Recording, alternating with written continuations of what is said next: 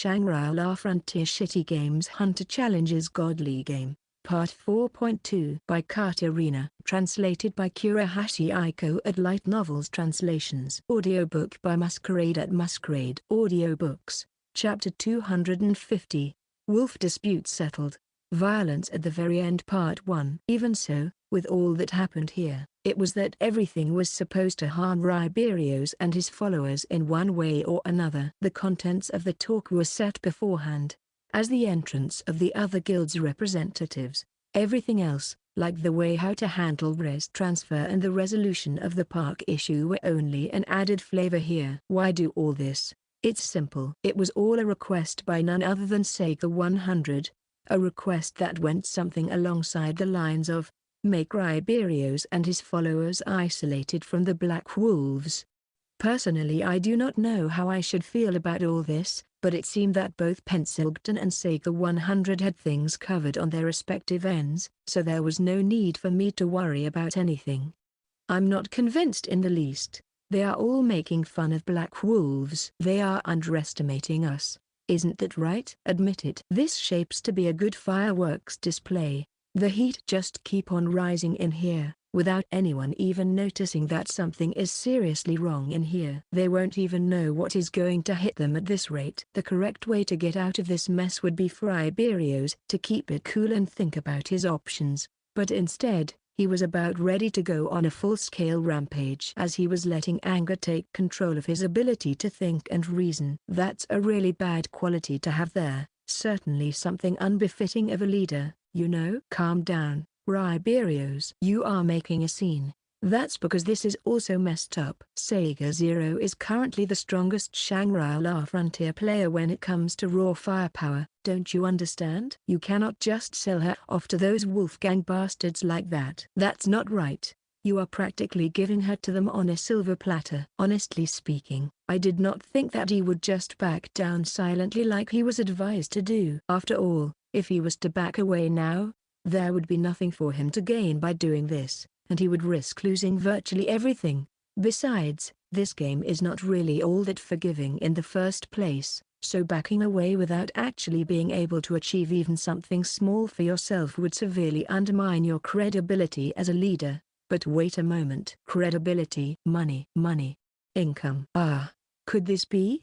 Kata was about ready to go forward to the grand finale. All right, let's do this thing. This cannot be. And there goes yet another thorn into Riberio's side. I mean, I honestly did not know what this guys might have expected here, but if this thing goes on, he is going to be so full of holes that one might think that Goldunine drilled her tunnels inside of him. You'd best remember that. But if that seems to be the case, how about we decide the outcome of this dispute in a more traditional way? 43 points, I would say. About 58 points. Oi, Kyotomat, what is with the high score? You should be more harsh with your scores. Show them that this is not going to be easy. A little bit of tough love never killed anyone, you know? Katsu's role in this whole farce is to propose to settle the little dispute here by the means of a duel. The reason why Katsu was kept in the back line for such a thing is simply because Kyotomat, Pensilgton and I were too battle-oriented to be ever taken seriously with an offer like that. Katsu's offer would look strangely attractive to the rest of the people here. And since we have focused all of the hostility towards our three, Katsu was unaffected by it, which is making this thing possible in the first place. In other words, Katsu was the key to this whole operation right now. Truth to be told, even if Pensilgton or I tried to lure Riberio and his followers into settling matters using force, it would not have worked simply because they would be wary of us and would most probably back away. As I watched Katsu clenching his fists in an attempt to try not to laugh, I started to think, how did it come to this? How a conference like that was starting out to resemble a shonen battle manga more and more. There was also another issue here. Will Riberio and his followers fall for our provocation here? A duel?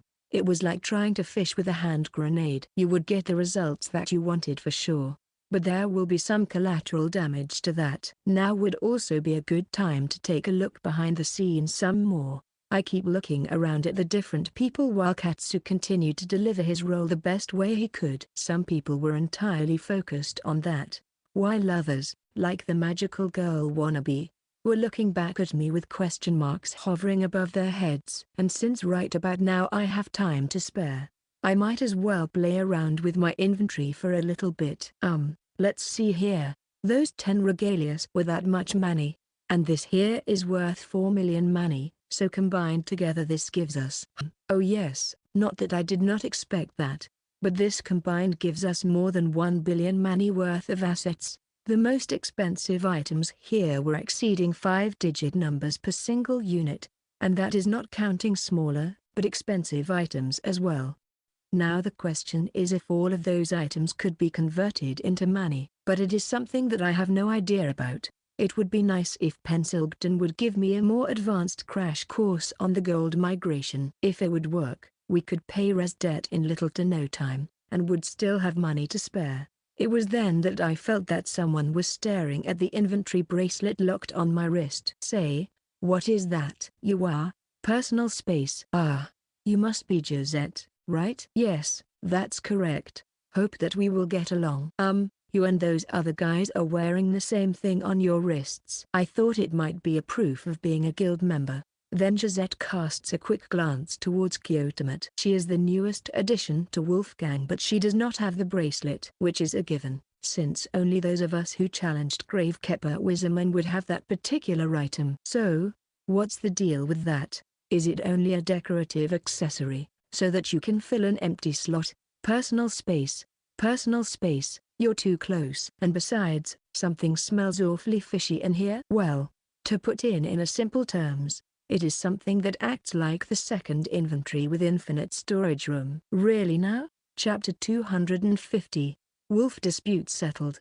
Violence at the very end Part 2. It was a mutter full of excitement. However, the one who was so astonished to hear about the item that allows you to have an unlimited inventory space was not Josette of the Sacred Shield territory, and it was not the Kuroshi's Yuke from the 10p.m army either. It was someone else. Really now? Unlimited inventory space? Ah, by the way, I hope that we can have a fruitful cooperation in the future from now on. Thanks, I guess. This person naturally joined in on our conversation and even did a majestic bow while he was at it, at the same time as the male avatar approached me. I was a little put off by the fact that Josette took a step away, but I guess it's all fine in the end. So is this item a drop from the unique monster? How does it even work? Now I really want one myself. I already know the answer to that question, but I am going to ask it either way. Won't you consider trading it to me to answer some of the questions you may have? No, the weight of the item or your own is not going to increase, no matter how many items you put in there. No, there is no space or weight limit to it, either. It is a reward for defeating the Gravekeeper Wiseman, and even though it looks like an ordinary accessory, once you obtain it you cannot really remove it, so I'm afraid that selling it or trading it is out of the question here. At the time of beating the Gravekeeper Wiseman, the player receives the book describing Wiseman's combat techniques, a core used to power up the tactical war beasts inside of the inventory as well as the inventory itself. After defeating Kutanid of the Abyss, the player will receive the Holy Grails used by Kutanid during the battle, as well as the alarm bell that is going to warn the players of the incoming crisis. All of the items described above could be categorized as the items associated with unique monsters, but the inventory takes the crown here as the most odd and the most useful item of them all. The inventory may be related to Wiseman in such a way that it is the item from the era of the gods. But even so, even if this item was not related to him, it would still be useful beyond all belief. After all, there is no such thing as not enough storage space. Therefore, a simple conclusion can be made here. The items originally stored in the inventory are the items that are related to the Wiseman quest and boss battle, but the inventory in itself is nothing more but a general purpose item. And if we decide to follow up on that logic, it is perfectly reasonable to assume that somewhere out there in the Shangri-La Frontiers world, there is an enemy that can drop inventory as its loot, or it can be an item that can be found somewhere inside of the treasure chest. Then, The most suspicious thing here is, looks like the unique monsters are really something else. But that being said, I am more curious to see what the world quest is going to bring us. Therefore, please let us know in advance when you are going to challenge the next unique monster. We will be ready. As for the world quest, it is almost 100% certain that something is bound to happen during its fourth stage. After all, every time the players defeat the unique monster, the world itself should be undergoing some sort of changes. The information are already starting to spread, but apparently there are sightings of dragons appearing all over the new continent, causing all sorts of trouble and turmoil. Dragons? What kind of dragons? Yes, that's right. My guildmen. The members of my guild have encountered them sometime during the exploration of the new continent. From what I was told, their occurrences are becoming more and more frequent, and it just so happens that they first started to appear around the time when the world quest progressed. So if possible, do give us a warning before you are going to advance the world quest further, will you? I see. So apparently Library is not the only guild who tries to fish for information from others. This alliance truly is a blessing for people like that. But that's impressive of 10p.m army, to conclude something like that just from connecting the facts of advancing the world quest and dragons starting to appear. So, in other words, what we have been doing by rushing the world quest forward without consideration was like advancing the story mode on someone else's save file without permission. Since the nature of the MMO games is to not give any particular player a preferential treatment, knowing when something is going to take place or even is going to happen can be a huge advantage. In other words, it is like being able to predict where and when a tornado is going to occur, which can save you a whole lot of both money and property. Oh, there is this huge black dragon flying all over the new continent, destroying every player it sees. Also, for some reason it is strangely hostile towards schism, one of the other unique monsters. Both members of Library and 10p.m army are on the new continent for a while now, and we can confirm those happenings to be true. Usually. And now the magical girl wannabe joins in on the conversation as well. By putting together and cross-referencing the testimonies of the eyewitnesses, it can be speculated that there are other dragons out there in the world who are hostile towards schism. And it can also be presumed that since there are many humanoid races throughout the new continents, that every single one of them is suffering because of the rampaging dragons. The speed at which you guys collect your information never ceased to amaze. It is our job to collect the scraps of information and putting them together. It was a really nice thing, not having to hide every single thing from everyone. Just like I gave Kuroshisuke some information, I most certainly appreciate the fact that I was learning something new in return. Fufu. There was no way for me not to rub the handles of my swords in satisfaction, all in anticipation of the battle that was to come in the not-so-distant future. It also seemed that Pensilgton was more or less done as well. The duel between the representatives of Black Wolves and Wolfgang. If we win this, all of our unreasonable requests will have to be granted without a single word of complaint. And if the other side wins, we will have to disclose all of the information we have in our possession regarding every possible subject. Higher risk and higher reward. Only someone like Pensilgton could have come up with a thing like that.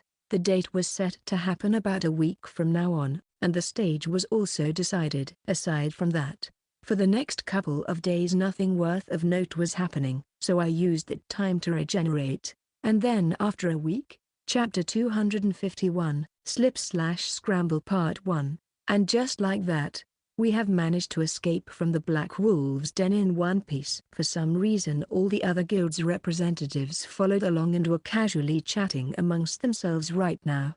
However, both Pensilgton and I were walking while keeping silent. 5-on-5 duel format, and it need to be noted that 4 out of 5 members of the Wolfgang belong to the sorta dark category of players. Was that really enough to make a calculation? Will that guarantee our success? Welp. I guess things will work out eventually. At least we need to hope for them to work out. Now that all of my errands have been taken care of for the time being, I decided to log out and finally grab something to eat for dinner. Now then, what should I do after that? Yeah, that's right. Let's go with that. Why did you bring me here of all places? To some back alley like an alien that was captured by humans and transported to some secret military base? Are you going to dissect me? Let's see. Let me put it short and simple way, so that you can understand. All right, let's hear it. I basically sold you and called all of them. Let me go. This is the violation of at least a few if not all laws of Geneva Conventions. God fucking damn it. First we have been discussing almost all night long about what we will do next week. And now this shit. I want more space so I can be by myself for a moment. I want more time. Damn it. No matter how I complain about it or how many curses I throw their way, random numbers will always be ruthless and without mercy. But I am not going to give up. I am not going to yield. Even if I was going to be tortured, my resolve shall not waver. For the time being, I cannot be too sure about both Library and 10p.m Army, but I know that the Saint Shield territory was interested in you for their own personal reasons, my dear Sanraku-kun. It would be nice if SF Zoo actually managed to get itself together after that last incident. I know it's not my role to say this, but I want those guys to live strongly. I mean, personally. My head was filled with lots of unpleasant thoughts and ideas, but I guess there is no harm in actually listening to what they have to say. Well, if you were to ask me for opinion, I think that it is pretty obvious. I mean, the Saint Chan seems to be deeply interested in you, so it is only logical that her faithful servants are going to be interested in you as well, since that is in accordance to the Saint's wishes. Saint Chan, if I remember correctly, her official name was something like Saint Aegis Terra, was it not? And she was supposed to be the saint of what, exactly? Yes, the saint of charity. Charity? Really? No matter how you look at it, that sounds fishy as hell. Wasn't she the one that is supposedly able to lift of any curse that's been placed on the player? The one that Sega 100 mentioned and who is supposed to be the vital part of the Alliance? That kind of NPC? But ever since the curse marks on my body had been upgraded to the wounds, going to see her was out of the question. And even if I did, there would be nothing she would be able to do in order to help me. In me, specifically? Yes, actually, because of the saint they were actually trying to find you on their own. But as you can see they were having no luck with that endeavor. So I guess that they thought it would be much faster to get to know you if their guild got on good terms with ours. Not for the future. If you want to catch me, I recommend the good old wicker basket plus a stick kind of trap. Throw some shitty game under the basket as bait and you have me pretty much in the bag. Yeah, keep telling yourself that. Just who the hell do you think I am? But if it was some limited edition, and straight out of the factory at that, I might actually jump in and take that bait. For example, if it was something like Galaxy Sheet Labra, it's a shitty game for sure. But its price on auctions can reach as high as 200,000 yen per package. It is a game that is a little bit too faithful in reproducing the world setting, as the idea of the ever-expanding universe causes the data on the map to be erased on regular basis, meaning that you can never return to the once visited world. The game also has a system called Dangerous Gambit. There is always a 40% chance that a stray meteorite can hit your spaceship at any given time, and if you are not careful in choosing which systems to visit at what time, you can have your ship reduced to space debris in little to no time by various space hazards. Best thing is, you cannot turn that system off, and even though some of the alien races that you can meet out there may initially be peaceful, there is always a 60% chance that they may turn hostile just because, for no apparent reason, and you can't possibly beat aliens in the battle of space warships. Also, you need to take care of your crew's mental health at all times. If you don't, the crew will gradually lose their sanity, and will throw you into the void of space in an act of rebellion, forcing you to witness a game over screen.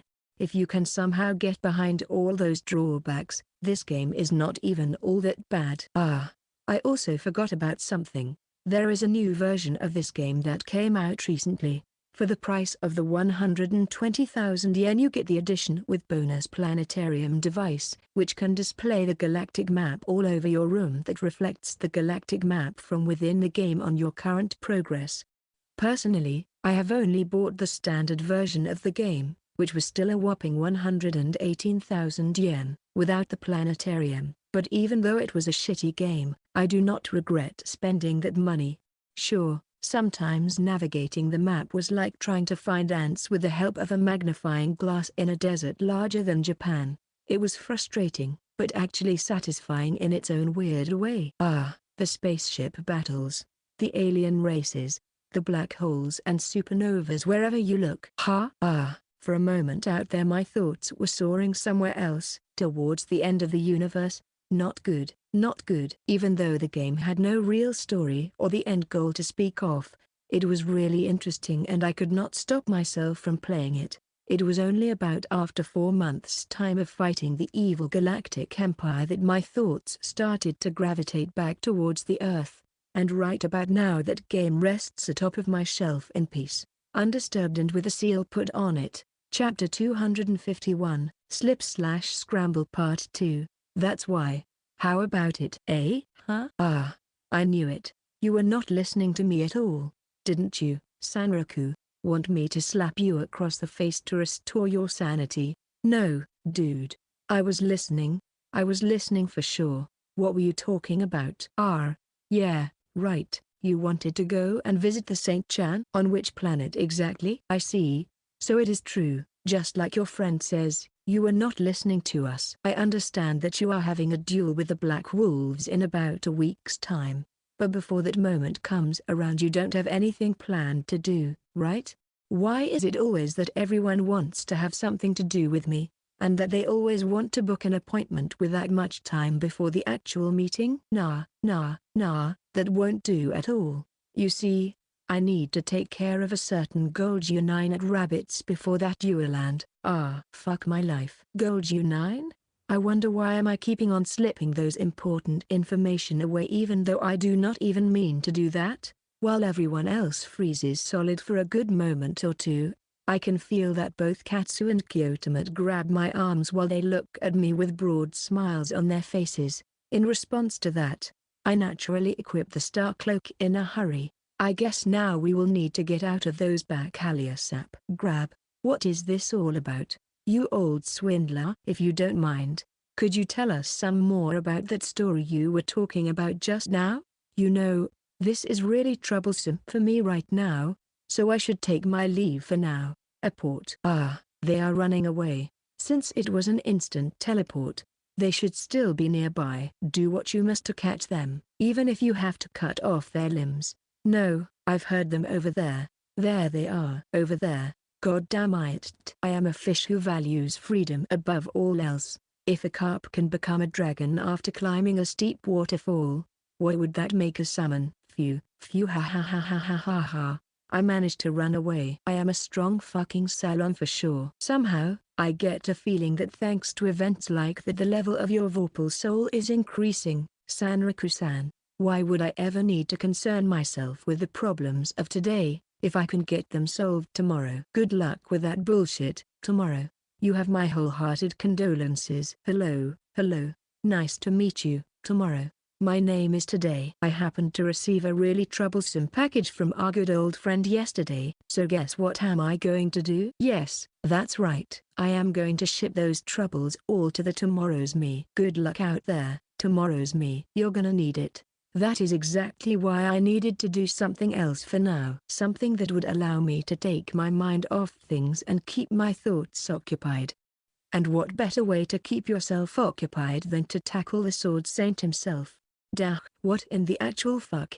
I cannot win. Even though I am giving it my absolute best here, attacking as I really mean it, none of my attacks is able to reach the old man. He doesn't even deflect them. He just straight up avoids them all like it's no one's business. What the fuck is wrong with that blasted AI? Trace AI my ass. Bullshit. No matter how you look at it, this is just a fucking Taz. Tired of all of this bullshit, I lie flat on the dojo's floor, resting for now and trying to heal the wounds in my heart before another rounds of trying my luck against this bullshit secret boss Sword Saint. Shit. This is starting to give me some serious PTSD here. Sylvia Goldberg was for the most part a human Taz as well, or maybe even something even more monstrous than that. But at least she was my opponent in the game where our experience was putting us on more or less of an even ground. Unlike this thing here, but the sword master before me is a totally different story. It is not someone equal to me in terms of skill, but rather someone who would make any weak-willed person want to run away in fear on the spot. Not only the speed of his attacks was incredible, but each and every single one of those attacks was not telegraphed at all. They all seemed to be disconnected from one another. The moment I take an action or try to attack, the appropriate counter was already coming my way with minimum window of opportunity for me to react to that.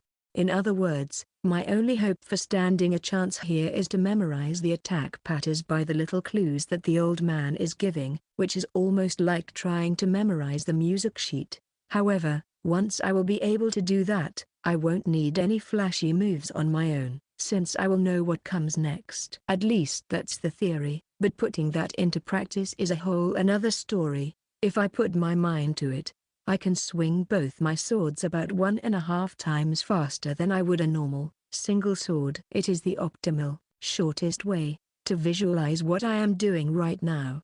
I try to make my sword's attacks seem like a stream of water, flowing constantly and without interruption. My sword attacks are in perfect harmony and they cannot be stopped, but once they clash with the old man's merciless offensive, they get crushed with little to no effort. I mean, what kind of messed up movement is that? This bamboo sword first moves to the right like this, and then it goes to the left like that. The footsteps should be something like that, more or less. There we go. Did you see that, old man? Aren't I awesome? I could not see it at all. The moment I tried to do it more fiercely, I felt like I actually accelerated a little bit. Say, are you really sure that there is no system assist in this game? Isn't that kinda like an action game all of a sudden, where it can be easier to perform certain combos with little to no difficulty? I need to do some full-scale countermeasures here, but mark my word, old man, I am going to win this for sure. Being enthusiastic is a good thing, I guess. I wonder if Sylvia Goldberg will eventually achieve the rank of a monster such as this old man. This program was not only looking as the old man Ryugen. If you would be able to perceive its insides, you would see that it most probably had the soul of the old man in it as well. And even if you know that a program is based on a human, it is hard to consider the model a human being when you actually see what they managed to achieve in life. Some of those deeds are so grand that you would think that a human being would be incapable to ever pulling something like that off. Even if we count the official matches alone, the old man has a lifetime record of 8,238 wins and only 6 loses. There is even a space in the virtual Ryugen dojo for the trophies that only the old man managed to win, and no one else. He was a sword master that would blow his opponents away with mere swings of his bamboo sword. So what is this that I am looking at? What even is this boss character to begin with? Is this the AI that was created by completely scanning the brain? For now, why don't I start with watching all of those 6 matches that this true sword saint old man lost? Chapter 252 Part 1. Chapter 252, The Shock of the Cost of Zero Getting Revealed Part 1. I cannot win. No matter what I do, no matter what I try, I just cannot win this. At first I thought that I could win by emulating the strategies that seemed to have worked against the old man in real life, but nope. It was all for nothing. This is all that insanely strong AI's fault. The fucking thing is basically even haunting me in my dreams now. What initially started as a breather and the means of killing time, now began to seep its way into the real world. Attack, then do a back step by 2 steps. No, you are playing right into his hands that way. Good morning, Hayazutome-kun. Oh, it's you, Sega-san. Good morning to you, too. Head, torso, hands, those are all points from which you can tell that an attack might be coming your way. As always, it was a true wonder that my encounter rate with Sega-san has been so high as of late. However, I could spare that matter any more thought, since I had to come up with a strategy that would allow me to best that freaking bullshit AI. As always, Sega-san's face was slightly flushed, but it is no longer so hot, right? Could it be that she was running some part of the way to school? Haste. It might be a good idea to attack as fast as possible. No, it will only make you eat a full blow counterattack as punishment. Oh, that's right. By the way, Sega-san, are you proficient in martial arts, by any chance? Ever did something like that? Why yes. In fact yes. I know at least some forms of martial arts. Oh, so like Aikido or Judo. Oh well, it's not really all that important right about now. More importantly, can I ask you something? This might sound a little bit weird, but how exactly do you handle an insanely strong opponent? The one that is a whole lot stronger than you? Huh? In my case it would surely be a result of self-defense, so I might not know that many details, but, for example, how about trying to emulate the moves that your opponent is making? That is always a start. Emulating the moves that your opponent is doing. Huh? No, wait a moment. Why would you even want to imitate the opponent's moves when you are doing self-defense? Could it be that in Sega-san's case the words self-defense mean smashing someone's jaw to pieces or breaking their nose like a hot potato? If so, that's scary. That's just scary. Maybe it is because of my frightened expression that surely must have been reflected on my face. Or maybe it was all because of the question marks that must have been floating above my head. Whatever the reason may be, Sega-san keeps on explaining what she meant to me, so that I could properly understand. What I mean by that, is that you should emulate your opponent's movements, but not in intention of actually using them against your opponent, not to cause harm. It's difficult to explain properly. It's something like that, when doing a certain movement, you can see that you do not want to do this or that next, but actually go for this or that. It is way better in my opinion than just watching and trying to remember like that. Helps you to memorize the moves more efficiently. I see. So, in other words, you try to feel how the other person is acting. And by doing that you can look for the openings in their defenses or potential weaknesses. Then again, if you emulate those moves in a fight, the same openings and weaknesses apply to you. I see. Thank you, Sega-san. It was really helpful. No. It was nothing. It was nothing. It was nothing at all. But why would you want to know such a thing? About that. See? Remember that game I have bought at that time at Rockroll? Turns out that game has a secret hidden boss that is really insane. Ryugen Fugaku is his name. It is a boss AI that was created with the use of the tracing technology. Did you say Grandfather Fugaku? Grandfather Fugaku. The fact that Sega-san addressed the insanely powerful boss with such familiarity has lit up some red lights in my head. But could it be that? You see, this is, that's because, actually, the Sega family and Ryugen family are a sort of distant relatives. Really now? Yes. Actually, my sister. Well, I have two older sisters, and one of them is the actual successor to the Ryugen style. I know this may sound weird, but isn't the fighting power and potential of the Sega family a little bit too high? And I mean, I know that this is only a traced AI, but that does not change the fact that for some time now I have been swinging my sword at Sega-san's distant relative, all the while shouting various profanities at it. As a human being, am I really okay? Actually, my cousin's child is the same age as me and she's really amazing. She is practicing kendo as well, but she is so strong and talented that there are no longer worthy opponents for her in the whole Kansai region. For a moment out there, Sega-san was talking with excitement, but then all of a sudden she came to a halt, and a sound came out of her mouth, one that would suggest that she was at a loss for words. Question mark. I'm sorry. I'm so sorry. I just started to talk about my relatives like that all of a sudden, and no, don't mind it, the thing that we have been talking about. This has a lot to do with me, after all. Something to do. Family relationship? Is that a declaration? Declaration? Nothing. It's nothing.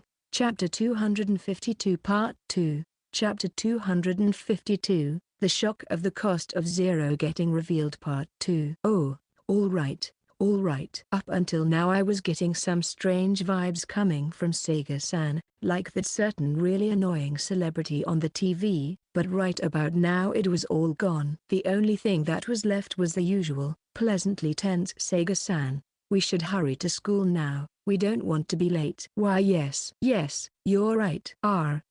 Yes? What is it? You see, it's about, the thing is. What I am trying to say is, you know. You see, the thing is.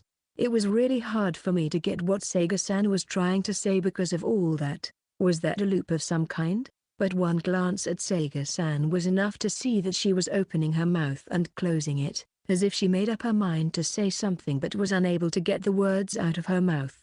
After school. Do you have time today after school? Let's see. No, I don't think I have anything in particular planned for today. You see, there is something important I would like to talk to you about. So, rock roll. Let us go there. Something important she would like to talk to me about? I wonder what would that be? Could it be that it is something games related? Is that why she chose rock roll as the location? Okay, then we will go there right after school is out. Yes, thank you. I start to think more and more that Sega-san can really be a funny person sometimes. So, could you explain to me what exactly are we doing in the corner of the classroom? And why do I think that this is the interrogation and I am the suspect here? What's this? What is this great sense of déjà vu that I am getting here? Is this some sort of a new trend that I am not familiar with? Capturing people out of the blue? What is this? Prison break or what? The defendant Hazuto Murakuro-san, do you have anything to say in your defense? It would be nice to actually know on what charges was I even placed here. All right. Death it is for you, mister. From detention straight up to execution? What the actual fuck? Don't skip the whole process like that. Even freaking Middle Ages had more fair and just trials than that. Why are you coming to school together with Sega-san so often? Why? You ask. We go to the same school.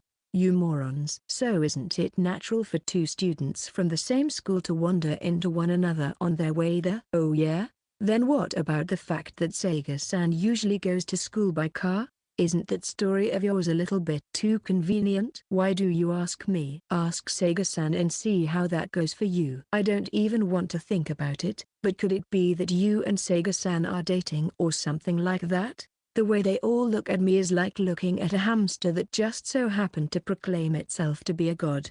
There is no reason for me to lie or try to avoid the question in here, so I might as well tell them the truth. Now then, was that all you had to say? Because if it really is everything, guys, get the bastard.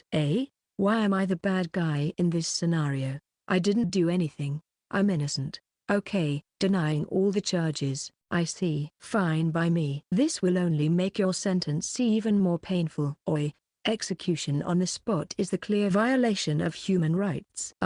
What the fuck? Stop it. My ears. Don't pull on my ears like that. You'll rip them off if this continues like that. Even during that moment, when I was doing my best to avoid being baselessly executed for no apparent reason, I could not help the fact that my mind was basically thinking about games in 80% of its capacity. Better focus on my ears for now. It would really suck if they got ripped off for a stupid reason like that. The time was now after school. Just what is it that Sega-san wants to talk to me about? It seems that she would not discuss it right here right now, so for the time being we went towards the rock roll. Hi there. Hello there. Hazuto-kun. Living the best youth possible? Right about now I am trying to overcome so rather high walls and other obstacles. So if that could also be considered enjoying your youth, then I am currently enjoying the hell out of it. That's not exactly the kind of youth I was talking about, but oh well. Well, you know what they say, it's the thought that counts. Besides, no matter what, I always try to give it my absolute best.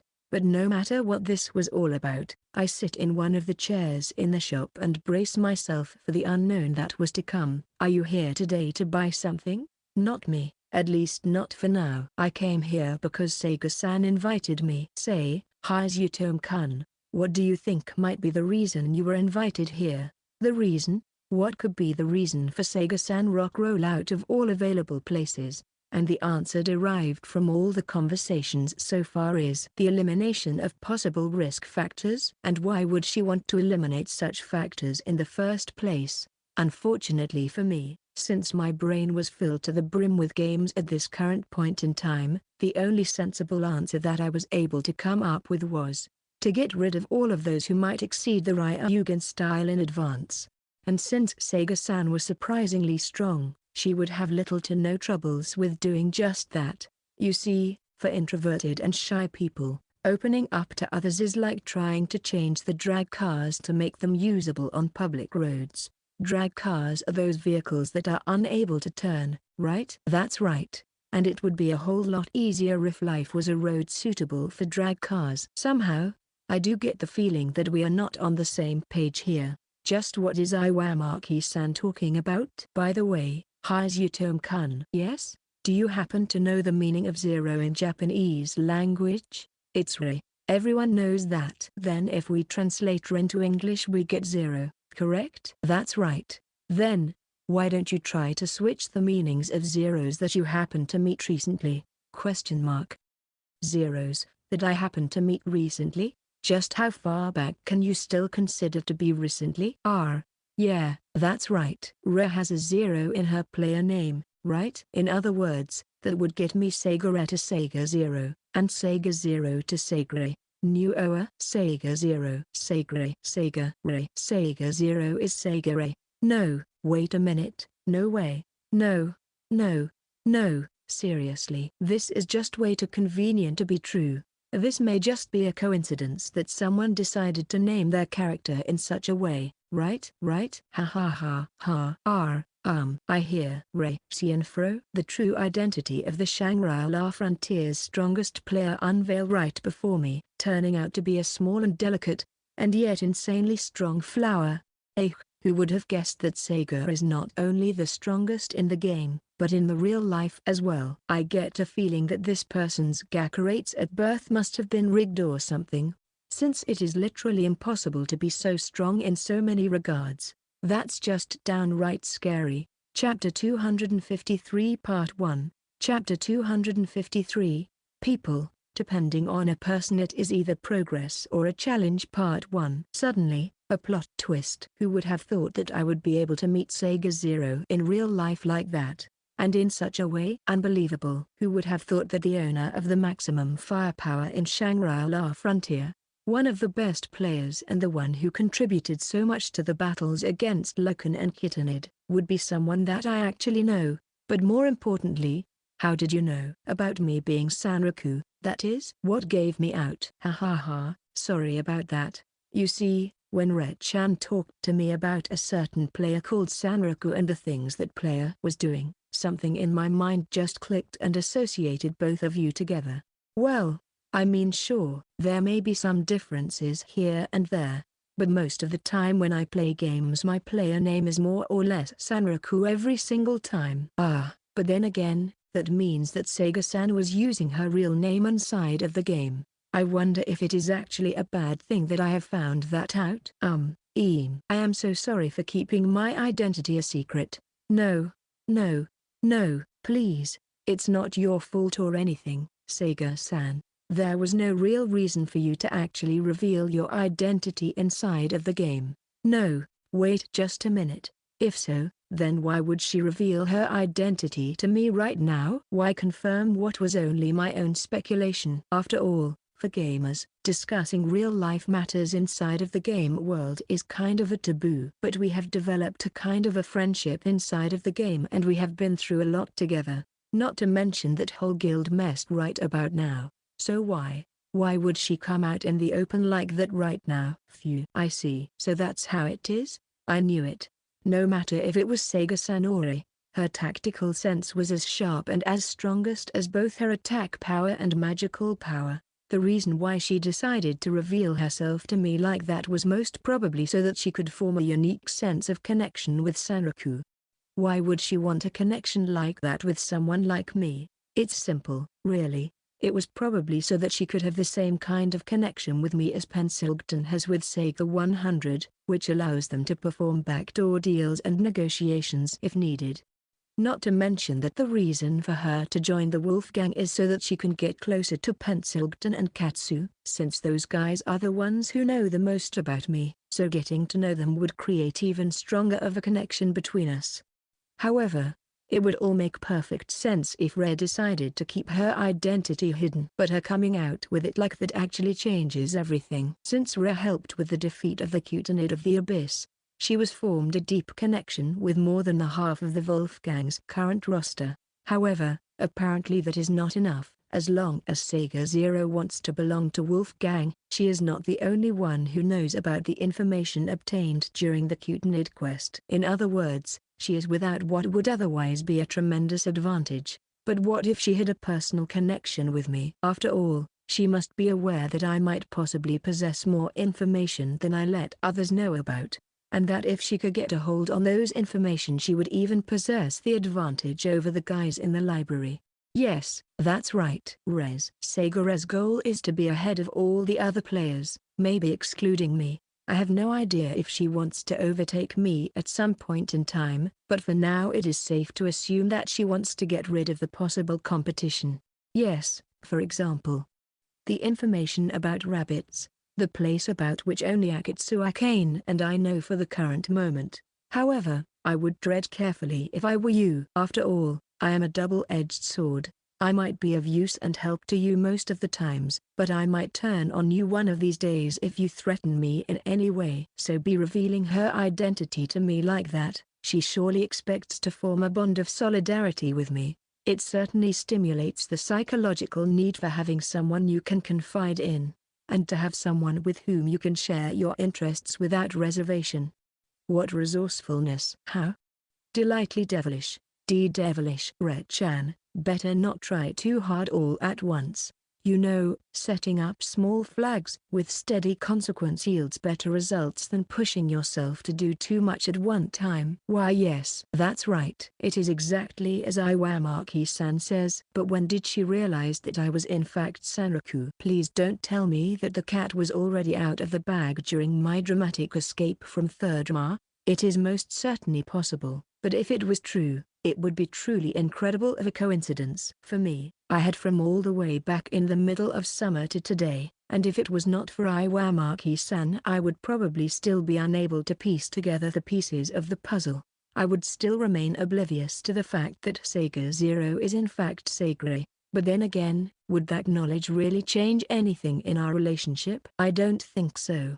But still, Fufafu, I have been had. Totally and utterly. I was fooled, and most probably bamboozled. But then again, should I not be angrier because of that fact? Maybe. But once the initial shock finally started to subside, I finally started to see the whole picture clearly, like a detective in a mystery novel finally being able to see the solution. You see, it's just that if possible, but only if you would be okay with the idea, tonight, I mean no. Tomorrow. Tea together. Play Shanfro together with me. By any chance? Fufafu, did you really think that you could just corner me like that here all at once? Just kidding. Okay, I am basically free until the next week, so we can do that. Whatever, I am going to take it. Sometime later, after Hayato Murakuro left the rock roll shop. Red-chan, you can clock out for today. I do not think that you would be able to get any proper work done, not with those feelings of yours in disarray like that. You told you that it was going to happen eventually? I told you it was going to happen eventually. I told you that going through with that on the same day might be a bad idea, or that it may be too much for you at the current moment. But it happened already, so no use thinking too much about it now. Are we clear on that? There is an old saying that says that you need to strike the iron while it is still hot, right? And since the iron that you are trying to strike is especially hard and resistant to shaping, you need to make haste. Otherwise it might slip away from your grasp before you even know it. I shall do my very best. Well, that being said, You have made a hell of a progress today. Just in this one day you have managed to accomplish something that would probably take you a good few months or even years. We need to celebrate that. I might even crack open my treasured alcohol that I have been keeping for special occasions. Chapter 253 Part 2. Chapter 253, People. Depending on a person it is either progress or a challenge. Part 2. That being said, there was something that I absolutely needed to do. Following the advice that Ray, or rather Sega, gave me, I was about to take necessary action in order to learn as much about my opponent, Ryugen Fugaku, as humanly possible, hoping to ascend over his Ryugen style and best him in combat, no matter the cost. I need to figure out how exactly he does that. His movements are extremely agile and quick, just like a rabbit, and his attacks sting like that of a hornet.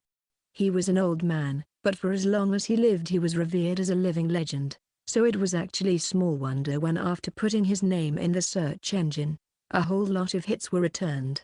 No, the sheer number of hits was actually a little bit overwhelming. Some of those movies had an overwhelming amount of views and likes as well. I never would have thought that someone doing kendo might actually achieve such popularity. The last time I saw a video this viral it was some famous Shangri-La frontier player going on a quest in search of the rumored person in Shanfro.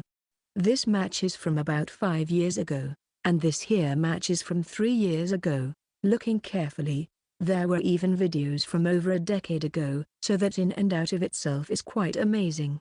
However, for now I focus on the new ones, and let the video start playing, burning every second of it in my mind. Although I can recreate most of the footwork with little to no problem, the movements of the bamboo sword are the real problem. They are just too fast and too crazy to recreate normally.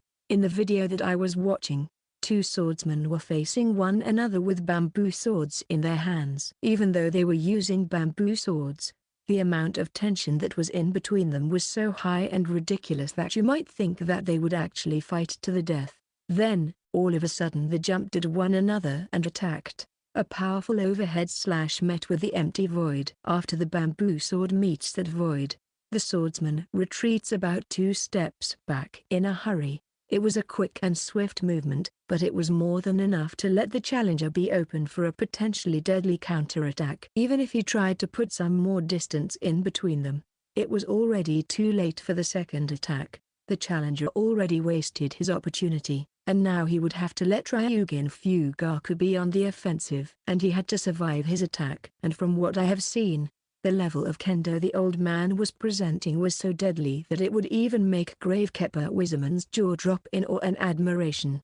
I am not all that familiar with kendo to begin with, so for me it only looked as though the 2 men were just grunting and yelling all the while aiming their swords at their respective heads, torsos and back of their hands. This is where the extent of my kendo knowledge would end.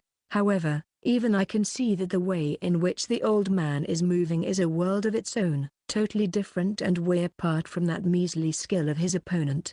Being able to predict the moves of your opponent and see through his sword's attacks, there was no longer any need for the old man to show any restraint. The old man had the absolute conviction that his attacks would connect and that they would not get interrupted. And just when he saw the slightest opening in his opponent's posture, Ryugen Fugaku stepped forward, and his arm made the minimum of movement, resulting with a rather pleasant sound of the hit connecting with his opponent's body. This match took place in real life, so there was no BGM to it or any flashy special effects.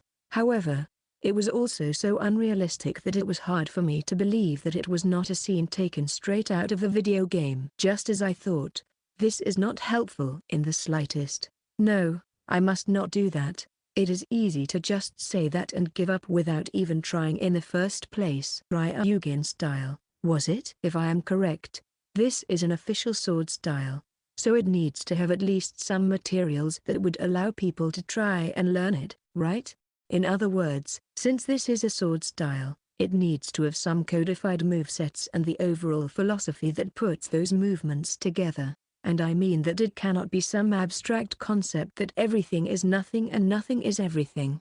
It needs to be something that the followers of this style would be able to understand and reference if needed. Ryugen style. Ryugen style Where could it possibly be hiding? Ah, there it is. But wait a second, this Ryugen style.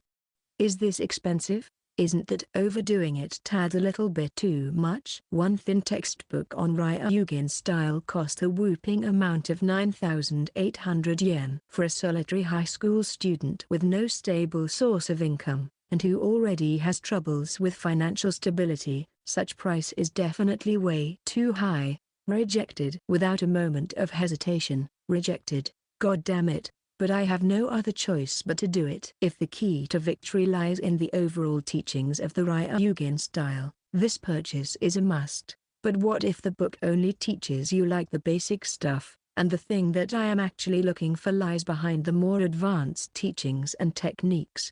Personally, I cannot deny the possibility that as a small fry who has no idea about the Ryugen style, there is something about its fundamentals that I am unable to understand or perceive correctly, and I am no successor to the Ryugen style either, so there is no way for me to actually have an insight into its inner workings. However, if you do happen to learn all that there is to learn about your enemies and you happen to know yourself inside and out, there is nothing for you to fear. You could even fight 100 battles and you could rest assured that you would not lose not even one of them. Fortunately for me, I had some of the best teachers available to me when it comes to teaching me what to do against this particular trace AI.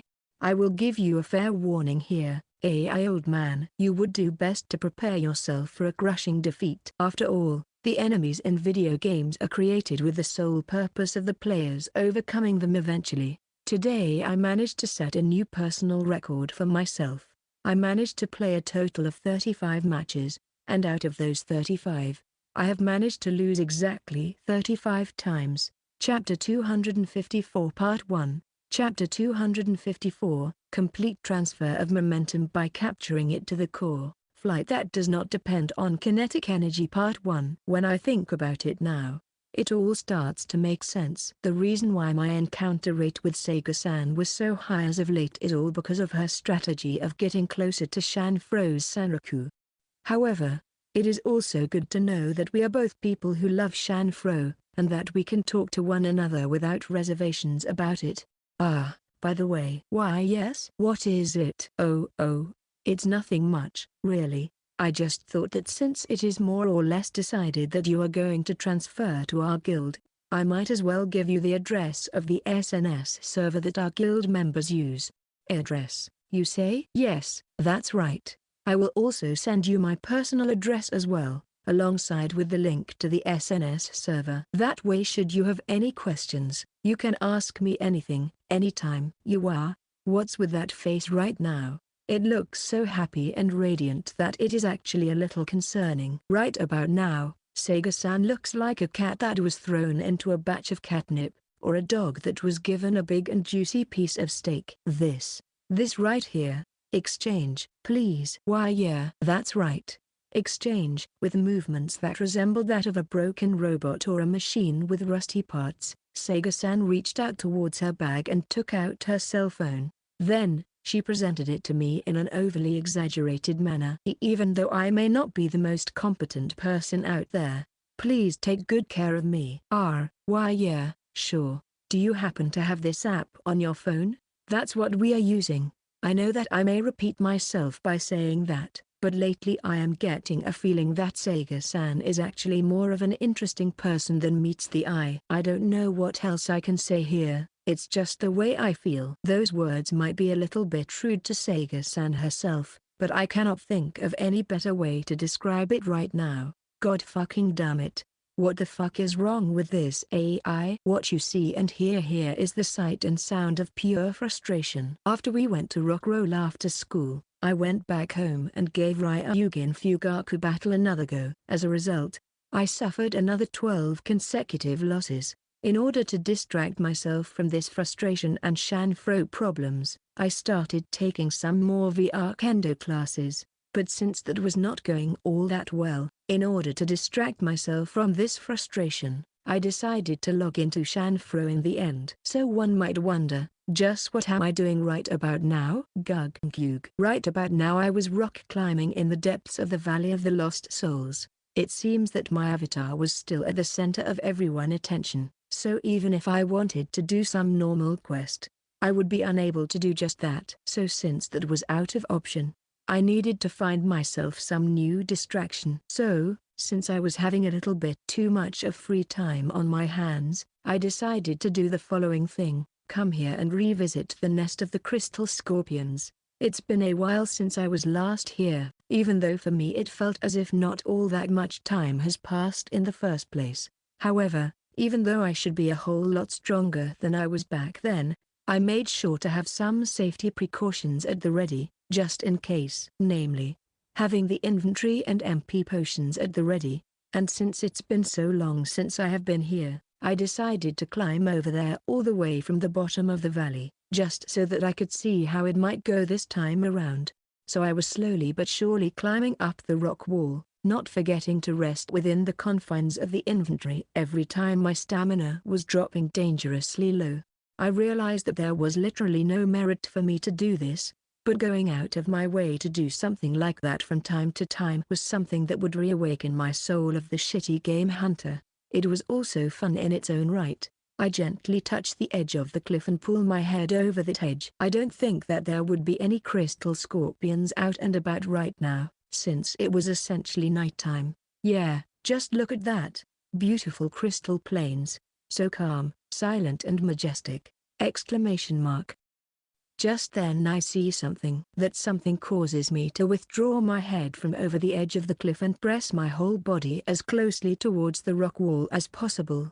Mere seconds after that, I can hear a huge mass passing right over the spot where my head was a moment ago, followed by the sound of rock crunching against the rock.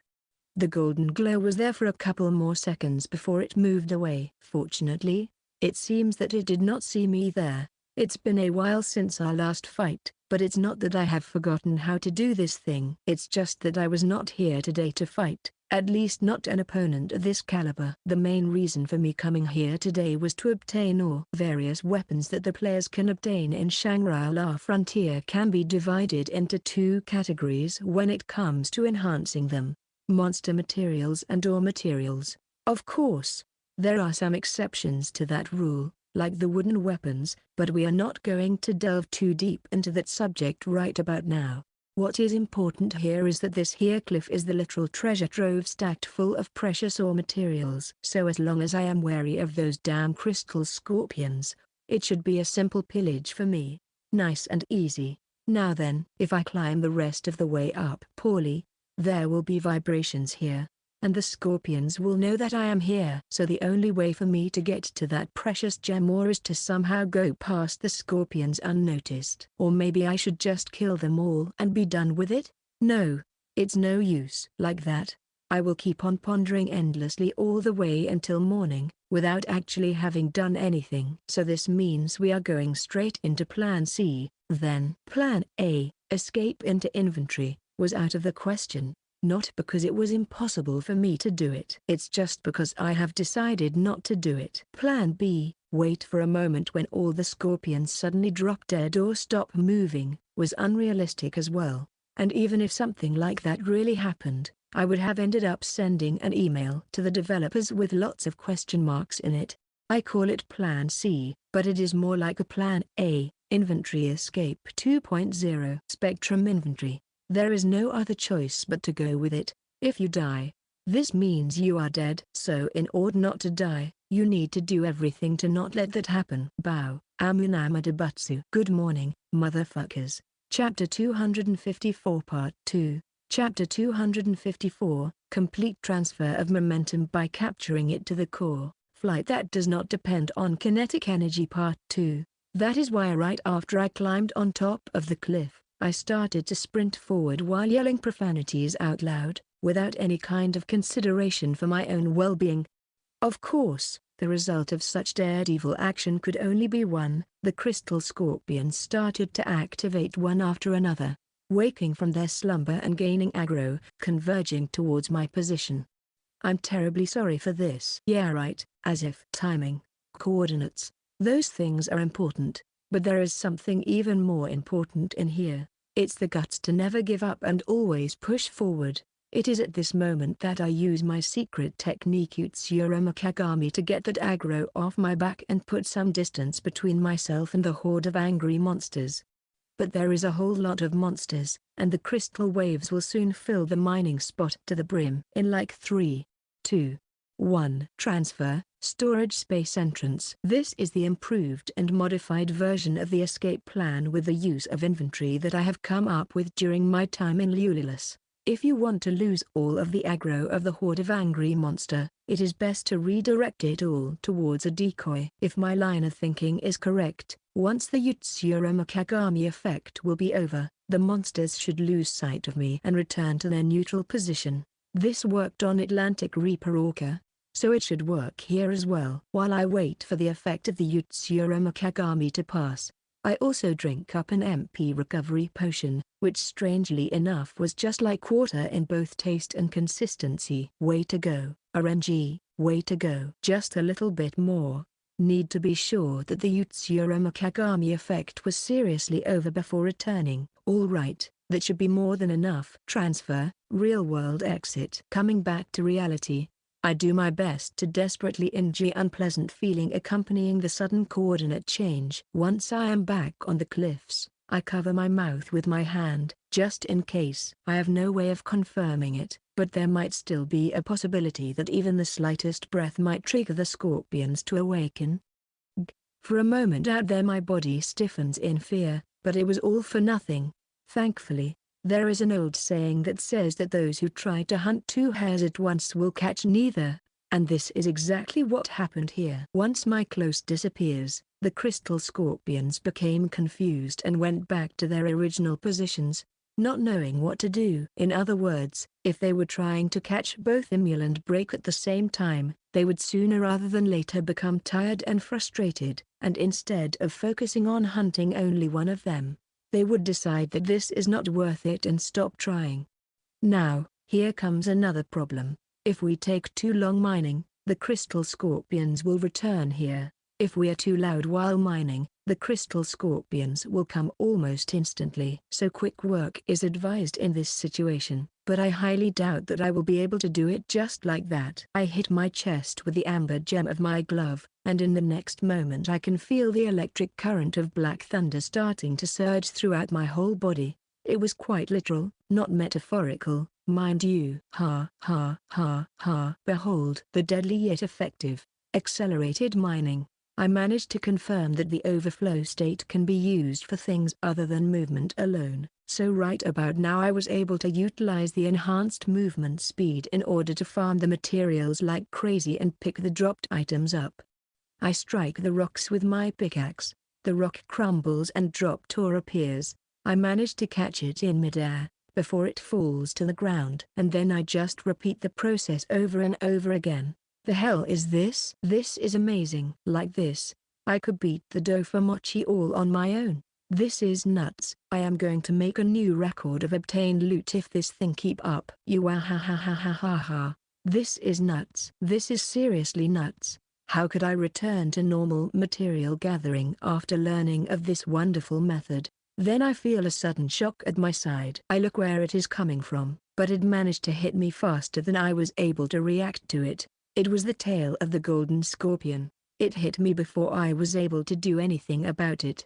It made a wonderful circle in the air, and sent me flying towards the edge of the cliff. Oh, yeah, that's right. I went overboard, and as a result, instead of going for the new high score, the only thing I was heading towards right now was the bottom of the cliff. Mug. Falling to my death is not something that I think I can get used to. I get the feeling that every time you wake up, you start mumbling more and more sinister stuff. Sanraku-san, the worst part about falling to your death is not actually the moment when your body hits the ground and dies. No. The thing that is much worse is that time when you are free falling and you know that there is actually nothing you can do to prevent what is coming. Plus, the feeling of all of your organs racing up your throat is not something I would like to feel ever again. However, I would say that I have managed to kill time just about right because of that. I am yet to confirm what exactly I managed to salvage, but I have managed to pick up about 20 items or so. My pickaxe? Where is my pickaxe? My trusty pickaxe? Where could it be? Not when I was getting so attached to it. Even though it is just a mere consumable item, it would disappear sooner or later, the moment it outlived its usefulness. You can easily replace it by buying another one, but even so, even though I know it all, I cannot stop feeling attached to that particular pickaxe. Oi, this cannot be a coincidence that I am so attached to a mere consumable item. This must mean something. Yes, it's a message from God himself. All right, time to do a little backtracking and regain what is rightfully mine. I can feel my Vorpal soul calling to me. Or at least I think that it is my Vorpal soul. I must reclaim my trusty pickaxe, even if it is going to kill me. Approximately 1 hour later. Hey, Emule, my friend? Would you like to know how I happened to die recently? With all of the gruesome details? I'm slightly worried why you phrased that sentence in such a way, Sanraku-san. I happened to be blown away by the tail swings of a horde of crystal scorpions and flew like a really long distance through the air. You wouldn't believe it, but wait, it gets better. While I was still in midair, the golden crystal scorpion smacked me around and threw me off the damn cliff as a result. Pugh. The fuck you laughing about, huh? It's not like I'm laughing or annishing. Well, if there was ever a silver lining to that whole death situation, it was that at least I managed to salvage the pickaxe that was stuck in the head of one of the scorpions. Don't you worry, partner. As long as I need your services, I am not going to abandon you. Never ever. As we walked down the streets while I was pulling on Emule's cheeks, the two of us just happened to come across Akatsuakane, who was wearing a refreshing expression for a change. Ah, it's Sanraku-san. Please listen to this. I really did my best out there. What is this all about? Don't tell me that you finally managed to defeat that spear user who was giving you so much trouble. Yes, that's right. It's exactly that. How did you know? Seriously? On the contrary, I would like to know just how did he manage to achieve that. I heard that the spear wielder can use a clone of itself for battle. However, to make things easier for the player, the damage the player inflicts upon the clone scrapes the HP bar of the main body. That way you can burn the HP of the main body quite easily. I might say it like it's easy feat to accomplish, but it is actually quite a challenge. And every single time Akatsuakane manages to surprise me and defy expectations. Well, leave it to a ninja to challenge whatever that seems like an impossible of a task and emerge victorious out of it. Chapter 255 Part 1. Chapter 255, If you know your enemy and you know yourself, is it not kinda dangerous to fight 100 battles? Part 1. I take a step back and then I take yet another step back, just to be on the safe side. The incoming attack is swept away, and the following counterattack is repelled without even breaking a sweat. Yesterday I have come to a certain realization. Trying to move away during this battle is generally a bad idea. However, even if it is a kind of a chore, it is still better than staying in place and getting myself a training dummy treatment. That way the AI can decimate me with at least minimum amount of effort. The following observation is the result of me having faced the old man so many times in battle. The following is the result of me suffering defeat time after time. This AI old man here, no, Ryugen Fugaku's battle style is a result of combination of two distinct things. Go to hell, you stupid geezy ear. The left bamboo sword shifts sideways, aiming to the side of the incoming body. With the right bamboo sword I make a full power swing, convinced that this attack right now would be more than enough to bring me victory. However, the old man managed to avoid my attack by the teeth's skin, and in the very next moment I was hit with the bamboo sword right in the center of the head and sank onto the floor as a result. I just can't win at all. As I was saying, Ryugen Fugaku's battle style was nothing overly complicated or impossible, just the combination of two distinct factors. First one was the ability of his to avoid any of the attacks that were coming his way with minimal amount of movement, by the margin so small that it would seem impossible for any layman who was watching. The second one was the way in which he was handling his own sword. It was short, precise, and devoid of any unnecessary movements, able to find its way towards the enemy's vital points without fail. And it is so effective most probably because he managed to train those two things to their very limit thanks to rigorous training. It is not even about raw strength. It is about the fact that even if you somehow manage to escape from one of those things, the other one would still be there to hunt you down. You could even compare that fighting style to a bomb that is going to explode no matter if you decide to cut the red cable or the blue cable. Something like that. Therefore, what I tried to do is to see if I would be able to copy those exact moves and see if I will be able to pull off something even remotely similar. However, so far my attempts were to nothing. Faced with the pure perfection of sword handling further enhanced by the data, my moves could not even pass up for a cheap imitation. That is not how a human being should move their body. But I see that the dynamic vision and reflexes are the key elements here. Yours must have been simply monstrous. I could see it from all of my failed attempts at imitating it. This gimmick here was not simply about raw strength or anything like that. It was about the crystallization of pure madness. A manifestation of all the time, blood, tears and sweat that the actual sword master put into mastering those two elements and elevating them to a completely new heights. But this is, I don't know why, but I don't really like this feeling that I am getting here. I know that some people would deny that or accept it with no complaints, but I myself really did not like it. When I was young, my soul was like a raging fire, but right now whenever I fight, I'm like a river, calm and steady. Does that mean? Oh yeah, so this means that every battle is not really a battle against your opponent, but rather a fight you wage against yourself, right? There was one thing that my grandfather once told to me that struck me as odd when I was younger. Whatever you choose to do in life, don't ever become like me. And it really struck me as odd. For the longest time I was wondering what was the meaning of his words from that time. He was the strongest sword fighter in this entire country. No, that's not it. For me, he seemed like the strongest sword fighter in the entire world. You are someone who every other swordsman aspire to be. So why would you ever say such a thing in the first place?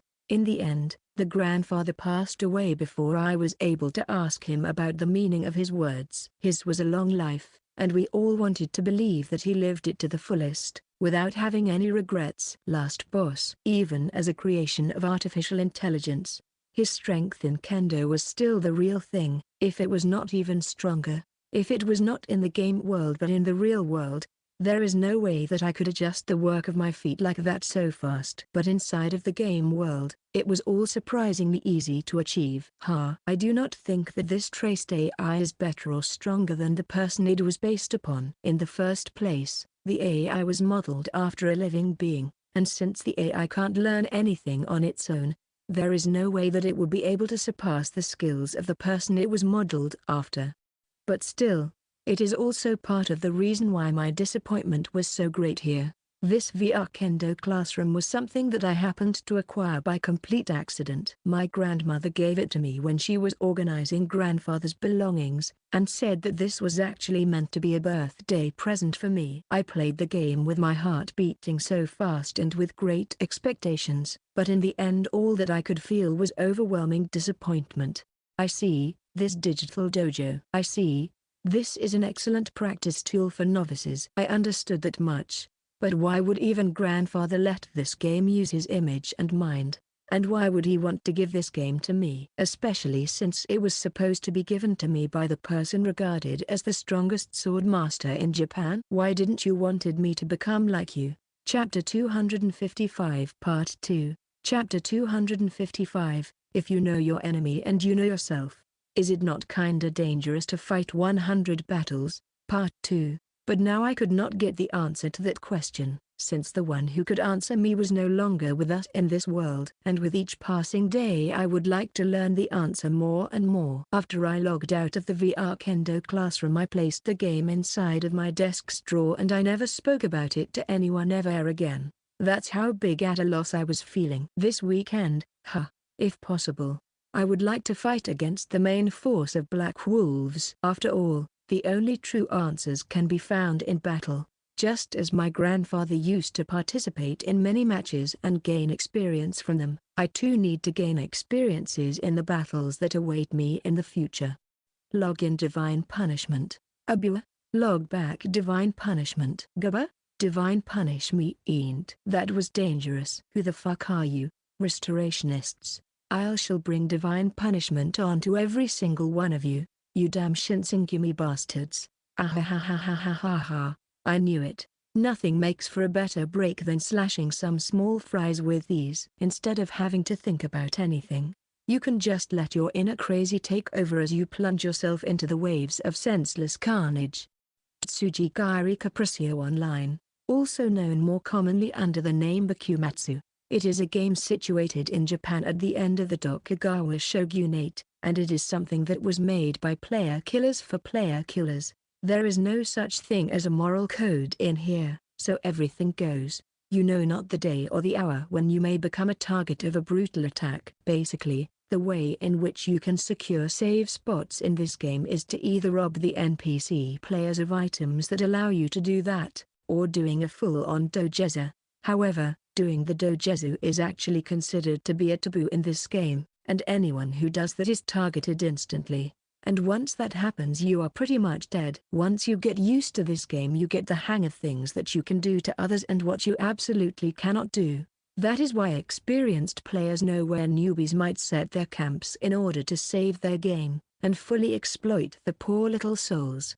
Since this is the game, some sort of simplicities needed to be implemented here, but otherwise this game is fairly realistic to the historic setting it is placed in. And because the setting is that of a late Tokugawa shogunate, the players can belong to two distinct factions, Bakufu or Shinsengumi. And no matter what side you choose, the path you must follow is pretty straightforward. 1. Leave no one from the opposite camp alive, and if you belong to the Shinsengumi forces, aside from the regular swords you can also use guns to your advantage. As for the Bakufu army, they get a bonus of their sword skills getting enhanced, and if they manage to get close enough to be able to slash their opponents to pieces, they can pose a threat even to mighty Shinsengumi forces. Just so you know, I'm not just some regular old wolf of Mibu, I'm from the 1st Division. Just for the record, the best rank I managed to achieve was the captain of the 2nd Division. Instead of yapping about your rank, better show us if you have the skills to back it up. Know that I do not play this game as much as I used to. I have fallen all the way to the 9th Division, but I wonder if I am going to climb my rank much during a single day? And how far? 5th Division maybe? Or maybe even higher? But I guess the 3rd Division and above are a no-go, since the players in those divisions don't fuck around. In this game, people who manage to climb high are called rankers. The title serves as the confirmation of the player's park abilities. While staring at the reluctant Shinsengumi-gun, a certain urge raises inside of me. So I want to indulge that urge and go all out without holding back. If you guys need some motivation, I can get you one no problem. While saying that, I grab the two swords resting at my waist together with their scabbards and I plunge myself right into the ranks of the Shinsengumi soldiers. When you want to show off, best be sure to do it right. This here is the reward given to top tier rankers last spring, Weeping Yozagura, and this here is the limited ranker award from the summer of the same year, Fireworks Tamaya. And did you know? They say that only the dead may know rest, but I say being dead is where the fun starts. It is a shame to admit it, but I was never able to obtain the rewards of the Regalia class, which was awarded to the leaders of the best divisions in the game. However, I would say that those two weapons are more than enough of the attractive bait. Divine Punishment. At least you guys are faithful to your desires. This is a good thing. When you meet a lonely player in the wilderness like that, and the one that has some good items but looks like a total weakling, it is more than enough to lull you into a false sense of security. It is more than enough to make you forget that should you get your ass kicked by that weakling, you are going to lose all of your possessions. The Shinsengumi goons close in on me, their swords at the ready and huge smiles visible on their faces. They were all chanting those words like mantra, as if hoping that they will purge them of all the responsibility and guilt.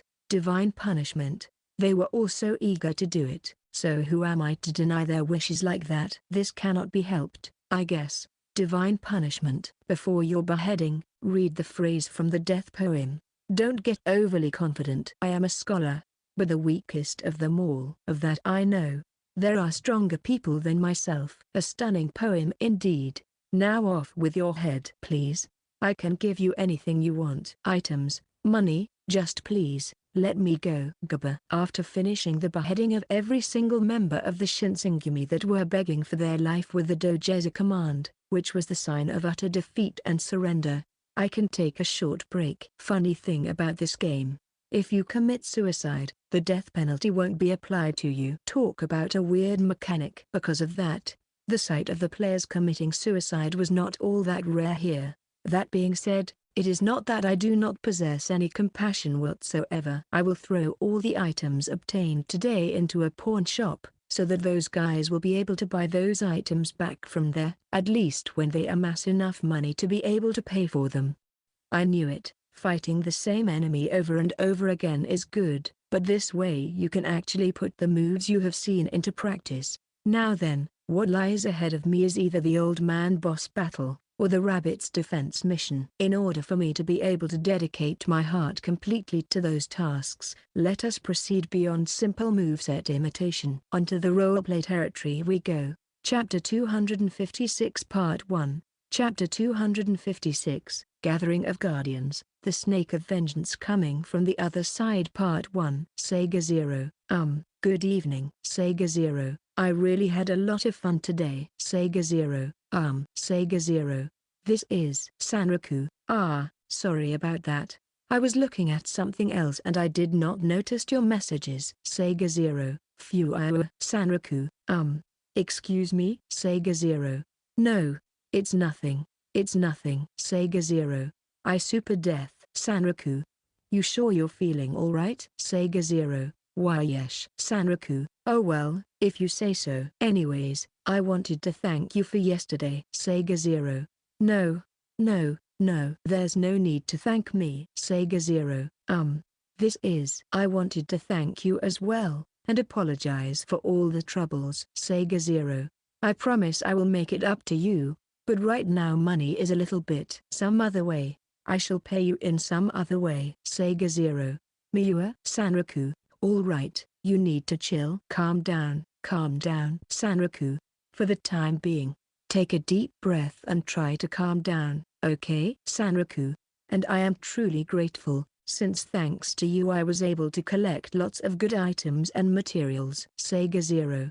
This is, it's about the incoming duel with Black Wolves. Sega Zero. About the thing we were talking about. I am truly sorry. Sanraku. Okay. You can apologize to me and thank me once this whole matter is over. Sega Zero. Why yes. Maybe that was voice authentication? I throw my phone onto my bed, after confirming that the last couple of messages were displayed correctly. I mean, for me it was the first time ever that someone behaved like that during the conversation, and was so adamant about paying someone back. I was slightly weird, but not all that entirely unpleasant of a feeling. Kukakaku. I cast a quick glance at the package with the VR Kendo classroom that was resting on the shelf in my room. For some reason, in that moment the unpleasant smile bloomed on my lips. Oh yeah, I do believe that I never mentioned that before. But that particular shelf is the shelf where I keep the games that I happen to clear, which means that I have finally succeeded in defeating that blasted, broken and shitty AI boss. Well, I know that I have won, but I still think that the way in which I managed to achieve that victory was not the clear and right one. I have won by using a certain trick that takes advantage of the way in which the game's system registers things. It was surely not a clear and fair win, but in the end, a win is still a win, no matter how exactly it was achieved. Besides, the trophy for defeating Ryugen Fugaku was already registered on my VR device's memory, so that is all the proof that I need for my achievement.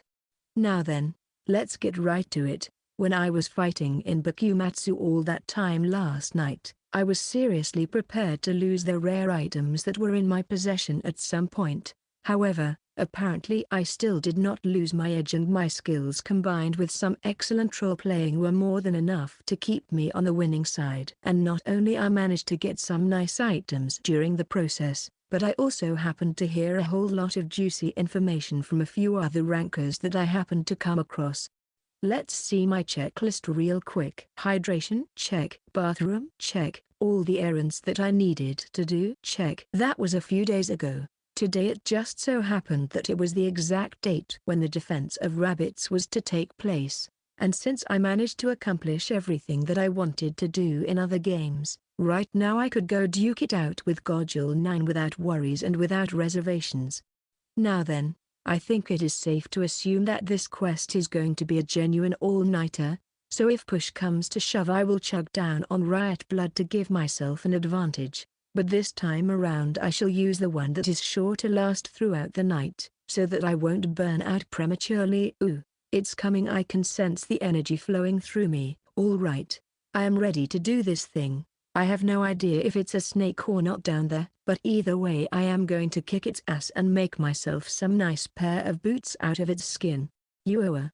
I could not stop myself from letting out a surprised voice like that after coming to the Breaks workshop. I thought I would pay her a visit before going to the tunnels, and the only thing I happened to witness there was a ball of fur wriggling on the ground and making strange noises, but upon hearing me enter the place, a pair of bunny ears grew up from the ball of fur. Yup, it was Break all right. Ah, it's just you, lad. What's wrong with you?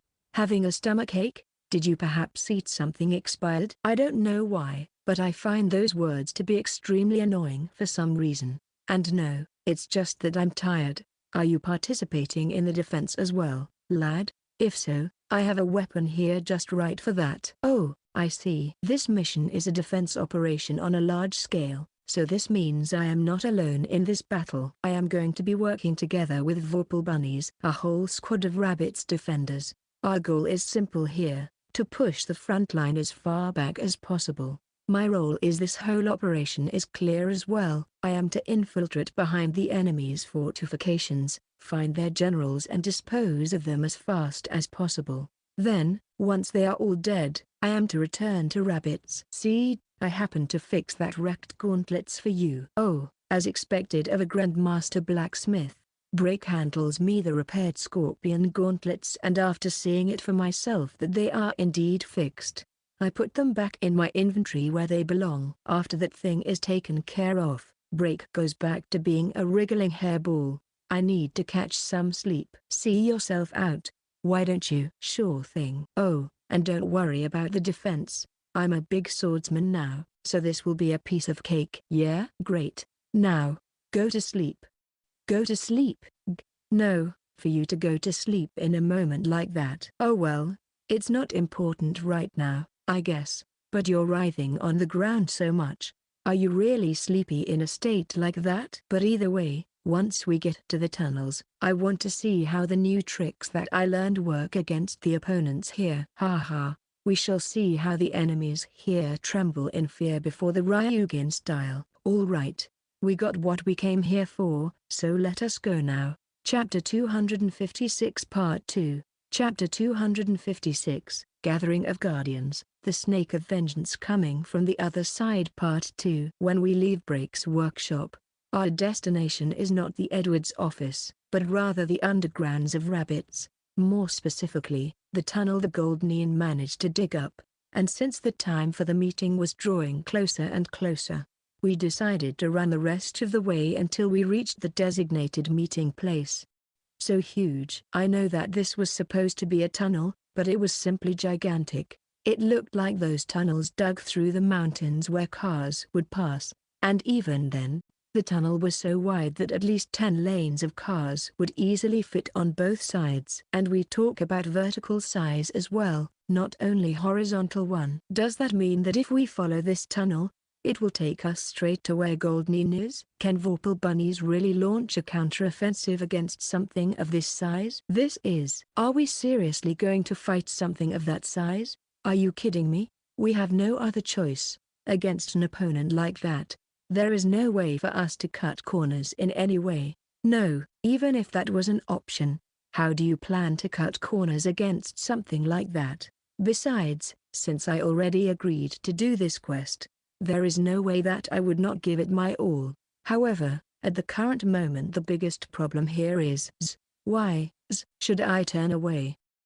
Why, you ask? That's because, Emil, I do not believe that it would be wise to allow you to participate in this operation. The one to answer Emil's question as to why I did not wanted to take him with me was Edward, not me. But upon hearing those words, I could see and feel that Emil's whole body tensed up on the spot. Emil, I think that I have explained everything clearly last time.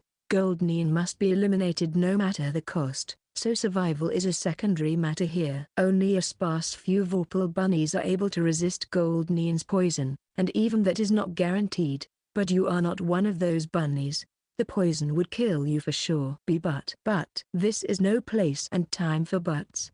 The soldiers stationed here are presumed to be the walking corpses anyway. Also that they can protect rabbits and its citizens. And should you trample on their will and conviction like that, that is not something that someone who cares about their country would do. I actually agree here, but I do wonder, are those the words of an older brother who is genuinely concerned about his family? Or maybe that of a ruler concerned about his subjects? Realizing that there was nothing he could do to argue against his brother's words, Emil turns towards me, his eyes filled with both hope and expectations. Sanraku-san, you should really listen to the words of your brother, Emil. He's actually right, you know.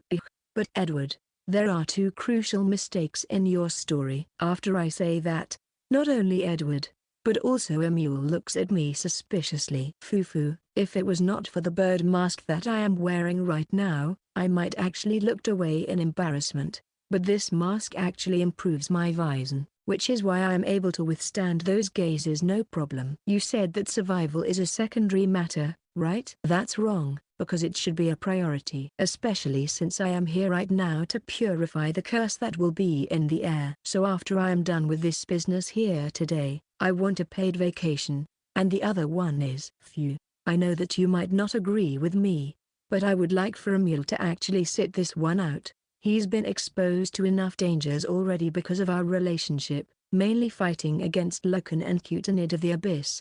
I am afraid that Emil is too weak to be the genuine guardian here, so we shall leave the logistical support to him. For a moment out there our gazes cross. I don't know why, but I could see the same kind of light in Edward's eyes that I have seen in that of Wysash. They were full of light, the meaning of which was difficult for me to actually pinpoint. Not to worry. I have everything with me that I need to win. I have determination, the excitement from the upcoming battle, the energy drink that I chugged down before coming here, and a delicious salmon I ate for dinner tonight. So you see, I am taking this really seriously. So seriously, in fact, that there is no way for us to lose right now, or something like that. Ha, I understand. Just make sure that you are going to handle everything properly, the logistical support. I mean, you hear me? Why yes, sir. Emil, it might be a good idea to secure ourselves a route when we will be going back. Go and do just that. Why yes, I'm going to prepare immediately. I look after Emil, who starts to run off somewhere, and at the same time Edward looks at me in a completely different way than he was looking at me before. It seems that you are pretty good at handling my little brother. Comes with experience, I guess. You see, I have a younger sibling myself. Although my younger sister feels like that kind of person who would have no problem with living on her own right away. I see. Well then, this is a good moment to start our strategy meeting. Nice. I like the sound of that. Briefings were always something I enjoy about large-scale operations. We were taken to a small but sturdy hut in the corner of the big tunnel. There, inside of the hut, a large group of Vorpal bunnies gathered around a map placed on top of a provisional desk. Besides me and Edward, every single bunny in this room shared a common trait with everyone else. This is the poison of the accursed Goldunine. That's right. It is the poison of a giant snake that infiltrates the body and eats away at it from the inside. And it is so strong and potent that no one is able to withstand its effects, not even Wysash's kin. Edward then looks straight into my eyes. This is it. This is going to be the final confrontation. As a commander of the defense forces, this is as far as I can go. But somehow I don't think that this is that much of a problem. It's been a while since I last had an adventure where the main theme was reptiles. It is simultaneously exciting and rather scary. The window pops up right in front of me. It is not the window announcing the start of Unique Scenario X, but rather a start of a new unique scenario resulting from the previous unique scenario.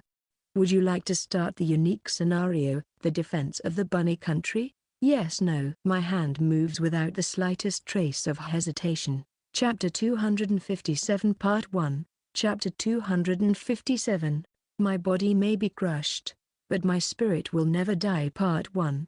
It seems that every unique monster can inflict players with a curse of some sort, but the type and the way in which the curse works is different for every unique monster.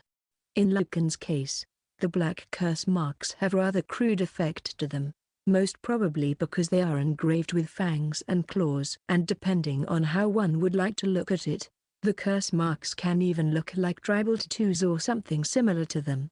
As for schism, I have caught a glimpse of the curse marks when I looked at Akatsuakane's face, but aside from the fact that the markings are red and look slightly different than that of Lucan, I have no idea about their specific effects. As for Wizumen, Kitanid, and Wysash, I do not know what kind of curse they might inflict, and I have no idea how would their marks even look like. The same can be applied to orchestras. I have little to no idea about what it does or how does it look like. And then we have Goldunine. Goldunine and her curse that made it impossible for the defenders of rabbits to go back home and meet their families, confining them to this place where they would die all alone. This makes the matters even worse, since a curse like that not only make the ones afflicted by it suffer, but also their families and friends. As I have explained earlier, we shall aim to stop and then push back Goldunine's offspring as far as we possibly can. Knock, knock. All the while I infiltrate behind the enemy lines and eliminate the commanders that produce the poison, right? Knock, knock, knock, knock, knock, knock. Yes, that's right. It might be a simple task on paper, but in reality it won't be that easy. Worst thing is, we cannot really do anything to actively support you while you are behind the enemy lines. Knock, knock, knock, knock, knock, knock, knock, knock, knock, knock, knock, knock. Now it's just continuous knocking. Sure, the continuous knocking like that was annoying as hell, but on the other hand you must hand it to the visitor standing at the other side of the door. They had culture and class to not enter the room uninvited. It must have been for exactly that reason that Edward nodded his head to the bunny guard standing closest to the door to open it and let the visitor in. Hello there, everyone. You are Akatsuakane? That's right. I know that this is sudden, but Sickle-san offered me to take part in this here unique scenario. So here I am, ready for action. Invitation to unique scenario from Sickle? Does that mean Epic of the Vorpal? No, those quests are given to you at the Bunny Court. So, does that mean that the defense of the Bunny Country is the kind of quest that occurs automatically? No, wait, it's too early to decide that. I have way too few information. It would be best here to ask directly. Hey, if you don't mind me asking, what is the name of the quest that you were given? Bunny Volunteer, if my memory serves me correctly. Okay, so there is no change in the quest order. So Akatsuakane did not overtake me. And who knows, there may be some differences when you are participating as an volunteer. Legit defenders may possess different kind of responsibilities here. I'm sorry, it seemed that I have interrupted the meeting. Please continue, Edward Dono. Very well. As soon as we reach the front line, we shall clear the area using the full power of our magic casters unit. Well, even if they decided to go with a full-blown suicide attack, it would still work because of the new defenders that would replace the old ones. But Edward points at something on the map. Next we push back the front line as far back as possible, at the same time sealing the side tunnels before Goldunine's forces manage to flood us from the sides.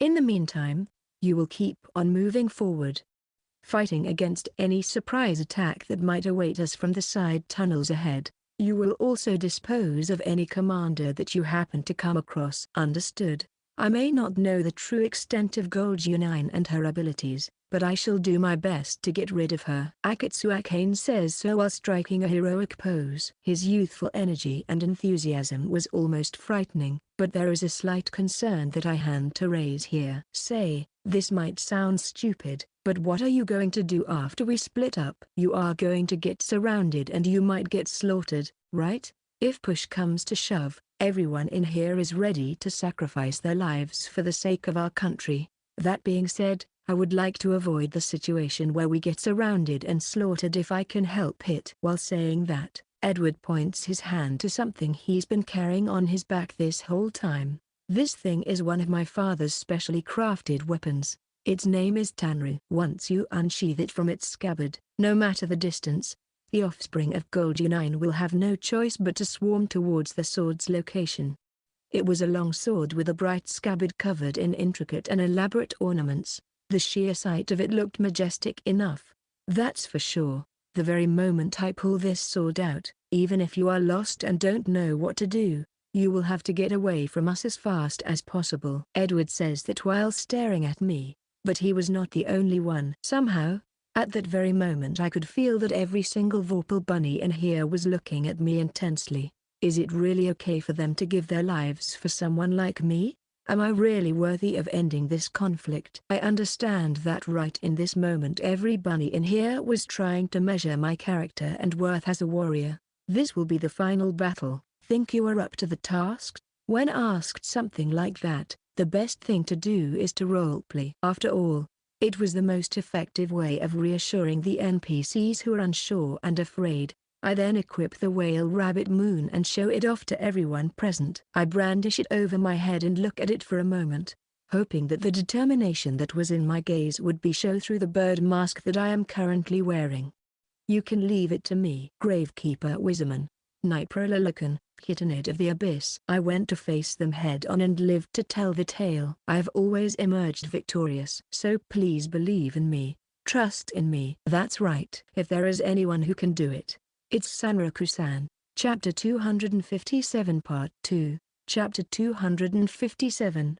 My body may be crushed, but my spirit will never die. Part 2. If I could, I would most certainly give myself a thumbs up here. Instead of giving the NPCs some empty promises, they are surely to be convinced if I recite the list of my achievements thus far. All right, we are going to entrust you with our lives. Rest assured, unlike some of the players out there, I am someone who values the lives of the NPCs, so you can be sure that I won't let you down. That reminds me, Akatsuki Akane, have you managed to complete the 10th match or not? No, not yet. So, in other words, this defense quest will occur as long as you have received the invitation to the Bunny Country quest, so apparently you don't even need to finish the tour. Speaking of which, the quest tour around the Bunny Country contained the information about a bunny-eating snake, but it is highly likely that there must be some plot hook into this scenario aside from that quest. This is just a speculation on my part, but maybe the percentage of the tunnel that is being pushed is the result both the invitation and tour being completed. So technically if you fail to finish these two quests on time, instead of the genuine guardian you will receive the volunteer quest instead of the defense, and your tasks to complete will be completely different. Now I am getting really fired up. We are probably the first players ever to be doing this quest. Yes, but as unfortunate as that may sound, I do believe that this area is going to be too much for you. I know that you can show some actual guts in situations like this or that battle against Loken, but I'm afraid this ain't going to cut it this time around. Speaking of which, what kind of enemy is waiting for me after the spearman? How should I even describe this thing? A three-legged robot, perhaps? Three-legged robot. Shit. Now I am getting all jealous for this guy. Get all of the fun-looking enemies. In my case, I had to struggle with a fucking bird that was shooting clouds of poison my way. Oh well, in just a moment I will be running behind the enemy lines, but you should be careful as well. You hear me, Akatsuki Akane? As far as I can tell, you are going to be in for quite a grueling battle out there. Sure thing. I will do my very best. Will you really be okay, though? I was worried about that fact for a moment out there. but then I decided to give it a rest. It will be okay. Akatus Akane is not weak. It is someone who was able to hold his ground in both battles against Lucan and Cutenid. Besides, I may be his senpai in terms of the time I'm playing this game, but our skill level and actual levels should be pretty similar at this point. Nah, I must stop thinking like that. This will get me nowhere. And besides, it is not like he is going to be always inferior to me in terms of raw player skill. Yup, surely there will come a day when we will be as equals. Every time we go through long and wide tunnels, we pass Vorpal bunnies at every step, and each and every single one of those Vorpal bunnies had cracks running throughout some spots on their bodies, reminiscent of a spider web on glass. And from those cracks in their bodies, you could see thick black vapors oozing out. I may not be an expert on biology or magic, but the looks of those vapors suggested that whatever it was that it was composed of, it was not anything good for the body. Because of that, even though there were torches everywhere, the atmosphere here was dark, gloomy and depressing.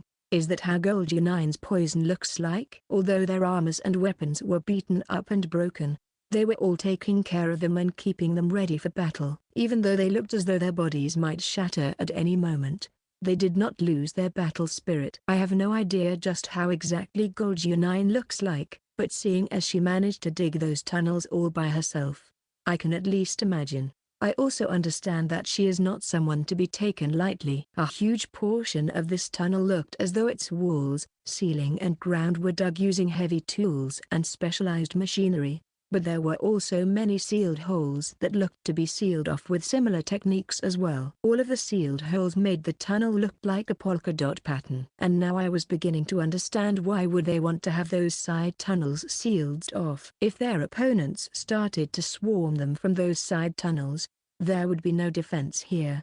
There would only be a one-sided massacre. It is certainly a bold strategy to seal off all of the side tunnels while the front line is being pushed.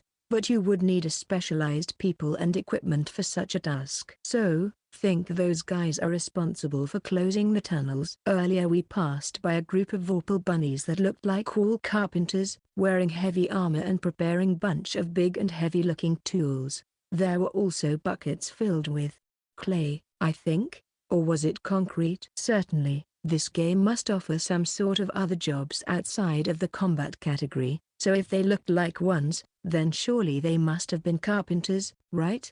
If they could erect roadblock and make provisional constructions, surely they could make traps as well, which would make me hate them really bad. I hate traps. I am the type that holds movement vital for my playstyle, so I need to watch out for any carpenter in the future. Now then, we are nearing the front lines. From here on out I cannot guarantee you safety, so please watch yourself at all times. Sure thing. Understood. Wait, who the hell are you? Akatsu Akane, an acquaintance of Edward. Pleasure to meet you. I see. Well, hope that we can get along in here just fine. I'm at my limit here. What is with that youthful energy? It's simply dazzling. But anyways, soon the great operation will begin. An operation that requires us to first kick about so that we can drive the snakes out of their hiding. That cursed poison of yours, I'm here to put an end to it. Goldunine. Aura, aura, aura. Out of my way. Out of my way. Out of my way. Where the fuck is your boss? Please wait a moment. I can't walk as fast as you do. What the hell are you talking about? If we don't wrap this up as fast as possible, the defense battle is going to start. If we don't take the battle straight to their boss, there is no way that we are going to make it in time. I get it, but still. You're walking way too fast. Haha. Run, run. We don't have all day. Puge. Shut the hell up. Don't you know, you idiots, that one should ever keep quiet and show restraint while in the palace? Gee, break a knee. You there. Stop right there. Don't you dare to move. Hi-ei. Run like you mean it. At this rate, we will be beaten to a pulp by a feral Vorpal bunny. At this rate my stamina will be. Chapter 258 Part 1. Chapter 258, Vortex Swirling Inside of Your Throat Part 1. When you get down to the military strategy of the defense that the Vorpal bunnies want to carry out here, you can break their units into 3 basic types. We have the tanks that block the path of the incoming Goldunine's spawn. Attackers who will wipe out any enemies that will manage to get through the tank's defenses, and carpenters that will block any of the side paths and tunnels in order to prevent any sneak attacks. And that's about it.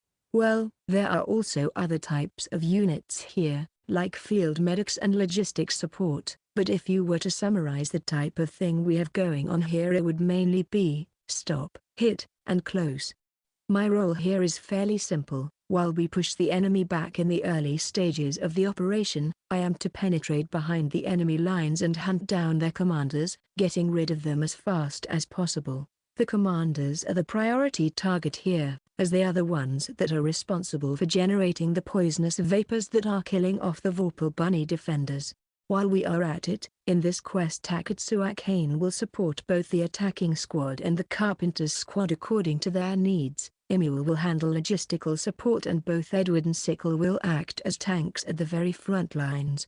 Is it really okay for our commander to go to the front lines like that? Being at the front lines where the battle are the toughest is the responsibility of those with Vorpal soul. Those are the words of our father. So, according to those words, won't I be doing something completely opposite? Is it not going to negatively affect my Vorpal soul meter? Oh well, best not to think about it too much. I will just do what needs to be done. However, I still think that I have way too little information regarding the Goldunine's offspring. A very small amount of Vorpal bunnies managed to witness them in the first place, and the number of those who did and were still alive to tell the tale was even smaller. As a result of the search and investigation I have conducted together with Emil, the only thing we managed to pinpoint was that the size of the commanders was not all that large, and that they do not look like mere snakes. If they are not your typical snakes, this leaves us a variety of possible options here. They could be like hockey-type snakes, or maybe even Medusa-type snakes. However, if the Vorpal bunnies, creatures that are small to begin with, say that they are not all that big in size, this means that they are not the size of Locan or Cutenid. Or at least I want to believe that it is like that.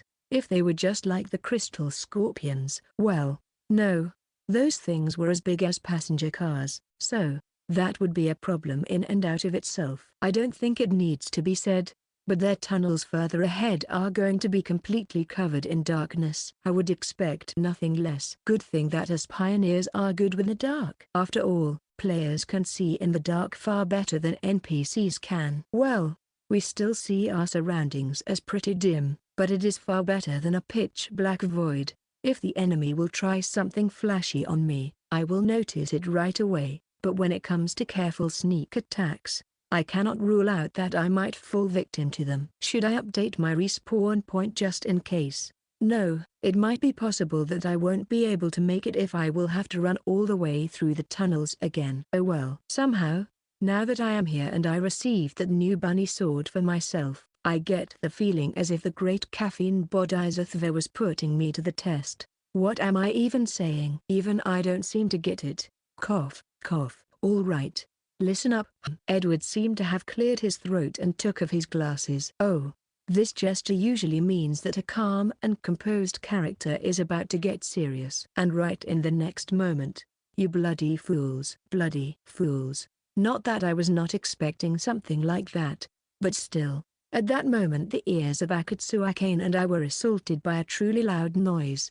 This seemed to have filled the last missing piece of the puzzle. There was a small ramp in front of us, and Edward was standing there, suddenly adapting the speaking pattern of a Yakuza from Kansai region. I don't know if this is the thing with all of the Vorpal bunnies of hybrid, but this surely is scary. Oi, oi, oi, oi, oi, you stupid bastards. Pull your heads out of your asses and get ready to fight.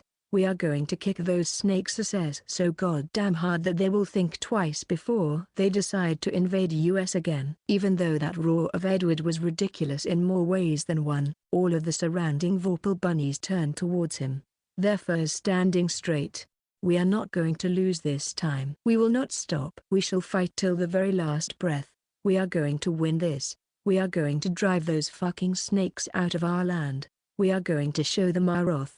We are going to show them not to mess with us. Swords, axes, spears, shields, mallets. One after another, Vorpal bunnies raise their weapons and raise their own battle cries, filled to the brim with malicious intent and craving for blood. With every passing second, their will to fight of those guys was climbing even higher. Magic bombardment core lineup. Ah, I do believe that this is my cue as well. Well then, Sanraku-san, please do your best. Sure thing. Vorpal bunnies with magical equipment line up in a row, and Akatsuakane mixes in with them.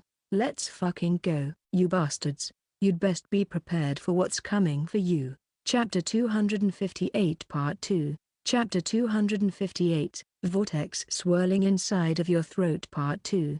The core readied their spells, and after a moment a cannonade of long-distance spells called Forged Dragons was released. For a few seconds out there was a tense silence, and then oi, oi, that sounded like a horde of wild beasts was on the move. Was that a snake? It was a snake, wasn't it? But why would a mere snake make a rumbling sound like that? That sounds more like a bug, wouldn't you agree? Whoops, I gotta prepare myself as well. In anticipation of this day, I was rigorously getting myself accustomed to the excessive movement of the overflow state, just like elementary schoolers would prepare themselves for the three-legged race during the sports festival.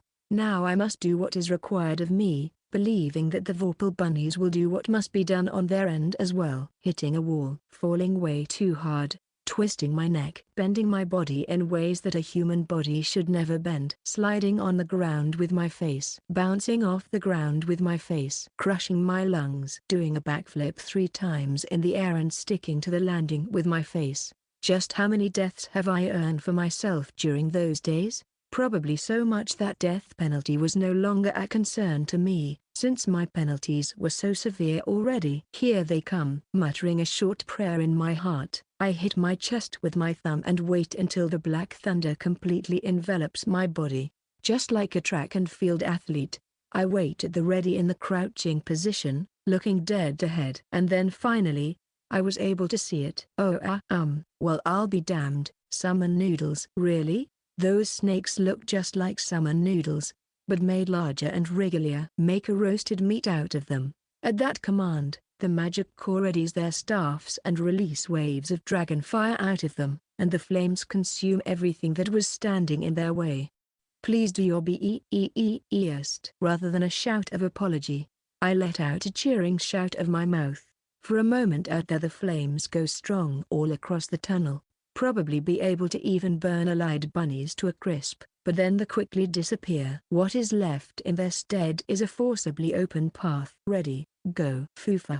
Now, let me show you my skills. Why do you think I main Cheetah as a secondary character in Gorilla Online? Why Cheetah, of all animals? Gorilla was too ruthless for this kind of strategy, and Lion was lacking in the speed department, even though its strength was nothing to scoff at. But Cheetah was more than ideal here. Just before I start running, I put my right foot slightly forward and I make a step, which tilts my body forwards slightly. That one step becomes a driving force. Next 2 steps bring about further acceleration. The world around me starts to be sucked backwards, and the rest of the fire particles that remain in front of me serve as a trail that I will follow.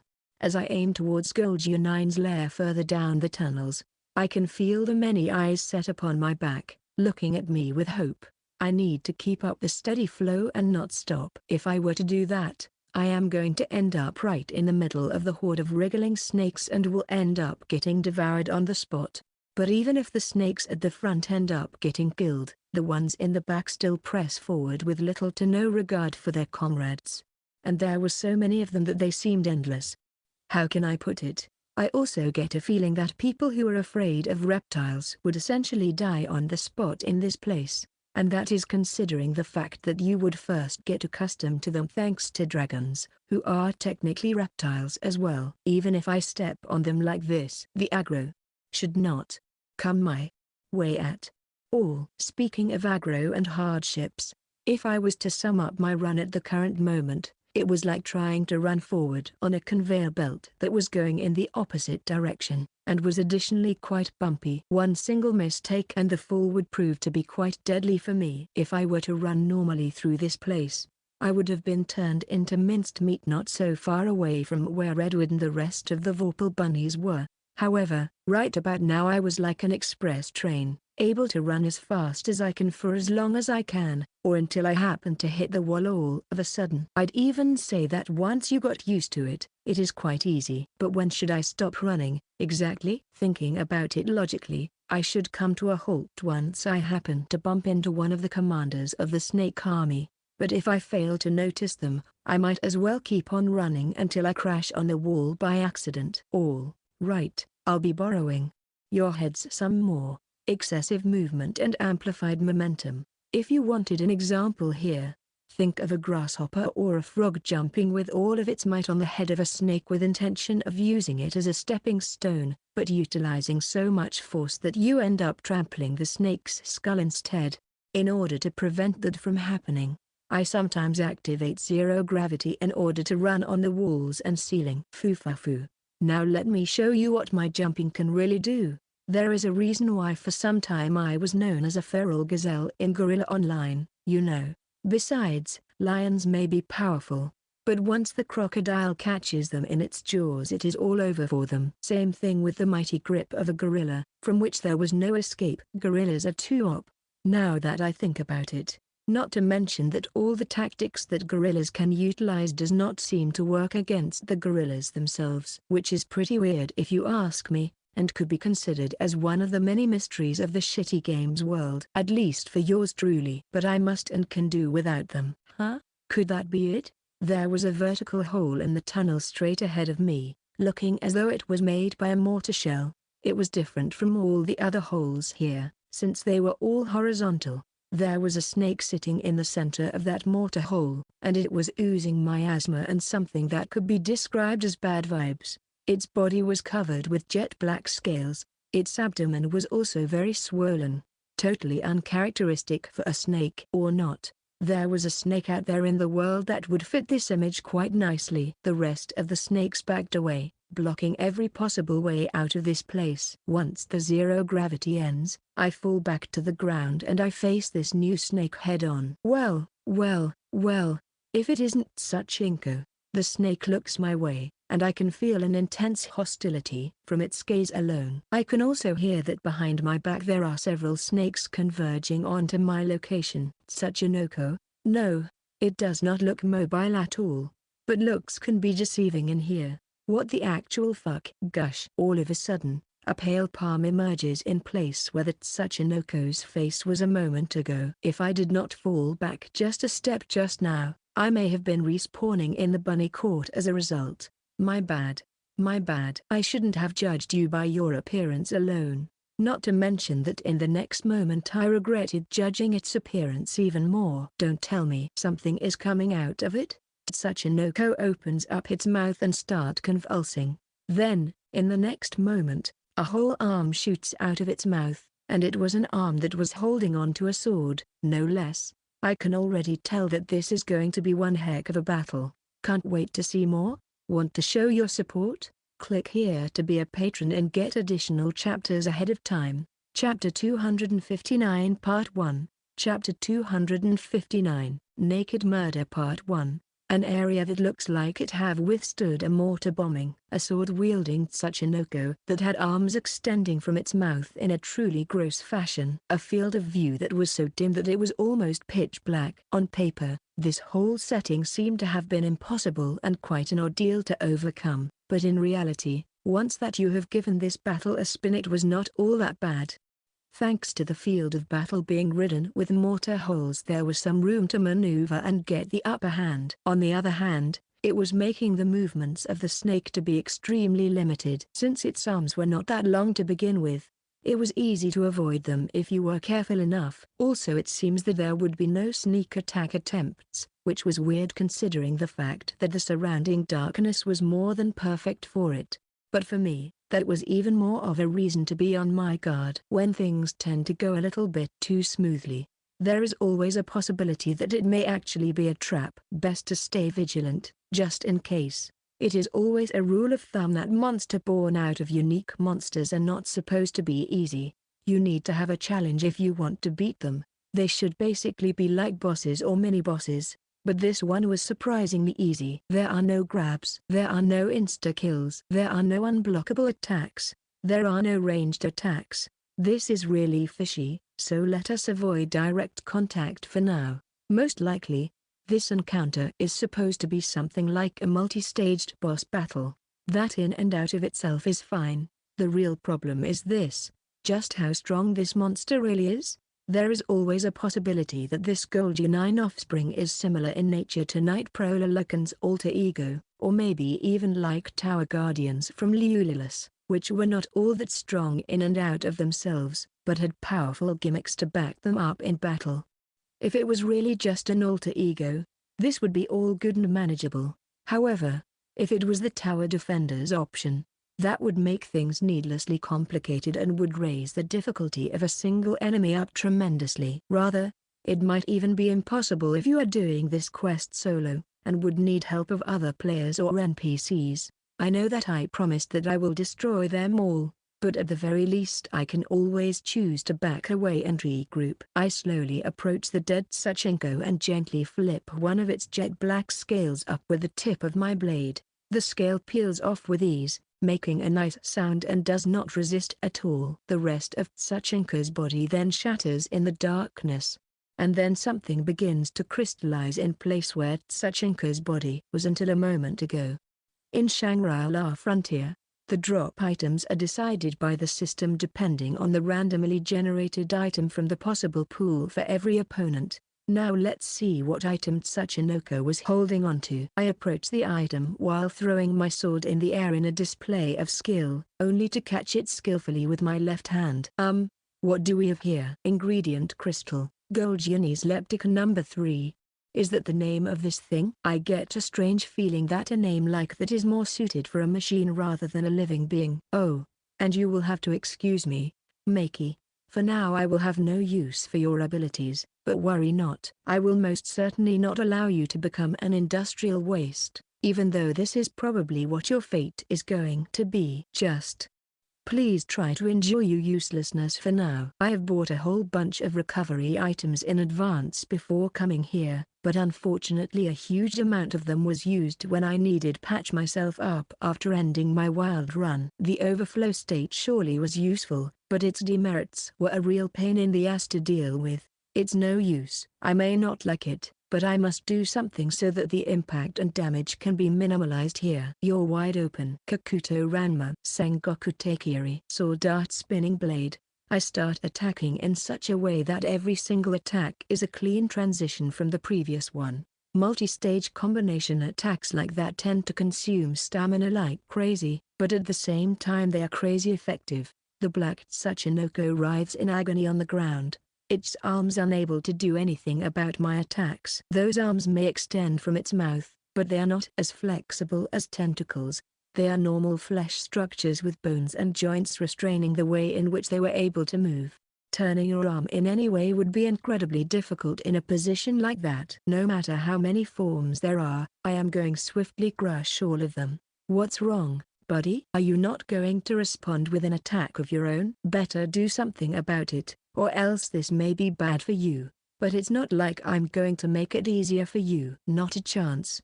It was a good thing to be enthusiastic and be on the offense, but this thing is still a boss monster, so I needed to be cautious at all times. And even so, its toughness was nothing to scoff at. Rather, I was getting a feeling that even though my attacks were connecting, they were hardly even causing Sachinko any harm. Attack the arm. Spill. Bodily fluids gush all over. SHSHSHSHSH. The surface of Ncho makes weird sounds and looks like it was about to melt. Phew! Are you kidding me? An attack that decreases the durability of the equipped weapon? Chapter 259 Part 2. Chapter 259, Naked Murder Part 2. God damn it. And from the looks of it, it seems that there is very little that you can do to try and avoid the effect of decreasing the durability. If I want to play it safe, I could use some longsword and hit Sachinoko's body from a safe distance. However, as far as I am concerned, I think that this arm is nothing more but a weak spot. That is, if you understand how it all tends to work. In other words, there are two courses of action here, one that requires you to keep on hitting the arms of the Sachinoko until it dies, and the other that requires you to keep attacking the main body, although the damage from that second option is not so great. But unfortunately for you, this here Kinzu possesses the extra effect that allows it to restore its durability on the expense of the user's health points. So if you are hoping of thinning my resources, that's too bad. You are going down before that can even happen. As for poor Makey, yeah, sorry, but there is no use for you here. I'm terribly sorry, but that's just how it is. Please accept that reality. In the end, the most fun you can get from fighting a strong opponent is when the numerical values of the offense and defense of said opponent is inflated just right. We have exchanged a number of blows already, and so far that Tsuchinoko's arms were covered in many cuts and open wounds. On the other hand, it only required me to focus my attention on the Kinzu's blade in order to transfer some of my life force into it in order to give it back its lost durability. However, Tsuchinoko was still one heck of a troublesome opponent. Kinzu was fine here because of its additional effect, but Makey did not have something like that, which would make hitting Tsuchinoko's arms problematic. Well, I am sure that it was not intentional design and it was nothing that was thought to hinder my progress during this quest, but who would have thought that two swords of the same set would have so critically different abilities? But I was still managing somehow. Once I pierced Tsuchinoko's throat with Makey, I follow the attack with Kinzu in the exact same place, dealing the maximum amount of damage possible. I would also like to believe that all of the wounds that I have managed to inflict on it ever since the battle begun had some effect on the way I was gaining the upper hand here. Damn it, I get it. I really do, but it still feels like a massive waste. Time for some potion gakka. Oh, that's right. Brandishing my were-rabbit moon like that leaves me constantly on the brink of death, but it is also the reason why I can do so well right now. I then look at the Tsuchinoko. Or rather Goldunine Leptica 3, second form. Was it a result of inflicting enough damage? Or maybe it was because of the time that had passed? There is no way for me to actually verify the exact trigger, but there are some things that I do know. Apparently, I have misunderstood the meaning behind that monster's name. I mean, this thing has nothing in common with a snake. The only thing it had in common with a snake is that its skin was now starting to peel off. In other words, this thing is molting. So what I was doing up until now was like attacking the pavement instead of the street. It was doing something, but the main part must have remained untouched. It was also like breaking the armor of Armored Knight, while the man itself was unharmed. And right now, something inside of Tsuchinoko was awakening. I mean, was about to shed its skin and reveal its true identity. Why would it do such a thing? It's simple, because it was also a kind of a role play. It wanted to lull me into a false sense of security, so it could strike me down. Soon enough, the shape of Tsuchinoko starts to distort and change, as something inside of it starts to rampage about, thrashing like a ball inside of a balloon. As far as I can tell, it looks like four limbs that are rampaging inside of Tsuchinoko. Two of those things must have been the arms that went back inside of it, and there were two more limbs. So it was only an assumption on my part, but it was something that had two arms and two legs. It was then that one of the arms pierced Tsuchinoko's body from the inside, breaking free. Instead of a previous arm that looked like a twisted version of a human limb, this one had proper skin, nails, joints, flesh sticking to bones and proper skin.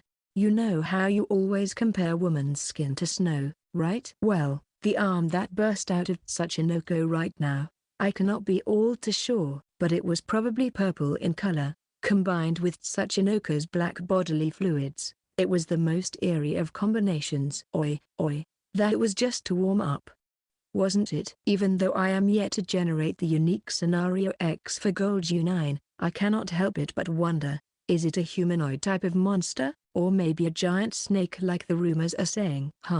The sensitive parts are all covered by scales, so we are in the clear here, but no matter how you look at it, this thing is a perfect humanoid. Yes, you can certainly call this thing a humanoid.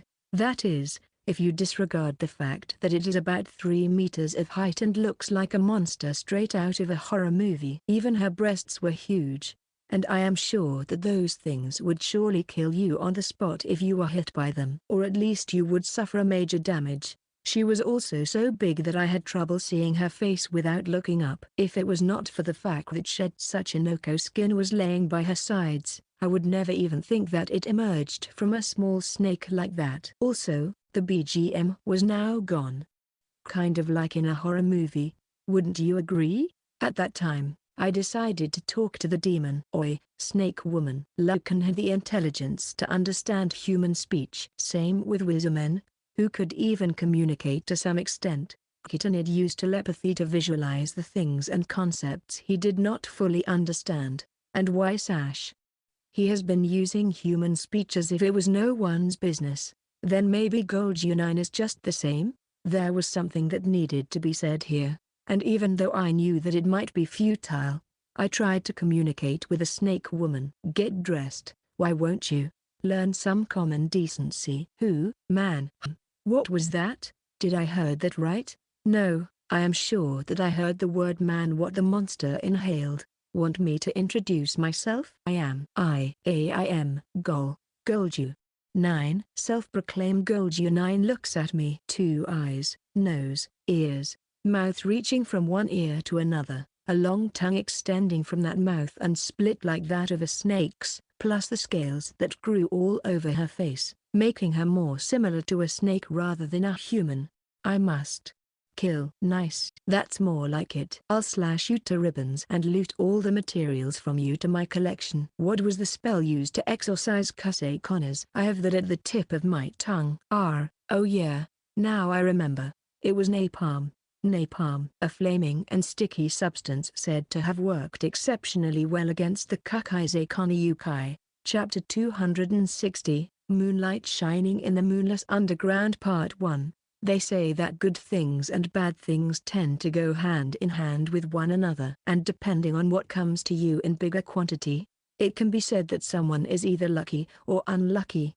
For example, think about buying a new game. If you are lucky with your purchase, you are going to have a good time and great entertainment value. If you are unlucky with your purchase, this means you are not going to have any fun and that you have wasted your money.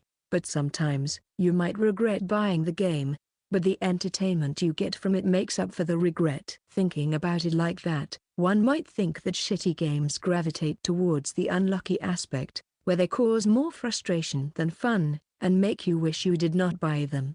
But that is not always the case. Foo. Oh, all the hidden gems I have discovered. Whoa. Here comes a dangerous insta-kill attack. Evasive maneuvers.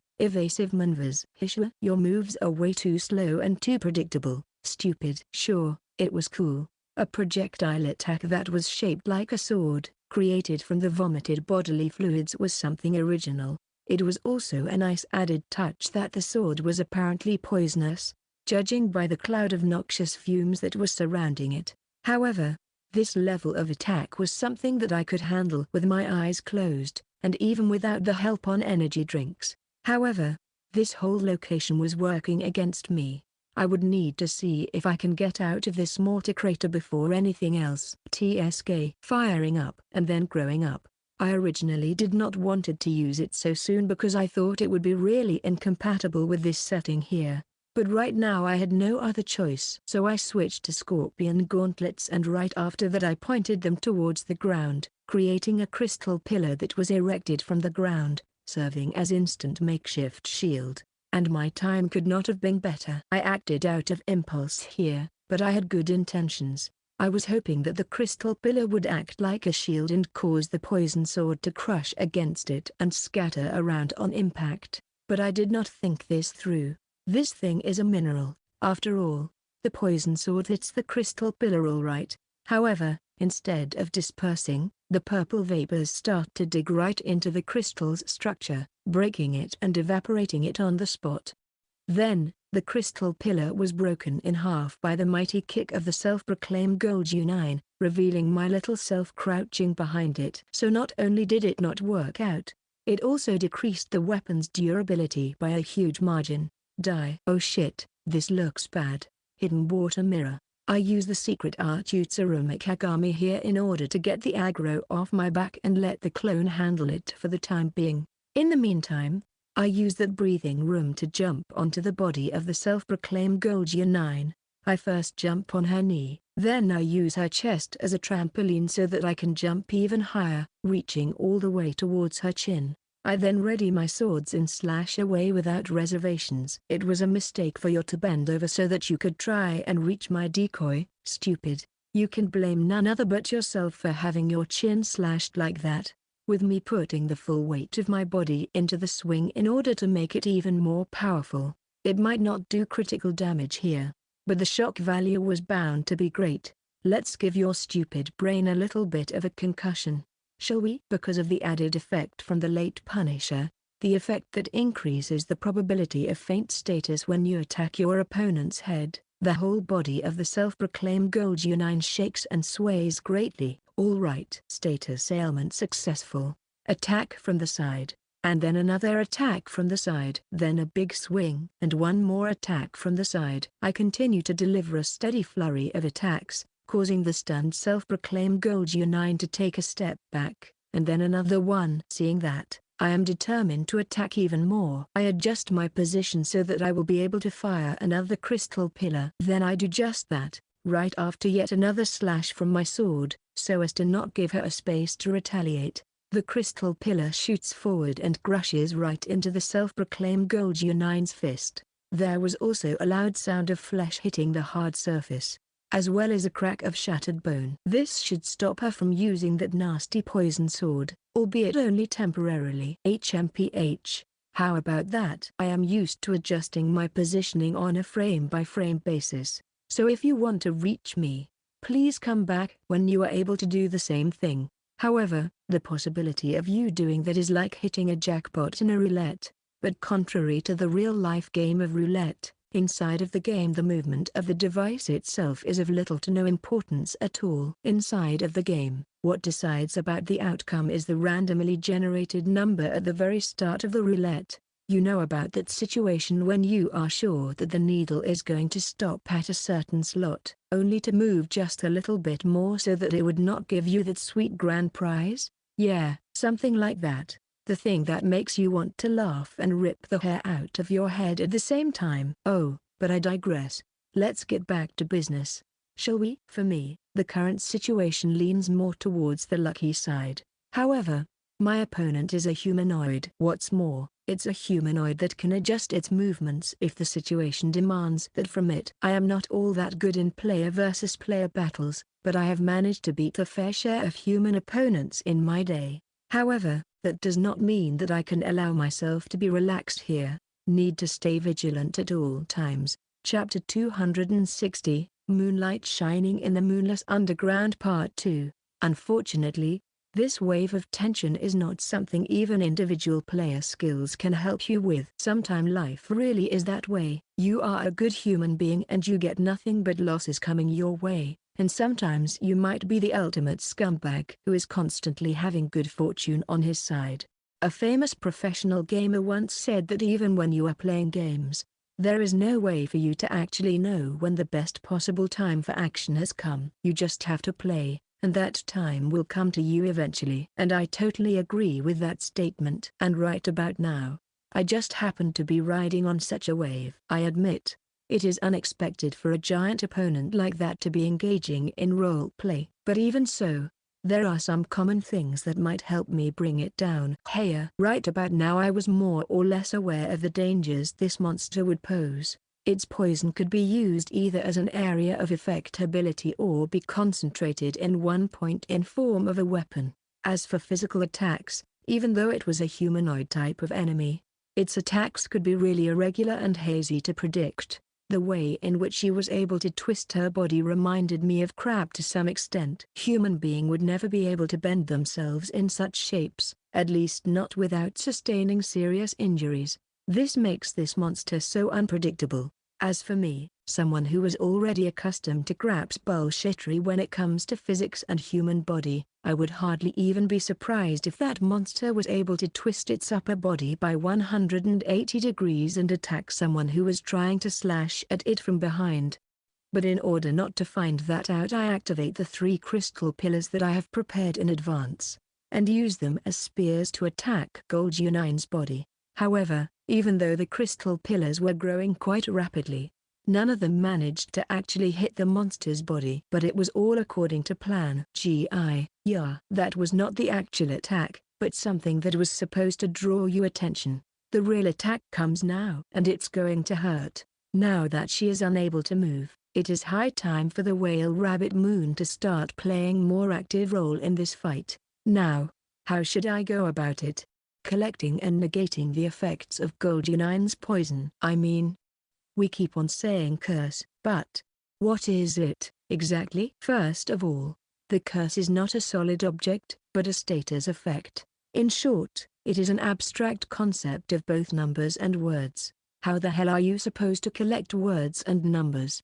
No matter how hard I try to slash your body, the only item that keeps on dropping is this thing called ingredient crystal, Goldunine Leptica number 4. Or, could it be that was the item that I wanted in the first place? No, I think it might be something different. Or rather, number 4? Wasn't it number 3 before? Did it possibly evolved or what? Oi, snake woman. Give me some poison. Why don't you? Gah. Oh, see? That's the spirit. It wasn't that hard, was it? I thought that the crystal pillars might give me some breathing room, but the snake woman let out a mighty roar that caused a huge shockwave that broke all of the pillars on the spot. Kill, kill, must kill. Should I take it as a yes when it comes to the numbers? Wasn't Goldunine's curse the one that inflicted the poison status?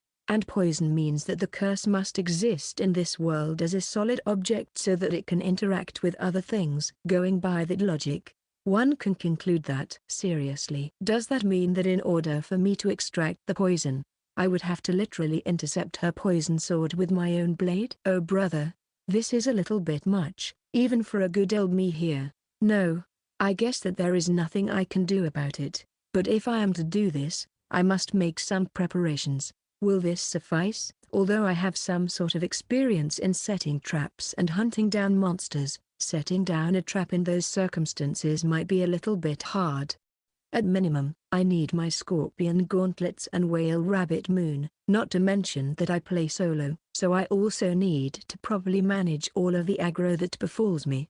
When it comes to time limit, I will only get one shot at this, so everything needs to be perfect. Whoa, talk about a way to raise the tension through the roof. Alright, let's do this. I will need to adjust my strategy chart a little bit for this. First order of things will be to work on increasing that gauge of the whale rabbit moon. Bring it on, snake woman. I shall dance with you until all the caffeine in my bloodstream burns out. Share. The blade of poison is swung down. I manage to avoid it by stepping to the side, and then I start formula drift, stepping forward and accelerating instead of backing down. Drifting through the rough rocks of the tunnel, I try to flank the monster. But damn, even if it only for the looks. For a monster it sure looks sexy, but the looks are its only merit. Its skin looks soft and supple, but it actually is really hard, like a strengthened rubber. If I was not putting all of my strength into my attacks, there would be no way of me actually being able to harm it in any sort of way. TSK, the self-proclaimed Goldunine sure is tough, but the bigger problem is the location itself, and the fact that Sanraku mostly has skills based on agility, speed and mobility, certainly does not help here. Never before have I cursed the fact that I do not possess any brute force skills. They would surely be a blessing here, not to mention that this mortar hole is a place where your possible escape routes are severely limited. And the biggest downside of this location is that I cannot see the light of the moon in here, which means that I cannot activate the special effect connected with it. In other words, this means that right now I am in a situation where I cannot possibly perform at my peak condition. Sure, I have some mobility option available to me thanks to the spells sealed within the gemstones in the star mantle, but the terrain here and the unfamiliar spell effects were making it all too risky to rely on them. The snake woman tried to grab me. It was also coated in poison, so getting touched by that was bad news to me. So I stroked the palm of her hand with my sword, imitating the maneuver that Ryugen Fugaku liked to use so much. I could feel the blow connecting, But the snake woman did not even flinch. In fact, she looked as though that attack did not manage to cause any harm to her. No, apparently it was because her skin was no way harder than before. Whoa, that's dangerous? No. The fact that this thing is starting to move even faster. Don't tell me it's molting again? You don't like getting sunburned? I'm sorry, but I'm afraid that you'll have to deal with it. The pale skin is now jet black again and even harder than before. Also, the poison sword that was previously in Monster's one hand was now also in its other hand. It was obvious that right now it was stronger, faster and far more dangerous than before. Knowing that, the self-proclaimed Goldunine glared at me with her snake eyes, tracing her tongue over her lips. Chapter 261. Multitasking Prestissimo Part 1. Goodness gracious, say, Goldunine-san, just how many more times are we going to do this before you are going to feel satisfied? You are extremely hard to please, and I hope that you are aware of that fact. Too slow, too slow. Like this you are never going to catch me. You are not flexible enough for this job, my dear self-proclaimed Goldunine. Kill, must, kill. See, this is how you are supposed to do it. This is how you are supposed to use dual swords to their full potential. Your skin has become stronger and more durable. And so what? You may be harder to hit and properly injure, but it does not come without a cost. You have traded durability for mobility, and because of that you will never be able to catch me. But her skin still felt like rubber to the touch. The number of poison swords that you can hold has increased from 1 to 2. You may pack a stronger punch thanks to that, and the number of your attacks may have increased, but that came with a cost as well. Right now you are more deadly, but your moves are easier for me to read in advance. Just because you have 2 swords right about now does not make you automatically stronger. If you do not know how to properly wield them, 2 swords might as well be nothing more but 2 slabs of metal. If you want 2 swords to be effective weapons, you need to get familiar with them first. Learn how to attack properly, alternating between the right sword and the left sword, researching new combination attacks, getting the timing of your attacks to be just right, the range of said attacks, etc. Personally, my dream is to one day be able to dual wield 2 long swords. However, realistically speaking, the shorter the blade is, the better it is at handling and more compatible with 2 swords style. As they say, knowledge is power. And this saying rings especially true when it comes to tricky sword fighting styles. Additionally, anti-blade swords have pretty unique shape because they can be untied into one greater sword.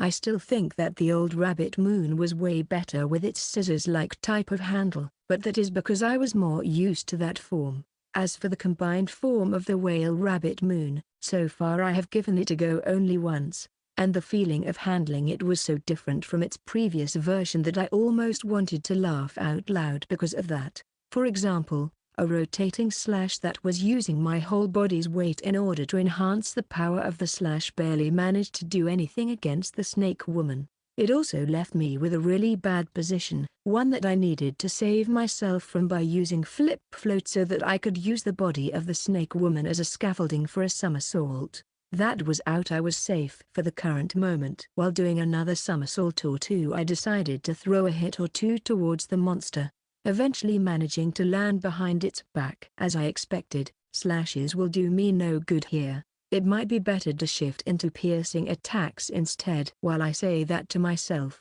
I resort to something that in the gamer code might actually be thought of as the ultimate disrespect and offense. I deliver another 2 quick slashes just a little below self-proclaimed Goldunine's butt cheeks. Yeah, I know. It was a low blow in more ways than one, but at this point in time I was willing to do whatever it takes, a little bit more until the gauge is filled completely. Once the monster molds, its skin goes back to being soft and vulnerable to damage, as it needs time to become hard once more. And with each new mold, the self-proclaimed Goldunine's skin becomes even thicker and harder to slash. The only real salvation here is the fact that the poison does not harden, keeping its original state of liquid. I might want to rethink my strategy here. Positioning is important, and I must decide if I want to focus on attacking either top or the bottom of this thing.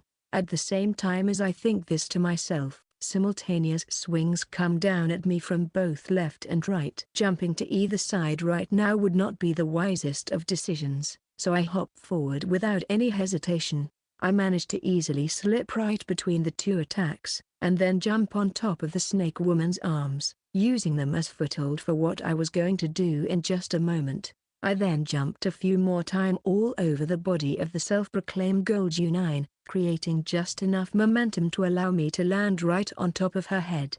After both of their cast times are finally over, I activate both flip float and zero gravity again. Then I kick the void of air and use that to jump up, only to accelerate on my way down as I prepared for the attack. And with that, max gauge. A mighty top-to-bottom slash attack traces a fine line all the way from self-proclaimed Goldunine's nape down towards her hips. What is left behind is a nice carved wound that would not disappear all that fast. By the way, all of the necessary preparations are all but complete at this point.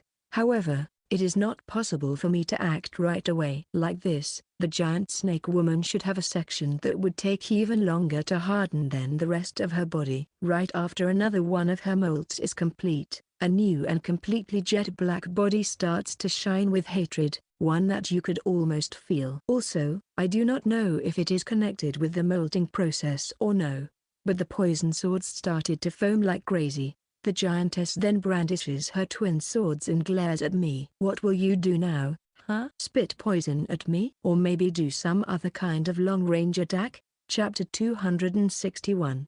Multitasking Prestissimo Part 2. Burst. Newer. If I had not taken notice of that in advance, I would not have been able to dodge it in time and I would have died for sure. When I saw that the self-proclaimed Goldunine jumped in the air with her poison swords over her head, I came to a stop right away and made a quick backdash using all the strength that I had. As a result, I managed to dodge the sword as they came crushing down towards the place where I was standing just a moment ago. What force!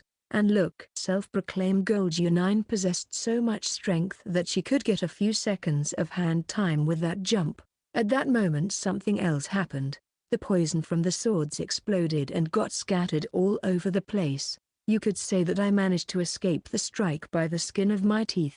Was it luck? Or maybe pure skill? As I was putting some distance between myself and the snake woman, I realized that the foaming poison started to gather again and form the blades again. Now, how exactly am I going to deal with this? How to avoid a poison attack with an added area of effect to it? My brain was working full throttle to figure that out. I know that I just adjusted my schedule, but does that mean that I will still be forced to use it? While casting a quick glance at the glove with ambers in it on my palm, I quickly make the necessary adjustments to the charts that keep floating in my head all over the place. Perhaps the best battle strategy here is to aim to slash her when she is molting, meaning that she is the weakest at that moment. However, no, there was nothing I could possibly be able to do about it. Like that, I confirm the strategy in my head once more. I collect another crystallized poison thanks to the effect of Kinzu, and then I insert the extracted Goldunine's crystal inside of the scorpion gauntlet that I just equipped. Part of the strategy here is purely personal, while the other half is something that is necessary for me to actually be able to clear the unique scenario. Also, since I am doing this quest solo, I must pray and hope that Goldunine's stats are adjusted accordingly so that one player can defeat her. Is this even going to work? Instead of facing her directly, I chose an entirely different approach. I turned my back towards the self-proclaimed Goldunine, who apparently was dead set on getting rid of me with that poison blasts of hers, and I waited patiently for the right moment. On the chart that I have assembled inside of my head, there are 3 conditions that I must satisfy here. Running away, the state of bewilderment, dancing, dance macabre, strategic retreat, narrow perspective, snake woman. First of all, I am going to let Goldunine use her big and flashy attacks so that I can find an appropriate opening. One saving grace here is that Goldunine does not seem to possess any techniques that Wizardman had up his sleeve, so that means that I could not need to worry about insta-kill moves for now. The main problem here is the fact that the poison swords now have the extra effect of that area of effect splash, which makes it really hard to actually close the gap between us after she makes the attack. In other words, I really need to match my moves to hers. I guess I really do not have that much of a choice here. Huh? Stop moving. Hey, hey, hey. You are supposed to be an apex predator, right? But for an apex predator you are having an awfully hard of a time with little old me, huh? My mouth spits out insult after insult towards the snake woman. Both my words and my actions are going exactly how I envisioned them on the chart inside of my mind. And since Goldunine here is a humanoid, it seems that taunts and curses work exceptionally well against her. Once again, the AI in this game is really good, but it is still far from being perfect. Returning to making plans inside of my mind, next order of business is to secure the ideal conditions here. At first, I thought about intercepting Goldunine's attacks from above by running towards the very center of the mortar hole, but the now added area of effect poison sword made that strategy pretty much invalid. Even if I somehow managed to intercept the attack perfectly, there is still a possibility that the splash effect will be the end of me. Not even mentioning being able to pick up the crystallized poison. The move that I was waiting for was a straight slash with both swords at once, something that would not be able to be turned in a defensive maneuver in a matter of seconds. Something like an attack without thinking. And until I see that attack taking place, there was no way for me to move forward with my plan. Try to control and guide the behavior of the big moves. It diverts from the initial plan, but it can still be made to work. Refer to the previous plan but don't depend on it. Alright. SHH. Throughout my career of playing shitty games, I have witnessed so many attacks with area of effects properties added to them that right now I was sick and tired of them. And there were many types of said area of effect attacks. Homing explosions. Explosions that deal damage to you even if you touch the effect of the attack even after its detonation. Moving area of effect attacks. It would be fine if they were limited only to some niche games, but some of them were even included in popular entries and well-known titles. When it comes to the poison explosion, if the effect disappears after 3 seconds, by the 4th second it should be good for me to go on the offensive. My preparations are all set, the sword's gauge is filled as well, so now the only thing left for me to do is to attack. However, there is still a possibility that the AI might see through my actions. Even though it is not a unique monster like Lucan or Cutenid, I need to stay vigilant here. After the poison from the blades erupts in an area of effect attack, it will take some time for the blades to form properly again. This means that if one sword erupts, she will be left with only one sword to defend herself, and both of the swords goes off. She will have nothing to defend herself with. In terms of the window opportunity, I should aim for the latter option. But because of the nature of the snake woman's weapons that might actually be really difficult to do. In which case, what I should be aiming towards here is a sort of compromise between the first and the second option, the moment where both of Goldunine's swords hit the ground and explodes in vapors of poison. I turn my back around and start running towards her at full speed. Gi, explode, die. Now here is the opportunity that I have been waiting for. Since NPCs can understand and show emotions to some extent, playing on them is a valid form of a strategy. And seeing that a mere human was able to escape her for so long, it was more than enough for Goldunine to abandon her sword skills in favor of a more direct and brutal attack, one that would hopefully reach its mark. Using Formula Drift I accelerate further, correcting my position so that self-proclaimed Goldunine would be right in front of me and nothing around us in the mortar hole would get in the way. Let's do this. Blue Moonlight. Release the combined functions. Show us the evolved power granted by the unique monsters. I put the handles of the swords together and create the X shape with them. The form of Orpal Bunny Blade would change into a single-edged greatsword once I did that. Now then, what evolved form will this Whale Bunny Moon show us today? The two blades are then lined up parallel to one another. They're close to one another, but there is a slight gap between them, from which a bright light starts to emanate. Just then, Maki started to grow bigger and more massive, only to bring Kinzu closer. as if trying to incorporate it into itself. The completed sword looks like a great sword with two handles and a golden core. Also, its blade was wrapped in sharp, dark blue crystal. However, looks were not everything in here. Its true power lied elsewhere. Come on, self-proclaimed Goldunine. Show me what you've got. Attack right away and blow me away. Let me show you the true power of blue moonlight. But not only that. You are going to see that air turbulence is not something you should underestimate so easily. Chapter 262, A Snake of Hatred That Devours All Part 1. When it comes to what I must do, there are three major things. I needed to confirm the extent of the abilities that my opponent could do. I needed to secure the right position and make sure that my opponent will perform a powerful overhead slash with both of her swords at once. And in order for me to be able to do just that, I needed three things as well. One was speed needed to start the run and be able to execute every possible action. One was the firepower needed for me to do a reliable amount of damage. And one was the means of controlling the other two. It is something that cannot be automated by any means. But is it not impossible from the perspective of management? Depending on how you choose to look at it, the size of the weapon had increased tremendously. It was now similar to the great swords that I have been using in the past. So its size was not completely unknown and unfamiliar to me. While holding it firmly in my left hand, I take out a small crystal from my inventory and hold it in my right hand. Then, as the snake woman started to get dangerously close, I took out a small crystal and put it close to the blue moonlight. In the next second the small crystal was swallowed by the sword's crystal core. Just like a drop of water would get absorbed into a bigger body of water. Looks like we cannot avoid this, no matter what. So if that is the case, I am going to stop caring about items and treat you like a big game. Just like that, I started to feed all the crystals that I have managed to collect from Goldunine thus far into the blue moonlight, and the blade started to respond by incorporating the crystals into its structure. Deep coating. It is certainly a good thing that speech recognition works so well in this game, but at this moment even 1 second loss is annoying beyond belief.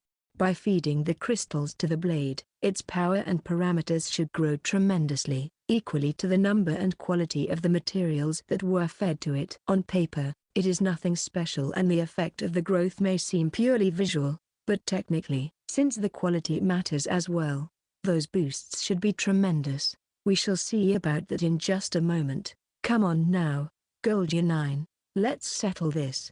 At that moment I activated Levin Trigger Disaster Hand. Then I take a battle stance, holding onto the blue moonlight with both of its grips. True to its size, its weight was also grand. But even so, Whale Rabbit Moon, blue moonlight is not just a great sword. The dark blue blade is just a sheath. The true blade is the golden one that rests inside of the blue sheath. With this great sword of mine, I will show you what turbulence is all about. First of all, it is a skill that is not natural. At least not completely. It is a skill that comes as a result of the player using a different skill continuously. The difference comes from the fact that no matter if the second skill comes to pass or not, the first skill is activated normally every time. And by repeatedly activating the first skill, you can then make the second one achieve even greater heights. Something that can rival even the technique that the Gravekeeper Wizardman used. That's right. By combining a certain skill book with a certain item from the era of the gods that were both in my possession, instead of engraving the skill onto a certain weapon, the player can burn this skill directly into one's brain. And even though I know that it is just a game, I shudder with fear thinking what would happen if that technique was engraved upon me as a real person. Because of such a setting, the use of this air turbulence skill differentiates from any normal skill and is considered to be exceptional. Its visual effects are also quite unique. Therefore, this skill here is actually a sword drawing technique. Its name is a homage to the Raging Winds and a certain mechanical samurai that used that technique in battle, Takekaze Ka. Since she was originally a snake, Goldunine gets on all fours and then she lounges forward just like a mad beast would do. I activate a skill and for a moment everything around me goes into a slow motion. I could also feel in both of my hands that there was a tremendous amount of power starting to gather within the scabbard and the blade. However, With things as they were right now, we would only collide with one another. This is something we would like to avoid here. What we need here is a leap that will give me the advantage, something that skips all the bothersome processes. So the only solution here is a port. We still run towards one another, but with my next step I actually skip a great distance ahead. It might seem cowardly to use magic in a physical fight like that, but it was the best course of action I could do at the moment. Get behind Goldunine's back and get the initiative as a result. Before I disappeared for a moment I could clearly see the look of shock and surprise reflecting in Goldunine's eyes. Feeling that it looked really funny, I could feel the corners of my mouth shifting into a smile as I jumped in the air and activated Flip Float. I make a foothold for myself in the air and make a huge step in that void. The golden blade that is being pulled out of its sheath has a bluish glow to it, similar to the glow of the moon in the night sky. Clear air turbulence. Raging Gale. Chapter 262, A Snake of Hatred That Devours All. Part 2. At the moment of me pulling the sword out, there was also another skill that was activated, apart from the one that was already in effect. The name of said skill is Eclipse Vorpal, and it is a skill that is unique to the blue moonlight. Even if someone wanted to do so, there is no way to recreate or replicate it. As a result of forcibly uniting the two swords, the sheath was filled with vast amounts of magical power. It is a sword skill that accelerates the speed with which the blade is being drawn, and it is a skill unique to Kanzu alone. As for the Raging Gale skill, it is a sword skill, but the one the nature of which is revealed the moment the blade is being drawn from its sheath. That being said, the two skills of these two swords are compatible with one another, but only if they work together in the process of drawing out the sword. How about that? Normally there would be the visual effect of the storm clouds gathering, but here in these underground caves there was no way to actually see it. Instead, there was a strike of thunder dancing across the blade's surface, soon to be transformed into a gale. And right about now, both gale and bright moonlight were working in perfect harmony. The energy blade that is pulled out of the sheath is categorized as Kinzu rather than blue moonlight, or at least that's how Eclipse Vorpal tends to register it. Needless to say, it is an attack that cuts through the air faster than the poison blades, so there is nothing Goldunine can do in order to avoid getting hit by it. What's more, the attack not only manages to cut through the blades made out of poison, but it goes forward without stopping, managing to draw a deep wound right onto Goldunine's neck. Phew. Let's finish this. When I land on the ground, I cancel the effects of overflow and levant trigger. I then look back towards the self-proclaimed Goldunine, holding my swords in my hands, which went back to their original state. For a moment out there was nothing but silence. But it was then, when the twin swords made out of poison shattered to pieces and the purple pixels gushed out of self-proclaimed Goldunine's neck, that her scream shook the whole tunnel in its very foundation.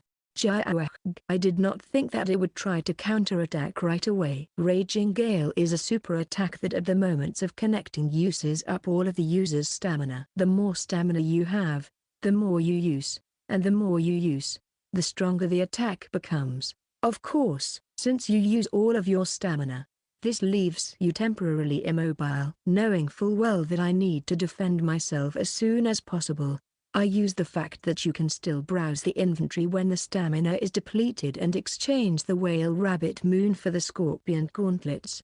Off you go, off you go, off you go. Itemized poison. I pick up more of the crystals that appeared around. It would be nice if some of them were left over, but if it takes all of them to win this fight, then so be it. I am sure that it was the same for my opponent. I could see it in self-proclaimed Goldunine's eyes. Behind all that hatred and rage, there were desire to win, and she surely must have been ready to do whatever it takes to win. Kill, kill, must kill. Took the words right out of my mouth. From here on out, I am nothing but serious. I will beat you into a bloody pulp. Although our reasons may be different in nature, both of us possess a strong will to fight that keeps on pushing us forward. One body that is dull and tired. One body that is frightened and in pain. While moving fast and trying to ignore everything that is unnecessary, we both try to think of a way that would secure us victory. Unpleasant. So horrifyingly unpleasant. Because I am myself, Both humans and myself are really unpleasant, wouldn't you agree? That is why I managed to notice it. It was the noise that made me realize what was going on. Otherwise, I was so preoccupied with the self-proclaimed Goldunine that I forgot to watch out for my immediate surroundings. Then, it was only because of the short-distance teleportation magic memorized within the star cloak that I was able to avoid sharing self-proclaimed Goldunine's fate.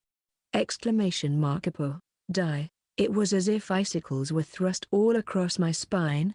It was as though something rooted me in place in fear, hatred and malice so dense and abundant that it was more than enough to make your whole body go numb. Before the game would even manage to warn me of the incoming danger, I was already on the move to avoid what was coming towards me. Next thing I knew, my field of vision changed to a place that was roughly 5 meters behind the place I was originally standing at. Chipu. A huge mass of jet black crushed into the self-proclaimed Goldunine from the side. Self-proclaimed Goldunine was around 3 meters tall, but she was blown away and stunned as if she was a mere human being. And once my eyes got used to the darkness of this place once more, I was able to witness the form of the thing that blew self-proclaimed Goldunine away for the first time. And the thing that would have obliterated me if I hadn't used instant teleport at that moment. A huge snake. A huge body covered in scales, similar to that of Arctus regilex. In other words,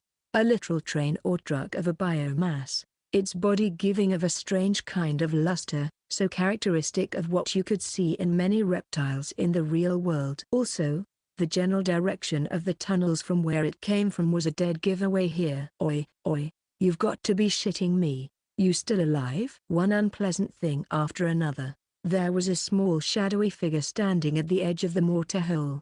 It was way smaller than this self-proclaimed Goldunine here.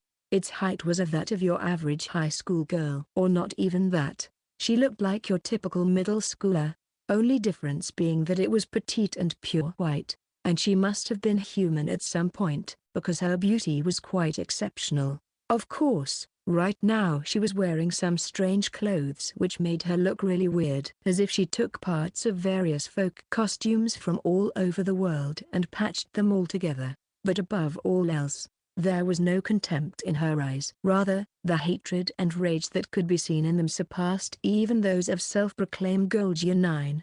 Her eyes were red in color and with vertical irises, just like a snake's, and it was more than enough for your body to be frozen stiff in terror. There were 4 huge snakes behind the girl's back. No, those were not snakes. They had horns on their heads and were more similar to dragons in some ways. Were they perhaps nagas, a common enemies in many fantasy games? Do we have a monologue incoming? Or maybe those were the words that the self-proclaimed Goldunine would direct specifically at me? I hate it all. I hate the one who brought me into this world. Those who would dare to threaten me. I hate those bunnies for denying me. And I hate myself for being this way. So unsightly. This world is so unsightly today. The pure white albino snake declares with a wide grin and eyes filled with nothing but murderous intent. Would you like to die for me? Pretty please? You will. Die. Die. However, in the next moment the self-proclaimed Goldunine managed to fight off her frenzy and got up, enraged. The 4 nagas also shot forward from behind the back of the snake girl monster, and thus began my battle against the Goldunine the Inexhaustible. Chapter 263, Because This Tongue Does Not Know Anything Else Part 1. Now then, did you know that, my dear self-proclaimed Goldunine? Games are not something that is fair to begin with. I mean, just the fact that you have made the first move does not mean that you are guaranteed to succeed. You might as well lose because you've made the first move. This situation here is best described as poetic justice, a rather primitive instance, but a poetic justice nonetheless. And as much as I love peace and quiet, sadly the hero will never be able to be of any use unless the villain will go on a rampage first. You, the other me that was just born into this world. That reminds me. I used to writhe on the ground like that long ago. So unpleasant. So very, very unpleasant. Kill. Must. Kill. Die. Die. My cute, adorable children. Please, I beg of you. Destroy me. I beg of you. Kill me. Do not let me become myself ever again. Self-proclaimed Goldunine manages to regenerate her poison swords. However, even those would be of no use to her right now, as the four nagas that rushed towards her were much quicker and way more nimble to let themselves be hit by them. The first naga lounged towards self-proclaimed Goldunine, managing to break her right arm to pieces. The second naga plunged itself towards self-proclaimed Goldunine's left arm, sinking its teeth into it and pinning it to the ground. The third naga sunk its teeth deep into self-proclaimed Goldunine's waist, managing to take quite a huge chunk of meat out of it with that one bite.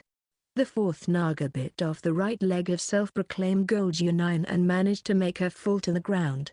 Then it sunk its teeth into the other remaining leg and began to drag self-proclaimed Goldunine back towards the little girl, like a hound that wanted to show the result of its hunt to its master. This here was no longer a battle. It was more like an execution to me. Or maybe a gang beating?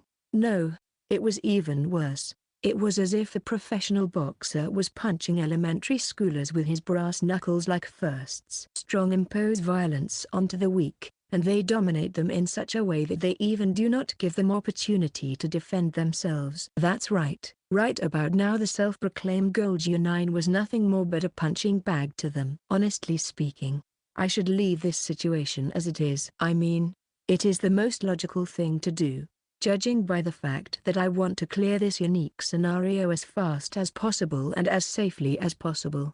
If I defeat the self-proclaimed Goldunine, I will be able to get rabbits rid of the curse of the poison that is plaguing the tunnels. This would mean that the Vorpal bunnies stationed here would be able to go back to their families. Sash and Deadwood stated as such, that the mission takes the highest priority here. And since I have already recovered the crystallized fragments of the curse, I could have very well get away from here and move on without engaging this thing. That is, as soon as I confirm that the self-proclaimed Goldunine has dropped dead. But this is different. This thing, it just feels wrong. I cannot help myself but to think that way. Ah, I see. I get it. It's not like I am the main character of this game or anything like that. This is not about indiscriminate justice or anything like that. However, and it is only an example, but let us assume here that I am playing a one-on-one duel. If someone else interfered with the duel and stole my kill at the last possible moment, I would have been pretty pissed myself. I am not going to lie. All the more if they would start bragging about just how awesome they are for killing off someone who was actually halfway dead. For something like that, the only thing they would get from me is a bonk to the head and a bunch of curses and invectives flying their way. Oh my? And what do you think you are doing? That's my line, you bitch. What the fuck do you think you're doing? Appearing out of nowhere and stealing away my prey. Foo-fa-foo. Well, look what do we have here. A maggot that dares to address me in such a way? A human filth that does not run away or drop dead at the very sight of me? The white snake girl monster tramples all over the self-proclaimed Goldunine, but compared to the four nagas, her frame was too small to actually do some damage to the half-dead beast. However, even though there was no damage to her actions, the sight of her doing just that was more than heartbreaking on its own. It's not about the way I talk, and it's not about what others would do upon seeing you. It's about a more fundamental difference between you and I. I can feel the scorching gaze of self-proclaimed Goldunine piercing through me, but it is a small wonder she reacted in such a way. I would act the same way. We were serious about this fight, and someone else decided to deny us that just because. What I want to complain about is that habit of yours of stealing somebody else's prey right from under their noses when the battle gets to its climax. Just you watch me.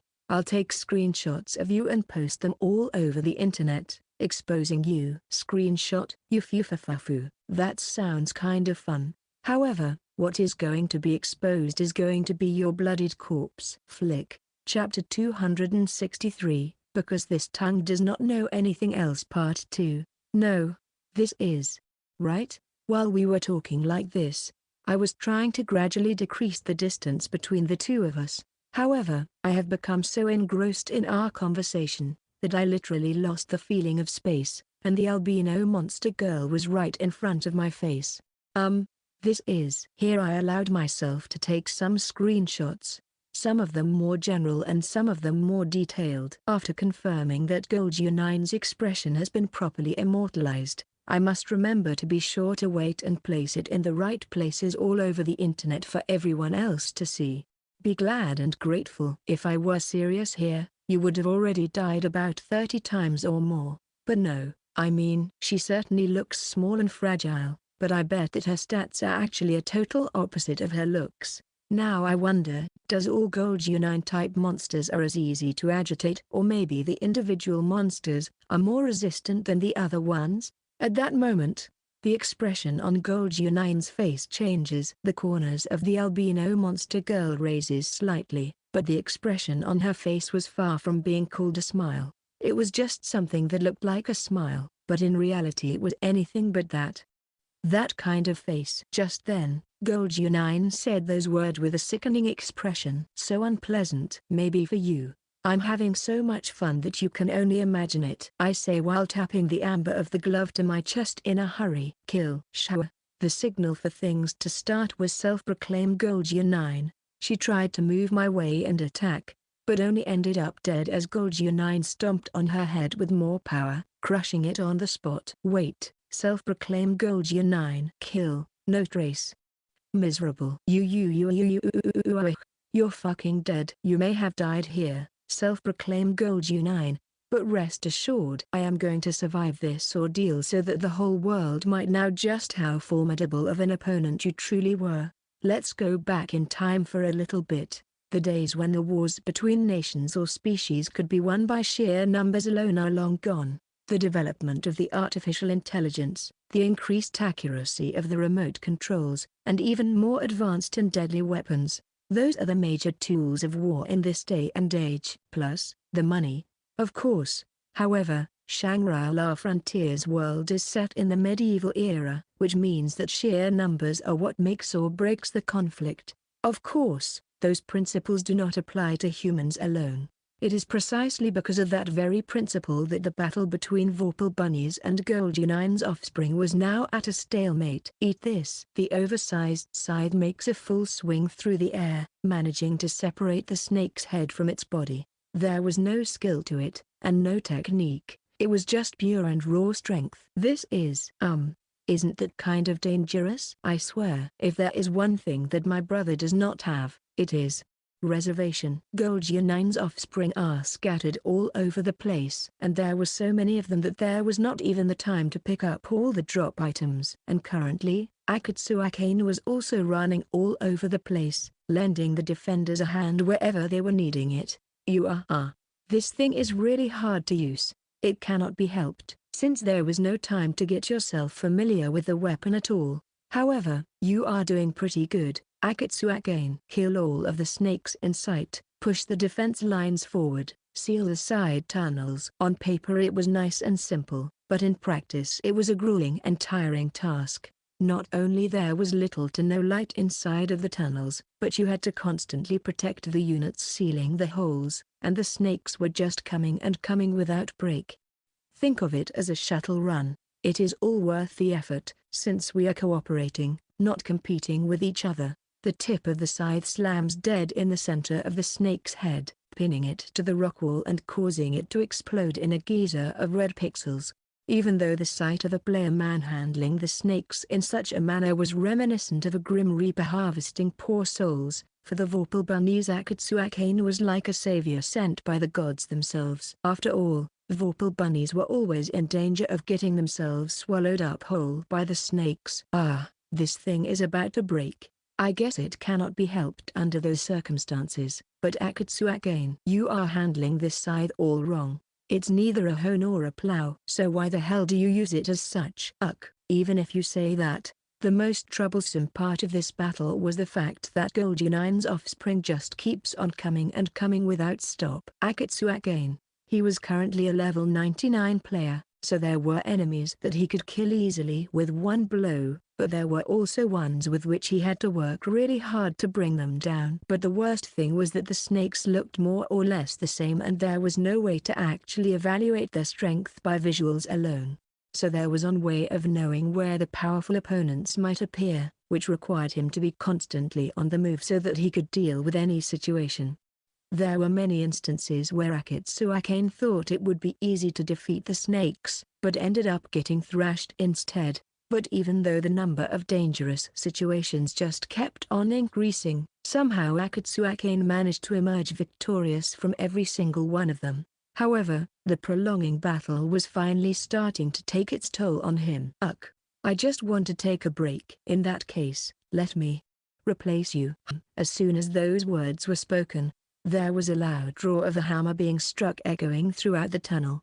In the next moment, the head of the snake that was lounging itself towards Akatsuakane was crushed flat. It was a mighty swing of a massive hammer, so strong and so mighty that even Akatsuakane could feel the aftershock of that blow reverberating throughout his whole body. I'm glad. Looks like I've made it in time after all. Mew mew mew. You are Sega Zero Dono? What are you doing here? He, take a look at that. Bro. This person is armor that I brought here is crazy strong. Looking back, Akatsuakane saw a knight in full plate armor, holding a sledgehammer in her hands. At her feet, there was a small vorpal bunny. Sega Zero-san. Hello there. Sanraku-san, where is he? He is fighting somewhere up ahead. In that case, in the middle of the defense battle of the bunny country, a lone knight stands before the inexhaustible hordes of snakes that were relentlessly attacking without break. Just then, the player with the most powerful attack stats in the game muttered but a single sentence: "Let's do this. Let's crush all of them." It was a calm and composed declaration. Chapter 264 Part 1, Chapter 264, Full-Blown Game of Tag Part 1. If there was one thing that the self-proclaimed Goldunine managed to teach me, it is this. I get hit by one of those flashy snake attacks, and it is all over. And because I completely understand that, getting caught by an attack like that would truly be a meaningless death. However, it seems that I would have to learn on the fly to avoid those attacks, without any real time to practice. I think that reaching Nirvana would be easier of a task here. Smack! I could hear it right behind me. The eerie sound of snakes' fangs hitting against each other when the beasts failed to get their prey. Somehow, after that I felt like wearing the star cloak would be the death of me here. And so I removed it in a hurry. This proved to be a good decision. Right after I did that I saw another set of fangs closing on the location in which the star cloak was just a moment ago. Oi, you stupid asshole. Stop that. I could have seriously died from that just now. Matching both timing and the position, while running I throw my fist forward and fire it just before I am about to hit the ground. The crystal pillar is activated and extends towards the place where my fist was about to hit, changing my position and propelling me further.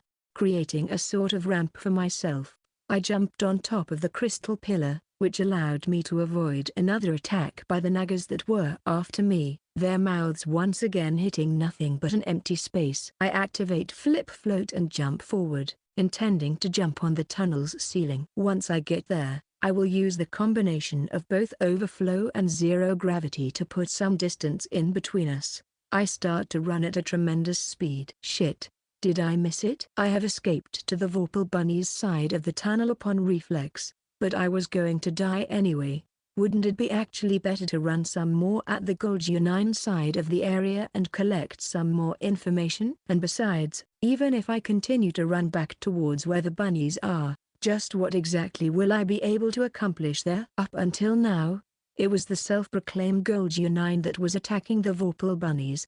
Someone completely different from my current opponent. As long as the real Goldunine chases me, there is no rule that prohibits her from entering the Vorpal Bunny's side, isn't there? But then, why would she leave the invasion to one of her offspring, and not lead the charge herself? Oh yeah, that's right. I completely forgot. There is Wysash on the Vorpal Bunny's side. So it is most probably that Wysash, yet another possible unique monster, serves as a deterrent mechanism for this conflict. Or rather, let's look at the things from a different perspective. The names of the unique monsters and their titles: Gravekeeper Wizardman, Titanid of the Abyss, Inexhaustible Goldunine, Niprololican, Heavenly Sequim, And then there is the immortal one. Does that make Wysash the immortal one of the group? Ah, dangerous, dangerous, way too dangerous. Shit, everything here is exactly as sturdy as it looks. And precise movements here are really hard to pull off. It was a good thing that I managed to avoid those snakes by drifting on the tunnel's ceiling, but it was actually not all that great of a solution in the long run. The tunnels were full of bumps, twists and turns, so there was always a risk of me crashing into a wall as well, especially at the speed at which I was constantly going. Whoa there, whoa, whoa, whoa, whoa. My body loses control for a moment, but if I try to forcibly correct it in any way, I may risk falling onto the ground. Calm down here. Oh, but wait, I know of a good way to stabilize myself. I'm going to borrow your back for a moment, snake guy.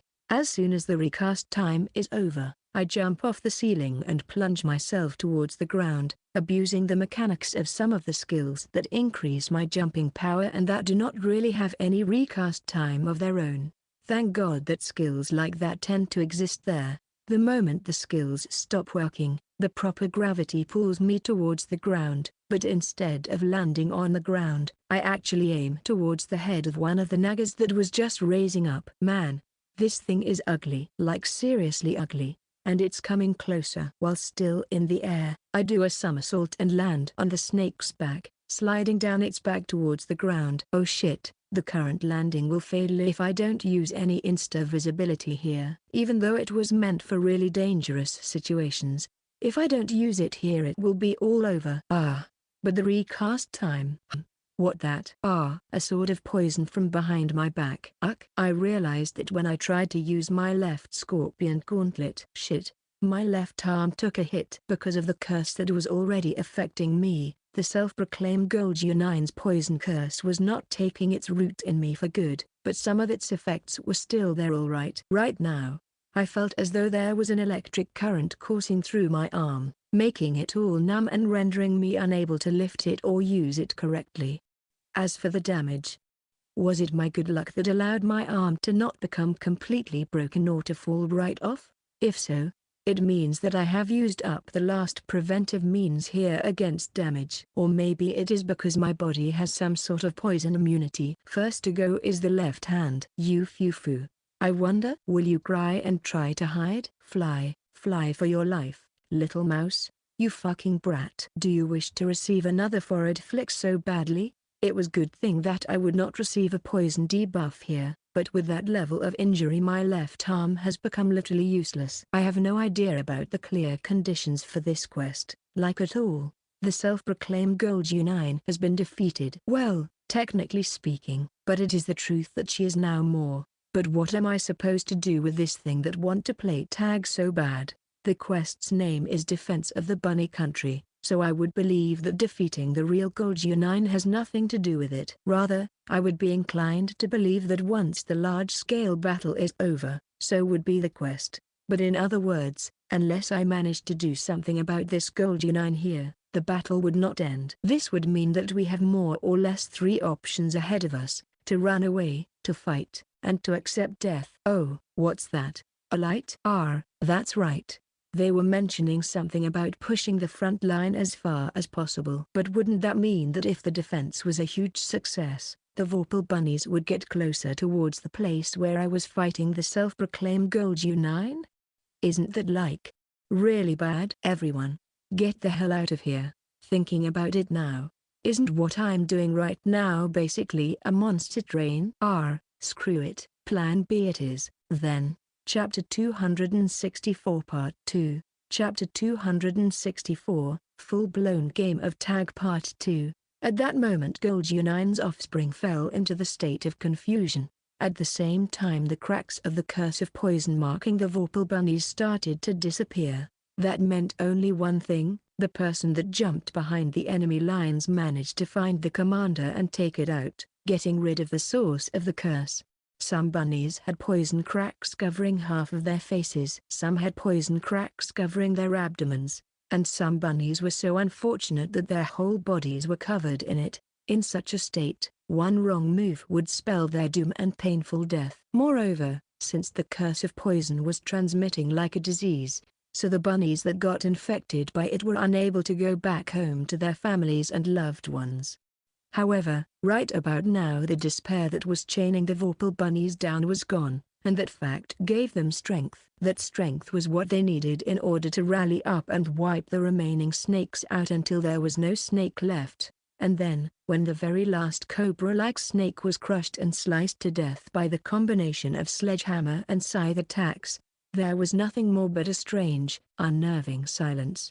The Vorpal bunnies started to gaze at one another in disbelief, but soon enough, they all started to raise their weapons in the air, only to raise a victory shout the very moment the realization started to sink into their heads.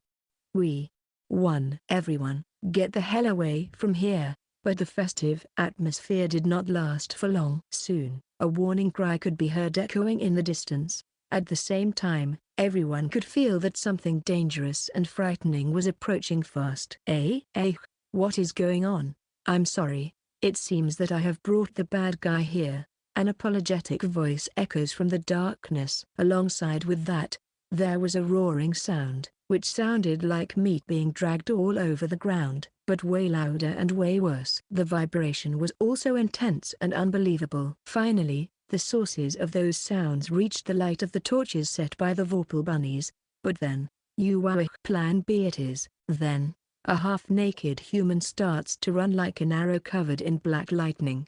Of course, the moment I start to run I can sense that the four nagas start to give chase after my bird head, but even though they were so strong and massive the tunnel stayed pretty much intact. With the corner of my eye I saw it. The four nagas lumped together to form one single lump of flesh. And when that lump started to move towards me, I came to a stop and made a move with my right hand as if I was trying to draw something from the void. In the next moment, I was holding a gauntlet in my arm and a cloak that appeared seemingly out of nowhere. Readying my fists in a battle stance, I started to rush towards the snake lump. Remaining energy charge 75%. Exceed charge. Reject. At my command, a metal hook ejects from the core of the golden gauntlet, catching the side of one of the nagas. After that, there was a brief moment of heavy silence. Then, as a result of the sudden burst of large amounts of energy, the naga was blown back in a spectacular manner, and just like a fallen domino piece, the one naga bumps into the second one, causing it to be blown away as well.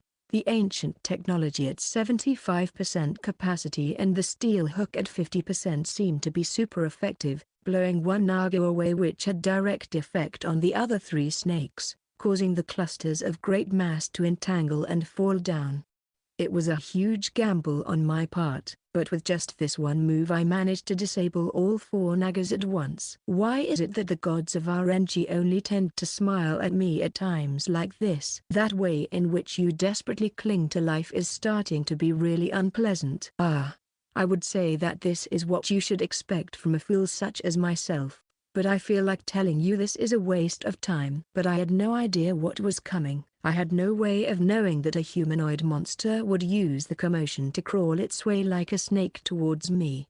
And in the next moment the albino snake girl rose right in front of me, grabbing my head in her hands and lifting me in the air. There was no hesitation or reservations in her movements and in her hateful gaze. Right now she was just like a predator hunting her prey, in the same way as she trampled all over her self-proclaimed self. Now then, shall we let the bloody flowers bloom here? I may not be able to beat you here, but the second or third Sanraku surely will succeed. Swoosh! A damage effect starts to leak from the side of Sanraku's head. Gong! In the next moment, a huge sledgehammer slammed in the side of Goldunine's head, and although her strength must have been extraordinary, but she still had the physique of a little girl, therefore she was blown away slightly, letting go of me with her grip loosening as the after effect of the blow. Is this the enemy? It is the enemy, isn't it? Surely this must be the enemy. Say I mean I have a lot of questions right now, but for the time being,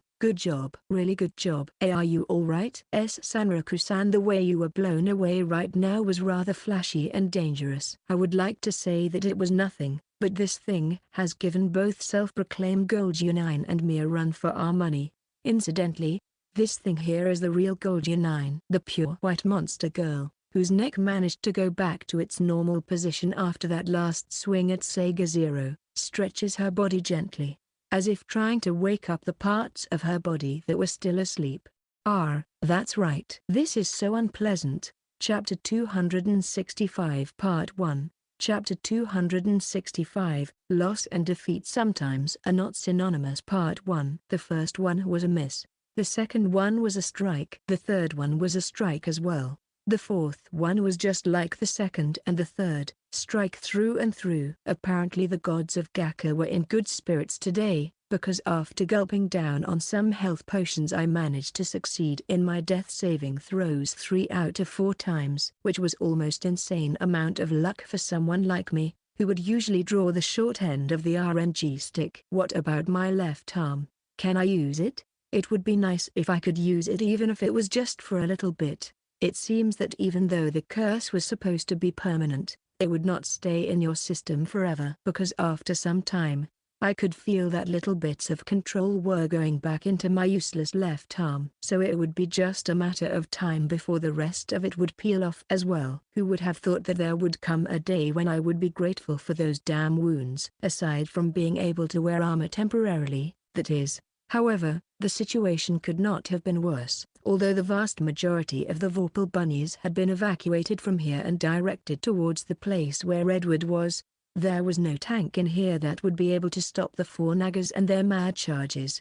Looks like I happened to be dragged into conflict with a bad, truly annoying woman. Or a snaky woman, to be more exact. I get it. That's because she's a snake. Akatsu Akane, please stop doing that. It makes one's gags look pathetic and miserable if people are only able to understand them with so much of a time lag going on. However, we were all fortunate to be able to seal the movements of the piles of naggers, even if it was only a temporary solution. My plan B hoped that even if one of them would become stunned and fell down, it would hinder the movements of the rest of them. But such a thing was apparently too good to be true. I hit it with my hammer pretty normally there, but it's alright, it's alright. If something like that was enough to kill it to death, I would not even be here in the first place. The best way for me to describe the behavior of this monster was a humanoid monster that was acting like a wild beast. It could restore the broken bones and twisted limbs all by itself. And I am sure that even if you were to cut its head off, its body would continue to go on a rampage for a long time. Hey, Edward. I suppose this is a rather tall order for you to do, but I do think you could call you brother. Why Sash over here? That would be a huge help. I have already sent the messenger back to the bunny court, but no matter what, we must stop them here. We cannot allow them to gain back the ground we managed to reclaim. Yeah, it certainly would not have been nice to see so much of the front lines that they managed to get back falling back into the enemy's hands simply because of the mistake that I have made.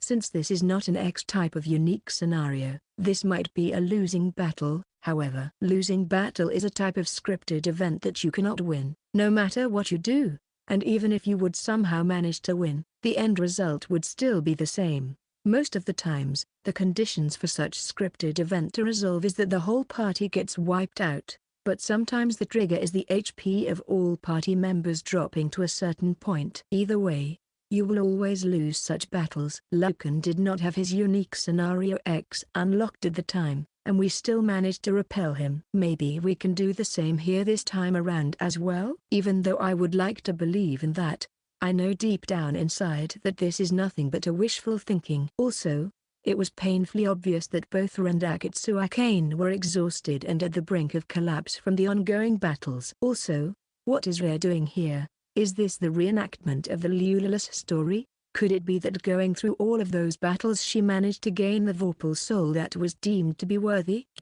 I should have expected something like that from Sagre, a girl that keeps on surprising me time after time without much effort. Somehow, it feels to me as though Akatsu Akane might have leaked some information. Although I can't see any reason why the strongest person in Shanfro would like to come here and do quests like that. I mean, sure, this place offers some good weapons, accessories and skills, but it should not be something that the strongest people would need to concern themselves with. Or maybe it is completely the opposite and my reasoning here is wrong to begin with. Yufufu. A dragon, a bird, and a wolf, what an utterly unpleasant sight this is. Yufufufufufufu.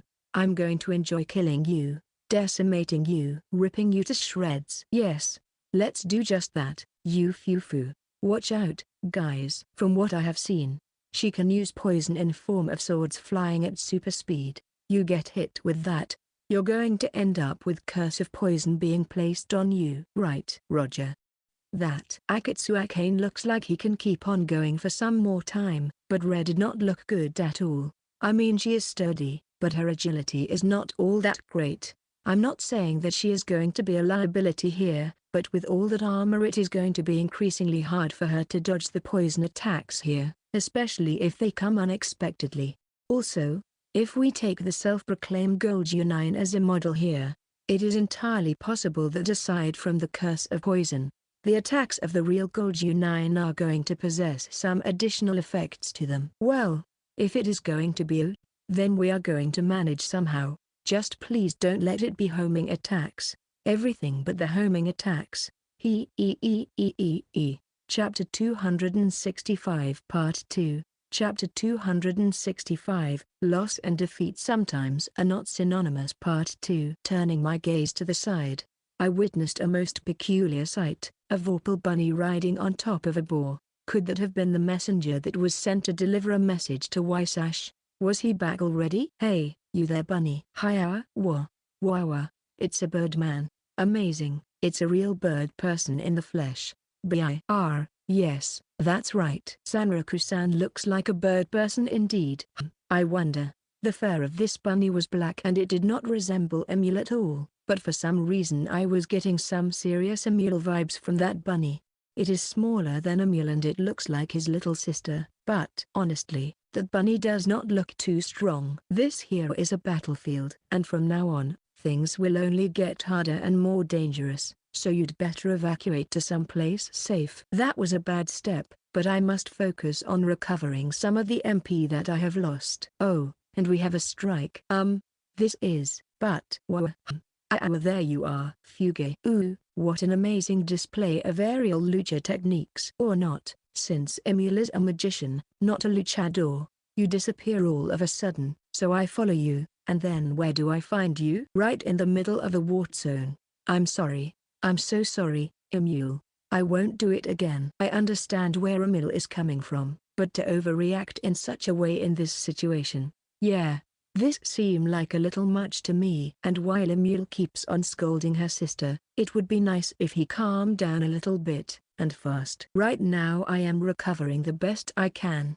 But the rest of the gang is still there, fighting against the Goldunine. So the best Emile could do here is to consider both time and place. Alright, Emile, calm down and listen to me. You hear me? I need you to focus here. I have a special mission for you. Why yes. What is it? I need you to get out of here and bring Waisash with you. Like, as fast as possible. Right about now, there is a serious possibility that our entire party is going to get wiped out. And while for us players it is no big deal since we are going to get revived either way, I don't want to imagine the chaos and the future that awaits rabbits should Edward fall in here as well.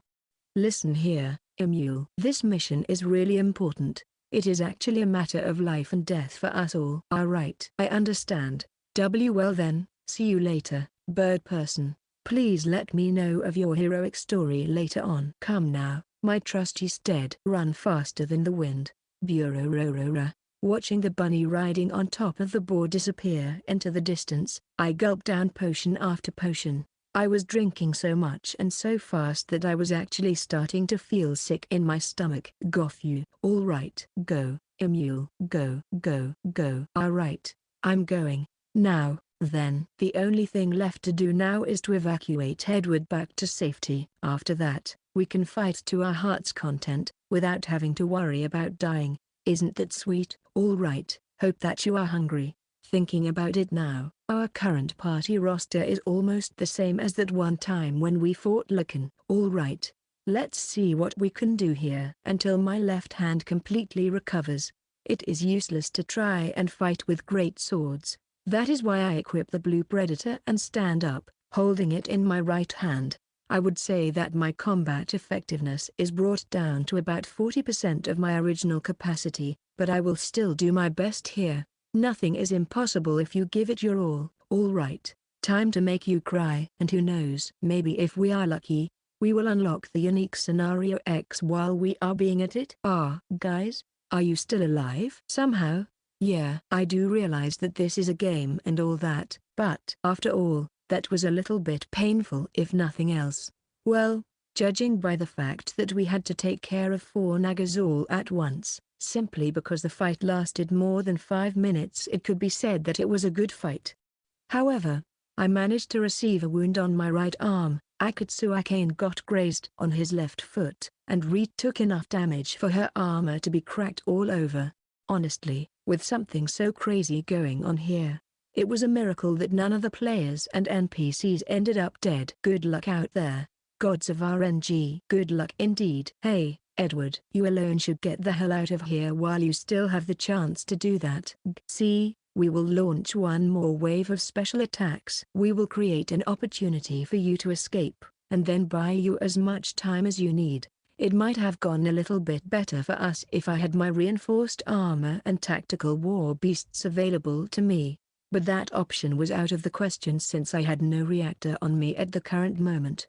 Despairing over something that was unavailable to me is pointless right now. I must think of a way to focus her attention onto me. So does that mean the only option available to me is provoking her to attack? No, but if I do that, I risk getting myself attacked around my waist or face. Being half naked all the time sure is tough, both performance-wise and convenience-wise. All right, you fucking snake. Come here so that I can flick you on the forehead one more time. And then I'll do it again, just because I can. As long as I do not die and will be able to move, I will continue to fight. Even if my body is going to be left in shambles. Super moving. In fact, if I get serious, I can continue to fight even if I face an opponent that can seal away all of my 5 senses. Come on now, my left hand. It is time to unleash the secret technique sealed within you. Forward Flexor Blizzard. I just came up with that name. Those are some bold words. Sanraku boy, you guys are, yes. Right now, the situation may not be so bright, but it won't stay that way forever. NHMM? What was that weird voice just now? No, never mind that. More importantly, it's the big bro Wysash to the rescue. Chapter 266 Part 1, Chapter 266, Some facts may seem important, but are not all that important really. Part 1, here's the question, which one of the two is stronger, the big guy or maybe the small guy? Truth to be told, this debate has been going on ever since the dawn of the first RPG game, and is yet to be definitely concluded. However, for it was this exact moment that made me find the answer to that age-old question. Although they were way bigger than the size of a human, the very sight of a small bunny was more than enough to cause the nagas to take a step back in fear. That's how intimidating that small bunny was. Oh, and what's this? Edward, my boy, you are covered in cuts and bruises all over. Again. Peep pops. Oh, I guess this calls for some righteous punishment for those guys over there. Edward tries to stand up, but was so weak that he was unable to do that, the sword he was using up until now laying by his side. Wysash picks it up and pulls it out from its scabbard. Then he rests the blade atop his shoulder and looks towards Goldunine. I am honestly surprised to see you here, out on a stroll, perhaps, but since you are already here, then you get it, don't you? Yes, that's right. Why would even want to protect those maggots? Why are you so obsessed with them? This is only my personal opinion, but don't you think it is extremely rude to step all over the promising buds, without giving them a chance to bloom and realize their true potential? Promising buds? What is so promising about them? I see no such potential in them at all. Even now, and from now on, as long as I remain myself, I am the only one who will ever matter. The two unique monsters carry on with their conversation. Even though they were using the language we could all understand, there was no way for us to actually understand what they were talking about. It was perhaps something that only unique monsters were able to understand.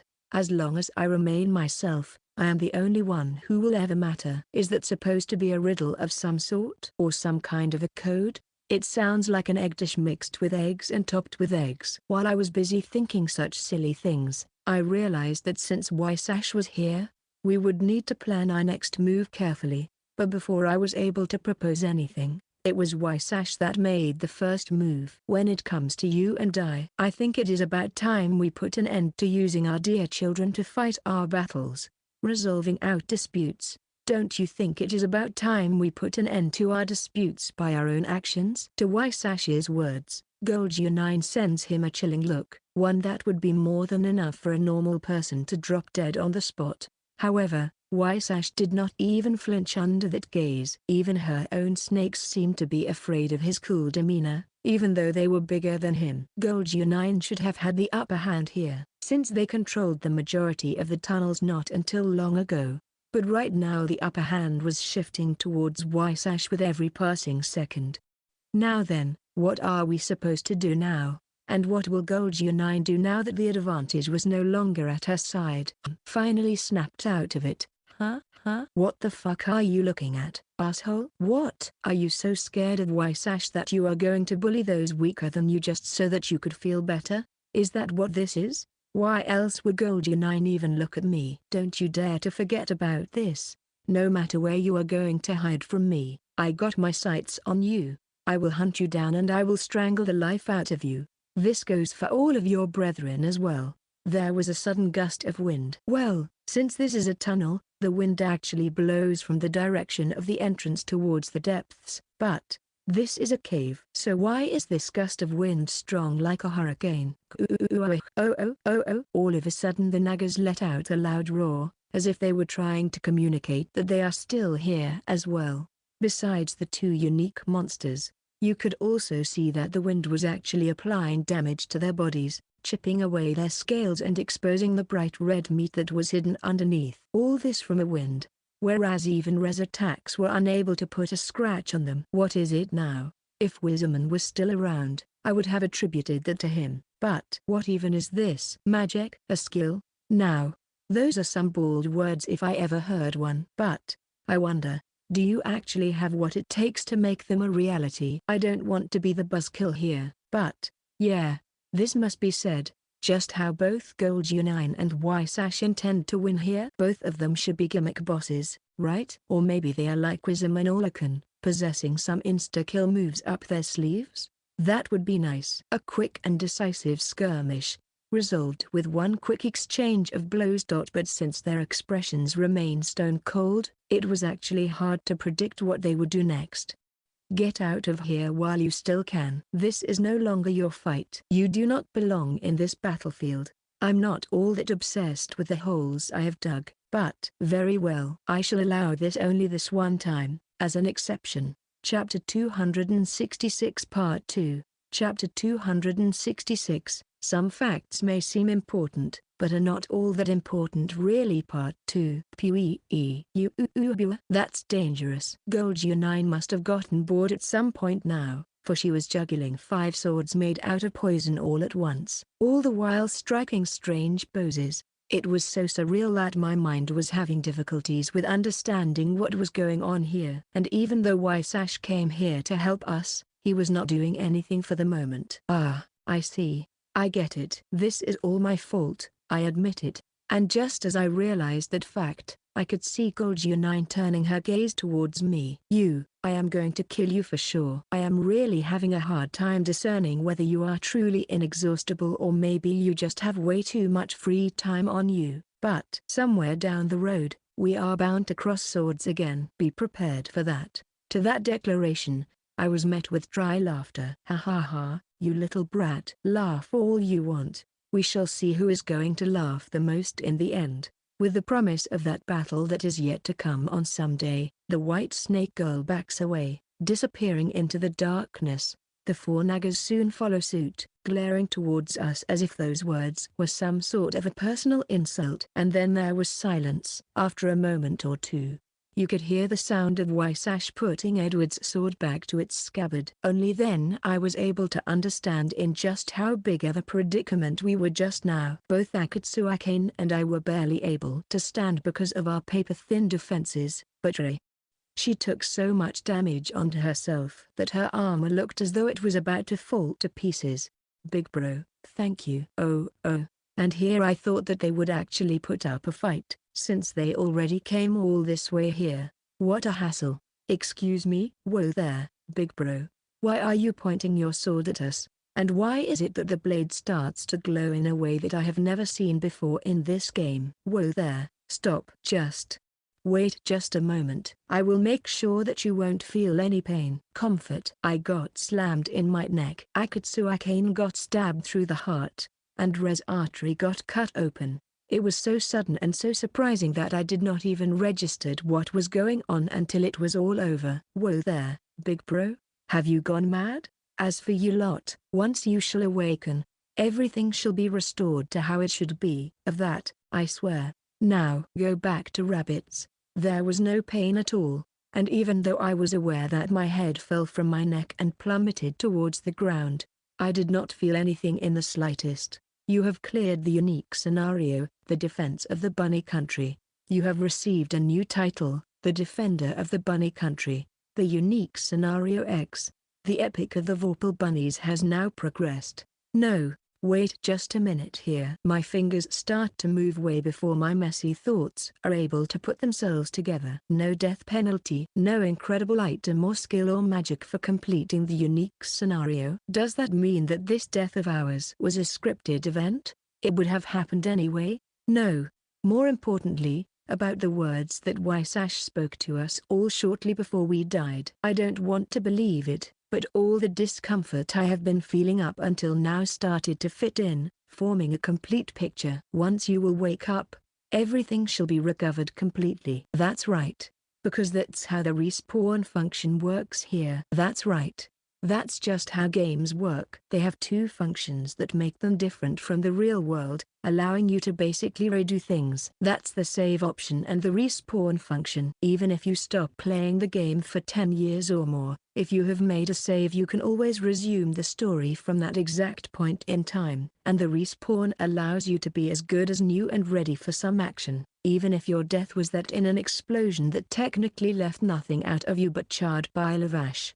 But that was part of the game's plot. The fourth phase? No, the nuances here are different.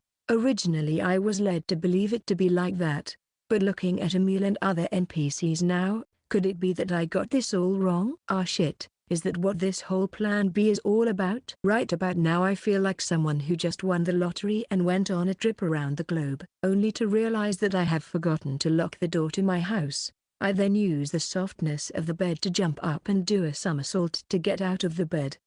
Geez. For now, I'll just hit the base of the library and get everything out of my system. This isn't something that one can hold on to all on their own, but at the same time, I cannot reveal too much details. I want to share it with someone. But I know that doing that is not a good thing to do. I do repeated somersaults in place, thinking it will help me to calm myself down. Even if we are being administered by the same system, both the players and NPCs are fundamentally different beings. But in this game, no, in this world, that difference becomes even more fundamental. In other words, Pioneer players and the ordinary NPCs are completely different being in the first place. Apparently Emil must have entered the room just as I was saying those words, and upon witnessing the truth of this world, he let out that weak squeal. I know that the fact in itself can be rather astonishing, but not so much to react in such a way. That being said, something more would be nice here, like what did you just say? Or something like that. What's with that face? But Sanraku-san, since you pioneers have been blessed by the gods, isn't that only natural that after you die you return to the last place you have slept in? Huh? Wait a second. Does that mean you knew about this from the very beginning? Sanraku-san, isn't that like a common sense? Grasp, fire, stretch, stretch, stretch, stretch, fuah. That kind of thing is something you should have mentioned to me right when the event started, you asshole. Isn't that more of a common sense? I bark those words at a mule while furiously pinching his cheeks at high speed. Things like that are not rocket science. If you can explain it to someone in simple words, then just do so. Chapter 267 Part 1. Chapter 267.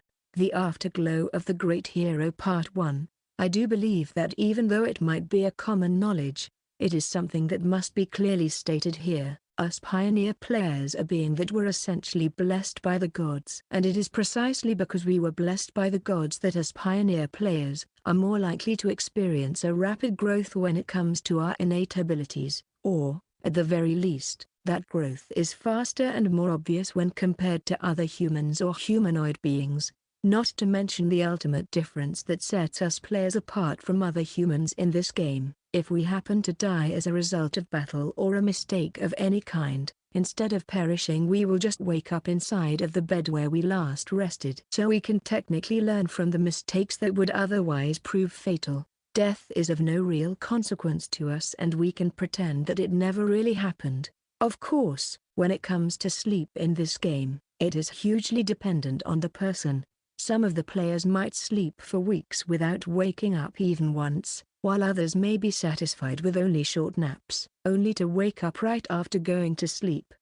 And even though the pioneer players cannot really die in this game while asleep, from the perspective of the NPCs it just sometimes happens that after a long period of sleep without waking up, some of the players just disappear without a trace, never to be seen again. It is only natural that things like that do happen, and there are at least a couple more advantages that we pioneer players have in this game that I can think of from the top of my head: level up system, respawn system, login/logout system, and permanent retirement from the game.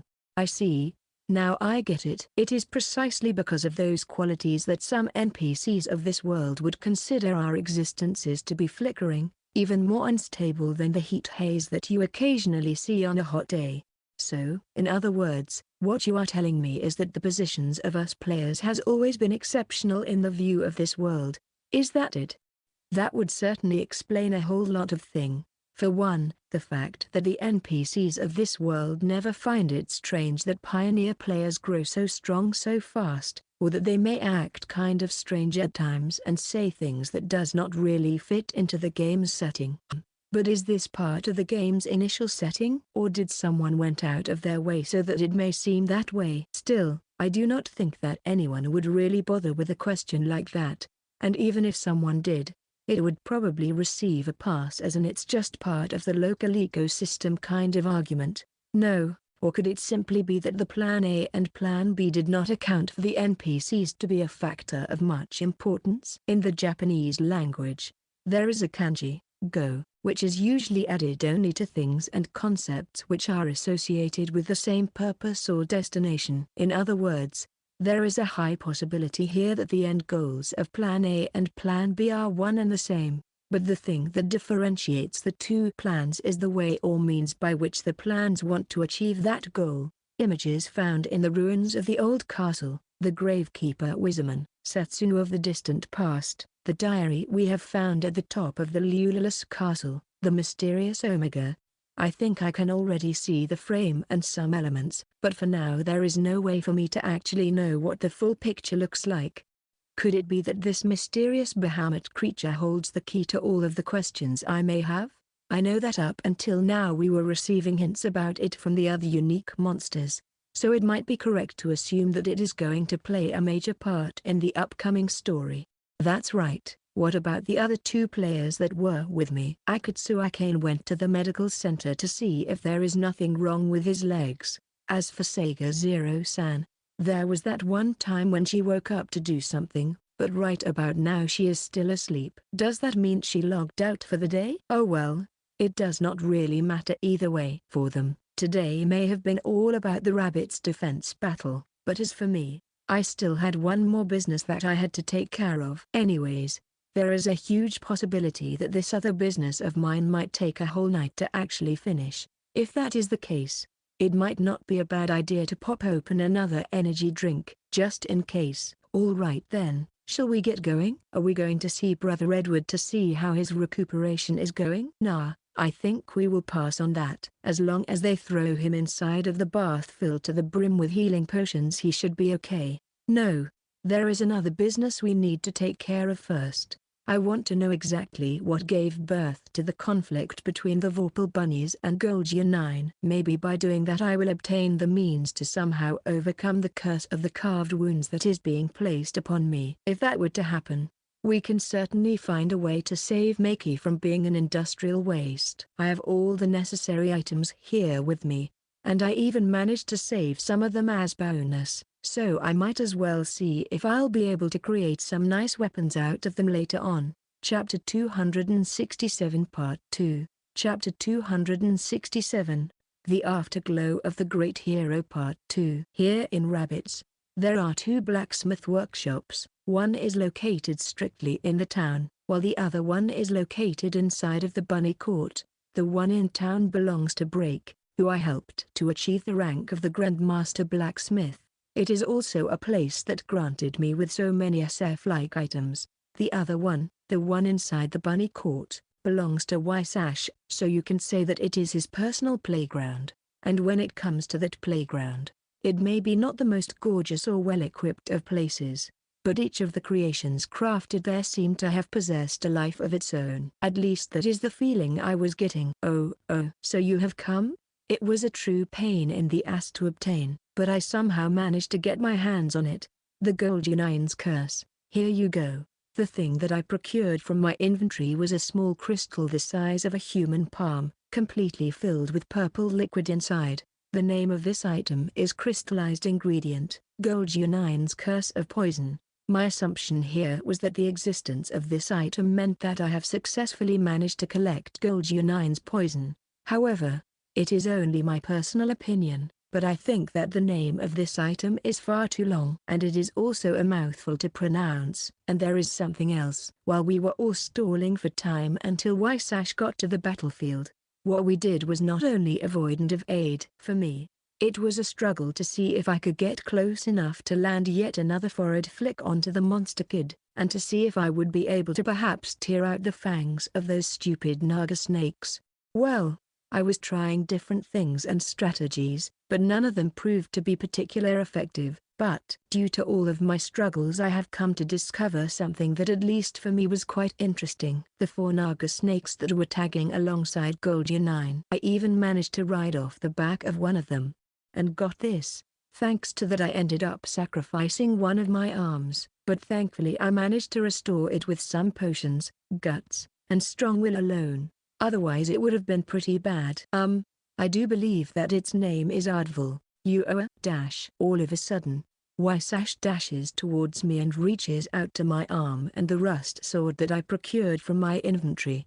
He did that so fast that I hardly managed to notice any movement at all. Was that teleportation? Or maybe flash step? Oh, so this is where you have been all this time, Daradana. Wysash was looking at the rusty blade with a strange kind of relaxed and melancholic expression, as if he was just reunited with an old friend who he did not see for years.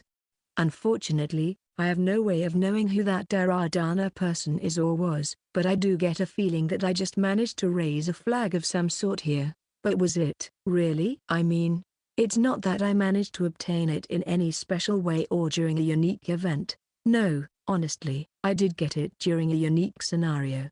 But the way I got it was just so random and obscure that it could hardly ever be called a special item. You see, while I was riding down the Naga's back towards the ground, I happened to notice something sticking out of the Naga's back and I decided to grab onto it completely on a whim. And that is the maneuver that cost me my arm, since I got stuck and the other snake managed to hit me. And when I looked up to see what cost me my arm, can you imagine my surprise? It was a rusty piece of useless metal, completely useless against Goldunine. What an interesting story. Ha ha ha, what a score. You could have given me a legendary weapon or something like that, since it was stuck in the body of a powerful monster like that. But no, it had to be a rusty piece of useless garbage. Ardvul-san, thank you so much. You were so worth busting my arm. Ah, Could it be that this item holds some special meaning to you, big bro? Not really. Right now it is nothing more but a rusted slab of metal.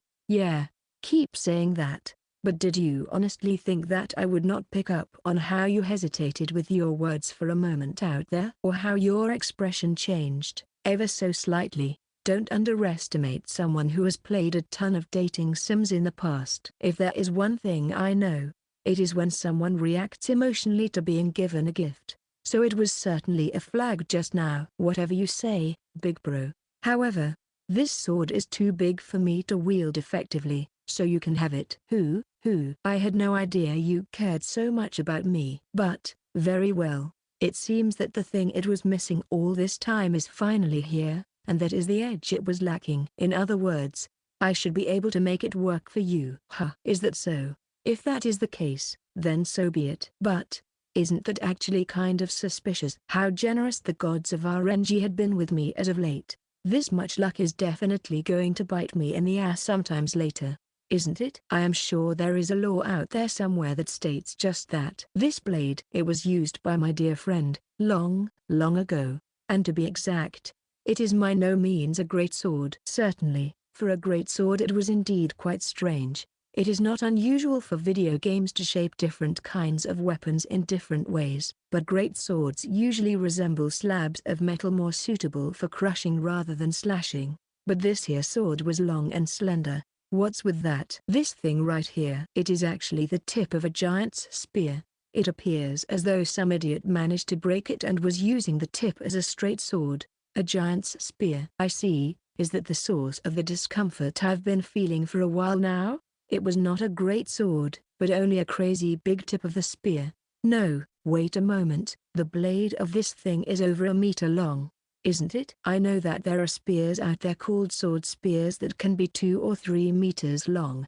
But looking at this thing, how long was the genuine article? 5 meters long? Maybe even more? It is not a product of the era of the gods, and it is not something that was created alongside the world itself.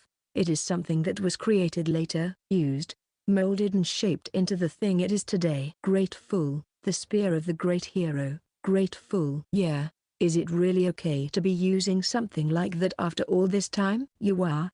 There's a dead fish if I ever seen one. Shut up. Nobody asked you for opinion. For someone telling other people to shut up.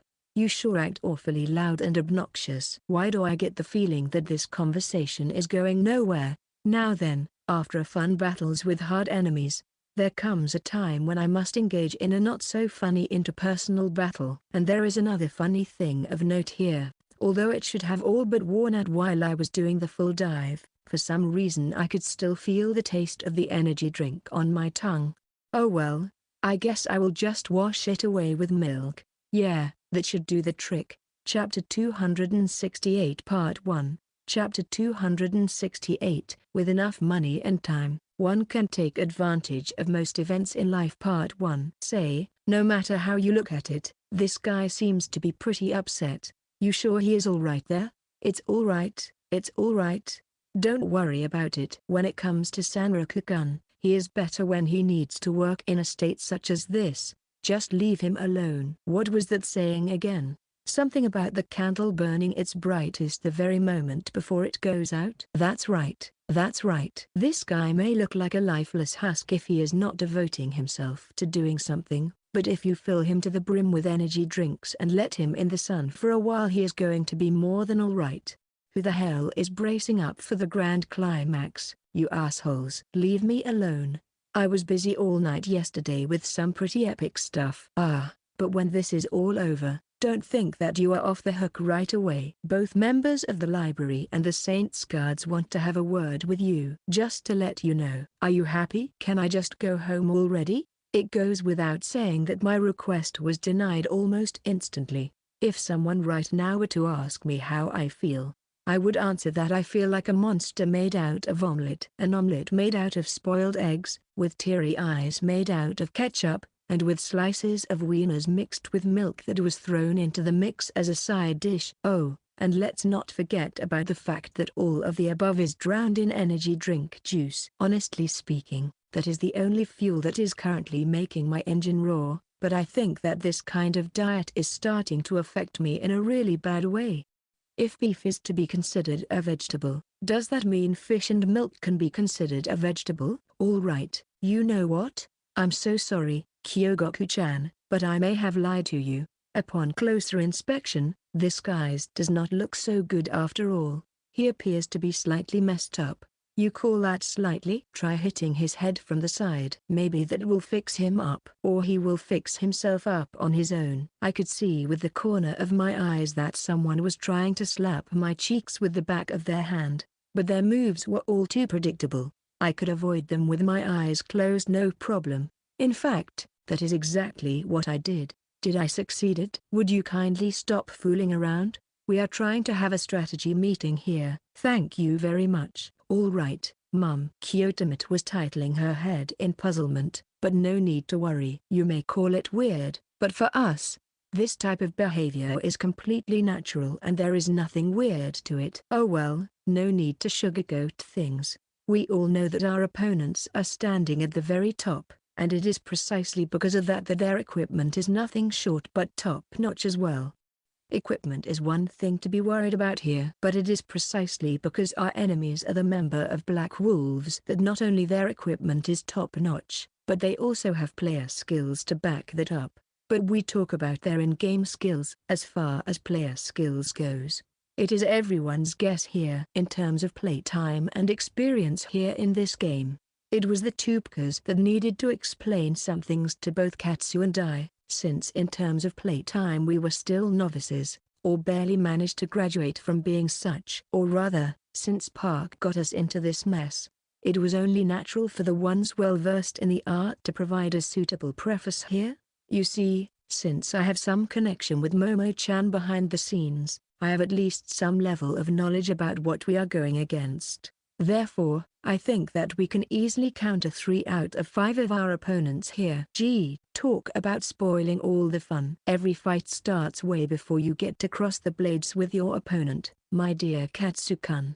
That being said, the true problem here is going to be the Sega sisters, without doubt. The absolute pinnacle of the Black Wolves Guild, Sega Zero and her older sister, Sega 100. No matter how you look at it, their avatars are walking battle trams, possessing both destructive attack power and impeccable defenses. Even if you know that something is going to be coming straight at you, it is still hard to avoid it and move out of the way, especially if it is something that you know you cannot deal in advance. Personally, I'm more than happy with that turn of events, but weren't we supposed to do a match fixing beforehand? Even so, defeat is something that the leader of the Black Wolves absolutely cannot allow to happen to herself, and even if she is going to lose, she won't go down without a fight. I take this moment to cast a quick glance at the members of the Black Wolves at the other side of the arena that was designated as the venue for today's duel.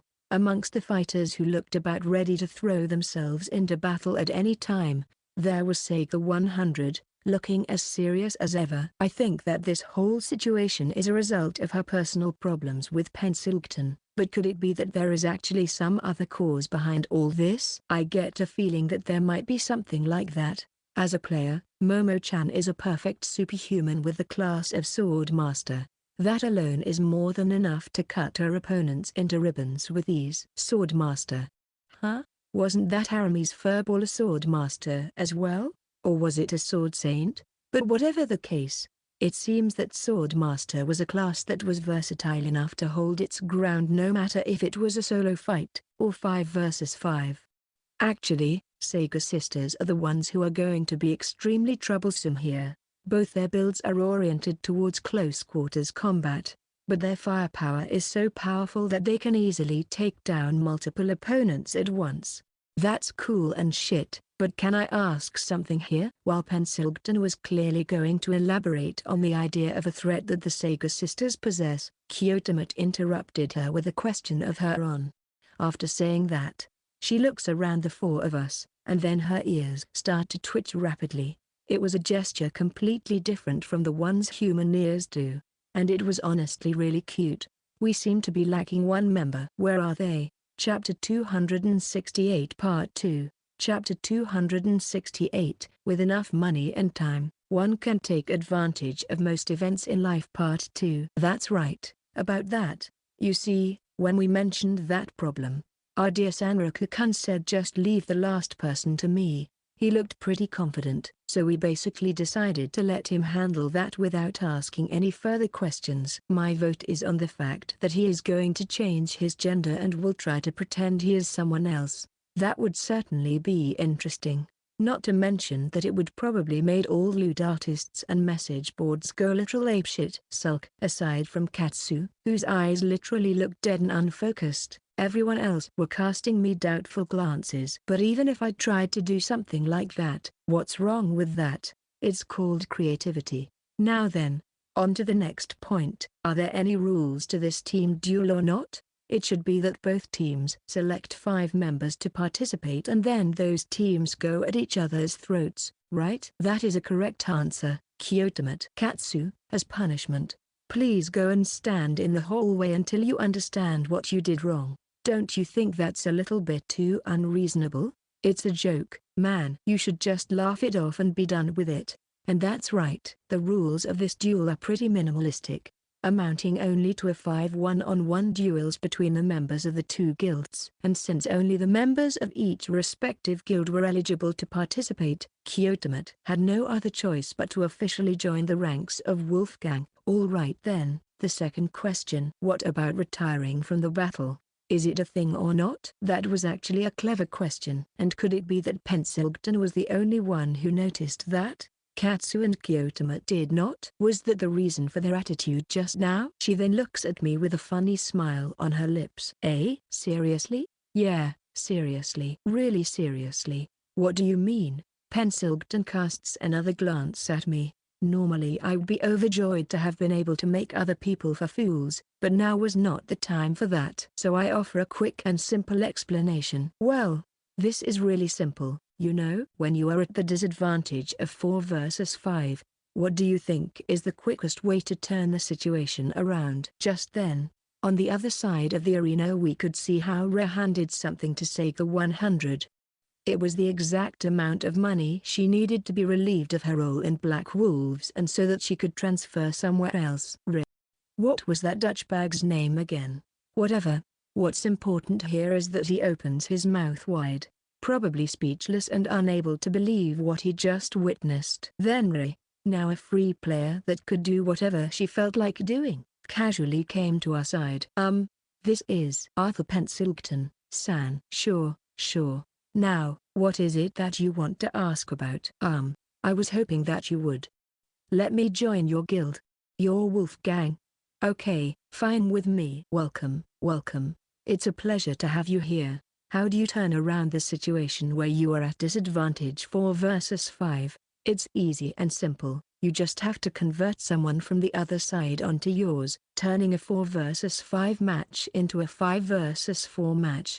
Please try to remember, Black Wolves, as soon as Sega Zero manages to pay off the amount of money that was spent on raising her to the level she is today, plus the amount of money for the expendable magic scrolls she had consumed, she is going to be relegated from the guild Black Wolves. Your precious leader said that herself. With the amount of money that Re had to pay off, it would not be possible to earn tens of millions, or even hundreds of millions of money in such short amount of time. At least, not through normal means, anyway. However, there are groups and individuals who are holding a large amounts of money in this game, some of them even exceeding the amount that Re had to pay off. People or groups officially recognized by the game's system. So I propose to Re that we draw a certain contract. This way, through official means Re was able to shift all of her debt over to the Wolfgang Guild.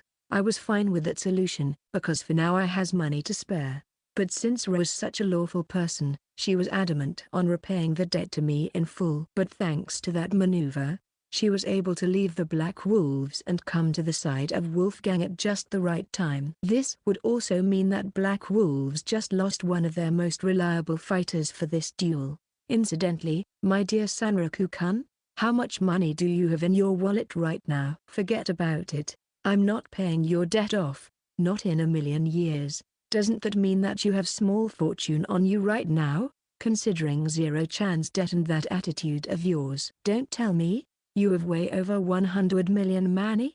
Getting a rough estimate on someone's bank account just from a few information is really scary, you know? Please stop doing that. Pensilgton still has a lots of debts to pay off as a result of her criminal past, but from what I heard, she is managing to pay it off just fine through some grinding and shady business transactions. Looking at her made me feel thankful that I am not irresponsible with my own money, because of which this whole situation right now was possible in the first place. Come on now, don't you feel like lending your dependable older sister a hand from time to time? Katsu, if you were a billionaire, would you be willing to pay off Pensilgton's debt? Just for the reference's sake. Not a chance. You were the one who drove yourself into debt. Then you will be one to make your way out. Even if you need to starve. Hot damn. Won't you look at that? Took the words right out of my mouth. Can't really argue with something like that, right? We were riding on the same wavelength here. So it was actually pretty amusing to see our dear Pensilgton agonizing over how cold and uncaring towards her both of us were. I think that if this is what friendship amounts to these days, then humanity should be bleached clean right this instant. Cough, cough. Oh well, it's not like I need to ask anyone for help. My money laundering and negotiations have me covered. By the way, good job on getting Zero-chan on our side, Sanraku-kun. Sure thing. Sorry to say this, but I don't feel like doing 5 versus 4 right about now. How about we force them into 4 versus 4 instead? Technically, if we were to go 5 versus 4 right about now, the other side would not take kindly to it and might try to act unreasonable. But do we honestly should care about that at this point? She must be plotting something. I am sure she is. Oh well, I am going to leave that alone for now. Now then, it seems we have no other choice but to get rid of this one for good. As such, I shall now proceed to explain our strategy. At that moment Pensilgton smiled in a way that would surely put her fellow models to shame, and said to Katsu in a cheerful voice, "Katsu-kun, why don't you show them the reason why you don't want to fuck with the tactical war beasts?" All right. This meant more or less that black wolves were sentenced to death. Chapter 269 Part 1. Chapter 269, Blowing a Machine Punch into Ruleless Black Wolf Part 1. There is an old saying that goes more or less like this: giving an iron rod to the demon. It means more or less making something that already possessed high DPS, attack buffs and tank capabilities even more brokenly strong and unstoppable. Let me say this here, in the light of that saying, tactical war beast White Tiger and Katsu are like a match made in heaven. Whenever combinations and equipment are implemented in games, there are those pieces that do go well with one another and there are those that do not. They can be called synergies or combos as well, but the concept behind them is more or less the same. For some gamers, the ultimate thrill of playing games come from seeking the best combinations possible. Sometimes in their search they play along exactly as the development team anticipated, and sometimes they manage to discover something that even the developers did not anticipate. So, how come we have decided that pairing Katsu with the tactical war beast White Tiger would be the best course of action here? Just one look here is more than enough to understand that. Let's see. How are you supposed to read this? Takeshi Scrotum? Highly doubt that. It's /shadow, brave shadow sword and all that. Ring any bells? Mentioning that name sends me off into a short trip down the memory lane. A few years back there was such a title when it comes to anime industry. It was short-lived, but during its time it was crazy popular. And who knows, maybe there are still people who remember it to this day? Ah, I remember now. Certainly. The main character of the show possessed some truly explosive-sounding name, but what was it? Again, it is really common phenomenon for gamers to adapt different personalities inside of the game, as opposed to their real-life ones. It is also not uncommon to base your in-game personality on some character from the world of fiction that you happen to admire. However, even if the name of the ability or skill is the same as some fictional character, there is no guarantee that they will work in the same way.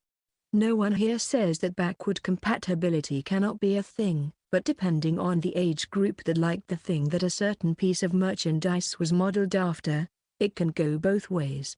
People may either like it, or hate it. And sometimes the risks may be far too great than potential gains. So, what kind of character is the shadow? What's his name? Well, since you don't know the guys in the first place, there is little reason to try to explain it. But, alright, listen up. Shadow is a vigilante who wields two swords, runs through the night and cuts down evildoers. Ah, I see, I get it. So, he is the reason why you use two swords as well? Or is there something wrong with that assumption? Oh shit, looks like my memories affected me too much, and I got a little bit too passionate about that certain phase from my past. However, it seems that Katsu was polite enough not to pursue the matter further, as he turned towards his opponent and focused entirely at them. Thinking about it now, it must have been nothing more but a normal person fighting with two swords. However, I remember that there was this commercial where he was incorporating shadows into his attacks. So does that make him a magic swordsman? When it comes to this game, magic swordsmen can use their physical attacks and magic attacks separately. But there is also an automated playstyle that allows them to chain both physical attacks and magic together to create some really powerful combination attacks. It may look and sound stupid, but if it works, then it is not stupid at all. Yeah. Even though Katsu's expression did not change, I could see it all too clearly when he cast a quick glance at me. He was more than convinced that I have a screw or two loose in my head, for sure. A screw or two loose.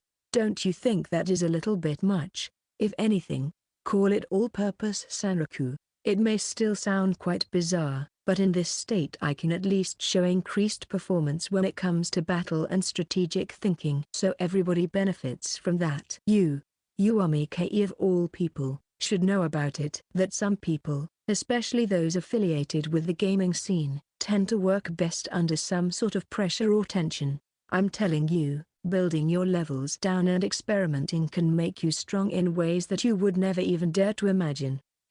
What's up with that? Leveling down involves training your gamer skills by equipping weapons and armor of lower levels, and taking less powerful skills into battle. By intentionally making yourself weaker, you must make for the numerical differences with raw skill if you want to emerge victorious. And for some players, the exact amount of level downs and level down builds they manage to make work is like a personal badge of honor. And sometimes, even though it might not sound like something you would want to brag about to others, you cannot help yourself but to do just that. Well, not that I really care all that much to begin with. I can tell that for a professional gamer like Katsu, this whole MMO setting is far from being preferable or compatible. But I get it. Everything in here relies on your level and items and skills you have, so the interpersonal battle may have very little to do with actual player skill and be far from fair. That is why Katsu is going to pursue adjustments of his own equipment and focusing on perfecting his own movements rather than analyzing the equipment and movements of the other party. After all, when you can move your body exactly as you want it to move, you have nothing to worry about. Even the enemy's movements are nothing to concern yourself with. Even a truck with legs is no match for me. Now then, Mr. Pro Georgia Eckham, show those chumps the might of Wolfgang, White Tiger. There was no complaints about sharing separate tactical war beasts between ourselves. However, it should come as no surprise that Katsu would get to use it first over anyone else, since he was the one who originally got his hands on the reactor. Yes, it was obvious that Katsu should serve as the opener here. Before this here battle, both Suzaku, the Vermilion Bird and Soru, the Azure Dragon were already deployed to battle. But Katsu was pretty adamant when it comes to the machine he wanted to use. It must have been Byakko, the White Tiger. Why this particular machine? If I could play Galaxia Heroes Chaos with this thing, I would demolish Sylvia Goldberg in a matter of minutes. Chapter 269 Part 2. Chapter 269, Blowing a Machine Punch into Ruleless Black Wolf Part 2. Our robot. It looks so cool. So this must be the reward for defeating the Gravekeeper Wizardman? We perform a quick item sharing between guild members and in a short while the non-standard ether reactor comes back from Sanraku's hands into Katsu's, coming back where it originally belonged. Then, once Katsu receives the item, He loads it into the white tiger, although the prior test run somewhat decreased the effective time of its operation. The energy accumulated inside of it during the remaining stay in the underwater city was more than enough to power the machine up and bring it to life. I'm sorry about this, but I don't have the time to fool around here. I'm going to get serious right from the get-go. Better brace yourself. The torso of the machine was slim and slender, and its limbs looked as though they were ready to crush anyone who dared to oppose them on the spot. Of course, the helmet was modeled after the image of the tiger's head. Seeing someone wearing a mechanical suit of armor like that in a fantasy game was almost unreal, as if it was taken straight out of a different game and pasted here purely by accident.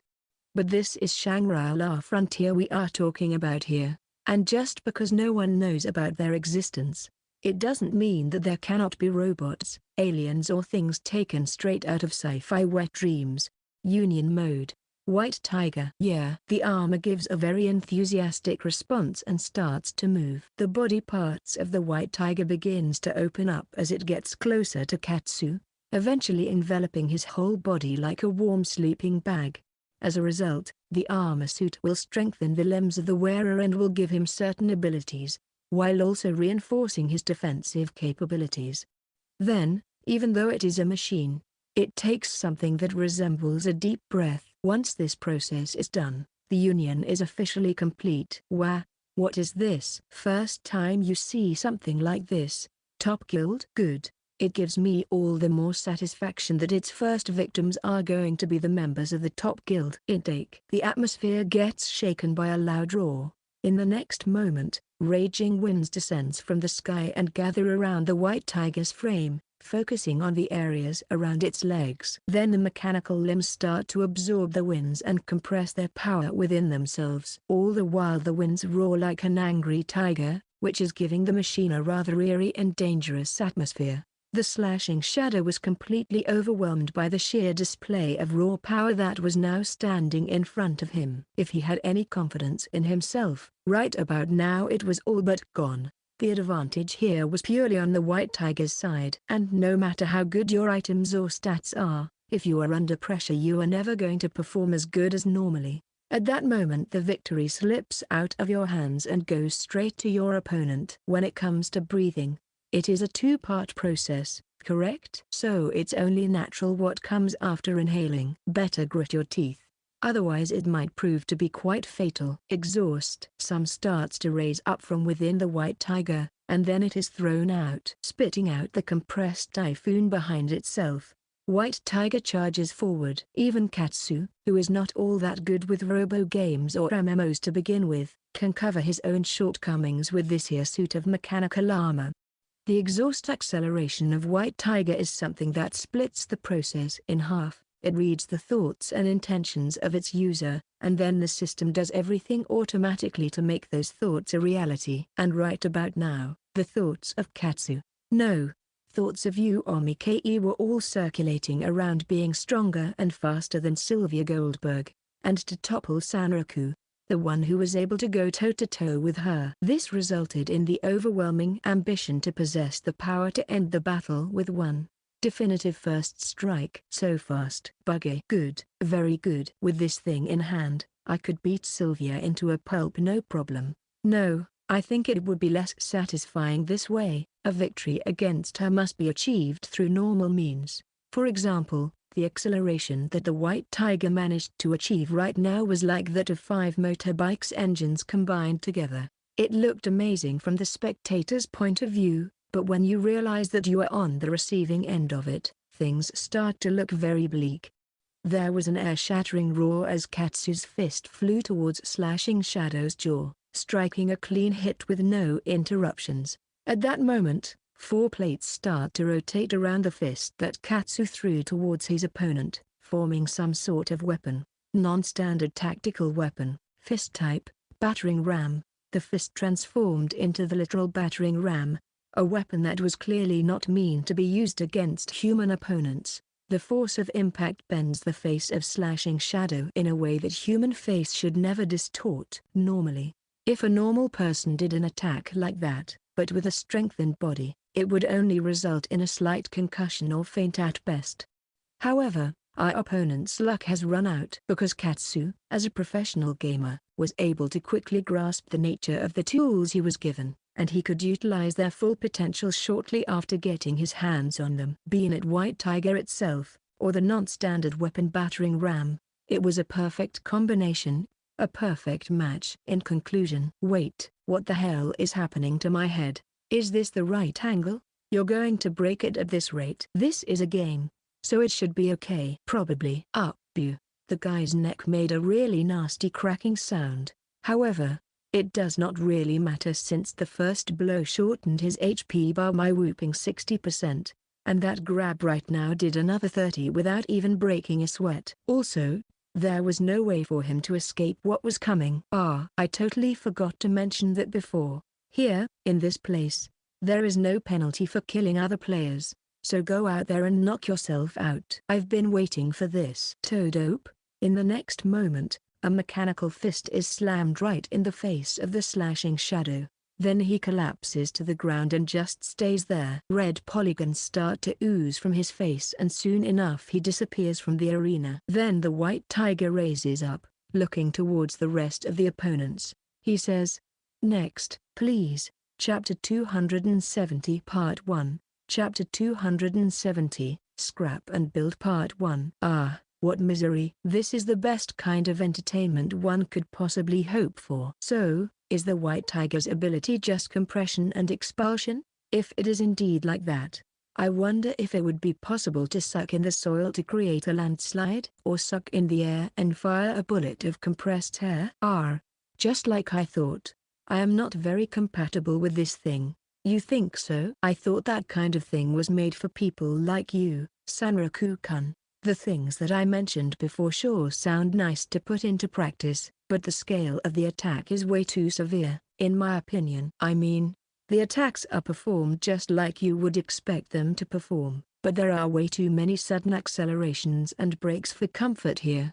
Basically, I am the type that likes to move non-stop from the starting point all the way towards the goal that I have in mind. However, this machine moves in such a way that it dashes around in short bursts many times, instead of allowing for one swift movement. It's like trying to perform repetitive side jumps. It's not that you cannot do movements that involve accelerating and coming to a stop in quick succession, because you certainly can perform such complex behavior, but it's the idea that human body is not all that compatible with such movements. It's like trying to draw a circle, but only with using a straight line. The only way for you to even hope of drawing something that resembles a sphere is to shift the angles all the time, correcting the lines you have already drawn.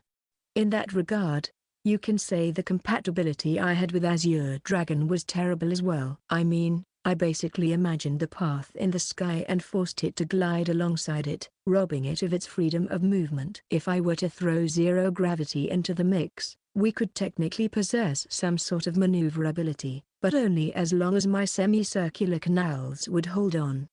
And what is that? Thinking about it now, we never told you, right? Kyogoku-chan? So you don't know about it? This thing here is one of the non-standard tactical war beasts. White Tiger and its control terminal bamboo. This is one of the prizes you get upon defeating the unique monster Gravekeeper Wizardman. Of course. Besides this one, there are 3 more tactical war beasts. No, actually that was a point of concern for me as well, but, isn't that thing, like, crazy strong or what? Maybe even too strong?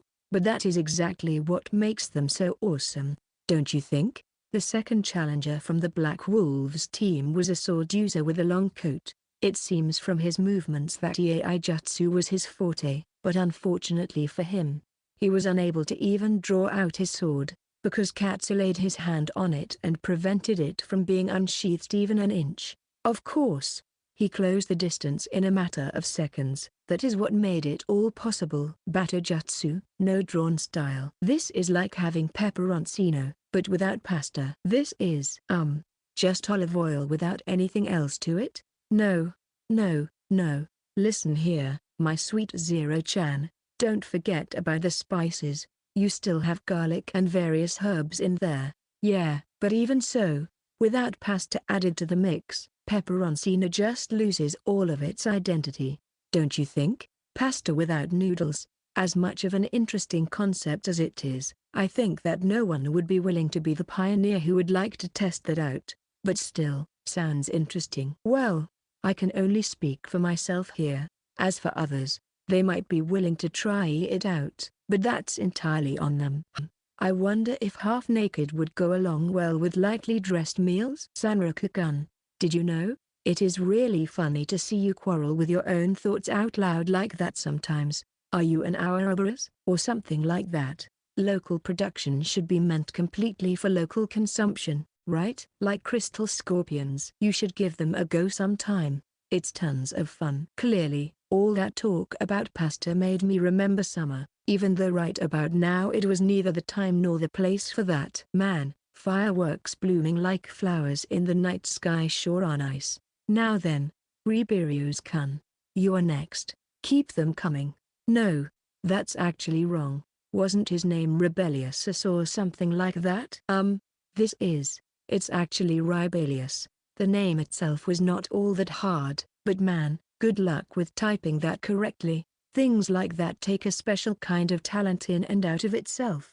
That being said, the rest of the Black Wolves might consider themselves to be lucky. While it is true that tactical war beasts are a huge boost in power and are a remarkable force that one need to reckon with, they also come with one fatal flaw, one huge disadvantage: their time limit. The amount of energy stored within the reactor. Especially when the user combines himself with the machine, the energy consumption goes so high that it is just fucking stupid. That is why you need to wrap your battles up quickly, because otherwise you might find yourself in a truly tight spot. That being said, even though they are so powerful and mighty, they were still struggling quite a lot against that damned octopus. By the way, how are things on Katsu's end? Surely, right about now he should be arriving at his limit. Nah, somehow, I don't think that this is the case here right now. I think he can still go a little bit higher before hitting the ceiling. Chapter 270 Part 2. Chapter 270, Scrap and Build Part 2. The energy situation is starting to look bad here. Well, small wonder, since you were blowing it all on big moves like that. While Katsu was in the middle of fighting against the third opponent, Riberius, was it? Whatever his name was, I could clearly see that White Tiger's movements were starting to slow down. It must have been running low on energy at this point. This unique device certainly is annoying. But, like every unique and powerful thing, it surely must have some limits or time limitation, right? But of course it has time limitations. If there was no limitations to it, could you imagine just how broken it would be? Katsu's current level was sitting at 86, a level that was not low, but it was not hitting the ceiling quite yet. Right about now, he was certainly the kind of opponent that someone like Riberio's could easily crush, especially if he has done some level down builds from time to time. However, just because Katsu's level was not maxed out, it does not mean that he was to be underestimated. During his career as a pro gamer he has met many strong opponents and managed to emerge victorious from lots of unfavorable situations. Because of that he had experience when it comes to being at a disadvantage and overcoming such adversity.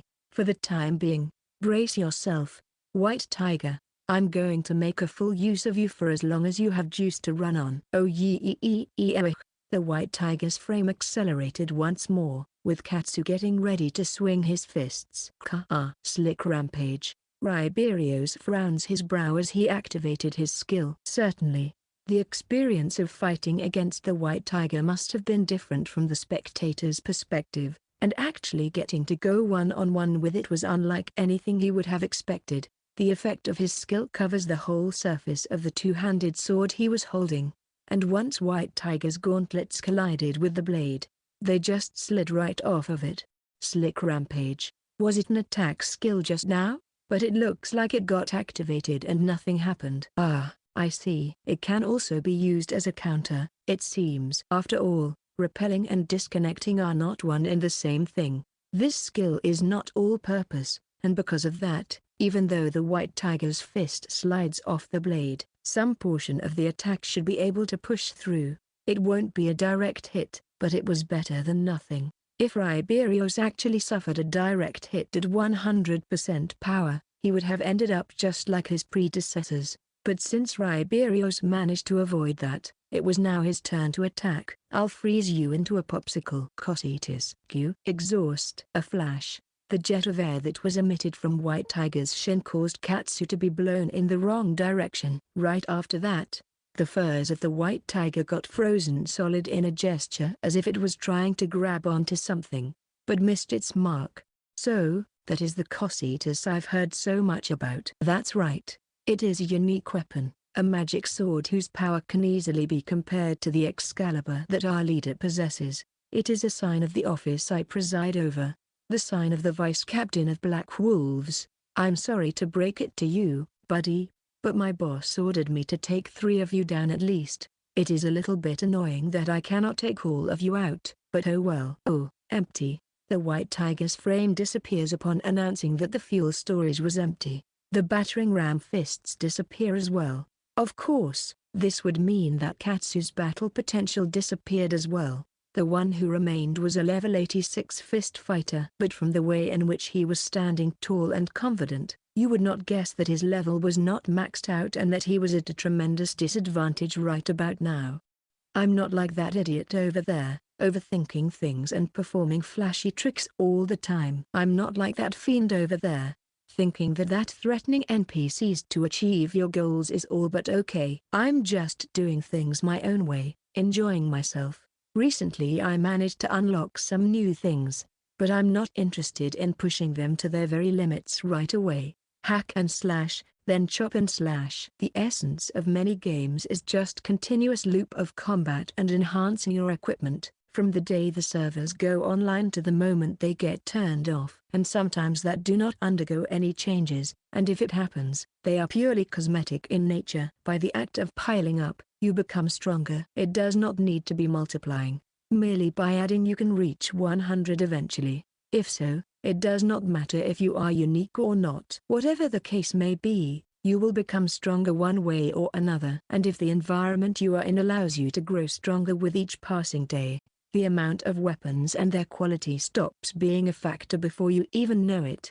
This is a fundamental idea for Katsu, difficult from the ideas of Sanraku or Pensilgton. They believe that in order to get strong, you must choose anything and anyone at your disposal. Hell, they would even exploit themselves to the very last drop if it meant getting stronger as a result. Scrapping and building. It is simple enough of concept, don't you think? However, Katsu responds with a bitter smile. His current battle style, the one which seemed to be far remote from what I would consider acceptable, is like the flow of the Sanzu River. This is the back of everyone's hand, a reward for the quest that occurs once you have maxed out the job of the monk. Right.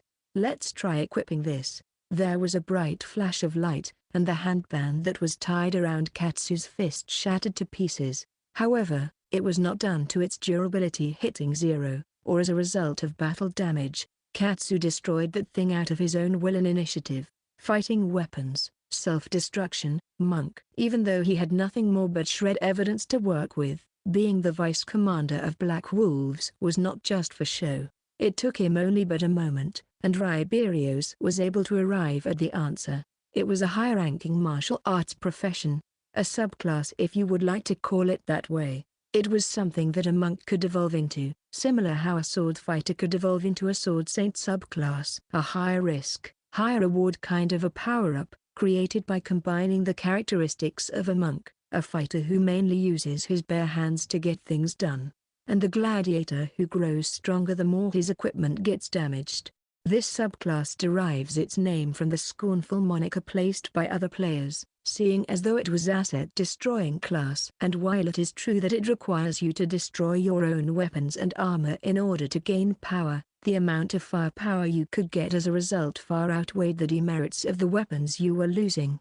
Destroyer. The lack of raw firepower is something that can easily be overcome thanks to scrapping and building anew. There was a bright light and a loud crushing sound as Katsu's arm resisted the incoming greatsword. Chapter 271 Part 1. Chapter 271, Sword Wolf turns out to be a Thunderfire Beast. Part 1 Part 1. The way in which the unique skill scrap and build of the Destroyer subclass works, is that it reduces the durability of the equipped weapons to 0, and then exchanges it for power boost. Of course, the boost in power is equal to the multiplied amount of the durability that was used up at the moment of the destruction. And the way in which the system of Shangri-La Frontier works is that the higher the weapon's rarity, the higher its durability. For example, if I were to sacrifice the Scorpion Gauntlets here, a weapon of the highest rarity that uses ultra-rare materials as its components,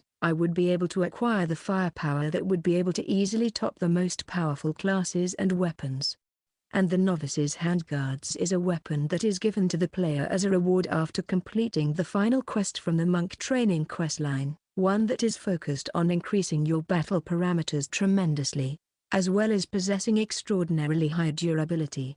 And since that final quest of the Monk questline can be repeated as many times as the player likes, you could technically acquire unlimited supply of those weapons. This gives the Destroyer class some crazy synergy potential. You would also think that this is some super advanced strategy, but that's actually wrong. This is nothing more but a basic thing that every Destroyer out there knows about, and above all else, this skill has great synergy when it comes to the Monk class and their characteristic of fighting using nothing else but your bare hands. Yellow, and then red. Two-color combination. Die Crush. An orange aura envelops Katsu's fists, and the power that dwells within it is the power to greatly increase the damage inflicted by your critical hits. Combine that with the effects of scrap and build, and you would get even stronger, even more broken power than before. Now I will need just 1 minute to knock you out for good.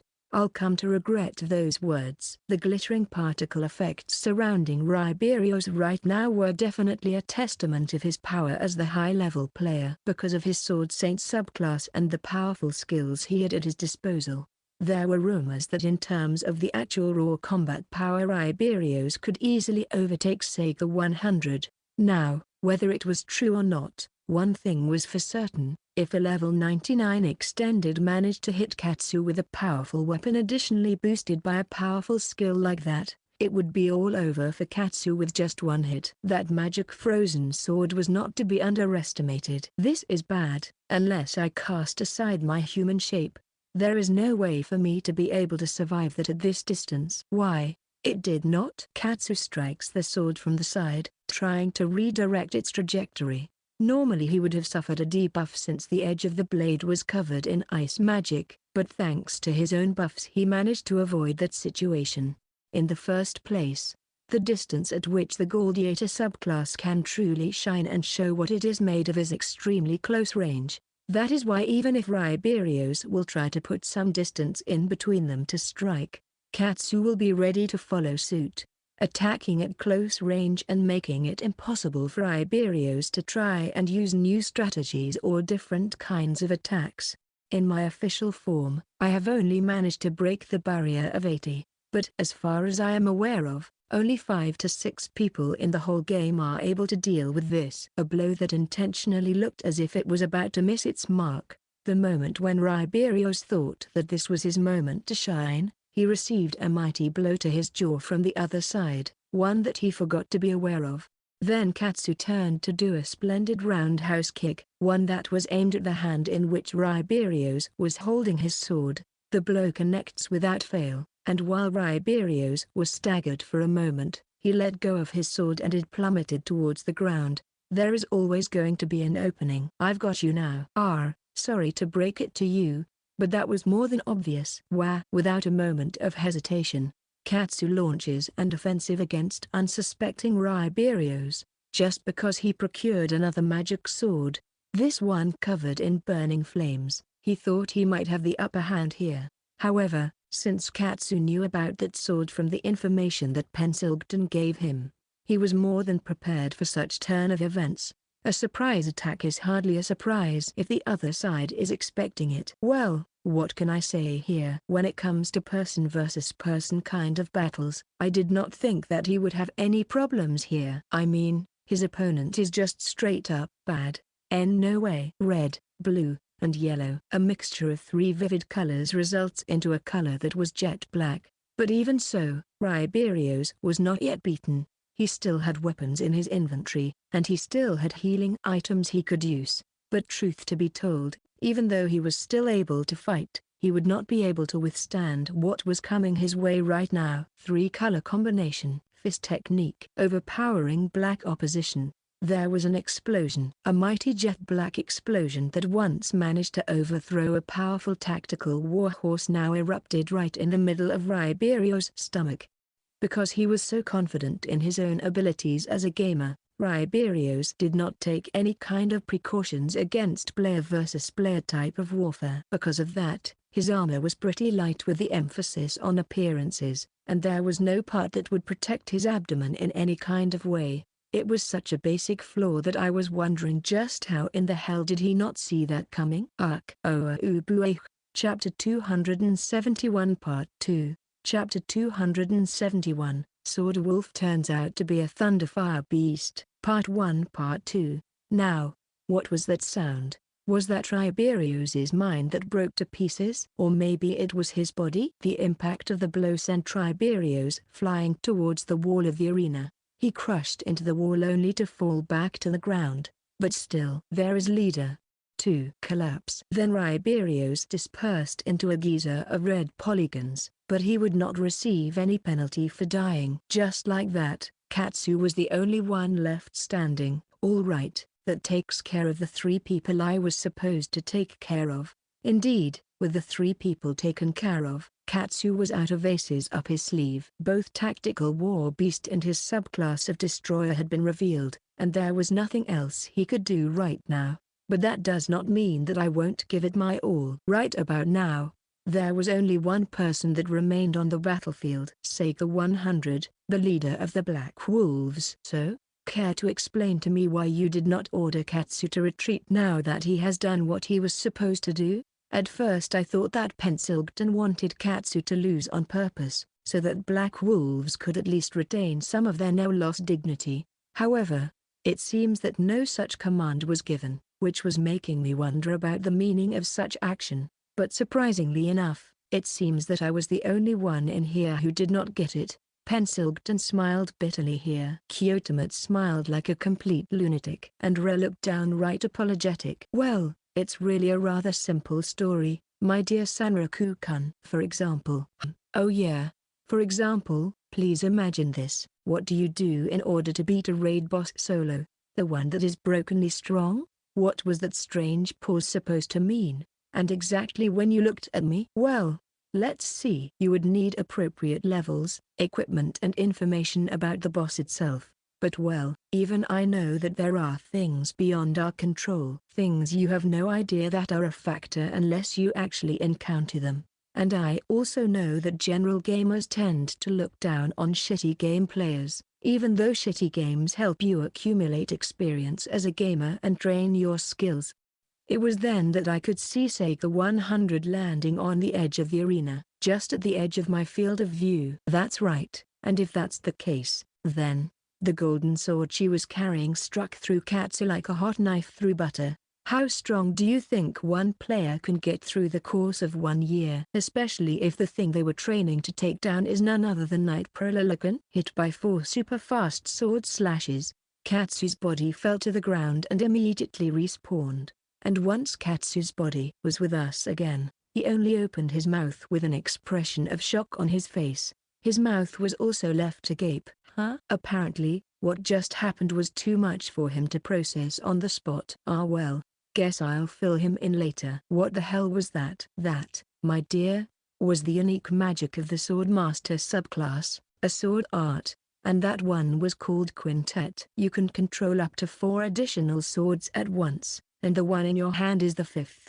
As you could see, they are quite deadly in close quarters. This is part of the reason why Sword Saints are thought to be one of the strongest avant-garde class in all of Shangri-La Frontier. What's more, Sega 100's Quintet is even more unique. See her main weapon? That's the Holy Blade Excalibur. It was created by combining the high-level Holy Sword with high-level materials by Sacred Hammercat Blacksmith of level 100. And its special ability is so downright broken that it just makes you want to laugh. Wait a minute, could you explain that once more? That was a whole lot of words to listen to. Fancy ones. At that, it's a downright broken weapon that hits you up to 30 times with a single slash. The fuck is this? That's downright scary. That would explain why I felt that my flanks were being attacked at that moment as well. In my sister's case, her magical power is also pretty great.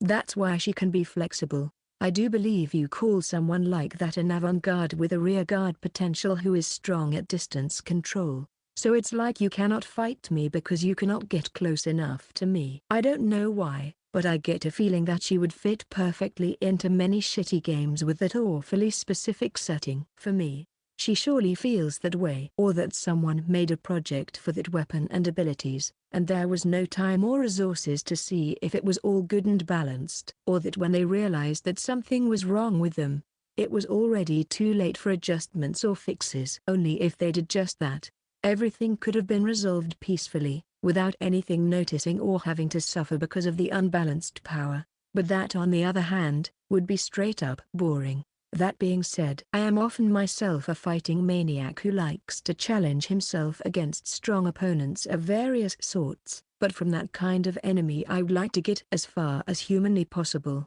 This is just that. You can sense that you get no fun or thrill from trying to fight this thing. It just feels wrong. Like trying to make notes, only to find out that you've been writing the same characters over and over again in your notebook. Shitty games are, even though I am in the Shanfro therapy for such a long time now, I knew it.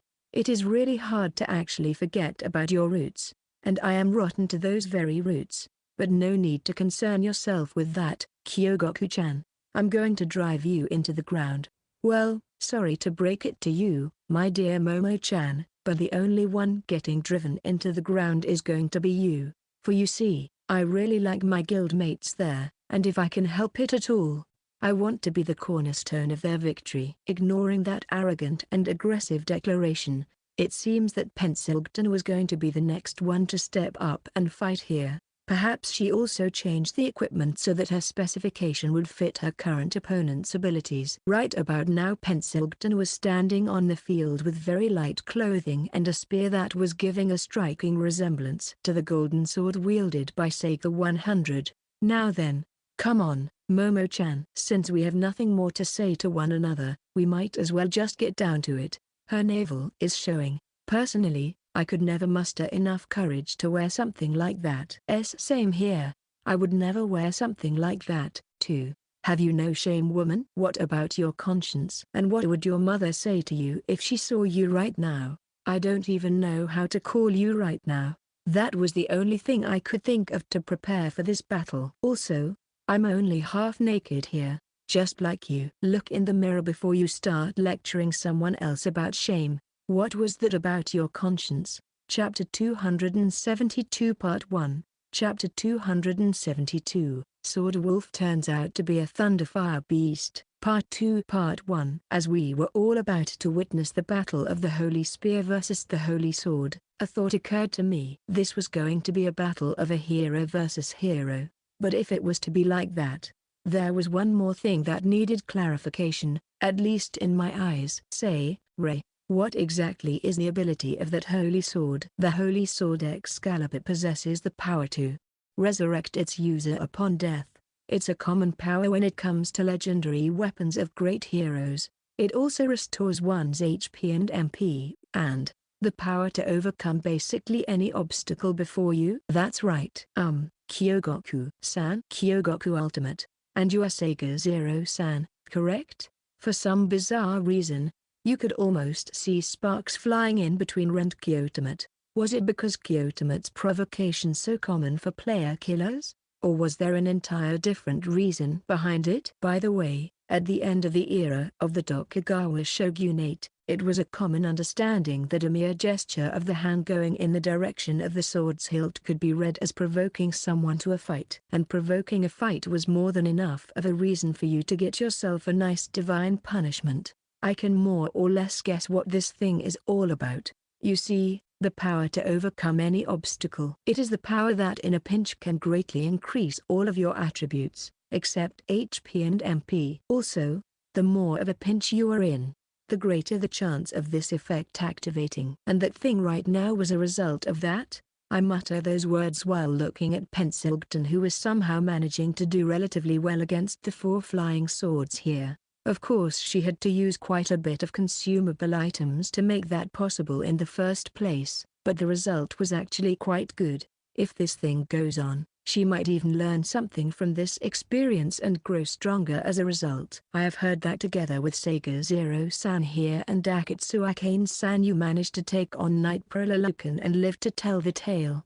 If so, then how come that members of Black Wolves were unable to do that before? Especially since you've managed to do it with so few people. When it comes to when it comes to Knight Prololocan, she managed to fight against it on number of occasions, but every time their numbers were not enough, or their equipment and classes were all over the place. Sometimes life really be that way, and even when everything seems perfect, the thing that manages to screw you over in a second is nothing other than RNG. Isn't that a tragedy? Besides, it seems that Black Wolves did not know about Lucan's shadowy alter ego until I have told them about it. Well, in our case the deciding factor turned out to be the high-power fire fan called Suzaku. Of course, I had some plans on the ready so that we would try to survive without Suzaku's help, but its help proved to be way too good for us to simply pass up on it. In other words, the ideal strategy is as follows. You wait for a night when there are no clouds in the sky, and the full squad should log in preferably at the same time. But also you need to proc a random encounter with Lucan to fight it. So this strategy was relying on so much RNG that it was actually breaking my heart just thinking about it. When it comes to players who all log in at night, doesn't that mean that 10p.m army would be more that ideal for the tax? Well, that's actually true. Black Wolves may be the strongest guild out there, but they are pretty much divided, and that is working against them. 10p.m army, on the other hand, is unified and majority of their players log in at night. Their teamwork must also be on a very good level. So if I were to choose which guild had more chances at fighting Lucan, yeah, I would certainly choose 10p.m army, without fail. As a result, this is my individual opinion as a sister, but I realize it might sound wrong for me to say it, but if Black Wolves are to truly be the strongest and unified, I do believe that Riberio's san and his followers have to go. So, for that to actually happen, they need to struggle with all of their might and lose. No, with this level of abilities, could it be that an easy defeat would more than suffice here? But since Sega 100 is so strong, this is not going to be all that easy. Do my eyes deceive me? Or is Pensilgton going to get acquainted with the business end of the sword? At this rate, she is about to lose it. You are? That's amazing. Pensilgton. Look, she rushed to kill you without the slightest bit of hesitation here. So it means that either Kyotomat or I need to win this. Since Rose actually pulled over from the other team, this means that we cannot use her in this fight. I don't know what game Pensilgton is playing here, but for a moment out there, an old maid crossed my mind. However, card analogies would only cause unnecessary confusion here, so I try not to think about it all too much. Does that mean she's that strong? If I were to tell you that she would probably have a good shot at taking down Wisman all by herself, would that be enough of comparison? Ah, I see. If Pensilgton was playing normal sports, like golf or baseball for example, I get a feeling that she would be the kind of player who would like to make things exceptionally hard for herself. Like trying to strike a hole in one with sticks that are clearly not cut out for the job or always aiming towards a home run. On the other hand, I get a feeling that Sega 100 is someone who would always aim towards maximum efficiency with the smallest amount of effort possible. Right about now, winning here would be increasingly difficult to pull off. I mean, Sega 100 got her Excalibur for attack, and if need be her other swords would be used either for offense or defense, and they could switch purposes in a blink of an eye. With something so solid, there would be no need for her to even think about evasive maneuvers at all. This spear of mine has the armor-piercing effect, so it just so happens that it is the natural enemy of people or monsters with low vitality stats.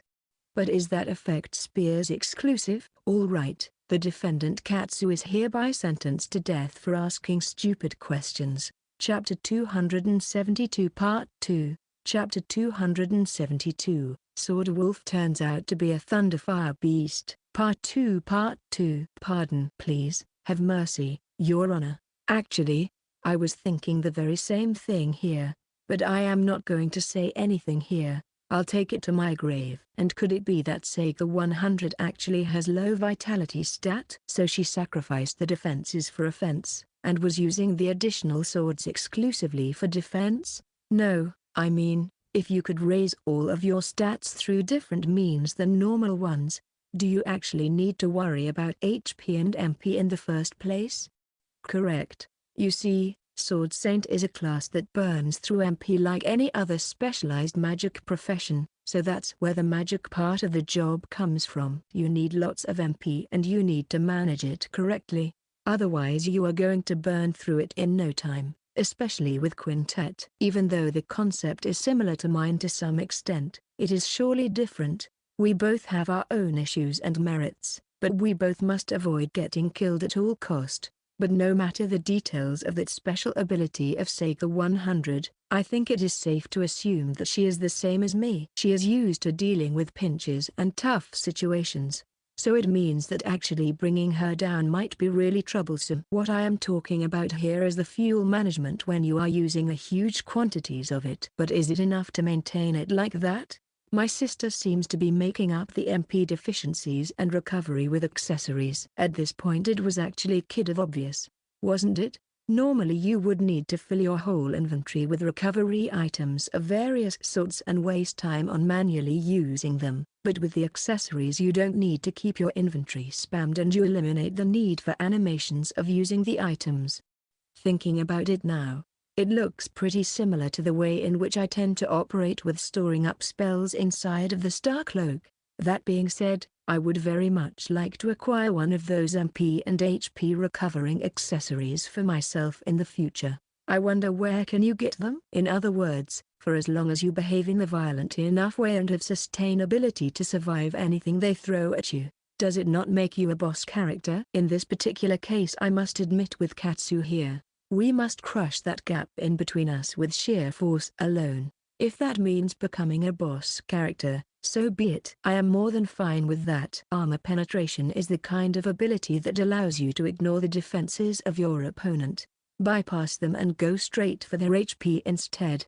Although it is an ability that is mostly effective against monsters with sturdy bodies and natural armor covering their bodies, it seems that Pensilgton was also in favor of using this ability when it comes to player versus player battles. However, even though you might be using a holy spear to attack, once you are render impossible to take advantage of the range control, it is all over. That's the fact. What are you going to do after that second time? First I thought that the performance of this weapon is downright unreasonable, but maybe it is actually an auto attack or semi-auto like.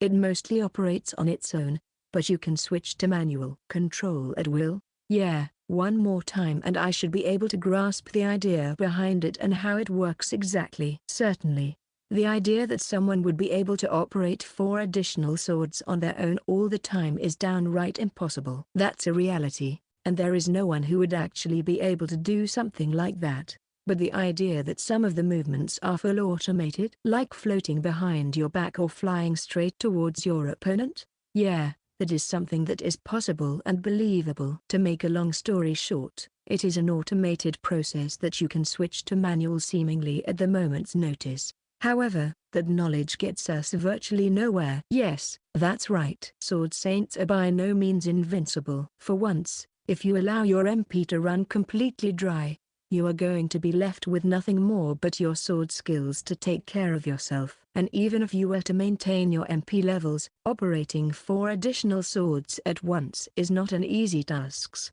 There are bound to be gaps and openings in your attacks and defenses, and that is the very kind of opportunity we are looking for in here. I see, just because every human has a brain inside of their heads does not mean that they are suited for multitasking, and even if they can, then there is a certain optimal capacity that they can perform. It is a basic principle for every computer operations out there. In addition to all that, please don't forget that I am the player killer with their level cap released, so my strength here is the real deal. Just leave it to me. I will show you through my actions that I am worthy of belonging in the guild Wolfgang. Twitch, twitch. While Kyotomat's animal ears shake energetically a few times, Katsu and I give one another a long and silent look. Oh, could it be? Are we thinking about the very same thing here? Ladies and gentlemen, here we have a splendid example of a strong character allowing themselves to be overconfident because of their own strength, which results in them seriously regretting it.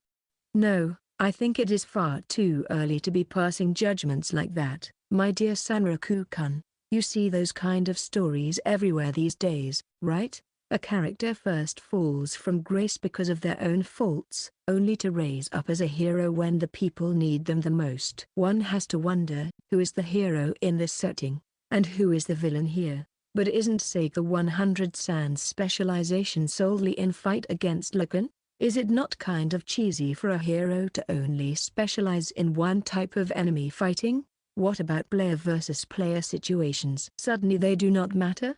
This is something only I and Ren know about, and others are oblivious to the fact. In real life, Sega-san's older sister is a formidable sword fighter, one that certainly may not be called a hero, but a monster? That's a more accurate description. For some reason, every single one of us was starting to feel extremely anxious here. However, right in the next moment Pensilgton opened her mouth and said something that made that anxiety of ours even worse. Heck, it was something taken straight out of some cheesy villain speech from a historical drama. All right then, it is time for us to hunt us some wolves. Are you sure about that? You might not want to say things like that, or who knows, they might come back to bite you in the ass sometime in the future. Shut up, please. Pensilgton. Just shut up already. Stay and don't say or do anything more. If you keep saying any more words like that, you are going to raise some seriously deadly flags for us without even realizing it. Chapter 273 Part 1. Chapter 273, Sword Wolf turns out to be a Thunderfire Beast. Part 3 Part 1. I can hear some fiercely rude comments coming from behind my back from time to time, but I also understand that this is just the kind of relationship that the three original members have with one another. Must be nice to so close with other people when you are only known one another for such a short amount of time. It also seems that this group is not like any other group that Arthur Pensilgton used to be a part of. They are not treating each other like expendable pieces or cannon fodder. Maybe you could even call it a genuine friendship. Especially that bird person. I have heard rumors about him, but he is even more of an enigma than those rumors would claim. Also, you would totally not believe it if someone were to tell you that someone like that took down Gravekeeper Wiseman. And even if, you would never want to believe that he was probably the strongest one out of the entire three. Maybe this whole Wolfgang guild is actually a really great guild. From what she heard from Pensilgton, the other members besides the initial three were also a bunch of good and interesting fellows, but so far she only managed to catch a glimpse of them in the port in Fifthsia. In addition, the sudden transfer of Sega Zero looks like Pensilgton was not words alone, but also actions when they were necessary. Small wonder that Library and 10p.m Army decided to cooperate with them. They could be talking about that, but oops. I'd better focus on the fun that is right in front of me. If there was something that was not bringing Kyogoku delight in this game, it would definitely be unique monsters. However, the new continent was a place that came with its own share of unique things and challenges for the players to try to overcome. And Kyogoku already managed to overcome some of them. But that was something she wanted to keep strictly for herself, at least for now. Well then, Kyogoku Ultimate-san, was it? Is this the first time that we are actually facing one another in battle? Or could it be, have we met one another last year? Or maybe it was sometime else. You must be either courageous or reckless. I cannot see any other explanation here. Apparently Sega 100 must have recognized Kyogoku from somewhere before. That being said, even though you can create your avatar with your own name, one can never be too sure about the identity of the player, since there would always be a possibility that the kanji reading may be different. Then it is even more impressive that Sega 100 figured that out. However, I would never have thought that Kyogoku would be someone to actually input her own name as a player name. If anything, she seemed like someone who would try to make some sort of a wordplay on her own name, or at the very least choose something different and more unique. Now that you mention it, 100. No, Momo-san, haven't I played against you somewhere before as well? That nickname is a little bit, no, it doesn't really matter all that much, but let me make one thing clear, Kyogoku-san. If you think that this will go the same way as it did the last time, then you are gravely mistaken. The four swords circulating behind her back disappear for now, and Sega 100 was holding on to only one sword. In response, Kyogoku assumes her own battle stance, brandishing the sword made out of jet black steel and reversed cutting edge. Just like that, both of them stood in place and in complete silence, waiting their options and trying to figure out who would be the first one to make a move. Q? In the next moment, right when Kyogoku was about to make her move, the four swords reappeared, scratching the ground right at the place where she was about to make her first step. You should know that I am proficient at the Ryugen style. If you cannot conceal something like your very first move from me, then I don't think you are going to be much of a challenge to me. In that case, Kyogoku quickly surveilled the surrounding area, being wary all the time about the sword in Sega 100's hands as well as the other four swords behind her back. Once she was certain that for the moment the coast was clear, she started releasing her own skills, Top Slasher, Blood Warfare, Wind and Thunder Fury. By releasing the level cap on her avatar, Kyogoku managed to acquire new and powerful 3-digit skills, the ones that right now enhanced the protection around her body and increased her agility to a great extent. And then Nine-Tailed Six. Who? Now that's something I never heard of. Is this some form of unique magic? In the next moment, the Beastman swordswoman shoots forward like an arrow fired from a bow, her black blade covered in purple flames. In response to that, Sega 100 suspends her Excalibur in the air and instead takes one of the other swords at her disposal, this one looking like a straight sword. Magic Sword Las Pegasus. It is not an unique item, but even someone like you should be familiar with its name, right? This thing was a magic item created from the materials obtained from the rare monster Etevil Pegasus, that rarely appeared throughout the mythical forest. And the effect of this sword was the Weapon Breaker, a property that allows the weapon to damage the durability of any weapon it comes in contact with. And it was that type of ability that was the natural enemy of the weapons that Kyogoku had on her. It would break through weapons with low durability like a hot wire through a wheel of cheese.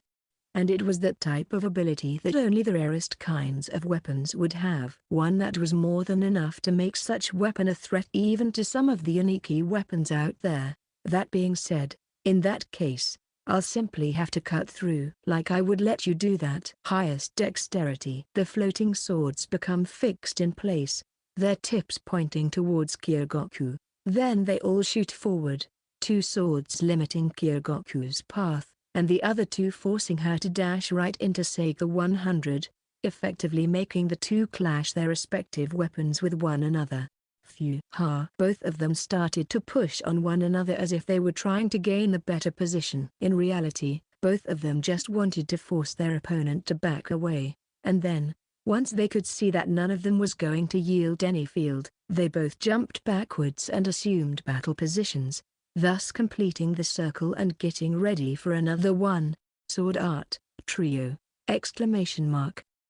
Of course, the issue here was still the way in which Sega 100 controlled the rest of her swords. Her Ryugen style of swordsmanship was only a secondary concern, but the nature of the floating swords could easily be established. Synchronized. Two blades move on the orbit that acts in conjunction with the sword that the caster is holding onto. It is a skill that makes it seem as though besides the sword saint herself there are two more people wielding the swords. A pseudo 3 versus 1 type of situation. And it is not something that can easily be ignored. Also, let us not forget the fact that even though there were 3 blades attacking right now, one of them was far more dangerous than the other two. One of the swords still had the weapon destroying effect active. Chapter 273 Part 2, Chapter 273, Sword Wolf turns out to be a Thunderfire beast. Part 3 Part 2. The black sword let out a sound that was not all that pleasant to the ear. This is not a freaking kendo match. If that's how you want it, then I shall use every means available to me as well. Take that.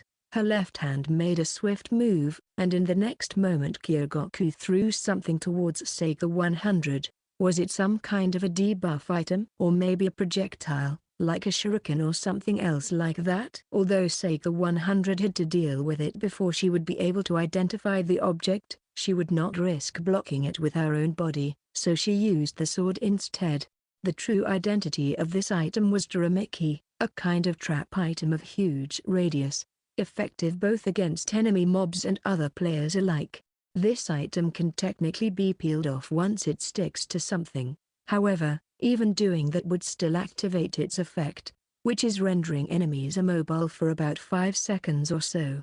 Only one left in my way. Sword Saint's unique ability. Sword Arts can only use the skills that correspond to the number of the swords which had been deployed by the player. That is why right now, with 3 swords out of the way, if Kyogoku were to get rid of the 4th one, Sega 100 would be left with no skills to defend herself with. And even if the sword would move within human speed, or some other own was to recover, there would still be a gap in Sega 100's defenses, a gap that Kyogoku was ready to exploit the moment she would notice it. Right there, it was a skill that resembled one of the Gravekeeper Wizardman's moves, but it was actually something completely different. The skill that wraps Kyogoku's blade in purple flames, boosting her firepower to the very limits she would be able to produce right about now. The holy sword is being swung at the very close distance, something that sword saints are not very good with.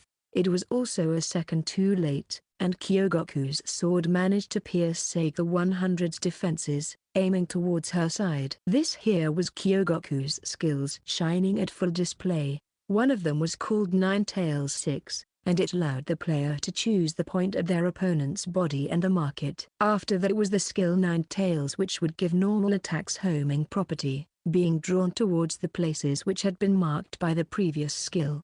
It's in. There was a feeling of the sword going through, cutting through the armor, but not being able to reach the opponent's flesh quite yet. No, it was something else entirely. It was as if something was pushing the blade out of the armor. Therefore, Kyogoku decided to remove her blade for now.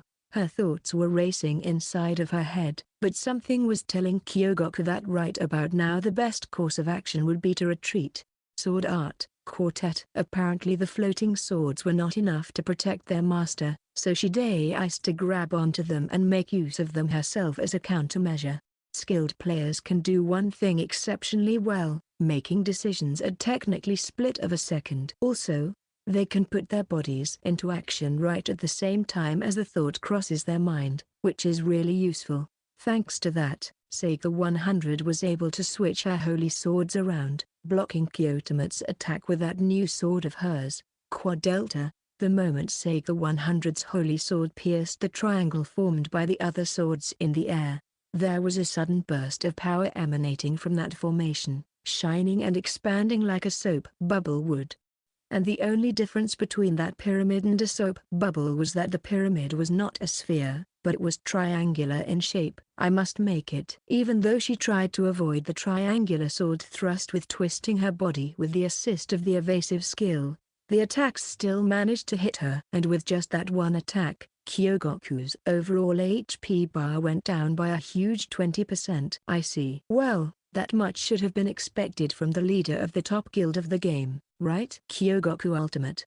Must I remind you that this here is Shangri-La Frontier? This is not a kendo classroom, so playing by the rules will not get you anywhere. Whoa, talk about sounding disgusted here. 20% of her HP was gone. From the pure numerical perspective she was still able to fight, but the feeling accompanying that blow was not pleasant in the least. If you receive a lot of damage in short amount of time to one of your body parts, that particular body part will go limp and numb, and you won't be able to use it for a while. Now I wonder, just for how long will I need to wait for it to recover? In the world of Shanfro, you don't feel any pain from weapon attacks. The sense of pain is converted into the sense of numbness. Therefore, no matter what horrible manner of things happen to your body, be it stabbing, slashing, crushing or ripping to shreds, you would only feel as though that particular body part had gone to sleep and had trouble waking up properly. In other words, that particular body part would feel too weak to be used properly. If you got your leg injured, you could technically still be able to run, but the numbness would hinder your movement considerably, and it was that sense of numbness that was spreading throughout Kyogoku's left arm right about now. When dealing with someone like Sega 100, the fact that you cannot use one of your arms is something you would rather try to avoid having to deal with. Well, also to make the matters worse, I cast a glance towards the audience seat and looked at my allies. If she was to lose here, she was sure that the 3 original members of the Wolfgang Guild would not forget this to her so easily, and the amount of ways in which they would keep on messing with her was simply unimaginable. What is this? This bad feeling that I am getting here. It was the instinctual feeling of dread and refusal. After all, she needed to win. She could not let herself to lose here. And while I do not mean to lose here, I need some more time before my left arm recovers enough for me to use it properly. Kyogoku's mind was working on full gear at the moment, looking for a solution. And it was at that moment, completely all of a sudden. No, wait. This is. It felt as though the devil himself whispered the idea right into her ear. That idea contained speaking some words out loud. And while those words would most certainly upset Sega 100 enough for her to actually lose focus here, it was also something of a taboo. Something that you would not dare to say to other player under any normal circumstances. It would be like attacking not the player's avatar, but the real player in the real world. However, by the way, Sega 100-san, what is it? She did not use her weaker left arm. Instead, she shifted the weight of her whole body so that she would be able to hold her black sword in her right hand alone. And at the very moment when the 3 blades were aimed at Kyogoku, wouldn't it be so much easier for you to move without those 2 melons being stuck to your chest? Beautiful. There, you're wide open. The swords that Sega 100 used for defense make a slight gap, and Kyotomat did not waste that opportunity. This time around, her own sword found its way to reach its mark, hitting Sega 100 across the chest. Chapter 274 Part 1, Chapter 274, Sword Wolf turns out to be a Thunderfire Beast Part 4 Part 1. Just looking at them is making me feel livid with anger. Is this how you get your sick kicks? By looking down on other people? You must be looking down on other people. There is no way that you are not doing that. Kyogoku knew it better than anyone else, since she was a swordsman through and through. A sword that was meant to be held in both hands cannot exert the same amount of power when being held only in one hand, thanks to Kyogoku's physical build and her natural prowess. As a swordsman she was leaning more towards skill and dexterity when it comes to stats. So having to swing a 2-handed sword only with one hand was not something that was sitting well with her. Moreover, it was something that she would like to avoid at all cost. However, right about now it did not matter to her, and that is because she was angry. There was a sense of anger and rage dwelling and burning deep inside of her. One that was able to give her enough of a strength boost to be able to wield a 2-handed sword properly only with one hand. The most unreasonable sense of anger and rage. How cowardly, Kyogoku. Have you no sense of shame at all? Calling someone else's body parts dangling melons and such. How dare you? Do you have any idea of the despair that you and your older sister had driven people into? Think about all the times that you would go to the public bath, parading with those juicy melons on full display. Stop screwing with us. Want me to show you the proof? Here, let me slap those melons with a horizon, a huge paper fan, and record the way they bounce and jiggle with a super slow motion camera. Is that what you want? Oi, what the fuck happened to that idiot over there? Has she hit her head or something? Or was she possessed? It's the peak of cowardice to attack other players for the reasons that are solely connected to real life outside of the game. This sudden increase in performance due to the extreme stimulus of one's own emotions was just like tension fighting that Sanraku or Sylvia Goldberg would exhibit. However, since it was the very first time something like that happened to her on such a scale, There was no way for Kyogoku to actually be aware of that fact at all.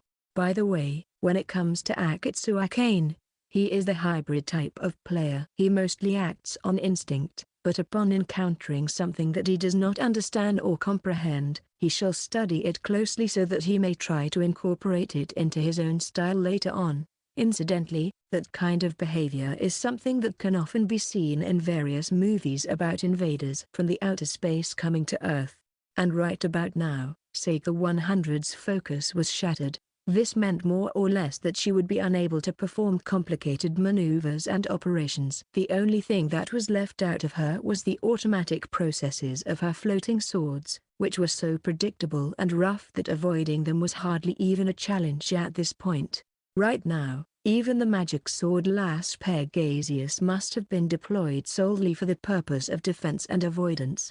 At the same time, Kyogoku was going forward at a steady pace, her black sword slashing away time after time. As much as I hate to admit it, you need to give credit where the credit is due. This method of yours may be lowly, but it's damn effective. But I even heard that recently those cowards of yours destroyed one of your bras again. Is that true? Answer me. Collapse. The sword that was in Sega 100's hand flies in the air and spins around, presenting Kyogoku with a once-in-a-lifetime chance that she knew she could not miss no matter what. Purple flames once more cover the surface of her black sword Kenryu Gokaku. It is a sword that was forged from the materials extracted from one of the monsters in the new continent, a beast called Draculus Dinosaurus. When it comes to visuals, it was a monster that resembled a hybrid of a horse and triceratops. The items used to create this sword came from this monster's horns. Next, Kyogoku used the secret sword dart of her sword, Shishioki, to plunge her sword towards the gap in Sega 100's armor around her neck. And as things stood now, there would be no way for Sega 100 to be able to react in time to this attack. What's more, one of her other skills will increase the speed of her reactions and cause the moment's sight, an effect that for a short amount of time slows down the time and corrects the trajectory of one's weapons, also that it would be ensured that the blow was going to be a successful hit. Kyogoku was actually never a huge fan of the effect of time being slowed down. However, this was a duel, and if that was going to ensure her victory in the duel, she was willing to bear with it and go for it. No human would willingly reject such a powerful tool. I can do this. I know for sure that I won't be able to kill her for good, but the least I can do here is to bring her HP down below the 50% threshold. However, in the middle of it all, it seems that Kyogoku has forgotten about one very important fact. In order to be able to acquire the subclass of Sword Saint, one of the requirements is to perform exceptionally well during the martial arts tournament sponsored by a certain NPC. If you manage to place at least the third place in said tournament, you would get a chance to generate a special quest that would reward you with that specific subclass. However, it was all well before the supposed nerfs and changes to that questline, so Sega 100 did not know if it was still the case nowadays. But that fact was conveying one simple truth about the Sword Saint subclass. What was it? Sword Saint was a subclass that was literally impossible to obtain unless your skills as a player in general were not of the highest possible quality. Stand beat. Kua? There was an overwhelming feeling of numbness running throughout Kyogoku's whole body. But it was not the result of the damage she had sustained. It was due to a certain in-game status effect called paralysis. Kyogoku had to forcibly whip her body around, since it was about to stop moving at any moment. She then also had to hit her own left arm in order to wake it up and force it to function properly. Eat this. It was too shallow. Sure, her blade managed to slash at Sega 100's neck, but the feeling of the blade going through flesh was so light that Kyogoku was sure that this attack did not manage to do that much damage. Fufafu. Well, isn't that magic useful? The spell itself is nothing all that great and it can be used by almost anyone with a magic profession to inflict minimal amounts of damage. But, thanks to its fast cast time and instant effect, it is a perfect weapon in battles against players. So many words. I did not expect you to be such a talkative person, especially right in the middle of the fight. That's what you get from the uncorrected Sword Saint. It is a result of many player versus player fights that I have fought across my career in this game, and some of them even include the strongest members and the leader of Tempura Knight's Guild. Both women use potions on themselves. Both their HP bars went back to being full. But right now the situation was simply the worst for us.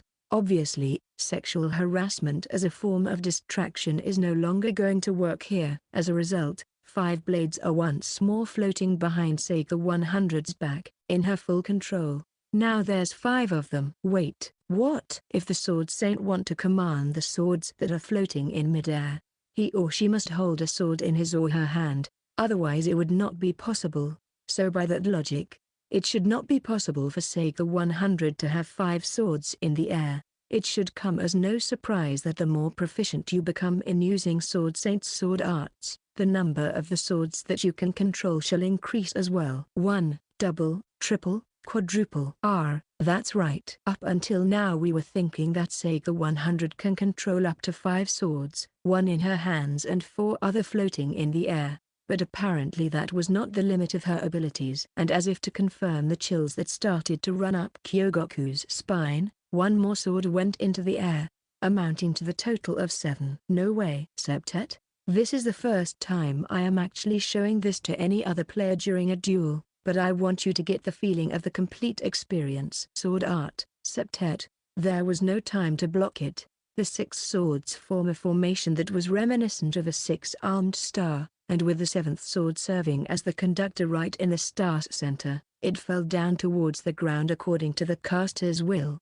Chapter 274 Part 2, Chapter 24, Sword Wolf turns out to be a Thunderfire Beast. Part 4 Part 2. Kyogoku's body was forced to bend towards the ground, as if some invisible hand was pushing onto her from above. And the force of the push was unlike anything she has experienced before, something that could not possibly be the power generated by a mere human. She could only let out a pained voice and her line of sight fell towards the ground as well. But at the same time, Kyogoku refused to let go of her sword. Was it because of her pride as a swordsman? 7 Sinker Bug. As a result, Kyogoku was forced to lay flat on the ground. But then she also noticed something. Sega 100 did not even lift her arm right now. Whatever was happening right about now, it was something that was being carried out by the game's system exclusively. No way, you have got to be shitting me. Is this gravity? That's the correct answer. Personally, I think that this is something which has a fairly good chance against Knight Prololocan when I go to face it next time.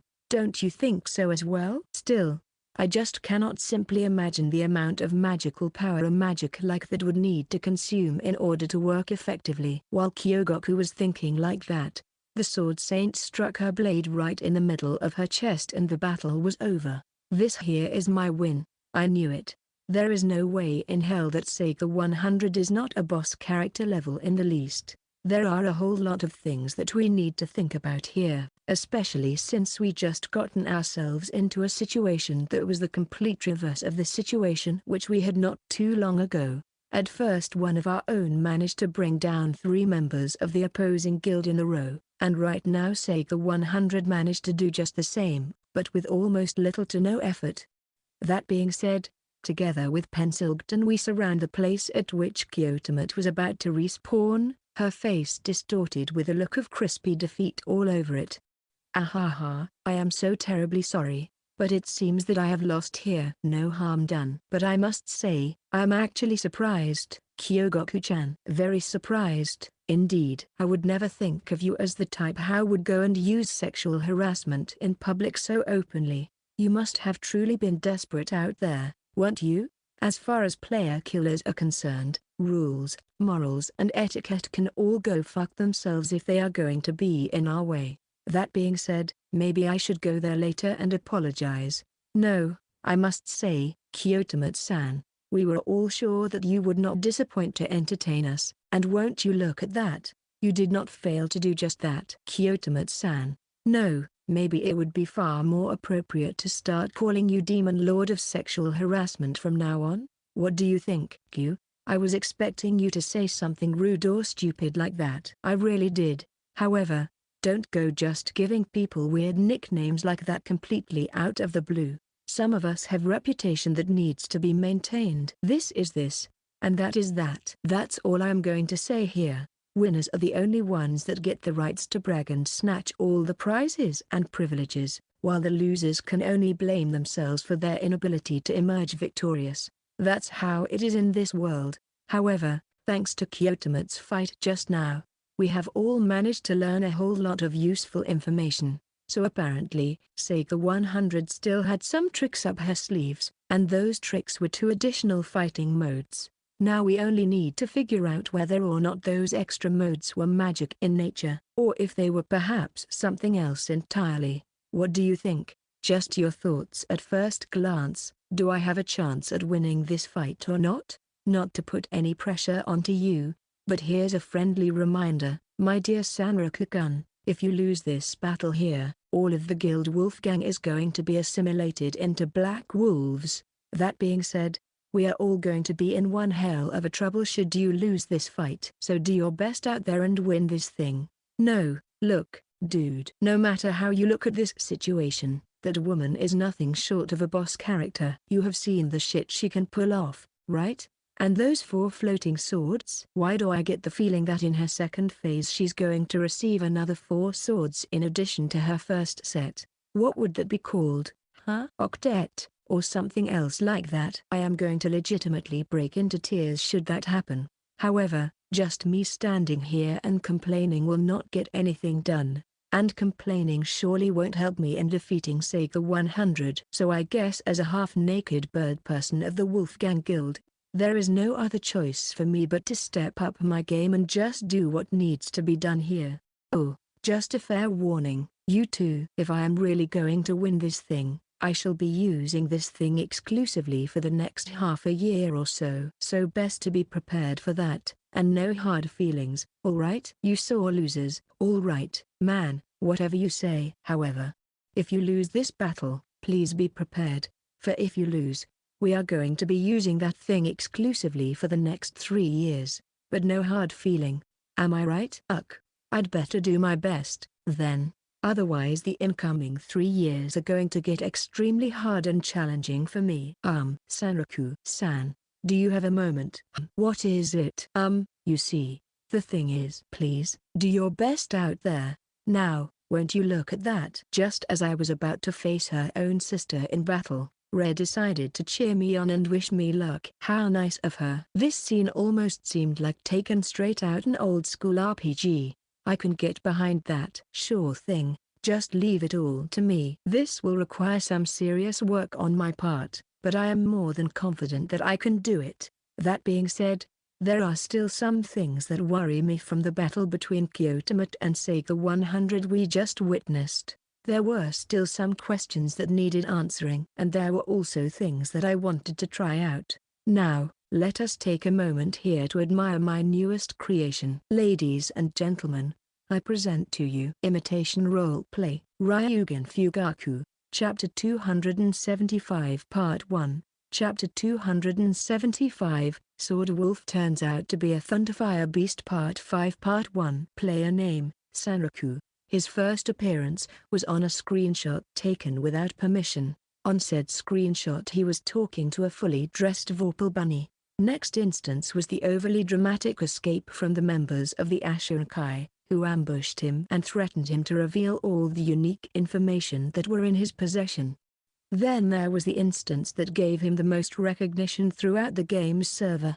Not only did he manage to defeat the unique monster Gravekeeper Wizardman, which made him the first player to bring down a unique monster ever since the game went online, but shortly after that he also managed to take down another unique monster, Kitanid of the Abyss. This made him one and the only player to defeat more than one unique monster in the entire game. Defeating the Gravekeeper Wizardman, a secret closely guarded by the Ashurakai. From what she managed to gather from items in libraries, archives and interviews with the former members of the Ashurakai, the following picture emerged. Gravekeeper Wizardman was a true monster that was impossible to defeat unless you possessed the inhuman reaction time and attack power needed to overcome its ultra-fast attacks, of-effect attacks, insta-kill moves and special gimmicks. So if someone was able to defeat such a monster, That would make that player almost the same kind of monster. After that fact, a number of guilds tried to defeat the unique monster on their own, but every such attempt met with a spectacular failure. And even though Sega 100 did not try her own luck in this battle, she somehow knew that she would fall short in there as well. Next, the formation of the Guild Wolfgang, where Sanraku was one of the founding members. Normally Sega 100 would not try to dig deeper into that, thinking that such guild name was only a coincidence with no strings attached to it, until that fateful day. The day when the Knight Prololucan was defeated by a group of only 3 people, and 2 NPCs, but that's beside the point. It was something that had way bigger impact on the game's community than the defeat of the first unique monster. It was way grander than the discovery of the talking NPC monster. It was something that every player in the game was secretly dreaming of. The fact that someone else managed to defeat Knight Prololucan in their first try, whilst the monster would always decimate the best members of the Black Wolves in a matter of seconds, time after time, had made an impact on Sega 100 as well. Of course, it was mostly negative impact. Knight Prololucan, a unique monster assuming the shape of a giant wolf. When she was still a beginning player, way before she became the leader of Black Wolves and a Sword Saint, she happened to encounter that particular monster together with a stray party of people she'd met right after the game went online for the first time. Needless to say, they were all decimated in a matter of seconds, ruthlessly and without mercy. When they all respawned afterwards and discussed what just happened to them, Sega 100 knew she'd already been captivated by that unique monster. There are 2 types of gamers in this world: those who enjoy the road that needed to be traveled to achieve some results, and those who only enjoy the results themselves. To make the matters simple, the former is the type of player who will find every single weapon, fight every monster and finish every single sub-quest before going to challenge the final boss. The latter will go and challenge the last boss as soon as they think they have enough firepower to handle it, no matter if their armor is old rags and their weapon a wooden stick. Technically speaking, neither of those ways are wrong when you want to enjoy the game. After all, the primary purpose of playing games is to have fun, and some people take a special kind of delight in the process of trial and error on their way to victory. But if so, then for someone like Sega 100, who has begun her adventure with video games fairly recently, her goal in this game is to defeat the Knight Prololucan. It is the sole purpose for her being here, and for that goal alone she was still playing the game. But upon learning that someone else managed to best Knight Prololucan in battle before her, she was furious. She even chugged down 5 beer cans one after another and lashed out on her little sister in frustration. However, since all the way to high school she had to deal with Toa Amain and her shenanigans, Sega 100 knew a surefire way of relieving stress. Once she gets drunk and goes to sleep, she would usually wake up the following day, calmed down and recovered. The very first thing that calmed down Sega 100 though about was, how on earth did that happen? She could have understood if it was a boss with a gimmick, something that could have been overcome with lots of in-game knowledge and experience. In that case pure effort would have been enough of an explanation. However, the Knight Prololucan had no such gimmicks. At least the version of Lucan that you would randomly encounter on the field. So how in the hell someone managed to defeat it, and with a team of less than 10 people, and less experienced players at that? How could they achieve something that veterans like Black Wolves were unable to do? Her younger sister, Sega Zero, surely has the biggest firepower in the entire game. However, it does come with a fatal drawback, one that you need time to activate the skill and execute it correctly. However, with the determination to even become despised by her younger sister, she managed to obtain the knowledge that during the fight with Knight Prololucan, Res Armageddon had been activated.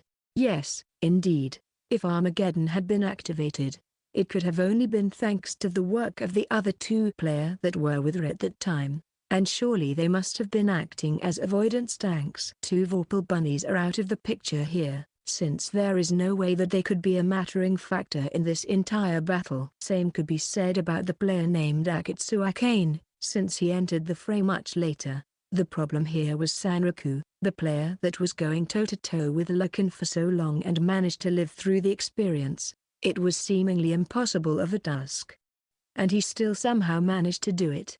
He was the one who managed to figure out that the big wolf was just a proxy and that the real Loken was lurking in the shadows. Nobody even noticed that before he did. He was also the one who came with the idea of counteracting that, by removing the clouds that were covering the sky. Had he made a slightest miscalculation or a bad call, it would have been all over. But he managed to pull through and emerge victorious.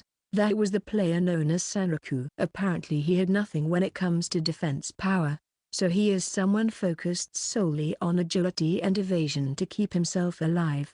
And even though such build seems biased and not all that good, he still managed to defeat Loken with something like that, without excessive skills or firepower. For Sega 100, that was actually good news, because she had a faintest of inklings that Sword Saint might actually be a subclass that is actually ill-suited to fight Knight Prowler Loken.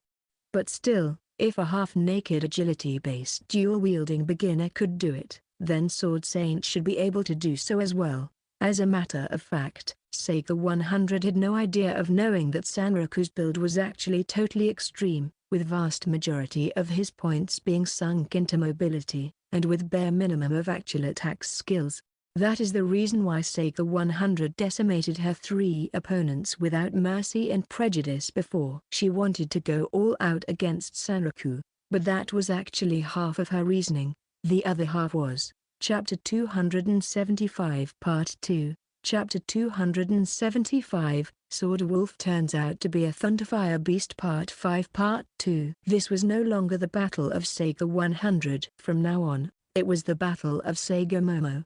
The reason why her younger sister, Rei, was always losing her composure whenever this Sanraku person was in the vicinity was obvious for her. Apparently Rei had fallen in love with this guy, which also meant that her younger sister beaten her when it comes to the field of romance. That is all the more reason why there was a certain connection that this Sanraku guy had to Momo, in more ways than one. Then this means that as an older sister, there is only one thing she must do right now. Right about now Momo had to find out for herself just what kind of a man is this person who not only managed to stand his ground against Knight Prowler Loken, but also managed to capture her younger sister's heart.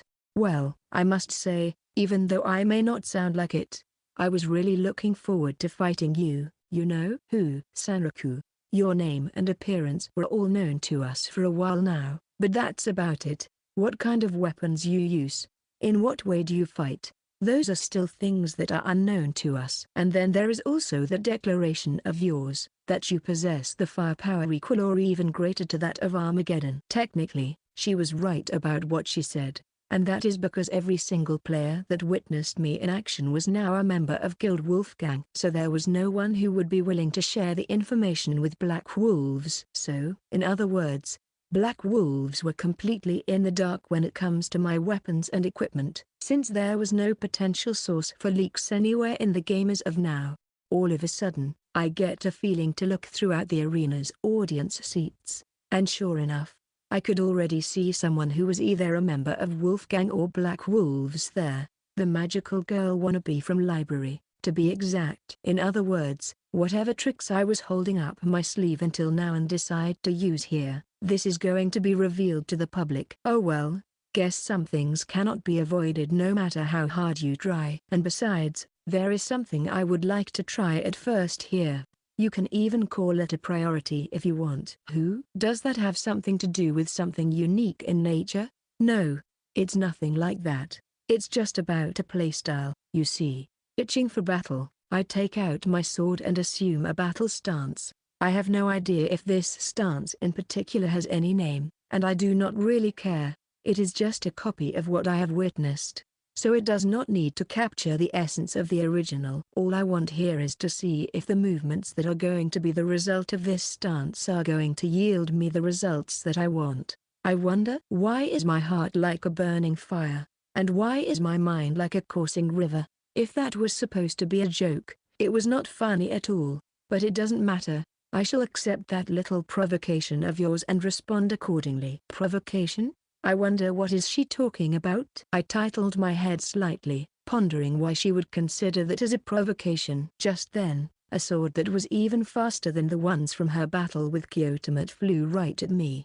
The key to why Ryujin Fugaku is so strong is really simple. The gist of it is that you need to pay close attention to your opponent's movements, and if you manage to do that, you can come up with a perfect counter to them every single time. That's about it. And just like always with that kinds of situation, you are your own worst enemy, mainly because you are unable to see that simple fact and come up with a proper solution to it. Two front swords are just a bluff.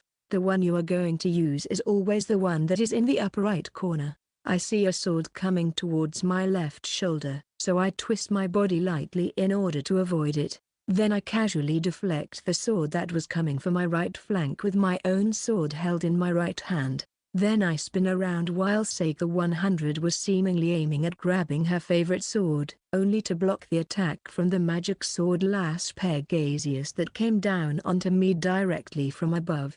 Weapon destruction effect? Go right ahead, see how it goes for you. You will find out that admiration is unbreakable. Unless all of my weapons break to pieces, my will to cut and to fight with everything I have shall not be extinguished so easily. The blades clash with one another, and I can almost feel the weapon destruction effect starting to eat away at my precious weapons. However, the weapon that I use right now has a very peculiar ability, an ability that restores part of its durability every time I manage to land a successful critical hit. So no matter what it is, a giant scorpion made entirely of golden crystal, a giant fish monster shooting beams of energy, or a sword with weapon-destroying properties, I am not going to back down. I am going to push forward, and just like that, my own sword manages to push away the magic sword, overcoming the weapon destruction effect and showing that its radiance and brilliance is not going to be dulled by anything or anyone.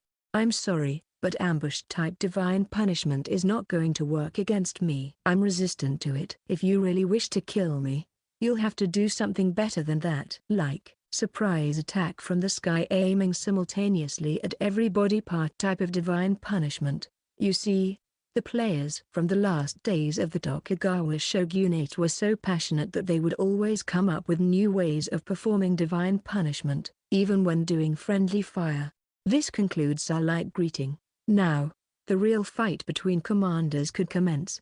The clash of Guild Black Wolves against the Guild Wolf Gang, No Holds Barred. Chapter 276 Part 1. Chapter 276, Sword Wolf turns out to be a Thunderfire Beast Part 6 Part 1.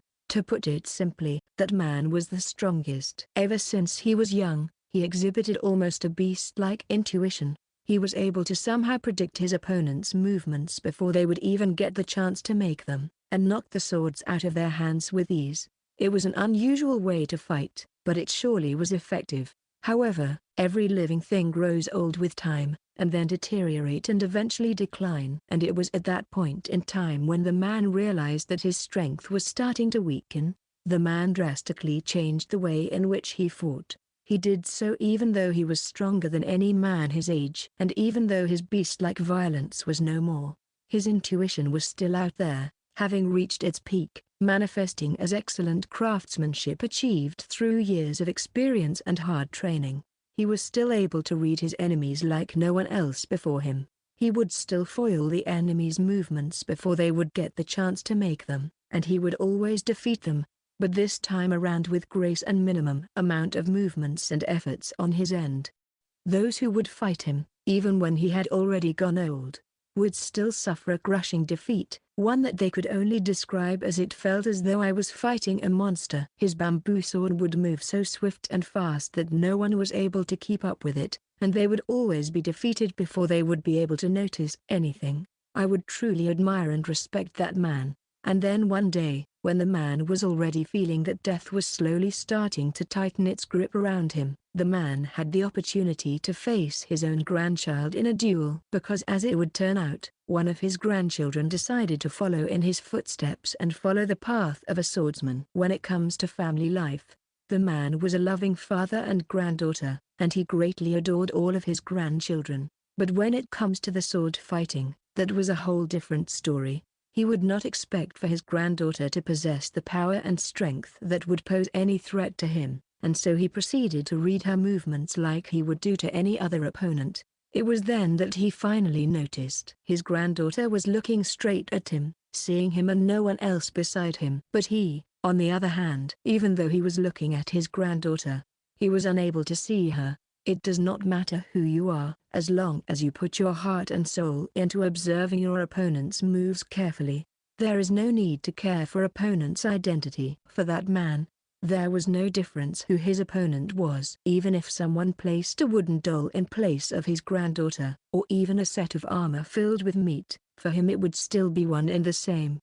For that man was only seeing his opponent's technique. He could not see his opponents as actual people. Once he realized that fairly simple fact, the man fell into despair. So deep was that despair of his that he decided to drown his sorrow in alcohol for the first and the last time in his life. And then he arrived at a conclusion, and it was so simple and obvious, that the fact that it was always there and he just was oblivious to it made him laugh.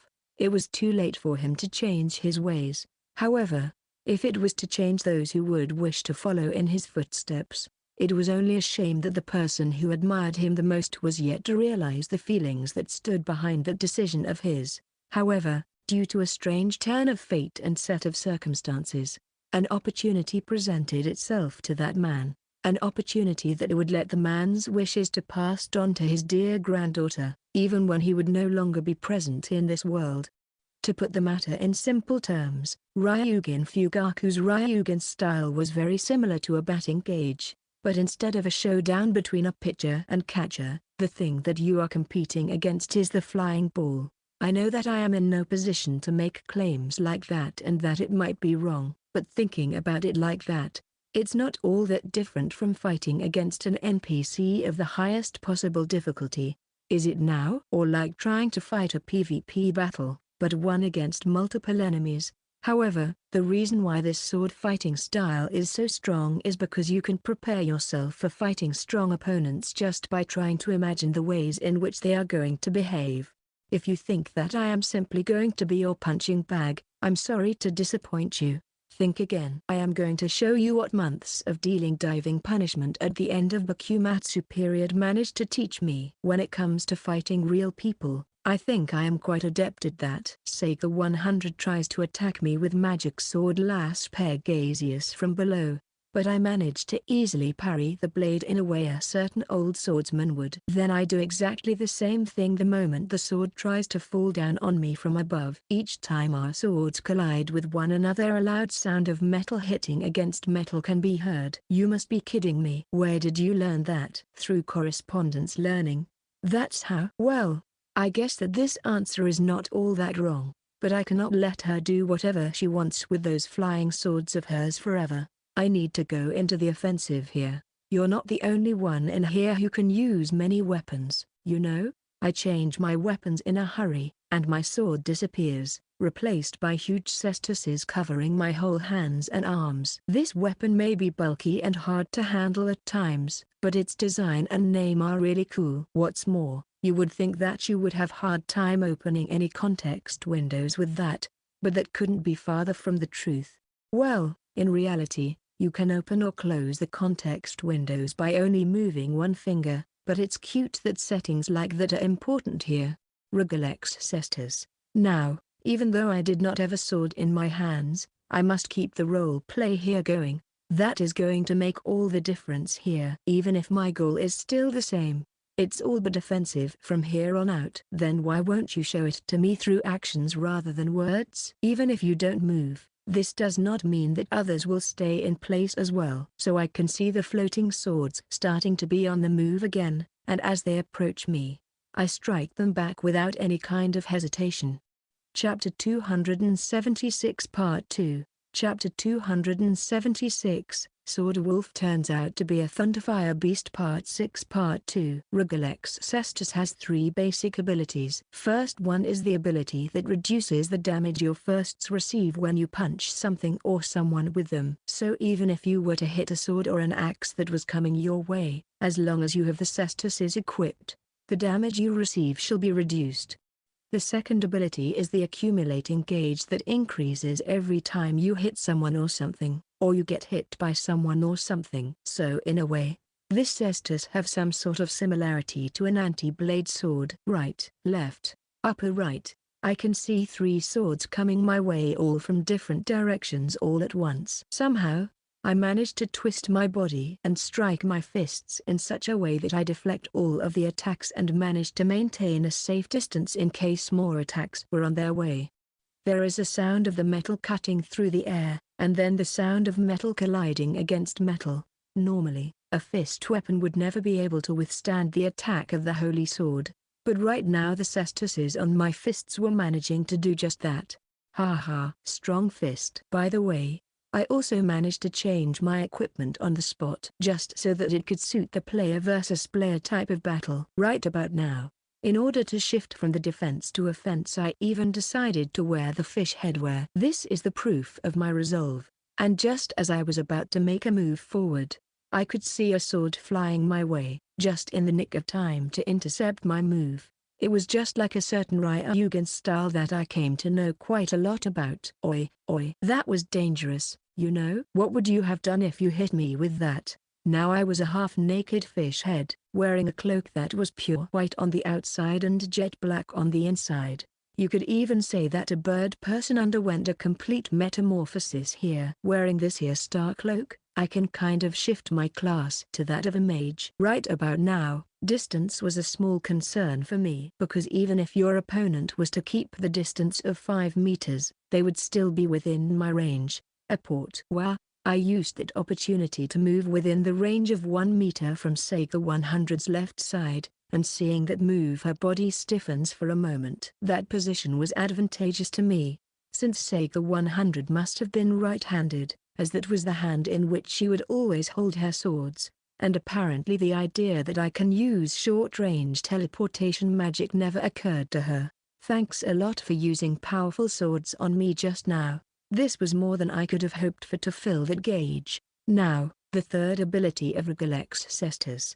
Upon collecting the entire gauge, this ability activates the power stored within the gauntlets and disengages the bands that were keeping it together all this time now.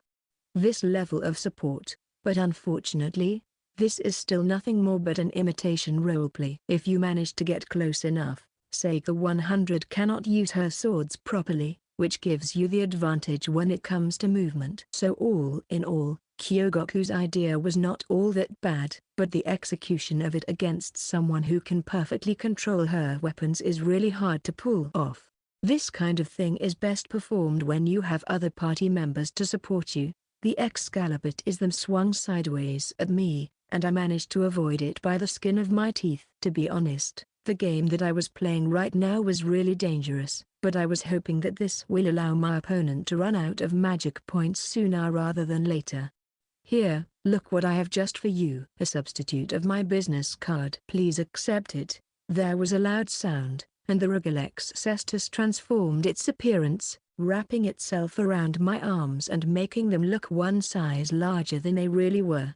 It should also be noted here that in this state the Cestuses looked to be only half finished, so there is probably a room for it to grow even more, but this is only a speculation on my part, and for now there is no way in which I could see if that theory was true or not. The moment my Regilex Cestus collides with the armor that Sega 100 was wearing, a dull metallic sound could be heard. In a sense, the ability of Regilex Cestus in this state is extremely simple. It completely nullifies the damage that can be applied to it. In other words, in this state, if you were to put your hand into magma, or coat it in poison, or get bitten by niprololican, as long as the damage was applied on the surface of the cestus, it would still become nullified as a result of the weapon's skill. No matter how hard the armor is attacked, no matter how hard the blade of the sword would hit me, my cestuses would not receive any damage from it. The only thing that the opponent would manage to accomplish is to hurt themselves in the process.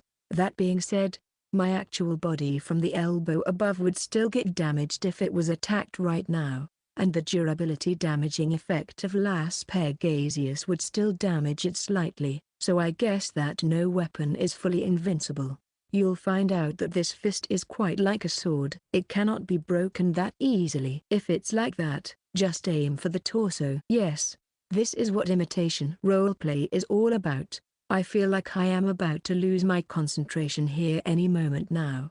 But before that happens, I would like to achieve as much as possible. It may sound easy when you say it, but this is actually something that is quite difficult to do. I must follow my escaping opponent while keeping a safe distance, and avoid the sword attacks that keep flying my way. Stand by. It is something that essentially comes out of your hand, right? Then you can certainly avoid it by circling around her back. Formula drift. Activate. Gliding at an accelerated speed, I shift behind her back. Oops. Is it here? Isn't that overdoing it? I was trying to grab onto Sega 100's back, but a single sword slash prevented me from doing just that.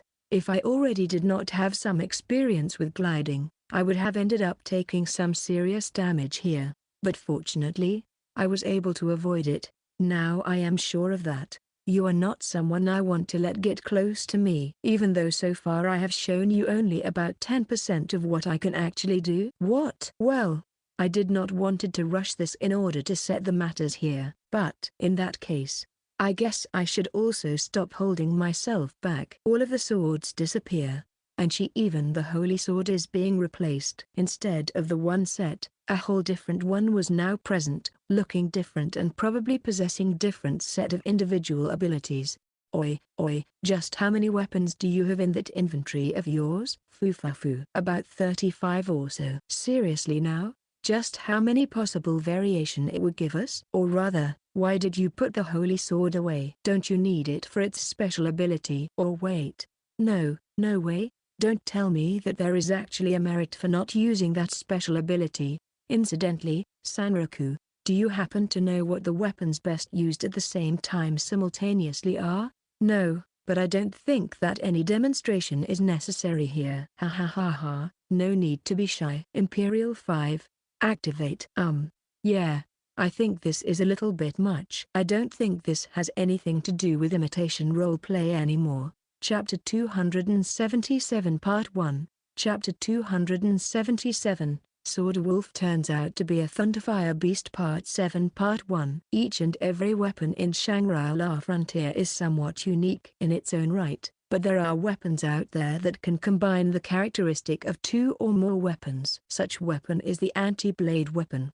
A weapon that combines the different characteristics, but as a result of that is treated as its own unique category. And there are weapons that can benefit from combining different weapons of the same class. For example, let's take a look at the new set of 5 swords that Sega 100 had deployed in the quintet formation just now. The way in which those weapons work is that they share the same characteristic, Imperial, in their names, and because of that they tend to be way more effective if all of them are being deployed at the same time against a single opponent.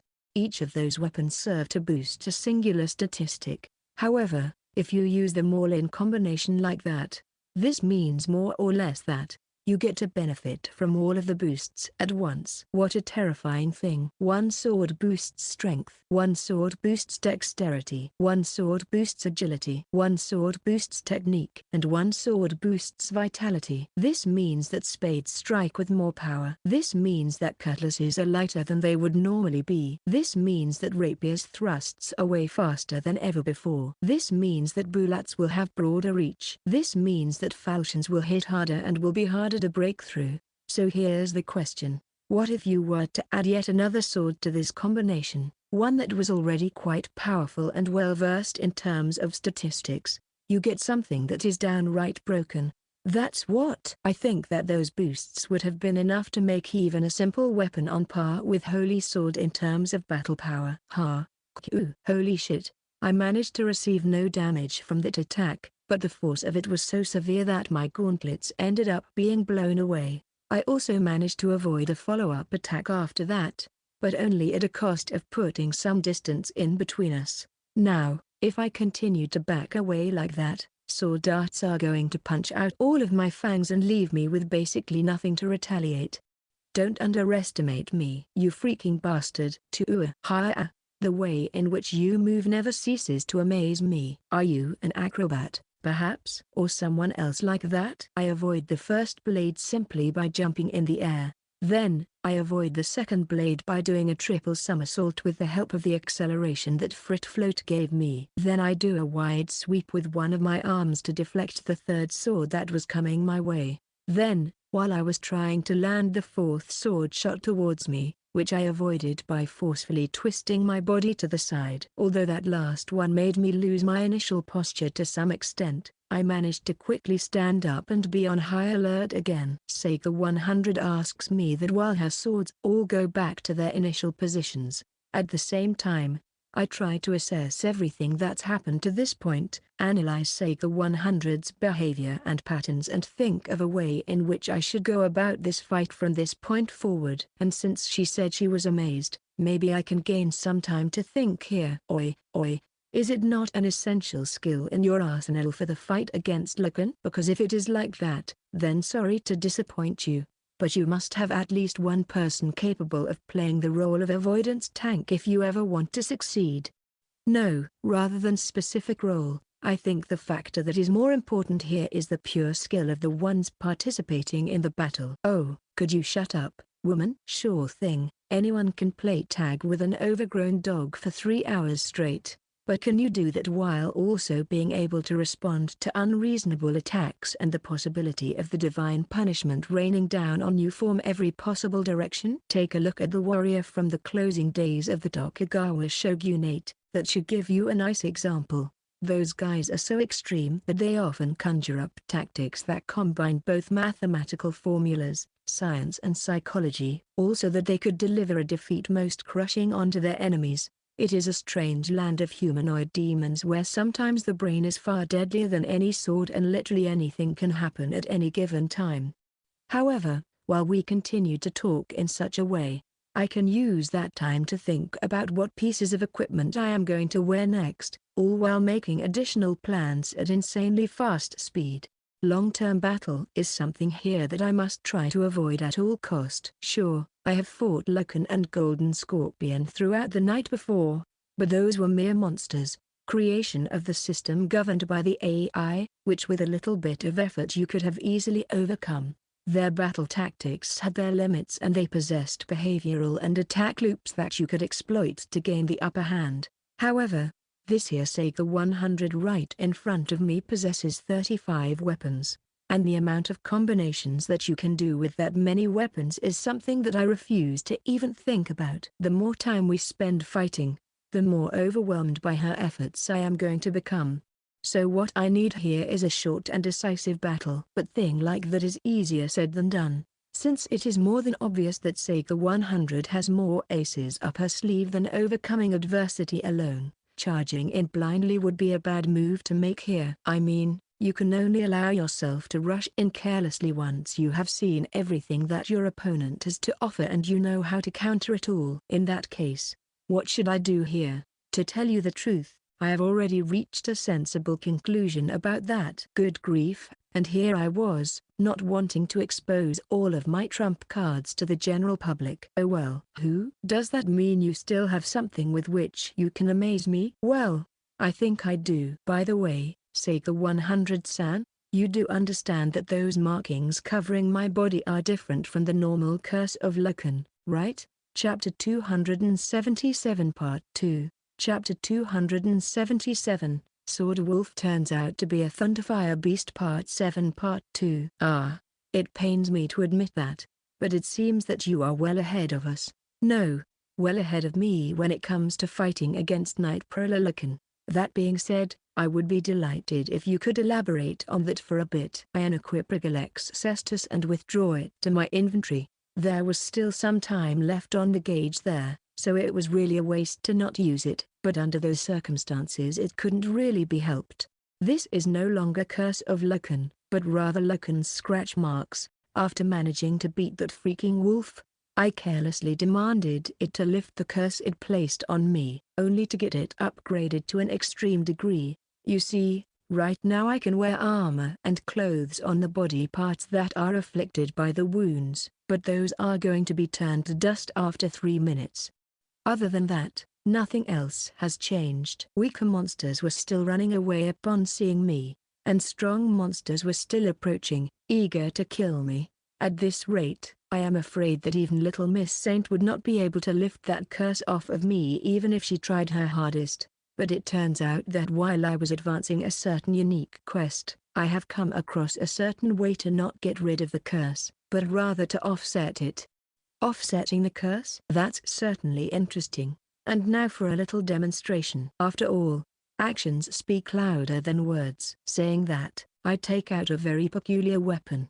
How should I even call this thing? A dagger with its blade removed? Because honestly, right now it was but a stick. You could not call it a normal weapons, since it did not have about 90% of the things that would make dagger a dagger. Or maybe a butterfly knife before the blade was ejected? However, upon closer inspection you would see that there was a small gem attached to the stick's handle, right in the place where the base of the blade would normally be. And needless to say, it was one of the component crystals that I managed to obtain during our death battle with the unique monster Goldunine the Inexhaustible inside of the tunnels below Rabbits. According to the weapon's description, its name is Bone Shatterer. This is something that I have obtained from another unique monster. A weapon holding the curse of the Goldunine the Inexhaustible. The facts behind those simple words are really straightforward. As such, there could only be one reaction. Since I just declared that I am already on my way to fight another unique monster, the eyes of everyone present open wide in shock. Well, everyone except Ray, and this here. Holding the stick firmly, a non-material blade starts to form from the handle. In place where the usual blade would be, it was a cursed weapon, one that would drip curse of poison simply by holding it or shaking it slightly. I then turned the non-material blade towards myself and thrusted it without hesitation. And then some of it here. I pull out the Bone Shatterer from my chest and right after that I thrust it against my right thigh. And it seems that stabbing your right leg also affects your left leg, so there is no need to stab yourself 3 times. Props for that. This may call for a drastic change of schedule. And, what does that supposed to mean? Just how much information about unique things are you hiding away from us? Hey, I smirked at Sega 100's question. But thinking about it in a calm manner, it seems that ever since I have begun my adventures in the world of this game, it was one unique experience after another, be it either a good or bad thing. You'd better go all out against me, Miss Sword Saint. Right about now I am no longer the same that I was just a moment ago. This appearance. There was a sound of loud cracks, obviously something that human body would not make under any normal circumstances. Then the cracks started to appear all over my legs and torso, originating from the points where I stabbed myself. Next I wore the fish head again, not wanting to give out what I was about to do in a moment. However, it was slightly annoying that my field of view was being obstructed ever so slightly. Then I wore the helmet used for controlling Suzaku, and flames started to spew from the crack on my body, stopping the poison spread just before it managed to reach my waist and face. Did you know? In the past, bones were the materials that was used frequently for the purpose of fortune-telling, a primitive way of fortune-telling, in which you burn a small bone and the shaman would interpret the way it broke to pieces, either predicting good things to come to you, or bad things befalling you. One curse is being offset by another curse, and the way in which my body is about to break will determine if it will be good or bad. Is it going to be good? Or is it going to be bad? Or is it going to be something else entirely? I did it. I finally did it, Makey. You are no longer going to be an industrial waste after all. I knew it. I'd rather prefer a fighting style that forces me to give it everything I have instead of the one that makes things go way too smoothly. Now I wonder, which one of our respective fighting styles is going to give out first? Let's give it our all and find out. In the end, the way to deal with Sega 100 and her powerful and variable hand turned out to be surprisingly simple and easy. Even if you have 100 aces up your sleeve, if someone manages to get rid of them before you can actually use them, they are rendered useless. As for me, even though I may have but one trump card here, it is the one that is going to count. If your opponent is someone who acts and plays like a Uber boss character, then that only means that if you want to defeat that boss character, you need to stop holding back and start to act like a boss character yourself. Now, be prepared to see how my equipment is going to get even higher. But don't be sorry if it proves to be too much for you. Chapter 278 Part 1. Chapter 278, Sword Wolf turns out to be a Thunderfire Beast. Part 8 Part 1. I knew it. Even though the system may support counters of various kinds, it is still hard to pull off with a figure like that. Must be hard being a woman in a video game. How could this be? How could you still accelerate like that? What the hell is this? This is stupid. Just how much more power are you going to obtain here? Believe me, sister, if you are going to depend forever on the raw stats and numbers alone, with an attitude like that, you can kiss the idea of defeating Knight Prolalakan goodbye. I am taking from experience here. With my last action, there was a sudden shift in the battle tempo right now. Before it was all slow and cut out more to fit Sega 100's battle style and strategy. But right now the battle was fast-paced and perfect for my playstyle. With lots of single hits and backing away instantaneously, I was also keeping relatively close to Sega 100, as to not let her use her skills effectively. Right about now, the battle also received a psychological layer thanks to my actions. Right about now I had the appearance closely resembling that of a Spartan warrior, but the one whose body was covered in cracks resembling deep wounds. There were also flames gushing out of those cracks, which was quite a visual spectacle to behold. I could also sense that it was making my opponent kind of uncomfortable. Or was that fear, even? Certainly, an appearance like that would give off a vibe of a monster in human skin, or rather a human who had forsaken his humanity in favor of obtaining unimaginable amounts of power. Better get used to it, for you are going to be seeing that for a while now. Right about now, the player known as Sanraku was like the endless abyss of horror, one into which everyone else in here was far too afraid to look. Afraid that it might actually gaze back at them and make them go insane. Even his guildmates seemed to be quite shocked by the spectacle unfolding right in front of their eyes. But that was to be expected, since even his guildmates were seeing this for the very first time right now. So, which one of you were saying that it was Momo-chan who was acting like a boss character in here a while ago? Care to change that statement of yours? Sega 100 or Sanraku? I no longer have any idea which one of those two is the boss character anymore. They are all monsters in my eyes. Also, this form. No matter how you look at it, this is a freaking second form, right? It is to be. But do you think that there will be more? Hey, Pencilgton-kun. No. Ha ha ha ha ha, I must say, this is bad. Like, really, seriously bad. Like, totally crazy. With someone like that, money farming would be breeze, so maybe I should ask that guy for help in the future? Of course, in exchange for valuable information. Just look at that. This thing is getting out of hand. This is starting to get really annoying, even for me.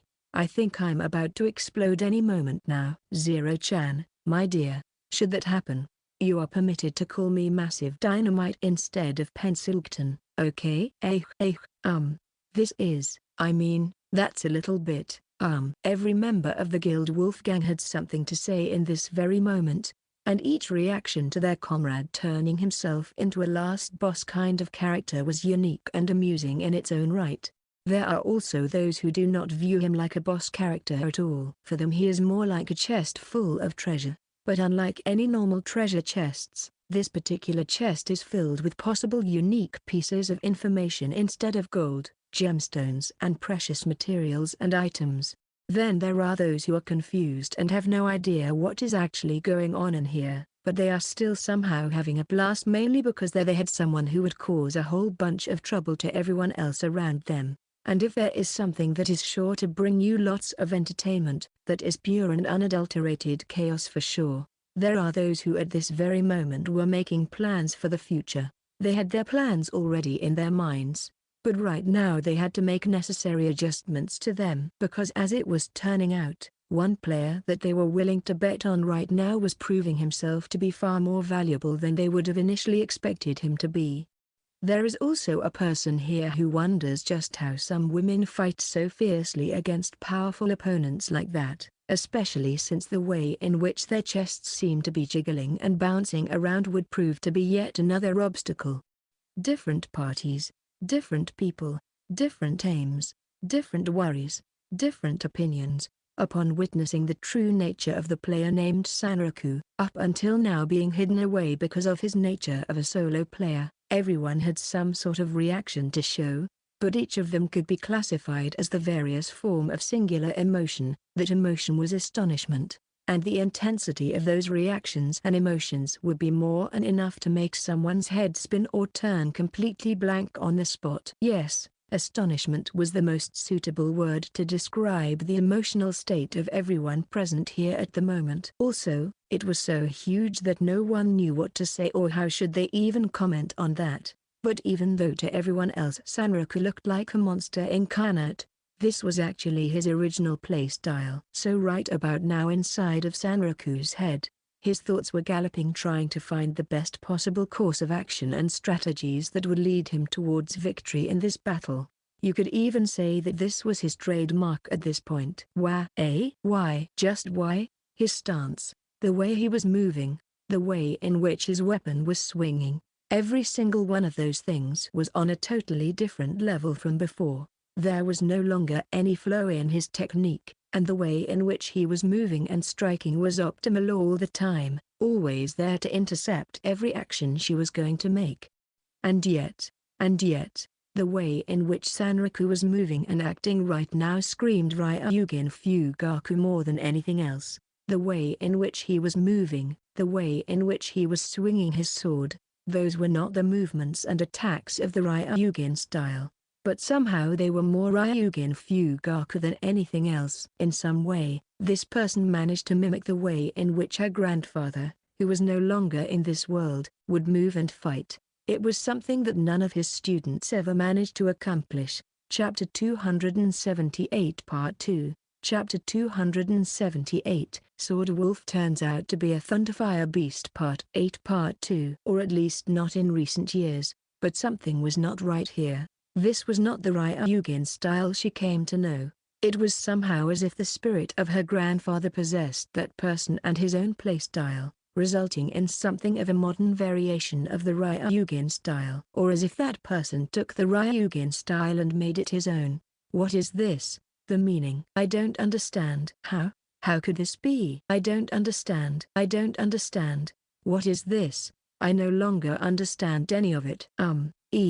Kyo Ugoku Ultimate San! Exclamation mark. That is exactly why right about now, Kyogoku's brain was working full throttle, like never before. She was desperately trying to grasp what was happening before her very eyes, and that is why it took her quite a while to realize that someone was actually talking to her. Looking down towards that person, it was Sega Zero. No, Sega, please tell me. You must know, right? Who this person really is. Please tell me. You must know. Come on, I beg of you. He is not one of your students, so who is he? Calm down please. Kyogoku Ultimate-chan, try to calm down. Exclamation mark. Due to sheer shock factor and emotional overflow, right about now Kyogoku could only shake Sega Zero like a madman, desperately trying to articulate single sounds into proper words. But in her current state it was something really difficult for her to pull off. And with a system that basically can read human emotions, you could even see that there were tears welling up in her eyes. That sight would totally ruin the impression of her that other people around here had. For the time being, I can assure you that he has nothing to do with Ryugen style, none whatsoever. Say what now? Is something like that possible? Or were they simply trying to make a fool out of her? The expression on her face changed, and a huge murderous aura could be felt radiating in the air. In the next moment, Sega Zero had found herself in a situation where the tip of the sword was being pressed against her neck. But even though she'd seen it coming, the armored knight did not falter or took a step back. She stood her ground firmly, facing the danger head-on. That person was just being controlled by her emotions right now. Hesitation in this exact moment would have been disastrous in consequences. That much is true.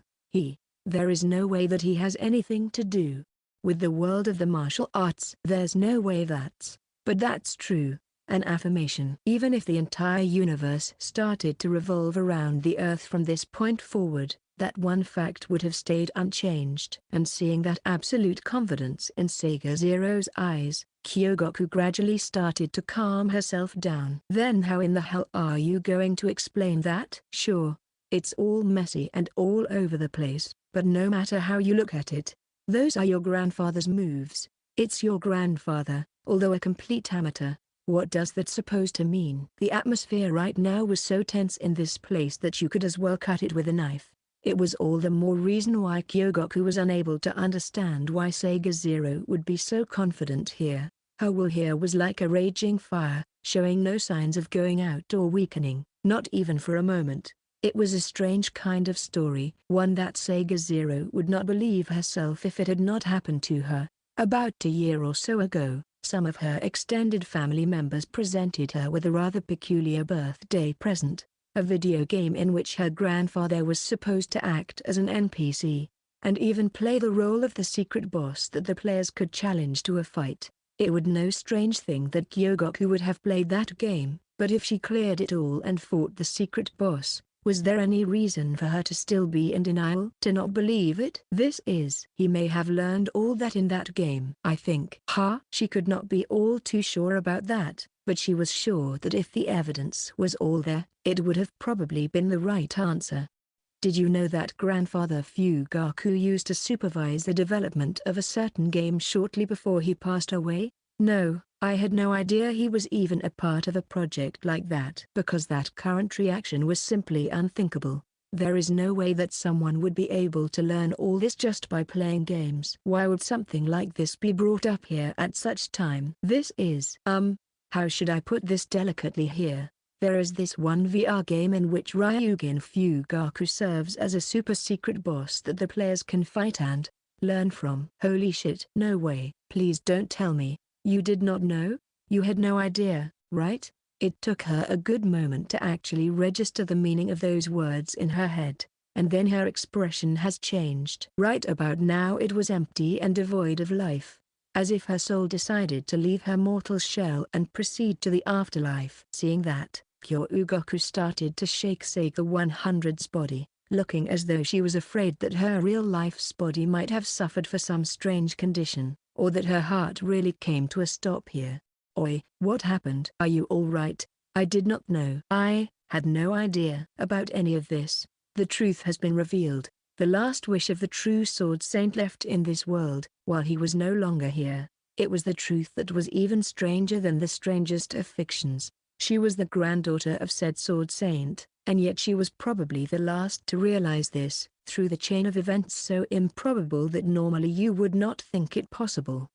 However, there was no way for other people present in the arena to know about this. Only the two combatants could know that, and it was only possible through the clash of the virtual Sword Saint and that cracked and burned mercenary, and both of their passions intertwining with one another. Chapter 279 Part 1, Chapter 279, Sword Wolf turns out to be a Thunderfire Beast Part 9 Part 1. In any case, does offsetting the curse in my current state makes me invincible? Do it fix all of my problems? Sadly, no, that is not the case. It alleviates them a little bit, but because I am still basically half naked, it makes me into something of an oversized ant. Squishy, but a little bit harder to kill. Not to mention my weapons. Can you possibly imagine the sadness that Maki must have been feeling when it was looking at Kensho, being used almost non-stop and to its full potential? All the while Maki was getting the cold shoulder and was treated like nothing more but a big pile of useless industrial waste. And it is fine if you cannot imagine that. I am going to tell you all about it, anyways. What's wrong? What's wrong? Out of breath already?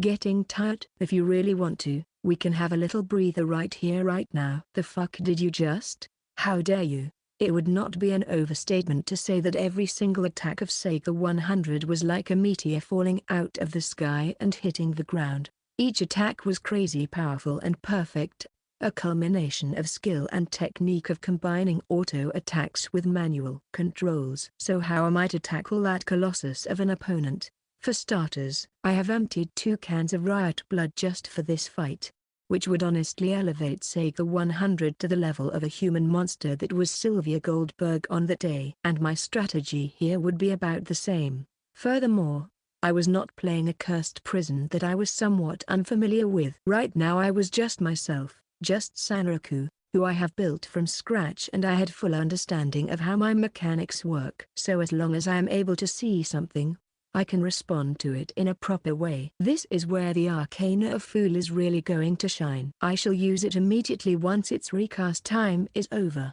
And after that I am going to make sure that it is going to stay active all the time, recasting it if it accidentally stops.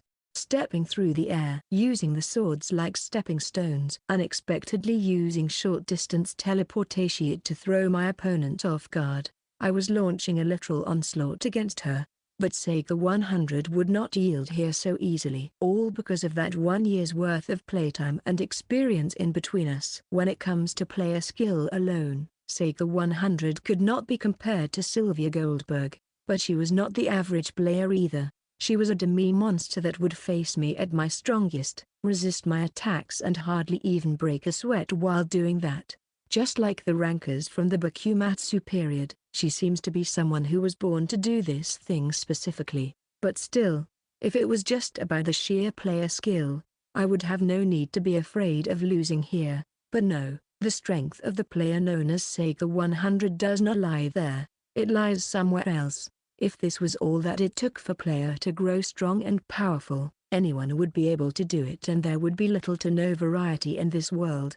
Interesting. Does that mean that you need such abilities in order to be able to compete with Nyprololocan on equal ground? If you truly believe that you have what it takes to defeat that thing, then come on and go all out against me. Show me that you are determined to do this. Now, here is the question for all of you. What is the most important trait for any gamer to have?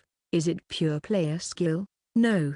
It's not that. Almost any game can be started and enjoyed with little to no amount of player skill. Are those rare items? That may partially be true. But no. You can have fun and enjoy your games even all the way until the last boss without obtaining a single rare item, if you are devoted enough to see the game through to the very end. The correct answer here is motivation. Motivation is the most important thing for all gamers out there to have. Even if the difficulty may seem unfair, even if the RNG keeps on screwing you over, and no matter how bad things may seem, as long as you have the motivation to live through those hardships and keep on pushing forward, you are always going to have fun and enjoy the overall experience. In that regard, Sega 100 truly is the best there can ever be in terms of motivation. She wanted to defeat Nyprololocan so much that the flames of passion and motivation would never burn, only fueling her even more after a year of playing this game and trying over and over again. You could call each of her weapons a crystallization of her enthusiasm and motivation, and each swing of those weapons would show the amount of time, effort and enthusiasm she was projecting onto her ultimate goal here. Hardcore player. Yeah, that's right. I honestly think that no other word would fit here better than a hardcore player, and there is no possibly better opponent for me to face under those particular circumstances. That is also why I am fired up. No, right about now I feel that I am literally on fire with excitement. There is no greater joy to be felt from playing a game than to go toe-to-toe with someone who is so equally passionate about the game that you are. Things like that are what attracts people towards player versus player type of battles. This is also the reason why player killing is never going to disappear and is here to stay. I may be wrong about this, but I do believe that the root of player killing is the seeking of thrill. Not the kind of thrill that you get from fighting against the mob enemies controlled by the AI, but a thrill of fighting against living and breathing people of the same skills as you are. That being said, Shangri-La Frontiers AIS really exceptional, and even if someone did not wanted to admit it, you had to give credit where the credit is due. After all, the AI in this game was so advanced that you could easily mistake them for living and breathing creatures, but this is this. And that is that. You cannot deny the amount of fun that can be found from player versus player battles even if you really wanted to. Chapter 279 Part 2. Chapter 279, Sword Wolf turns out to be a Thunderfire Beast Part 9 Part 2. Sword Art, Sextet. Now, it is about time I did some verification on my end. Let's get to work, shall we? My dear Makey. Up until now I have failed to realize just how truly blessed I was all this time. This is most probably because, I am yet to even venture into the new continent. I am also pretty sure that Sega 100 has yet to do that as well, which means both of us would not release the lock on our level limits. So most probably we are both sitting on the level 99 extended, which makes us equal in terms of levels. And since Sega 100's level is not bigger than mine, this means that I cannot really use Whale Rabbit Moon's full potential in battle against her. Could it be all because I was doing nothing but down-leveled builds over and over again? I cannot help it but wonder. Or maybe it has something to do with statistics. Could it be that although our levels are the same, Sega 100's stats are actually better than mine? That's always a possibility. Well, I guess it is a shame that the Whale Rabbit Moon could not be used here, as it would surely be of use in this situation. However, thanks to its characteristics, I could only use it effectively against the opponents whose level was higher than that I had on me. But this is exactly the reason why the verification processes do exist, and why I was about to perform one such verification right about now. Was it my word, or maybe my thought? Regardless of what made the process kick into effect, Makey started to change in order to show the entire world and whoever was watching here what its true abilities were like. All according to my will. In the first place, Makey has two other abilities besides the one that lets it combine with Kinsho into the shape of the anti-blade sword. One of them Island, of course, Makey's own effect. An effect that I thought to be nothing but an industrial waste until about today's morning. As long as it is treated as a buff ability, it would clash with Lucan's scratch marks and cause me nothing more but strange cracks on my hands. Hence why I thought it to be a garbage ability that made no freaking sense whatsoever. But it was no longer that way, for this morning, I have managed to resolve that issue and find out what that thing really was. However, Makey also had another ability. This other ability allows the weapon to change its shape, depending if you wanted to use HP or MP for its activation. More specifically, if you manage to meet the right conditions, you can change the weapon's shape into that of a dagger, a rapier, or a cutlass.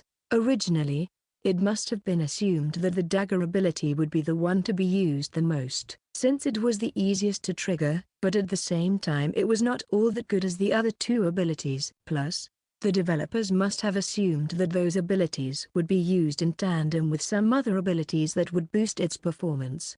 Let us demonstrate the final conclusions to everyone present, shall we? Now, what would the ability of this weapon really be? It is something that manifests its true potential based on the successful critical hit. And depending on just how many critical hits you have managed to successfully land, the shape of the sword Makey. No way. That's impossible. How? How come you can use flying slashes without having the appropriate class and skill for that? Haha, there is. This is what I have been waiting for. A successful verification of my hypothesis. I knew it. I knew that if you managed to break their formation, sword darts will not fire as intended. They are basically useless. The current shape of Makey allows the player to use long-ranged attacks, even though it was a sword. As it turns out, this is Makey's true ability. What's more, it is something that belongs exclusively to that sword alone, and does not depend on Kinsho's scabbard or anything else like that. As the weapon begins to change shape, I get a feeling that its performance here is going to be broken. This is something that was being hidden in plain sight all this time. That is exactly why I failed to notice that right away, and it took me so much time to figure out. Now, whatever should I do here? From now on, I will no longer let you do as you please all the time. Excellent.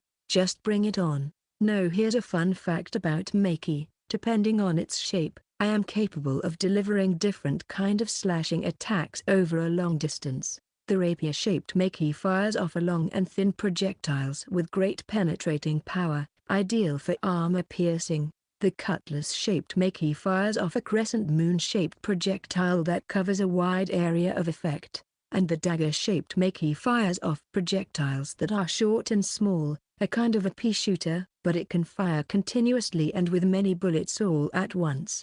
You should watch closely now, Sega 100. You are about to find out that sword saints are not the only ones that can send their swords flying at their enemies, because as it turns out, Even a lowly mercenary class like mine can do it just fine. And I shall prove it to you. I shall prove it to you, right here right now. Even in my previous forms, I was more than capable of giant slaying. You'd better believe it. Just like the opposite of bright and hot burning flame, like a pale cold air in the middle of the night. I then raise my left arm that was currently being covered by a bluish aura, and then I thrust Makey right into Sega 100 with all of my might.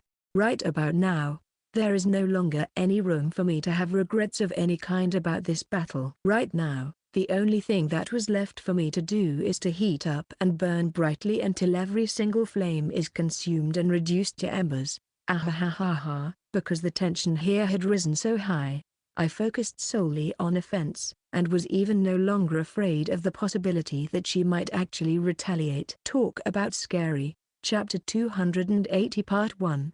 Chapter 280, Sword Wolf turns out to be a Thunderfire Beast Part 10 Part 1. From beyond the boundary, loud thunder roaring in the dark, echo of a strike reverberating far and beyond, that is the hammer of judgment that descends from the high heavens.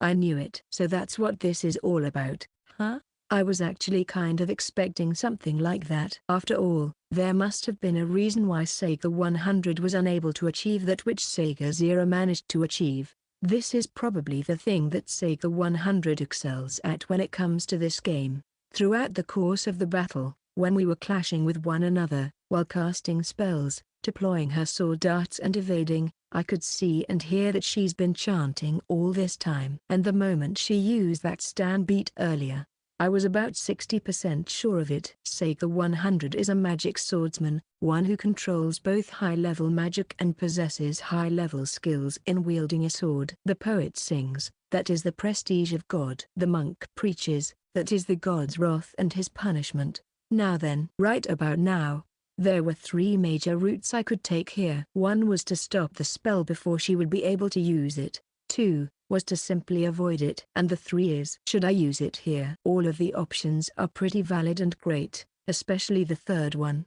It comes with its own difficulties, but it would allow me to create some window of opportunities for myself. But if I mishandle it even by a small amount, I might actually end up self-destructing without having accomplished anything. Needless to say, I was going to choose the third option. To be honest, this was no longer about victory or defeat for me. No matter if I end up winning or losing as the final result, I feel that I would be able to just come to terms with it and say, well, what's done is done. But if so, then what is the true nature of this strange urge that was guiding me right now? I already know what this is. After all, it is something that's been with me for years now. It was something that was accompanying me ever since I started to play this game. And it is something that is going to be right here by my side in the future as well.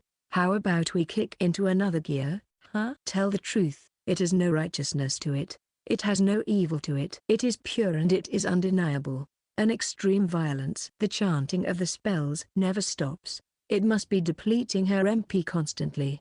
But she must have prevented any loss from occurring by using the means that would recover her MP constantly, greatly making up for any MP that would be lost. This is just a simple player versus player battle, but for Sega 100 that must not be the case.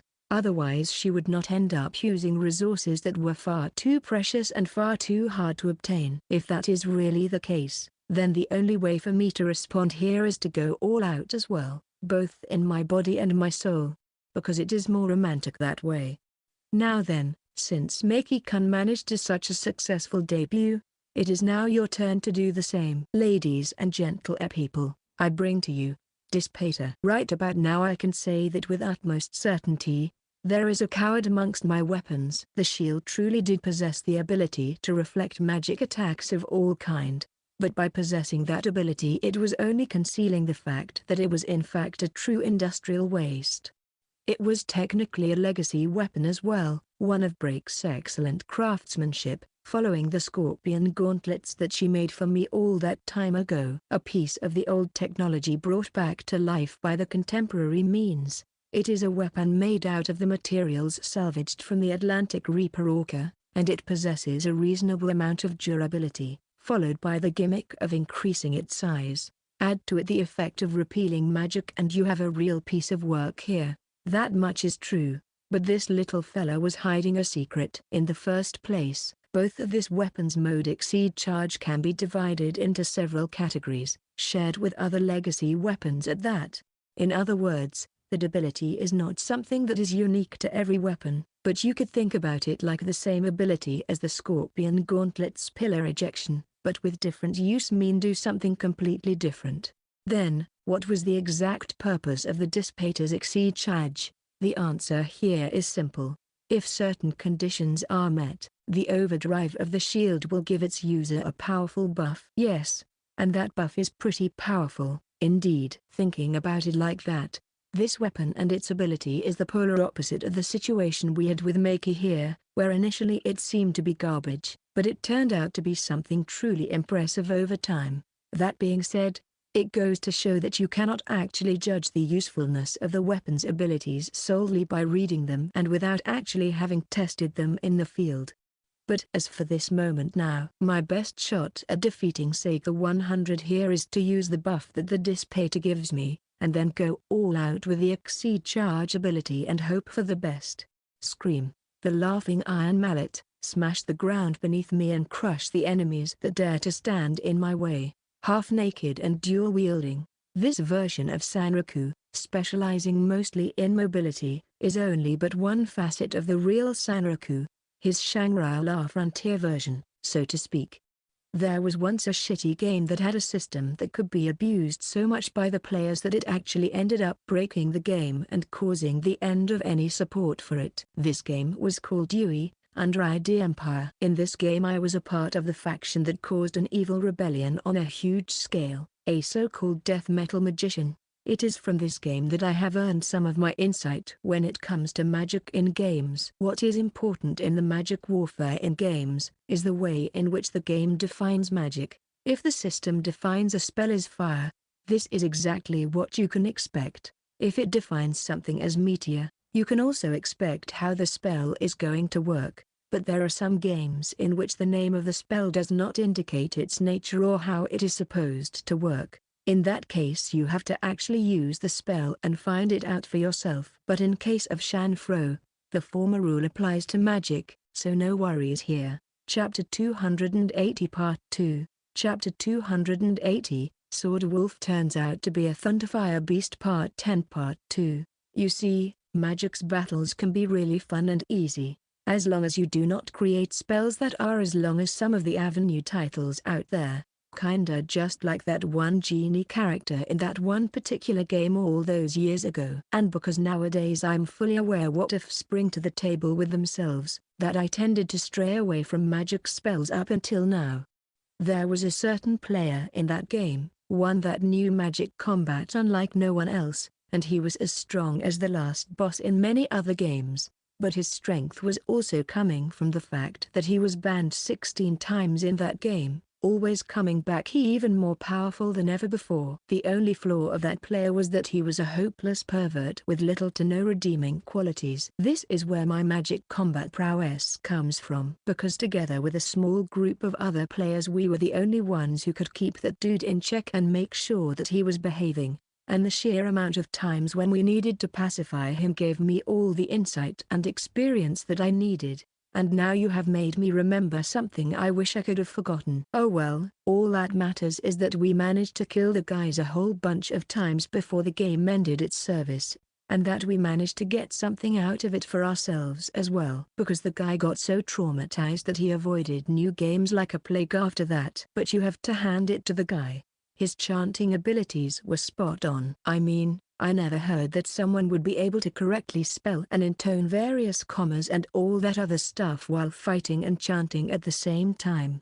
Shoot and crush, O mighty thunder. Bite like a hungry rabid dog. Act like a faithful hound. Destroying my enemies according to my will. The magic spell that Sega 100 released just now was looking like a thunder strike. And here's a funny thing about lightning magic. It often needs to balance speed and power. And needless to say, such balance is not always great for the spell itself. And there is one more thing.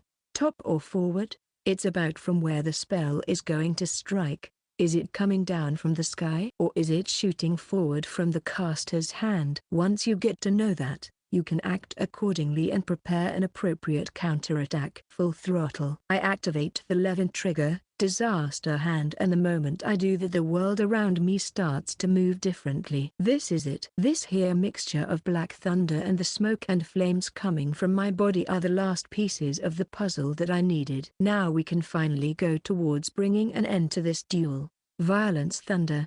Exceed charge. While controlling the motion of my body in the overflow state, I raise my shield towards Sega 100's hand, to protect myself from the lightning, and then I raise it even further, towards the sky. The swarm of swords that surrounded me all of a sudden would not let me escape, but it was something I was willing to take here. The chanting is completed. The name of the spell is spoken. In the next moment, a beast made out of lighting starts to fall down from the sky right on top of me. At the same time, the dissipator shield started to shine and bloomed. Now, let me show you the power of the exceed charge that is no longer garbage, the power of conversion. Then there was a loud roar, and the moment the lightning spell falls right on top of me, I am covered in a huge cloud of both smoke and ash. There is no way I can beat this. Deep down inside, Sega 100 was more than aware of that fact. The amount of her recovery items was constantly decreasing thanks to the constant use of the sword arts, and it did not look as though she could allow herself to stop using them anytime soon, especially with the amount of MP that the strongest defensive spell in her possession, Violence Thunder, would consume with each use. It was imperative for her to keep Sanraku rooted in place, since once she would start chanting the spell, its impact point would not be able to be changed, and in order to accomplish that, she would have to deploy all the swords in her possession just to make sure that this one magic attack would connect and count. Being able to move freely and not being able to move freely makes all the difference here. It is like the difference between heaven and earth. Also, Sega 100 right about now was able to experience the uneasiness of having to be wary of your opponent just because they happened to do something that you were unable to predict. Exceed charge. What is that? What the hell did you do? Was it perhaps a defensive skill? Something that is something to do with that strange shield? Or maybe it's an attack skill connected to the weapon? Or maybe it's not that either, and some sort of a passive skill? The truth about the nature of that skill, whether it was an accumulated skill or something activated on the spot, it was all going to be revealed when the thing standing behind the smoke screen would emerge from it into the broad daylight. Exceed charge, type conversion. By deliberately exchanging the ability to reflect magic for its opposite, you get the ability that acts like lens and not mirror. You do not reflect magic, but you end up absorbing it. And the amount of magic absorbed gives you a boost to all of your stats across the board. You also gain the Black Flame status as a result. And then, the veil of both smoke and ash subsided, revealing what was hidden behind it. There was something similar to an aura that looked like blue flames sticking to the thing's right arm that emerged from behind the smoke screen. But that was not all. For when his whole silhouette emerged from the smoke, turned yourself into a monster, who knows? I'm not even sure myself at this point. It wore a full body coat of black thunder, and its whole body was on fire, to boot. More than anything, it looked more like an alien than a normal human being. Then how about this one-shot gag right here? At that moment the head of the dual-wielding warrior who was holding on to the golden and ultramarine swords changed shape to that closely resembling that of a fish. How about this here grilled salmon, fufu? There it is. You are wide open. Before Sega 100 could even realize what was happening, her body was sent flying by the ultra-fast roundhouse kick performed by the flaming swordsman, who all of a sudden moved way faster than she was able to perceive. Chapter 281 Part 1. Chapter 281, Sword Wolf turns out to be a Thunderfire Beast. Part 11 Part 1. My body keeps on burning up all this time, and it is going to take a while before I will be able to move normally. However, even with basic movements available to me, it is more than enough to shake off the swords that Sega 100 was throwing my way. Also, my HP is constantly being cut in half here. and in the not-so-distant future it is going to reach the level of 1 HP. When your bones are being crushed, no shackles can hold you for long, especially since the overflow status and the buffs from Dispata are strengthening me further. This gives me all the advantage that I need. Let me give you a little handicap by saying this. Right about now, even a single basic attack is going to be more than enough to bring me down. Does that mean that you have finally run out of trump cards? Then allow me to respond in kind. The chant changes and the swords disappear only to appear once again before my eyes. This is going to combine the sword art with the holy sword for the maximum efficiency. 6 swords appear in the air, and the 7th sword, the one that was going to conduct all the rest, was in Sega 100's hand. Then Sega 100 lifts her free hand up, preparing her next move. At that time, the 6 swords that were floating behind Sega 100's arm all rose up and one after another bit into her arm. There is only one simple solution if you want to use this trump card on demand. Ties, self-harm. The damage shall activate the ability of the Holy Sword. Does that mean overcoming adversity is coming? This scene is already one big adversity for our guild. Dominion, Evil Enemies, Vandal Grey, Funk Fang, Grit Blood, Urobrosa, and then finally, Excalibur. Damn. I never would have thought that she might be hiding something so cool. The 6 swords inflict self-harm upon Sega 100, and when her HP falls below a certain level, the additional ability of Holy Sword Excalibur would also activate. Certainly, it was a pretty effective way of giving yourself a power boost when you have found yourself in a tight spot. However, it was also the action that would require utmost confidence in your abilities and in the fact that you are going to settle the battle. Compared to that, my current state was simply laughable. Now then, this is it. The crucial moment is here. There is actually a time limit on Dispata's buffing ability, and that limit is determined by the strength of the magic attack the shield managed to absorb. And even though you would think that such a powerful attack like that Thunder Beast a moment ago would last for quite a while, in reality it only managed to buy me about 3 minutes of powered-up statistics. However, I am in no position to complain because there was also a limit of magic power that the shield can absorb into itself, and if you exceed that limit, you might damage the shield or break it completely. So I would say that it's a fair trade-off. I will rip you to pieces. Come right at me.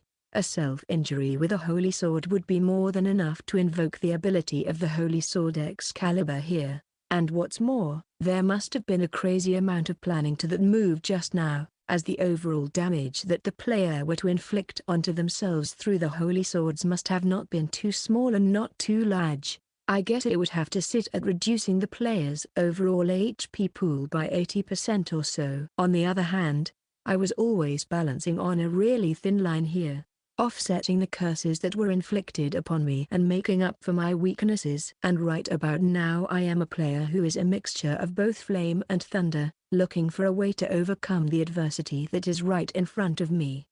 I cannot stop thinking here that what we did was very similar. The actual process of getting there might be different, but the core concept should remain the same. In other words, this battle right now is going to see which one of us is better and stronger.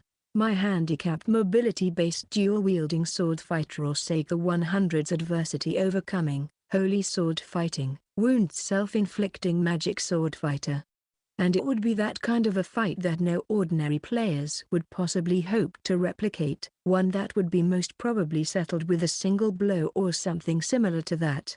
There is no grudge in between us, no hate and no resentment. Right about now we just want to use one another as sandbags to test our true strength, and to see if we are indeed worthy of challenging and overcoming Knight Prololican. Player versus player battles are the crowning jewel of Shangri-La Frontier. There is no need for intricate strategies or anything like that here, you just go all out in hope of besting your opponent who is doing the same thing. If the 7 swords will try to fall down on me all at once, my flames and black thunder will block them, and if my flames and black thunder try to reach out to her, Sega 100's holy swords will block them without fail. I am sure that the onlookers must also be quite fascinated with the spectacle that takes place right before their very eyes. I mean, it was the current onlooker that really started this whole mess to begin with, so they better enjoy it. But no matter all the things surrounding this battle, right about now it is not important. Right now there is only one important matter here: which one will win? And I guess we are about to find it out soon enough. Her eyes glitter like crystals. I am sure that mine are just the same. Chapter 281 Part 2. Chapter 281, Sword Wolf turns out to be a Thunderfire Beast. Part 11 Part 2. There was no longer any place for role-playing here. From this point forward, it would just be one swordsman versus another, a clash of pure skill and wills to emerge victorious. If I take a step back here, it may be all over for me. However, I still have my mobility skills and acrobatics to back me up, so I have some options of maneuvering the battlefield, either to the sides or upwards, using the void of the air as a stepping stone. Still, I cannot go on the offensive, at least not yet. I must see what Sega 100 is going to do here, try to get used to her movements and wait for the most suitable opportunity for a counterattack. This is not really a damage race anymore. It would be more accurate to call this a battle of wits, concentration and intellect. Both of us would go try to read the moves of the opponent, waiting for that one hole in their defenses and then exploiting that hole to the fullest. A single blow is enough to send me to the afterlife here, but on the other hand, if I manage to break Sega 100's concentration and flow of action, she is going to be as good as finished as well. Our skills are more valuable than ever right about now. Each and every single one here can be called a trump card, and they shall decide of the victory or loss here. Go to hell. Is talking the only thing you're good at? While the world is still in slow motion, I change my weapons and slash away a few times. Then I change the weapon once more and use a certain technique I learned in the previous game I have played, a wide area slash called Sunny Side Zanmato. Needless to say, some of the swords that Sega 100 was using were used to counter the slashes I was sending her way. The remaining ones could be used to try and attack me normally, but that's about it. She would not be able to use them for anything complex or complicated, not without having to break her concentration even for a moment. While paying close attention and looking for a suitable opening, I switch my weapon back to Whale Rabbit Moon and wait patiently. The time limit was approaching fast. If I don't do something here quick, I might run out of gas before I will be able to do anything and bring this battle to a close. The grid here is accumulating nicely. It's about time we bring this thing to a close. Try it if you can. I'll beat anything you will throw at me. This strategy is a one-time only creation. You can easily compare it to the fortress that was built throughout the night, with faulty nails and boards instead of stone. But the materials here are the partial information I have on Sega 100, assembled from the various corners of my brain. According to this strategy, I activate the majority of my skills, leaving only a handful for later, and leaving some of them that would be meaningless in this situation right now. This gauge effect, I know that I have only used it a few hours ago, but for me it feels as if a whole lot of time had already passed. A pure confrontation with no strings attached, just the two of us and our weapons and skills. Interesting. Understanding what I was about to do, Sega 100 raises her holy sword and takes a stance, about ready to intercept my incoming charge. For a moment, there was nothing but silence. When it comes to the situations where even a single mistake may prove to be fatal, the thing that comes to mind is the proper stamina management.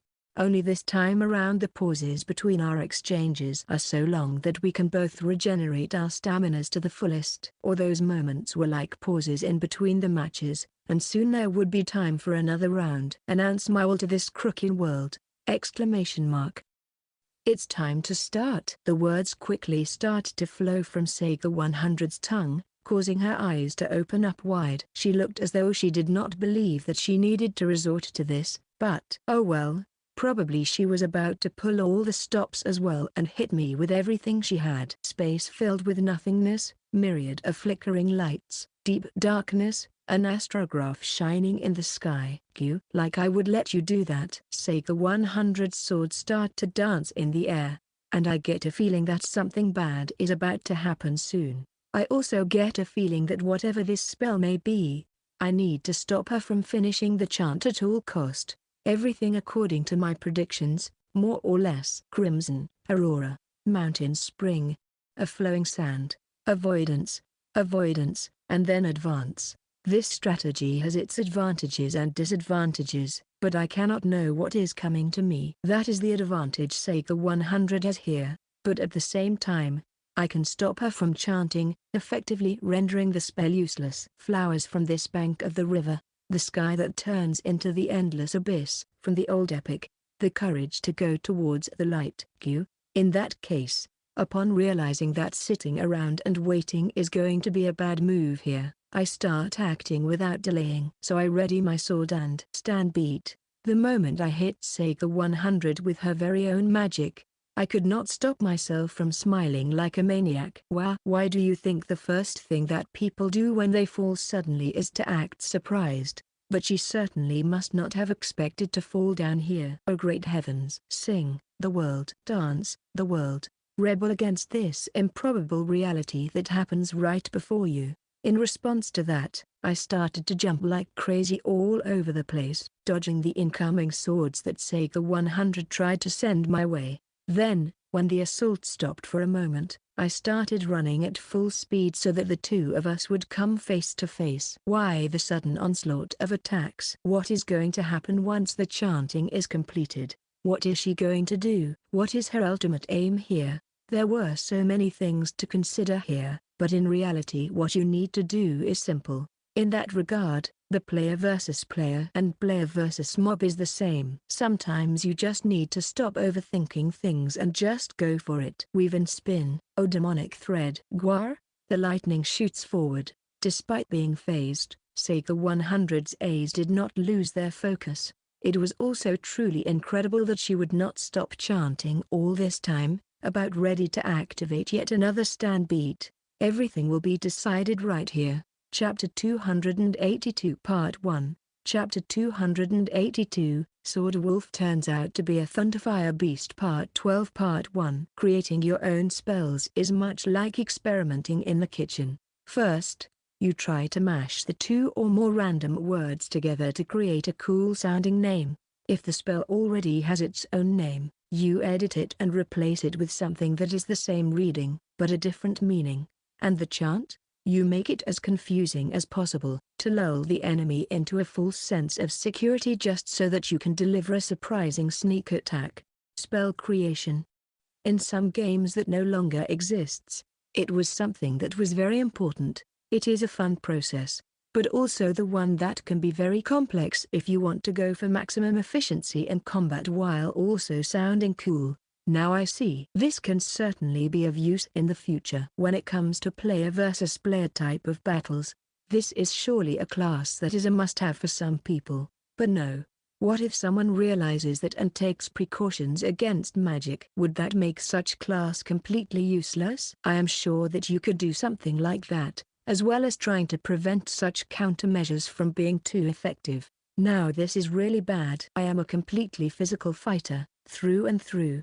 I could not learn any magic spells on my own even if I wanted to.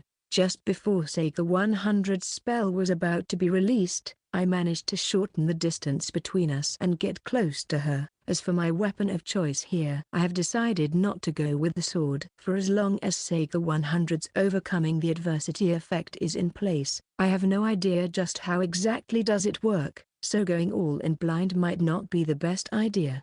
I might get the business end of the holy sword stuck in me before I will even know what happened. If this is indeed some rare level spell, then by all means, use it and do your best. But if it is actually a rare, but not really, kind of a spell, then do not be surprised if I happen to dodge or withstand it altogether. First of all, 2 consecutive attacks. Kakuto Ranma Sengoku Taikiri Sword Art Spinning Blade. After using those skills to power up my own attack, I switch my weapon to Blue Rabbit Moon and slash away at my opponent.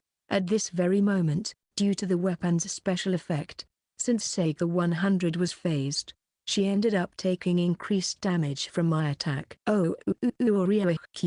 Secret Sword Art Crescent Moon Slash, a technique that inflicts a single deep wound while tracing on the opponent's body. as if it wanted to return to its user. The holy sword shines brightly at that moment, and Sega 100's body is covered in a bright golden shine. Could it be the overcoming the adversity in the working?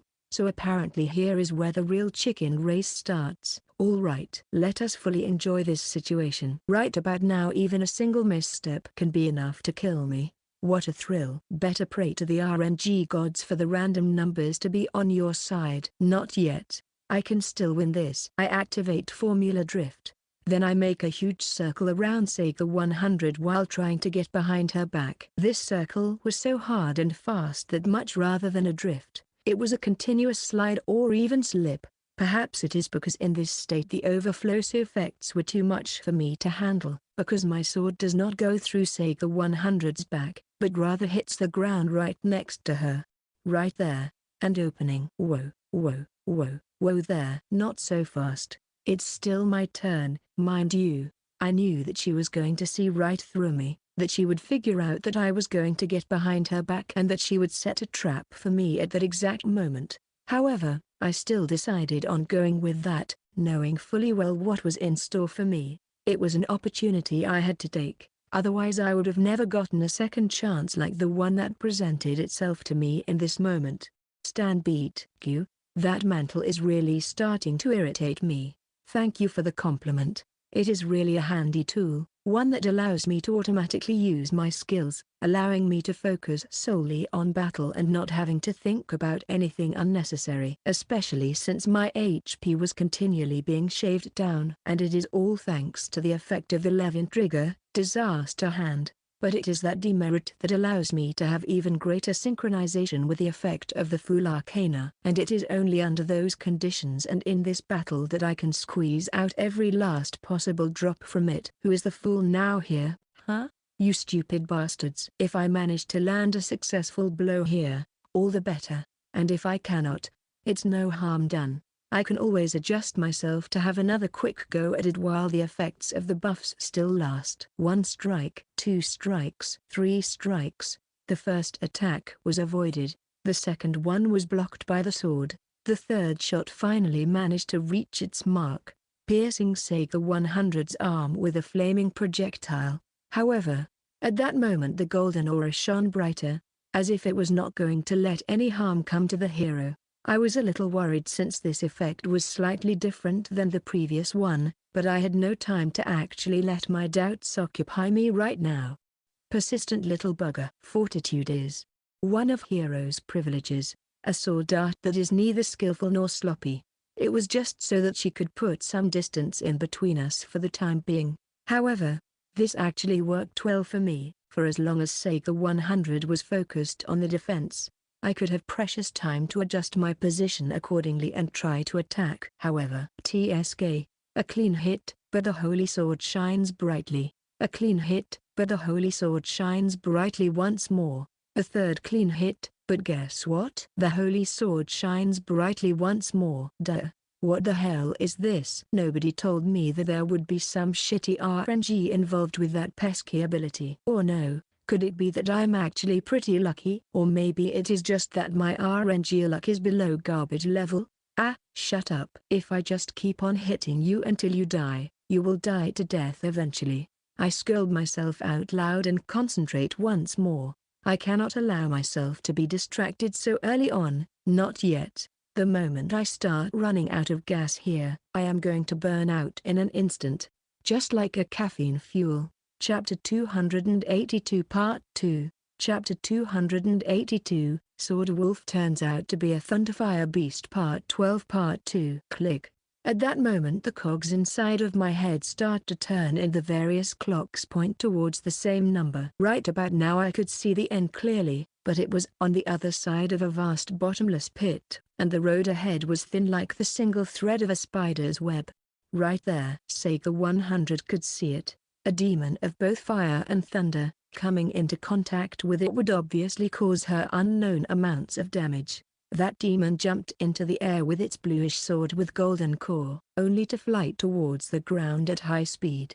At this point in time she did not have the time to express just how shocked or confused she was anymore. Any form of thoughts slowly started to disappear from Sega 100's brain. Right about now, she was just like a computer, coldly assessing the information that all of her 5 senses were feeding her brain. Weapons, throw away. Above, coordinate advantage, sword, not in time. Based on that, a certain conclusion was drawn. It was already too late for her to recall her swords and formulate a new formation. If so, she would have to recall all other swords and put her faith in the holy sword that was resting in her hand. Even if the attack comes from above, she still had a good chance to block or deflect it, so there was nothing for her to be afraid of. Sword art, solo. It was a total mystery for her. Why would the class of a sword saint give you an ability just like that one?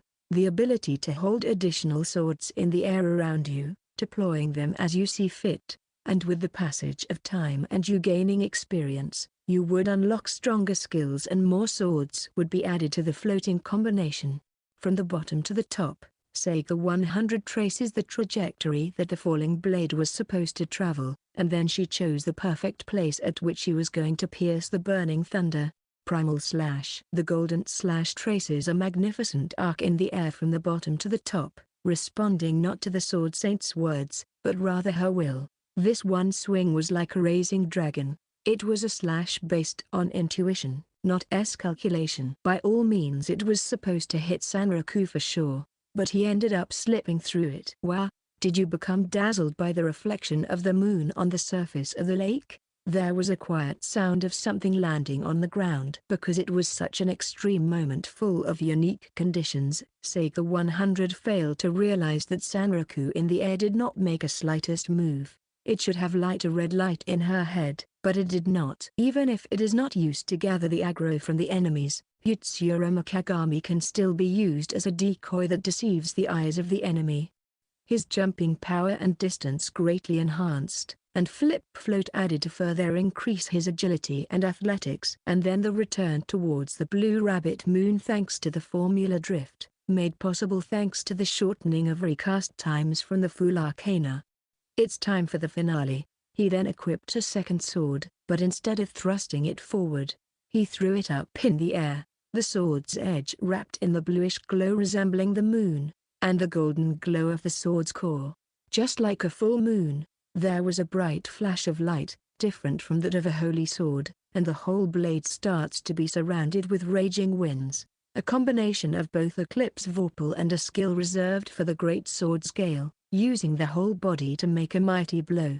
But even so, the holy sword has endured. To be able to pull a clench like that off 5 times in a row, that was a true miracle in the working, if there ever was something like that. And whether it was Sega 100 who was just lucky, or if it was Sanraku who was simply unlucky, that was only for the game's system to truly know. Gale is a technique that utilizes the whole body, and after you use it, you won't be able to move for a short while. If so, does that mean that the Sword Saint should have been grateful for this opportunity? No. She should have stayed vigilant instead of trying to use it to her advantage. This blow should have brought Sega 100 victory. Even thought it would not necessarily bring my HP down to 0. It would certainly give her all the edge in this fight that she needed. The absolute confidence in that statement caused Sega 100's stalwart concentration that she's been keeping up until now. Ladies and gentlemen, it is time for the weather forecast. Even though Sanraku was unable to move for the moment, he still murmured those words. Even though the weather is sunny for now, there is a risk of weapons raining down from the sky right after that, so you should be extra careful.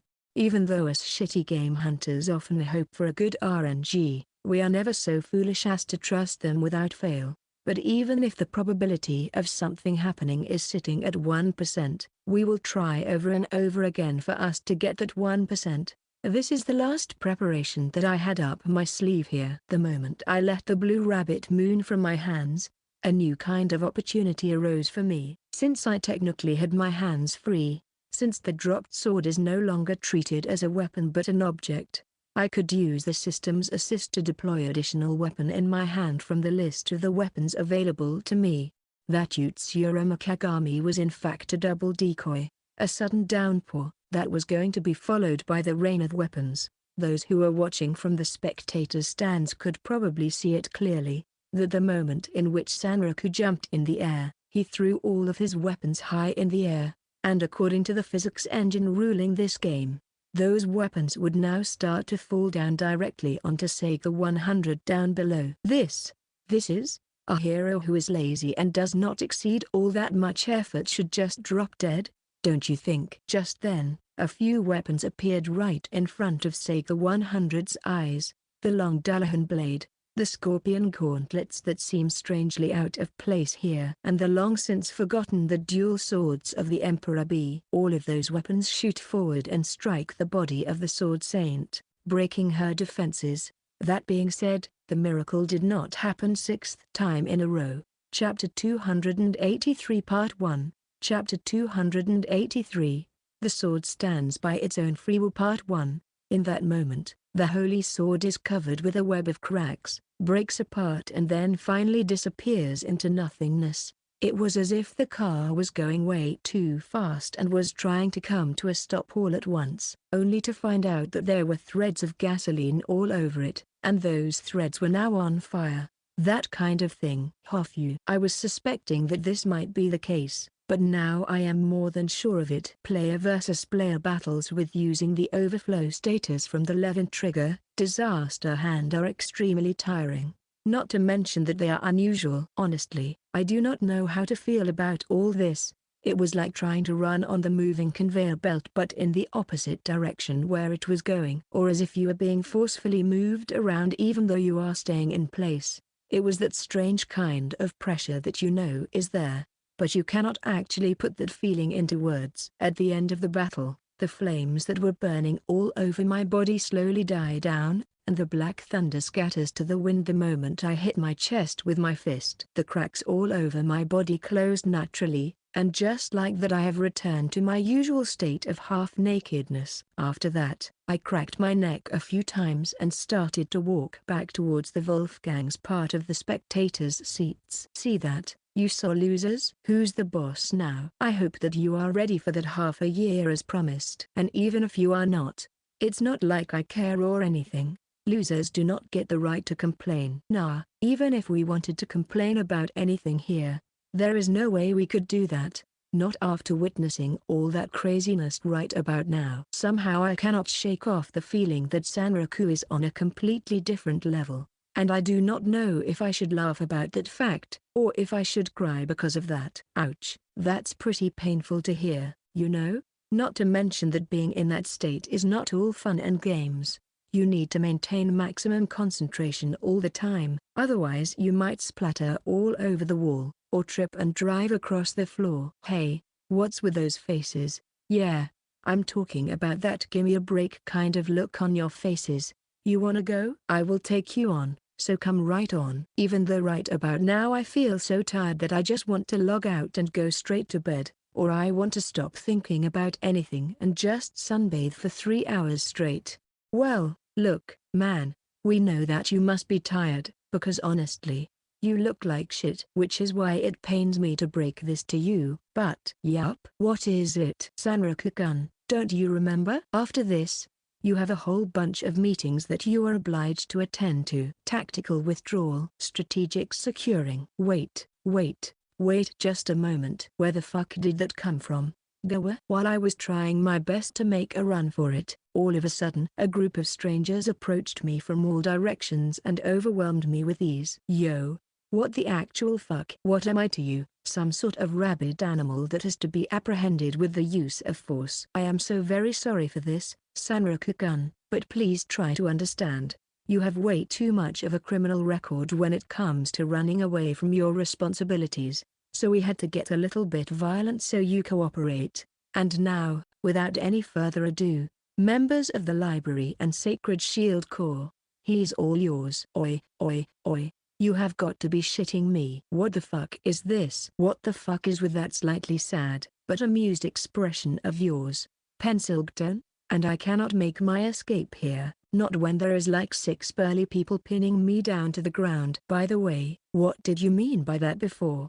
I knew that you were going to boast about it if you would win, and the thought alone was making me really pissed for some reason. That is why I gave those guys a heads up beforehand, so they would stand by on the ready. I will get you for this, you stupid bastard. Remember this. Vengeance will be mine. While I was thrashing about on the ground, I could hear some of the people who were pinning me down whisper, yuck.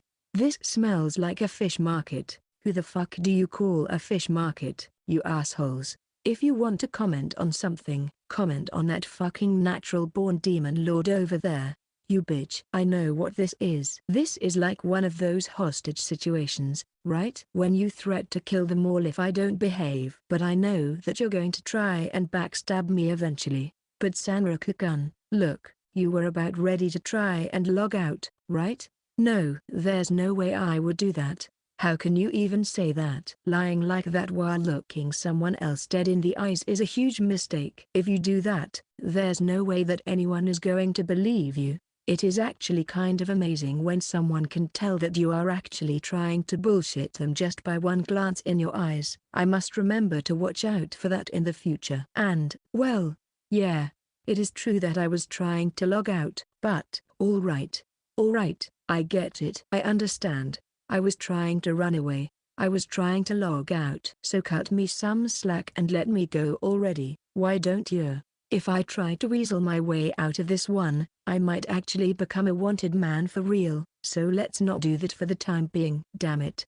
Is that a way in which you treat someone who just managed to beat the shit out of the leader of the strongest guild out there? Oh well, I'd rather take that than having to deal further with the Black Wolves. Rather than that, I let out a deep sigh at Pencilton and cast a quick glance at Katsu. Furu, Siu. I see. Eh? What? What do you get? What is going on here? If we were to translate that to you, you would only get angry, you know? That is why we are not going to do that, sorry. Besides, look at poor Ibe-kun over there. His confidence is pretty much non-existent now. I'd say he is finished now. Chapter 283 Part 2. Chapter 283. The Sword Stands by Its Own Free Will Part 2. Somehow, I did not like the way you just said that. Yeah, keep saying that to yourself, Kyotomate. It's no use trying to act like the voice of reason here right about now. Why do you keep looking at me like that? Keep it up, and my sword is going to be itching for a fight, you know? Who? Wanna go, punk? Want to taste some of that delicious divine punishment? You really want to? I may be tired right now, but my divine punishment is still spot on. I will let you know. It's not that I don't want to fight, but I get a feeling that if I were to fight you right now, I might be pushing my luck in more ways than one. So let's leave that for another day, alright? Ha ha ha, keep saying that to yourself. Come back and face me when you are able to score a win without having to resort to sexual harassment. I feel like I just heard the cracking sound of something nearby. That's funny, I stopped using the bone shatterer a while ago, so I wonder what this is all about. Hey, Katsu, it seems that even though this Hypka took part in this battle, she is still oblivious to what camaraderie is all about. Whatever shall we do with her? No way, Sanraku, is that true? Even if you have meant it as a joke, it is a really poor one and I do not think that I can really laugh at it even if I wanted to. It was only natural that we would want to pick on Kyotomate for the way she got her ass handed to her. But in Katsu's case he needed to tread carefully here, or else he would be the one who would be targeted next for his own defeat. Say, Sanraku, I know it might be a difficult of a thing to do, but have you thought about the name for this thing you just used in that fight? Well, I was thinking about something that would neatly combine the three effects that I was subjected to, being covered in lightning, being set on fire and having my body literally cracked open. Fumu, could you elaborate on that? I turned my head towards the source of that voice and wouldn't you know it? It was the self-proclaimed magical girl wannabe. She somehow mixed herself into the conversation. However, thanks to everyone else, she was largely ignored for now. However, you have to hand it to her.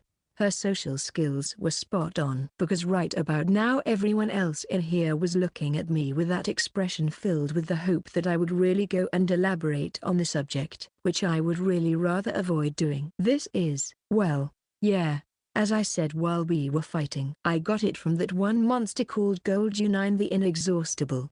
Yeah, a lot happened for me to get my hands on it. Yes, that's it. If you want any more information on the subject, please contact me through Arthur Pensilgton, who is the guild master of our guild. Now this is ha ha ha. Would you believe me if I were to tell you that a certain jeweler made it for me? And yeah, it is not a unique weapon. If I were to explain it, it is something more gak-like. Yeah, this fits nicely here. Oh, yeah, could you contact me later about that matter?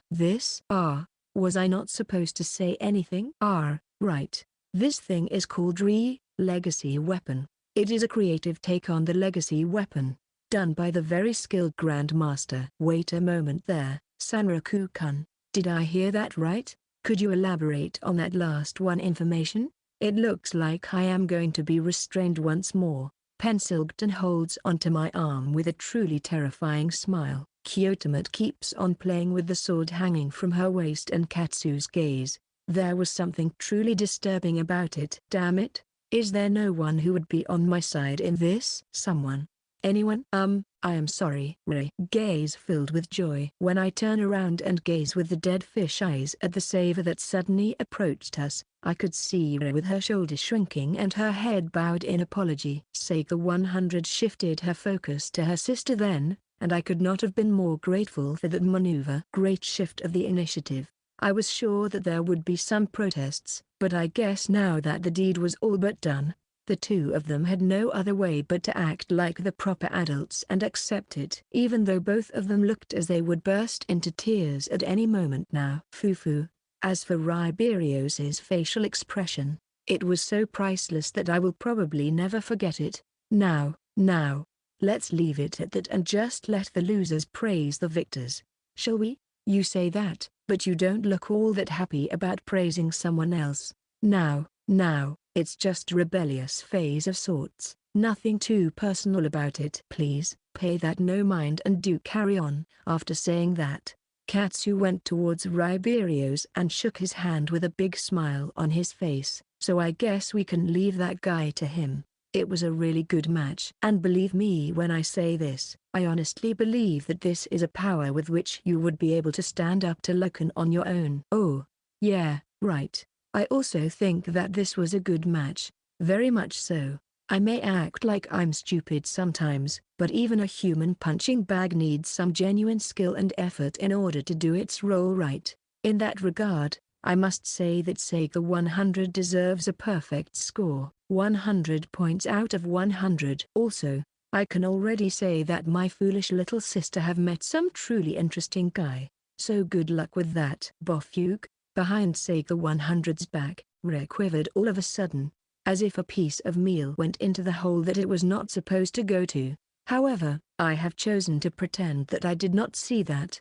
Since Sega-san's behavior was often this buggy, you could even say that I got used to that. Also, I was very curious about what happened between Katsu and Riberio's that got the latter to tremble in fear like that. Well then, I do believe that we can count on the Black Wolves keeping their word just like it was agreed on. Just then, Sega 100 cleared her throat and delivered the news that surely must not have been easy for her to accept. However, she seemed strangely calm and okay with that. We, the Guild Black Wolves, have decided to officially change our name to the Black Swords. As such, we would also like to form an alliance with the members of the Guild Wolfgang.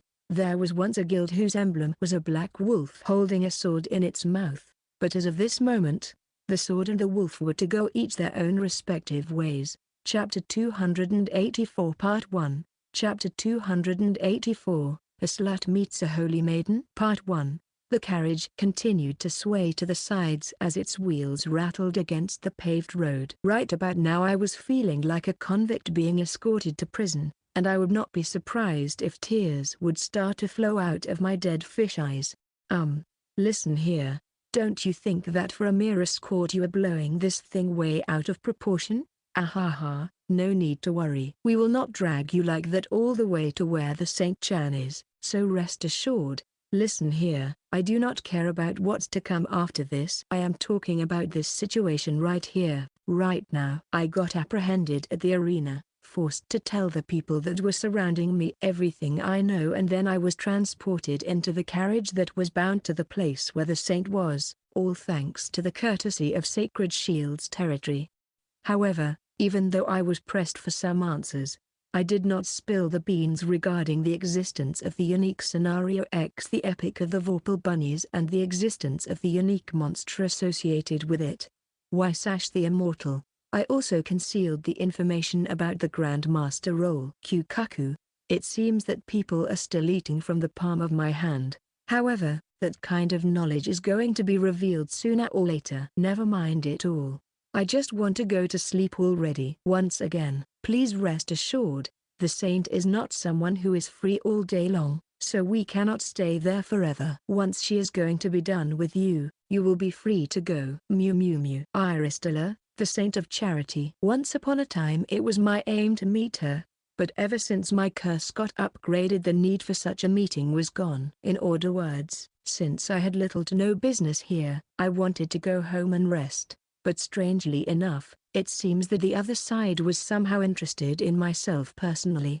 But how come that the NPC know about me? I'm mostly a solo player, and I don't interact with the NPCs unless I really have to. Oh my, don't you know? Inside of the player community you seem to be quite the celebrity. Say what now? I mean, technically it makes sense. If the Shangri-La Frontiers NPCs have advanced enough AI to initiate conversations with the players of their own volition, then it would be quite natural for them to know who Sanraku is, especially if other players keep on talking about such person.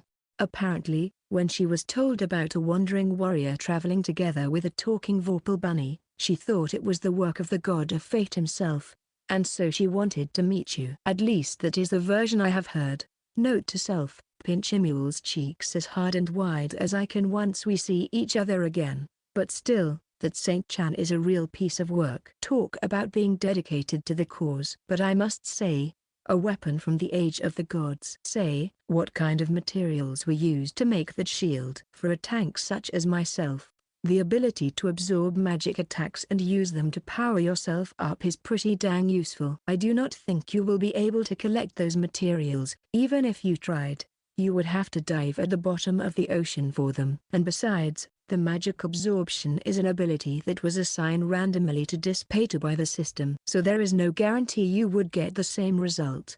For some strange reason, I was surprised to see the leader of the Sacred Shield's territory, Chazette, to look at me with his eyes wide open. Did I say anything strange, by any chance? Ah, that was more friendly than I had thought. I thought it would be all business-like with you. What's that all about? No, it's nothing. I just thought that the all-business-like model of conversation that the library adapts would not be all that fitting here. Rather than that, Josette looks at my body all over, from head to toe, and then admits with the openness that you would never possibly expect from anyone from library. His eyes opened even wider here. Look, I have nothing against your personal hobbies or tastes. I really don't. However, the Saint Chan really is obsessed with cleanliness and purity, so please try you understand this. I cannot possibly allow her to meet a half-naked man, even if your appearance has meaning. Roleplay, wise. Oh, yeah, you do have a point. I know it may be rude of me to ask, but I don't think that you could perhaps change your gender? You know, normally that would be impossible, but I can make an exception and do it just this once. Great, that should be more than enough for now. Whatever the hell was that supposed to mean? Just like that, in order to avoid some possible problems and troubles, I used the Holy Grail to change myself into a woman. All right, is that enough? Satisfied. Hello. Earth to Josette-san. For some reason Josette kept on staring at me. Honestly, right now he looked as though he was ready to devour me with his gaze alone. Even my words did not seem to be able to reach him. This items does not only turn your physique into that of the opposite genders, it theoretically makes you the opposite gender in every small detail as well, both inside and out. I wonder if doing laps with Kittenid in that form would change the rewards you can get. Alright, okay. This may be very much okay. If everything is okay, that's perfectly fine. I know it may be even more rude of me to ask, But could you remove your headgear as well? This will make you seem even less suspicious. Yubiopo, what's with that sound just now? It's really rude for a person to make a sound like that, you know? Isn't that the strongest kind of gapmo when the women who normally act in a kind of a slutty way turn out to be all coy and coquettish? Isn't that the pinnacle of eros? At least that's what I think, and I am going to stay loyal to my views. Chapter 284 Part 2. Chapter 284, Meeting a Slut Meets a Holy Maiden, Part 2. The silence that fell after that moment was so awkward that it was almost painful to witness. Also, I am starting to think that this guy may be a little bit touched to the head. In more ways than one. By the way, are you going to stay in this form for good now? Nah. I shall return to my normal form the moment I die, so please leave it to me. I am going to protect you from every possible harm in this world. Could it be that by saying that I made some kind of a mistake? I have heard that the Saints' quarters are located inside of Fifthsia. So you might say that it would have been a whole lot faster and more efficient for us to simply teleport there. However, when I asked about that, and why would we go there by carriage, the answer I was given was as follows: it would be unbecoming of the knights to simply waltz in there as if we owned the place. Well, they said that rely heavily on role-playing. I do not care all that much about it, but it is certainly nice that those guys would not cut corners when it comes to small details like that. Once we are going to exit this carriage, there is going to be a heavy amount of role-playing, so I would like to apologize in advance and ask that you please bear with us for a while. The moment when Josette told me that, I thought that he was joking. However, the moment I have exited the carriage, I felt as though the air around me had froze solid. Phew. Well then, let us go. Sanraku Dono, the Saint-chan is expecting you just beyond this point. The change was very sudden and very abrupt, as if someone flipped a switch. That female knight who was ogling me all over not even a moment ago, right now turned all serious and about ready to carry out her duties with utmost care. Just what you could expect from the first shield to protect the saint. Looking around, I could see various knights forming a corridor from the place where the carriage stopped and going somewhere in the distance. The way in which they did that and their synchronization made them look more like NPCs rather than players. Yeah, right. Then please excuse me there for a moment. We arrived in front of an expensive-looking mansion, located most probably in the best part of Fifthsia, where only the richest of people could live. The sheer contrast between this place and the area near the docks was so striking that I could almost feel my head spin. Then I was taken inside of the mansion and through the building to the place where the lord of this place probably was. A place that looked like a room reserved only for welcoming the most distinguished of guests. All the time, the people of Holy Shield territory would not leave my side for even a moment. Iris Lasama, I have brought you the pioneer, just as you requested. Please enter. A voice answered the announcement, and that voice was like a myriad of small silver bells being rung all at once. Josette then turned towards me, her face back in friendly mode rather than roleplay mode. She then whispered to me, "Please try not to be rude." After that, she went back to the roleplay mode and opened the door before me. "You must be Sanraku." "That's strange. I thought that the report stated that you are a man." The room must have been her private quarters or some sort of a study. And as for the person who was inside there, she had long, silver hair that looked almost transparent tied behind her back, and was wearing a sort of a cleric robe, but much more ornamented and expensive looking. And above all else, her eyes looked as though they could suck you right in. Those were the eyes that looked like the moment in between the dark of the night and the light of the dawn. Mysterious and bright. You would think that if you stared long enough into them, they would suck your soul out of your body. I see, so this is not your typical NPC model. A whole lot more work was put into this one, making it unique and more detailed. Even normal people could pale in comparison. So the appropriate course of action here would be to shift from the Anit Vash gangster style to the more polite and aristocratic one. Not only it should make the conversation go smoother, but I also get a feeling that if I offend this woman in any way, those knights all around me would slash me down like a rabid dog on the spot. Yeah, let's try to avoid that. It is a pleasure to meet you, Saint Iris de la Sama. My name is Sanraku. I am one of the pioneers of this world. In the next moment, all of my clothes popped off and turned into nothingness. Clearly, the limit of 3 minutes must have already come to pass. Please excuse me, and please pay this no mind. It's a chronic disease that I happen to be afflicted with. No, yeah. My plan here was to change into something else on my way here, but I totally forgot about it because this place was so big and splendid. So I changed into a new set of clothes while I could feel Josette's burning gaze upon me. I get it, I totally get it, but I'm not going to forget about this. You hear me, Lacan? The pleasure is all mine. My name is Aristella. As you may already know, I am a saint of charity, someone on who a whole lot of people depend on. Amazing, that's actually amazing, Saint Chan. Talk about a true power move. A true assertance of dominance that even the knights must consider an amazing move. From that short exchange I can already tell, this woman is on a level of Wysash, if not even higher. How can I put this? This is something on a protagonist level, for sure. Those who are going to defeat the 7 strongest beings of this world. Thank you for going along with my selfishness, Josette. I know that it is not easy. If that is what you want, my lady, then that is what we all shall do. Now then, if that is all that was required of me, then I guess we can talk about the details some other time. And while I know that it is my own selfishness speaking once more, but I would have a certain request for you. A request for you specifically. The one who possesses the extraordinary amounts of strength. Would you like to order the quest Sword of the Saint? Yes, no. Oh my? What's this? Could this be my very first quest for the world of Shangri-La Frontier? Chapter 285 Part 1. Chapter 285, Even though that person is no more, the world keeps on moving forward. Part 1. Young buds, from west to east, grow and raise over the dead leaves, bloom into fine flowers. If you were to read this poem on the surface level, this text is nothing more but an encouragement from the Sword Saint to those who are willing to undergo the journey on the path of the sword.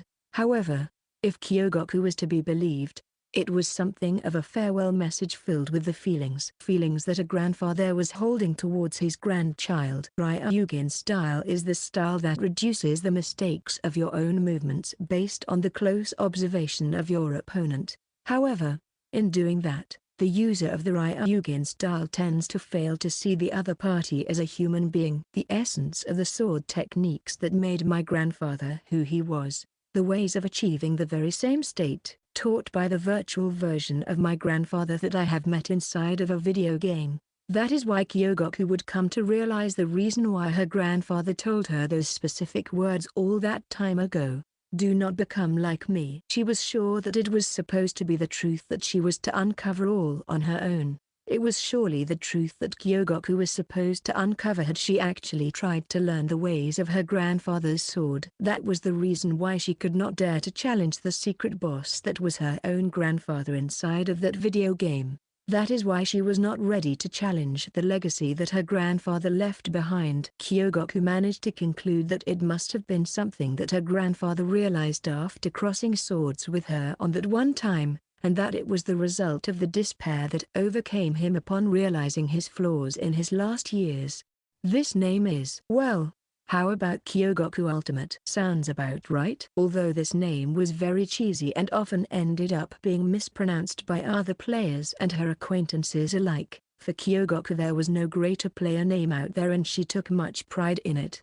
It was also the name that her grandfather genuinely praised. Because of that, once Kyogoku started playing video games, that name was the only player name that she could think of naming her avatar with. It was also the time when she got recommended a certain game, a game that Sanraku also happened to play, and which could pride itself in a very tight, precise and realistic park system amongst its competitors. It was the time when she decided to enter the world of Tsujigiri, Frenzy Online. In other words, it is like a battle game where the player base is divided into 2 distinct camps. It only took her a short amount of time to investigate, but apparently this game was created with the parks being the main intent in which the players would interact with one another.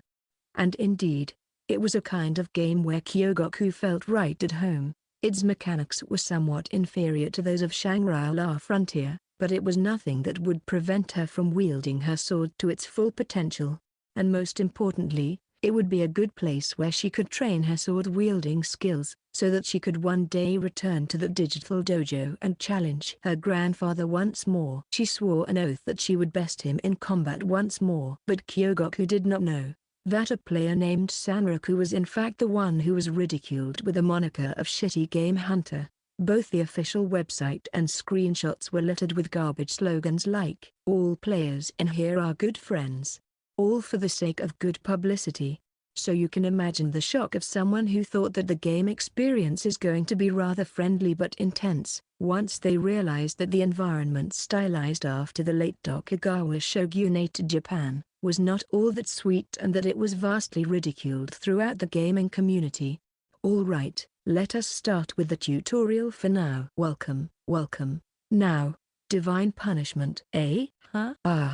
She got slashed by the long sword from the shoulder all the way to the waist. And since Kyogoku just started playing the game, her equipment was that of a standard Ronin set, unable to withstand the blows of the seasoned players who would regularly hunt the spawn points and kill new players. Sorry to break it to you, fresh meat, but that's the dusk of the Edo period for you. Here. Afterglow divine punishment. Yuji. The vision of Kyogoku was then dyed red as the head of the player who was about to kill her split open, revealing the white bone and grey brain mass. Apparently, another player sneaked up on him from behind and opened his head with a heavy axe. Response hunting. What a cheap tactic. Because I still have way too few experience points, I must make up for it somehow. Wait. His throat torn out.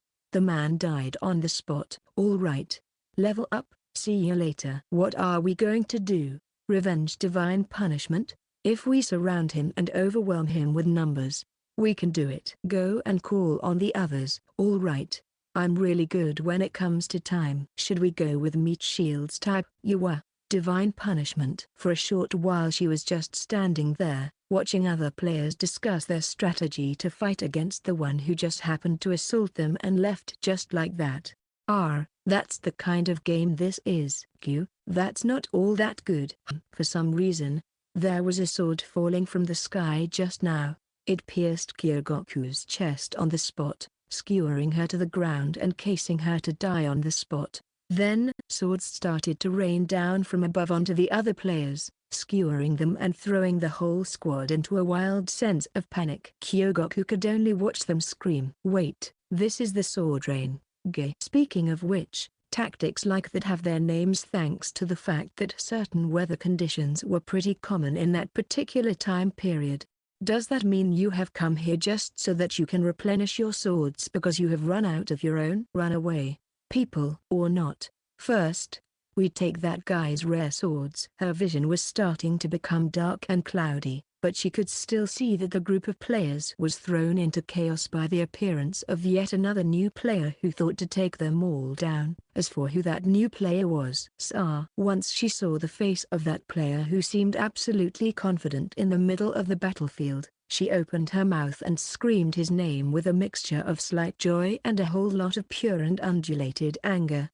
Chapter 285 Part 2. Chapter 285, Even though that person is no more, the world keeps on moving forward. Part 2. Sanraku, shut the fuck up. You are just a novice player, so shut up and go die like a novice player you are. Know your place, trash. That's how we are doing things here. And while she got shot to the head from behind with a matchlock rifle, there was a certain thought starting to bloom inside of Kyogoku's mind.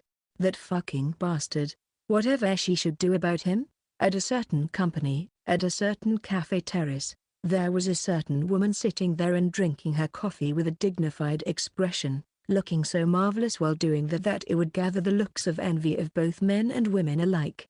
Honestly, I have no idea how you could possibly relax in a place like that. Are you doing this on purpose? Or maybe it's something else. Oh my.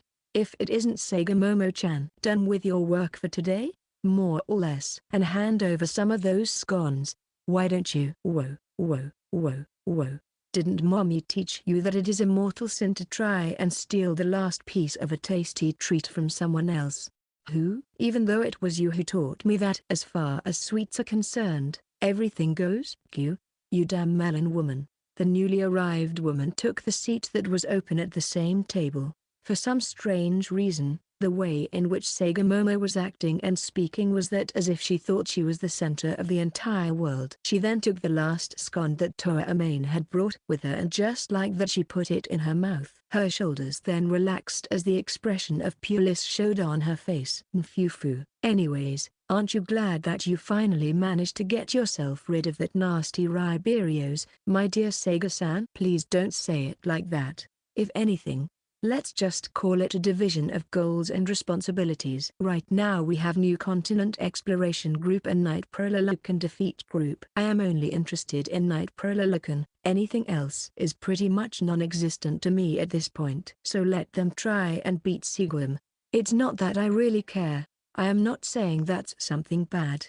However, getting yourself rid of all the troublemakers and shifting responsibilities, it is not all that adult-like thing to actually do, you know? Look, you are probably the last person on this planet I want to hear those words from. Even though the two women would often argue with one another like that, the truth is that they understood that all too well. For better or for worse, Riberios was still a skilled player and his ambitions would not simply disappear or change so easily. So it was actually impossible for Sega 100 and Riberios to coexist in the same group. It was also true that Riberios had a steady group of followers, and getting the Black Sword rid of them would put them at severe disadvantage. It was a risk that Sega 100 was too afraid to take. So Sega 100 decided to do the most logical thing here and just split the goals of the whole organization, so that the two groups would not interfere in the interests of others.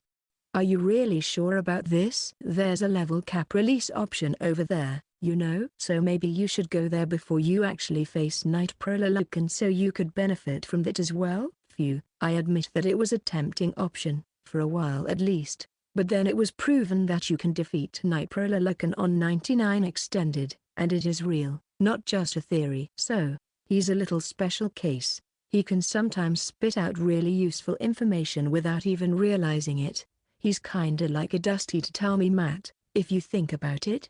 For a moment out there, Toa Amane continued to watch as Sega Momo was eating the scone. Watching the dregs of the tasty treat fall down on her ample chest that was so large that it was actually stretching the material of her shirt to the limit. No wonder she would often get gazes filled with envy. Even Amane caught herself on drinking the cup of tea that was already emptied long ago. Well then, Momo-chan? What now? About that unique scenario we were talking about before? It was no secret that there was a sort of agreement between the leaders of Wolfgang and Black Wolves. And right about now it was the time to discuss the meaning of certain weapons and the possible quests related them, just like Sanraku suspected. About that one. I have already achieved the conditions for starting it, but there are no changes to the quest so far. Apparently there is something more to it, more than initially meets the eye. So, does that mean by clashing with you, we have theoretically managed to enter the same stage of that quest, but without knowing anything about it? Most probably, yes.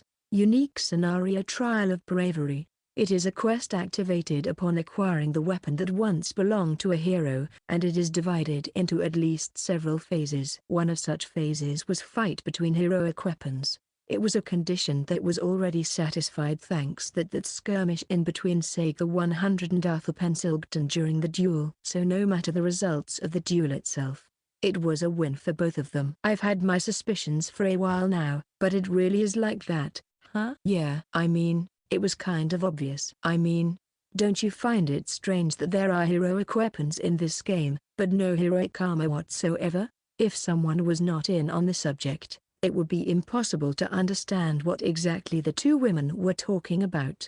However, they come from the same game and are of equal standing, so it was all too clear. It was a story about a unique scenario related to heroic equipment. Oh, the brave hero, I shall await you at the destined place, where my golden hand protects the gates leading to the lands beyond. What lies beyond that point is the armor that can overcome all possible hardships. If we are to follow the traditional naming convention, would that be called Segai or something like that?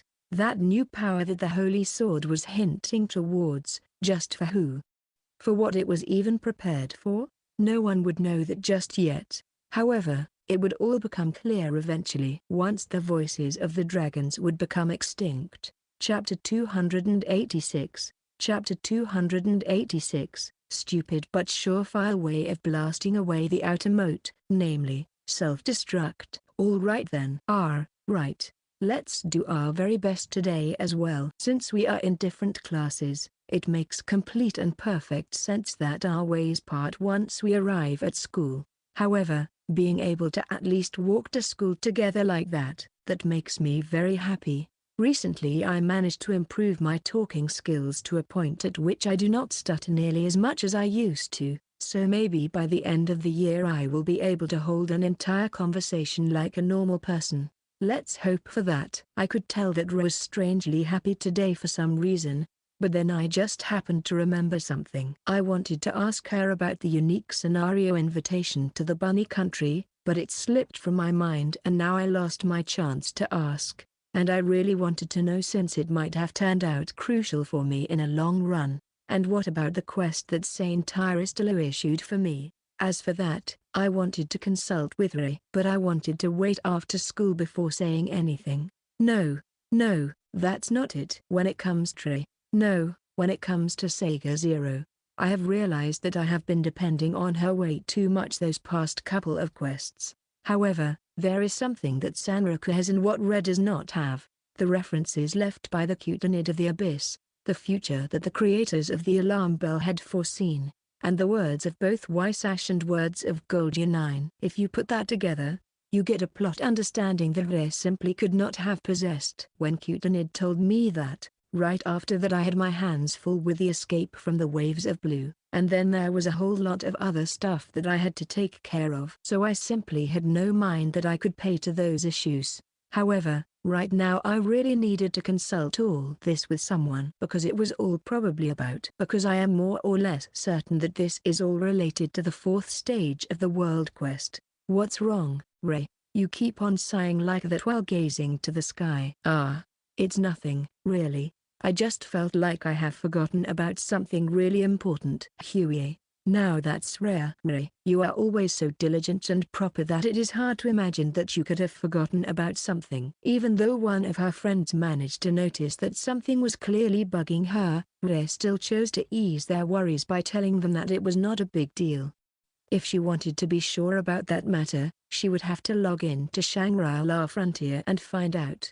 However, even if she did that, there was no way for her of knowing if she would get to see Hazuto Murakuro there, since they would not see each other in-game on a daily basis. If indeed so, then the best way to contact him would be through the use of SNS. But it just so happened that when she was walking through the school corridor during the lunch break, the person she wanted to talk to appeared in front of her all of a sudden while talking to one of his friends. What a great timing. It is nearly impossible for any person in the world to consciously control all of their actions. It is difficult to control sudden reactions like yawning and sneezing, and in the similar way, it is difficult to control the tics and reflexes that are labeled as low priority by the brain. Trying to do that might only end up in losing of focus and various distractions. Hazuto-kun. That is why I was particularly nervous about the task that was laying before her. That is, being able to talk to Hazuto Murakuro and tell him that there is something important about Shangri-La Frontier that she would like to talk to him about. That way she would surely spare herself the trouble of having to write to him over the mobile communicator. That is why she approached Murakuro as naturally as possible. After school, there is something important about Shangri-La Frontier that I would like to talk to you about. Would it be alright if I took some of your time after you log in for today? And just like that, Sega had dropped a bomb that would have been well misunderstood aside the ones who would have any idea what she was talking about. After that, there was a period of long and awkward silence. It was that kind of awkward silence as if everyone present at the scene decided to stop breathing at once. Surprisingly enough, even though Rez's voice was rather quiet, a whole lot of people managed to hear the bomb she just dropped, leaving the poor girl wondering why did the atmosphere all around her got so cold all of a sudden. Could this perhaps be related to Shanf?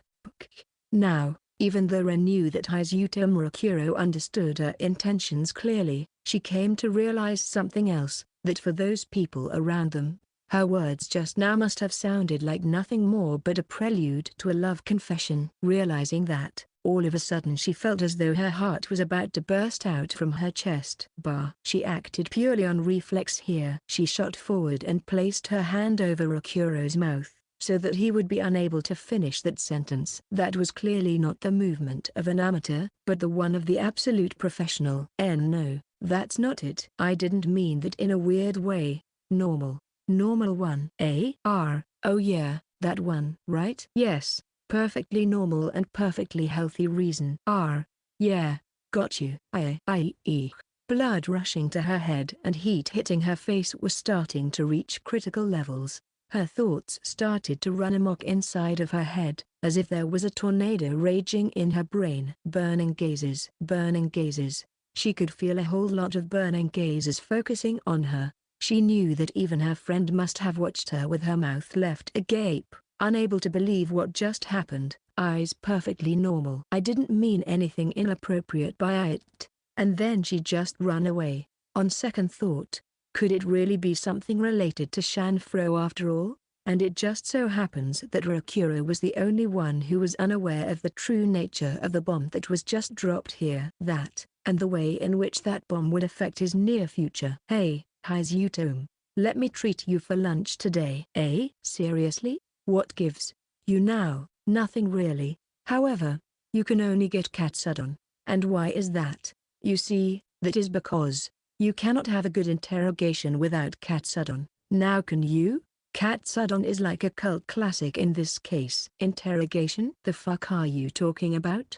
Interrogation about what? After thinking long and hard about this current situation, Rakuro came to a conclusion that he had no allies no matter where he would look. There were only enemies here. Ha ha ha ha. Ha ha ha ha ha ha ha ha. Ha ha ha ha ha ha ha ha ha ha. Thud. Rakuro could feel that his friend placed his hand on his shoulder, still laughing although his eyes were filled with malicious intent. I get a feeling that a really nasty flag has been raised, so you'll have to excuse me when I leave the room just like that. Get that asshole. Don't let his escape. And thus began my great escape roleplay. Chapter 287 Part 1, Chapter 287, Epilogue, Spreading Dragon Disaster, Part 1, Dance of the Red Dragon. The one who does not know the brilliance of soaring above the tree line. Requesting subjugation help. So far we have tried over 232 times, and each time ended with a spectacular failure. The damage it deals to every party member is simply too great to overcome. The dollar's expression remains ever unchanged, and if you cannot hear your own voice, the place you should be looking to is not above your head or below your feet, but right inside of yourself. Right arm becomes unusable due to taking too much damage. Left hand becomes dull with pain and numb from excessive work. Too much pressure of the equipment worn on legs resulted in both of the legs getting crushed beyond all recognition. Way too many consecutive encounters resulted in almost all pieces of equipment reaching zero durability. As for the target that was supposed to be taken down, the damage dealt to it was sitting at zero as well. Nothing was happening. I was just learning more and more about the current situation, and that severe wounds needed to be treated with haste and utmost care. All this time I kept on wondering what could have happened to the doll with no expression. As far as I am aware of, the doll was doing its best in order to fulfill the reason for its existence. But it was then that it encountered the dragon in its path, a red dragon with scales in color of crimson lotus flower. This is the result I managed to find in the shared database. The doll happened to encounter the individual named Howl, and even after exerting its full power, it was unable to defeat it. The only reason it managed to survive was because it sacrificed its limbs and majority of its equipment while it was running for its life. Its right arm was blown off as a resulting impact from the massive tail. Its legs were both trampled by the super heavy legs and its armor and weapons were made full of holes thanks to the super sharp scales. Then the doll was forced to jump off the cliff in order to save itself from the dragon's breath. Its left arm, not too long ago used to support one of its comrades, now fell off when the doll tried to desperately hold onto the rocks that were making the steep cliff. If one were to look at it from a slightly different perspective, it could be said that the target that was supposed to be taken down actually ended up saving the doll's life. Stop fooling around and give it a rest already. Why things like that does had to happen to me as well. The importance level of the target designated to be taken down, full scramble. I ask of thee, if thou possess the intelligence high enough to allow linguistic understanding with me, I personally recommend that you stay here and do not move from here for a while. No way. I don't want to be in a place like that. I don't want to, not for so long. We recommend this place in particular because it is exactly like that. This place here. In the very next moment, a loud roaring-like sound could be heard, followed by the sound that could only mean a landslide. However, this was not the sound of a collapse, quite the contrary, that was the sound of the unstoppable advance. The crystal earth shines in a bright color that looks like a bright mixture of blue and green under the brilliant radiance of the sun. At night, the same crystal earth would take the brilliant glow of the moon and look bright red, as though the whole ground was bathed in bright flames. And below the mysterious plateau that was shining so fantastically, there was a donut-shaped canyon that seemed to surround the elevation that shone like a fantastical jewel. There was a massive overrun in the already elevated space reaching all the way to the top of the formation, and the designated target was also there as well, slightly above, a slight depression localized at the boundary in between the canyon and the earth. The name of this place is Sigmania Frontline. It's the nest of the great centipedes that pierce the earth. Bioa, the name that this particular player chose for himself was Trainer Centipede Gustav. There was a huge explosion near the place from which he was hanging from. Fragments of the crystallized earth went airborne as a creature emerged from the depths of the earth. It was almost the size of Actus regilex, and the way in which it was moving was nothing like the graceful movements of the underwater predator. This thing was moving in a way that resembled an express train that just so happened to fall off its tracks and was rampaging in all possible directions. The creature would look like your typical centipede, if it was not for the crustacean-like armor covering the entirety of its back and the fact that its claws looked more like small and thin cannons rather than actual limbs used to push its body forward. However, in this circular valley with a grand jewel in its center, it was not Trainer Centipede Gustav who climbed on top of the plateau and who was the apex predator here. Warning: that beast is a fortress spider.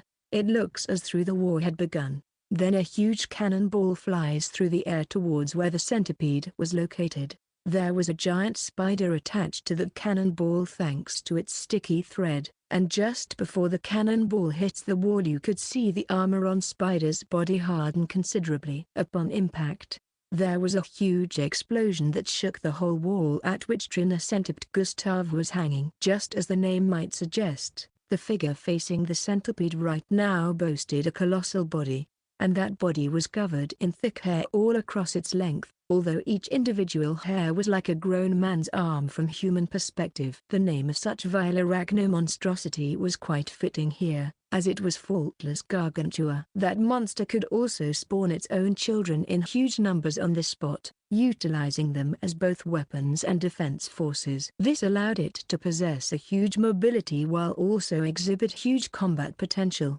with offensive and defensive powers that could virtually never run out. Such was the power of this monster. With both monsters being insects, there were no words to be thrown around to their opponent. No roars and no cries were needed here. However, while the centipede and the spider face one another in combat, their limbs moved around like crazy, making loud, disturbing rattling noises that would send goosebumps all over the skin of anyone who would be unfortunate enough to listen to this. Compared to those two monsters, while the target kept on watching, it could not help itself but to notice that the two dolls looked like small ants right next to mighty giants. Chapter 287 Part 2. Chapter 287, Epilogue, Spreading Dragon Disaster, Part 2. Say, if those things are so big and all, doesn't that mean that we are going to get crushed by that centipede by complete accident? Answer: presuming that the spider is actually a queen spider, and the centipede is a female as well, it can be determined that a prolonged battle is going to be extremely difficult to achieve for those two. passing information to other comrades. Begaga. Oi, oi, wait just a freaking moment. Why does that sound like you are about to give up? Don't give up so easily. No, I don't wanna die. I don't wanna die here. This place happens to be one of the most dangerous areas in the whole new continent. This place, this Sigmania frontline, where two monsters keep on fighting for control over this territory, faultless gargantuan tremor centipede. And then, up above, from the top of the crown jewel of this land, there was a certain scorpion glaring at the two adversaries that were going at each other's throats without a single care in the world. The blue dragon is exposed. Its body dies and becomes nutrients for the world. It was located on the new continent, on a remote coast that hardly any player knew about. It was a creature that met its end from the hands of the Atlantic Reaper Orca, which should serve as enough of an explanation why the creature ended up dead. But even after death it could not know peace, for its body had been desecrated and cut into pieces by various smaller sea and land creatures that managed to secure for themselves a steady supply of food. This creature was once known as Eldranza. It was now but a rotting corpse, but once it was known to be the unrivaled king of the underwater world, a champion that no other creature could hope to best. In the world of Shangri-La frontier, the sea was a barrier that was almost magical in the fact that it was keeping the two completely different worlds from interfering with one another. Each world had its own share of unique predators, and if they were to enter the other world, there is little to no chance that they would be able to stand at the top of the food chain like they did in their respective habitats. However, none of those creatures could be underestimated, make no mistake. However, blinded by its own power and pride, Eldrazi made one critical mistake. He tried to pick up a fight with the three most powerful underwater monsters all at once, thinking he would be able to overcome them easily. His end was miserable and his remains got washed up on the beach. However, no human had ever reached this place. No one knows of its existence. There is a certain topological reason for that. It was also the same reason for which those who would ever find this place would not live long enough to tell everyone else about its existence. Jijiji, jijijijijij, jijijij. It was terribly hungry. Being hungry and malnourished was not an easy thing to live through. You have no strength to roar loud enough. You have no strength to move nimble enough. You have no strength to do anything that you would be able to normally do. The amounts of food that it would occasionally find were clearly not enough. In desperation, it even tried to devour parts of its own body, but that was no longer a viable option here. It was also terribly afraid. It is no thing that could even closely resemble the thing that humans called emotions, and there was no specific drive or force that would motivate it to keep on existing from one day to another. However, it knew the significance of its own existence. And right about now, the very thought that something could possibly threaten its existence was more than enough to instill the emotion of fear in its heart. Gutchy, gutchy, gutchy, gutchy, gutchy, gutchy. It was then that it was finally able to find a meal for itself. Without thinking, it thrusted its fangs into something that was once known as Eldrazi. For a while, all it was doing was swallowing down the rotten flesh and sipping on dirty juices. Then a small mass that was even smaller than the palm of a human hand entered its body. Bujuri. And then, there was a noise as if something collapsed inside of it. It split apart. One thing became two. Two things became four. Four things turned into 8. It just kept on increasing like that. This thing just kept on multiplying and breeding for as long as it kept on feasting on Eldrazi's flesh. And eventually, there stood something that looked exactly like Eldrazi used to look when it was still alive. However, its whole body was now red in color. However, it was not a mere projection of the time when the Eldrazi was alive, but rather a reproduction of the state shortly upon its death. The thing standing here looked more like a walking corpse than an actual living being, and if there were other living creatures here at the moment, their stomachs surely would have turned in disgust and revolt at this sight. However, there is no one here. No one who might know the name of this thing. The only ones who know its name and its purpose are surely the ones who created its concept and implemented it into this world. Daisuke. If the blue sealed away at the bottom of the ocean abyss is a parasitic organism that preys on and proliferates on the inorganic matter, then this creature right here would be its polar opposite. That is the gist of this new form of a parasite. It is a kind of a creature that assumes the image of the organic matter it managed to devour and decompose. So this is what blood is. So this is what flesh is. And this is. The green dragon wakes from its slumber, assaulting the unweighted intruders. That certain pioneer player. He was going by the name of Tottery the Shimane. And it just so happens that on a certain day, what the hell? An earthquake? He is a member of the guild NMM, an acronym standing for Naked, Mapping, Market. It is a relatively small guild that is on really good terms with the library. Their aim? To jump headfirst into the new, previously unexplored areas and try to get as much information about them as possible, so that they could share them with the rest of the community. Now, after many trials and tribulations in the new continent, some of them would be a perfect material for a book or two. This particular player happened to come across an old elven forest in which he somehow managed to earn the status of a hero with the local population.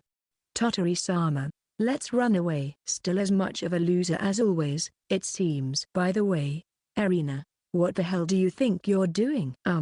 Sama set up her residence in that big tree over there. Chapter 287 Part 4. Chapter 287, Epilogue, Spreading Dragon Disaster. Part 4. My children, my dear, beloved children. I won't forgive you. I will not forgive you for this transgression. Ha ha ha ha ha ha ha. And what is wrong with that?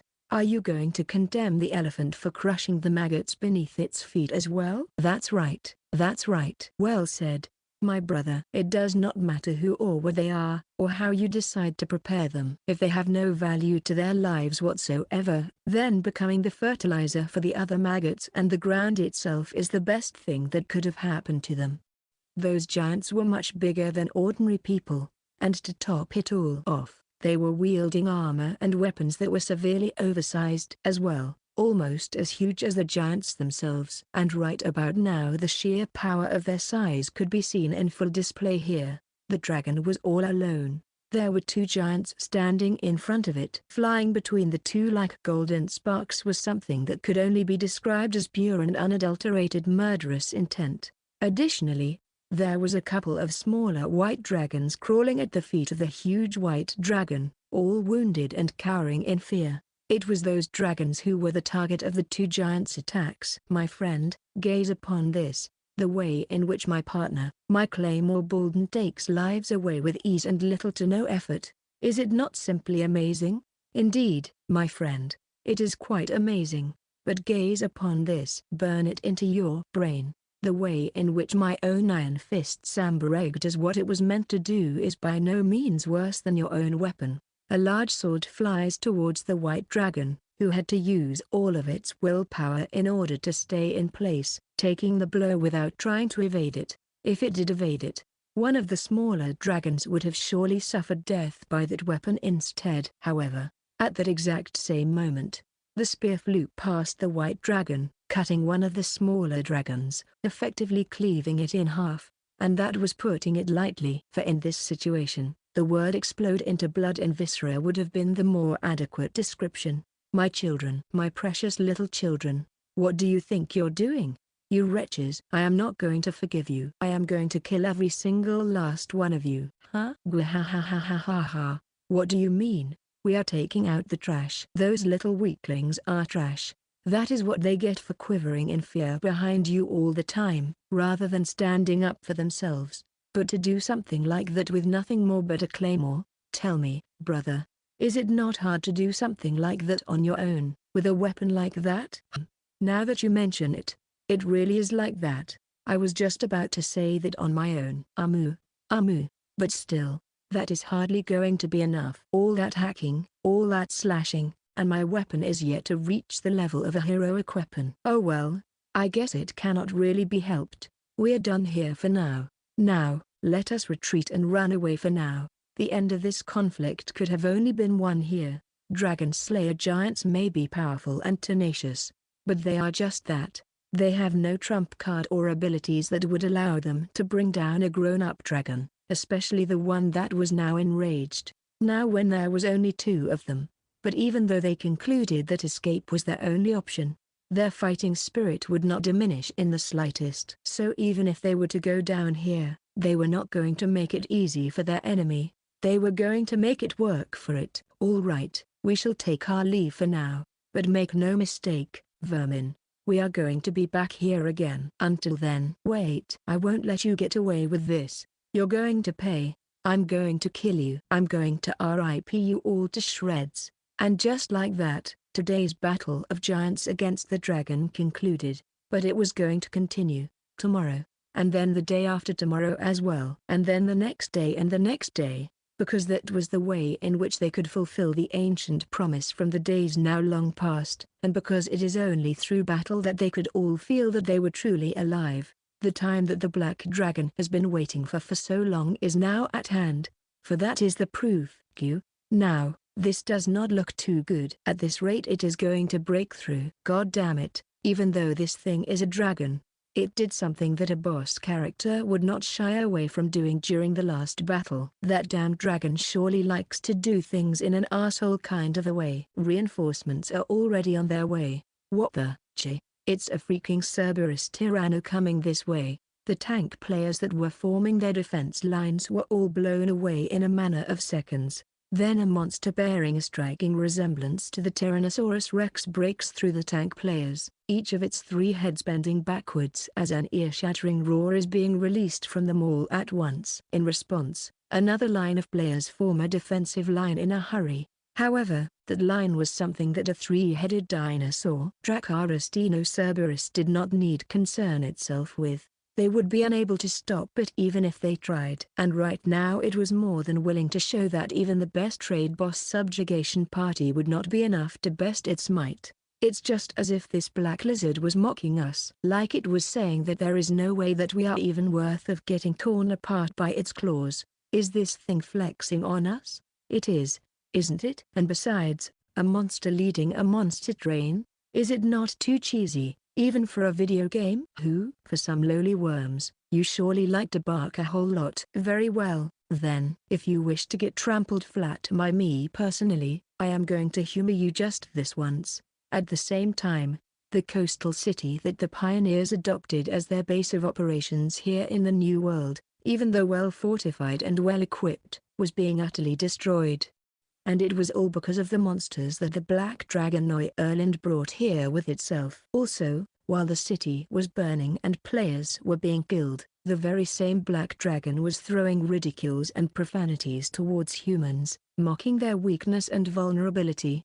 HMPH, weak. So pathetically weak. Weak maggots such as you should just drop dead on the spot, or beg me on your knees for me to spare you and let you become my slaves. Oh yeah? You'd better not come to regret those words in the future, you cheeky lizard. Flamebr.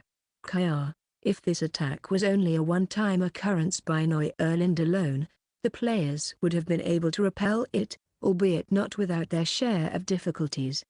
However, having to repel Erland and having to defend the town from the monsters it has brought with itself at the same time, that was a task that the first wave of newly arrived pioneer players was not prepared for at all. Is that little shell the thing in which you have come here? Then I wonder, what would have happened if I were to break it apart? Oh shit, this thing is targeting the ship. We must stop it at once. Everyone who can get in its way, do so right now. Something started to gather inside of the black dragon's mouth. That thing was the dragon breath, a special attack of dragons that could incinerate any player without a trace, and it would certainly cause a fatal damage to the unprotected flank of the ship that was anchored in the town's harbor. The player that happened to attract Erland's attention all of a sudden got trampled by the hybrid of Triceratops and a horse that jumped on them from the side. That way, with all obstacles now out of the way, the ball of flames released from Erland's mouth goes straight towards the pioneer player's vessel. I must say, even though there is a huge gap between us, that persistence of yours is nothing short of a first class. Erland, the ball of flames did not reach its mark. The moment before the dragon's breath managed to reach its target, a mass of golden scales landed in its way, and upon impact, that dragon breath dissipated like a puff of smoke, without causing any harm to anything. Then the clouds dispersed as if banished by the gust of a powerful wind. Oh, this golden color, it's grandest appearance. I shall never forget it. I shall never forget it. How could I forget the humiliation I have suffered from you? Even if I continue to be revived over and over again, there is no way that I would forget it. HMPH. Well, is it not a cheeky line, coming from a mere parasite that eats away at the expense of the world? And for such parasite to claim that he is standing at the absolute top? Sequim. You, the black dragon stomped on the half-dead person, killing them on the spot. Was it simply by accident? Or was it an act of mercy? It was at this moment that the Golden Dragon King made an appearance, protecting the vessel with which the pioneers arrived in the New World, and that simultaneously served as their precious save point here in the New World. And thus, the Golden Dragon King lets out a deep sigh. O humans, your only hope is to be able to best me, to go beyond me, and just like that, unique scenario X, let us go forth. Our destiny lies beyond the frozen void filled with stars. Has started. Warning, this quest cannot be acquired through any normal means. All of the players arriving in the area of the New World shall acquire this quest automatically. Chapter 288. Chapter 288. This is nothing but a cursed wound. Aburamushi, you do realize that this is actually quite the opposite of your claim? Shut up. A certain company, a certain hierarchy, and a certain device, the heart, the brain and the soul of the game Shangri-La Frontier. In other words, a woman in a jersey was taking to a woman wearing a white lab coat while standing in front of a computer in the main server room of the game. Even though I have asked you time and time again not to lay your hands on my precious world with such selfish ideas. Shut up. And what is wrong with that, huh? That is why you yourself should be able to understand that trying to erase the player's data from the server simply because of a childish grudge is nothing short of irresponsible and insane. The woman in white lab coat was Amaki Ritsu. The jersey-wearing woman was Tsukuri Tsukuyo. Both women were indispensable parts of the organism known as Shangri-La Frontier. Depending on how one chose to view it, they could even be called gods of the world of Shangri-La Frontier. However, even if the two women would usually have different opinions on different subjects, this time around there was a completely different kind of tension in between them. If you are so eager to do something that might potentially destroy your whole career, go right ahead. I'm not going to stop you. Hell, I'll even drink to that when the time comes. But would you kindly not drag other people down alongside you? Bang! Tsukuyo kicks the computer with all of her might in an act of frustration. However, since Tsukuyo was not all that physically fit to begin with, her little outburst did not manage to cause the machine any kind of damage at all. Was it really anger? No, probably not. The feeling that was digging through her heart right now was much more toxic, much more harmful and much harder to get rid of for good. It was hatred. So, following the Gamma Gunman and Phi Bumpkin, what is the identity of the third person? It's Mew. Those are words from a certain game from the past, a shadow of the project that once existed, and something that was clinging onto Tsukuyo like a mark of a curse. If you are relatively new to the gaming world, it is a reference that is going to be easily lost to you. However, every single time those terms emerged in context of Shangri-La Frontier, Tsukuyo felt as though something inside of her heart was starting to hurt. She was usually serious about this whole management job when it comes to the game, but at those times she was acting like a spoiled child that would refuse to eat the food she did not like no matter what. It's actually amazing that they could release a completed game in such a short amount of time, don't you agree? So I did a little digging regarding the history of its development and what I managed to find out. Aren't you acting in an awfully calm manner right now? Huh? Even though that player managed to make contact with Goldunine, when there is a crazed chimpanzee making all kinds of noise and commotion all around you, what other choice you have except for try to stay calm?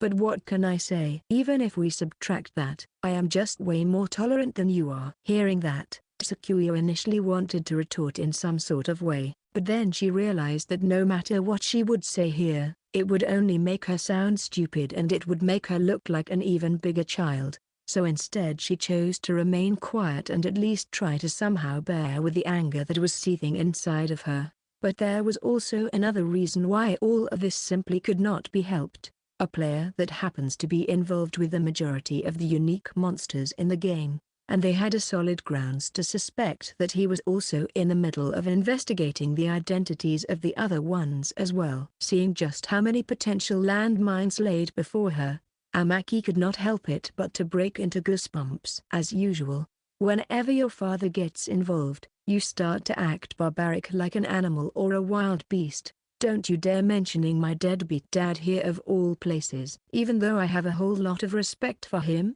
a person who almost managed to single-handedly break the concept of VR apart because of his fixation upon realism. Tsukuyo managed to maintain her calm, but even so, she would still look at the console's screen with a grudge in her eye. I am not going to acknowledge that man, and I am going to surpass him no matter the cost, even if it means self-destructing alongside the way. And I guess that is the result of that resolve of yours. When it comes to Shanfro, you yourself should know that I am not the one to cut corners. Even if this contradicts the game itself, I am still going to make it happen. Even though Amaki was looking at Tsukuyo coldly up until now, right about now a faint warm smile appeared on her lips. Sorry to break it to you, Aburamushi, but well, you see, if you want to make my world a better place, I would much rather take advantage of that and set it in flames myself. TSK. Suit yourself. Just then Amaki left the server room, leaving Tsukuyo alone. But when left alone, the usually sloppy god of Shangri-La frontier started to grin widely, as if it was a gesture coming from the very bottom of her heart. Fufu, fufa-fufa-fu. I know that it is a shame that my dear Cutinid was done dirty like that, but thanks to that I am also able to witness the third stage of the world quest way faster than initially expected. Shangri-La Frontier. The third stage of the world quest, the War of the Golden Falls. The battle between a certain dragon and schism, involving all of the creatures present on the new continent. Just like Amaki's Locan or schism, it is a unique monster that you can only happen upon as a result of a random encounter, but its origin is slightly different. Dragons may not be the perfect of beings out there, but that does not change the fact that I love them all the same. After all, they are one of the elements that shape Shangri-La Frontier into the creation it is. Giggling, Tsukuyo stops in front of it, her heart filled with happiness and joy. Please, do your best out there, schism. Go and slaughter a whole lot of those nasty players to quench your mommy's boredom, would you? But there was no response to those words. Instead, schism only made a loud inorganic sound. Additionally, even though Tsukuyo's stomach suffered some serious damage as a result of Tsukuyo's shenanigans, it is worth noting that he was able to fix the damage completely thanks to his beloved wife Bento. Chapter 289 Part 1. Chapter 289, After the Disaster Part 1. Unique Raid, New World Information Exchange Thread Part 182, Tenno-san. 13 Emiria. Noi Erlin crushed us, completely and utterly. 14 Can Panvi. High E. 15 to Oroglycerin. That sucks, E. Miriashi. Also, that thing sounds dangerous as fuck. 16 Takashi Luckshine. Seriously, tough.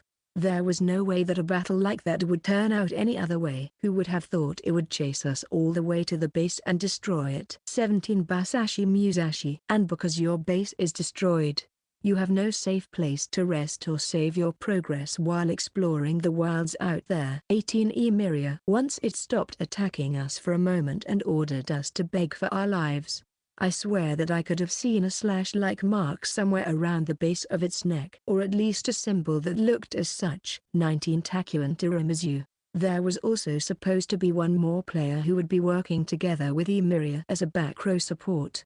A guy wearing a no mask who would hardly even say anything. Oh shit, that's bad. He might actually be here and be reading all this. 20 Jupiter. But still, Tenno-san, as far as we players are concerned, Was that event connected to some unique monster? What are your thoughts on the subject? 21 Plum King. Would that not be Schism or some other dragon-like boss monster? 22 Iluf Elves. I went and a trip to the thread reserved for discussion about the elves and people of the forest. It seems that some player named Tottery, who was together with the elves not until long ago as a hero of their tribe, had come into contact there with another dragon. Some green dragon called Brockentreed or something like that. 23 Abheaven. Seriously? But I guess that is our hero Tottery for you. Only he would be brave enough to go against a thing like that on his own. 24 Basashi Musashi. I think that it is honestly amazing that there is a player in here who would rather go and chase after elves than trying to fight against all sorts of dinosaur monsters out there.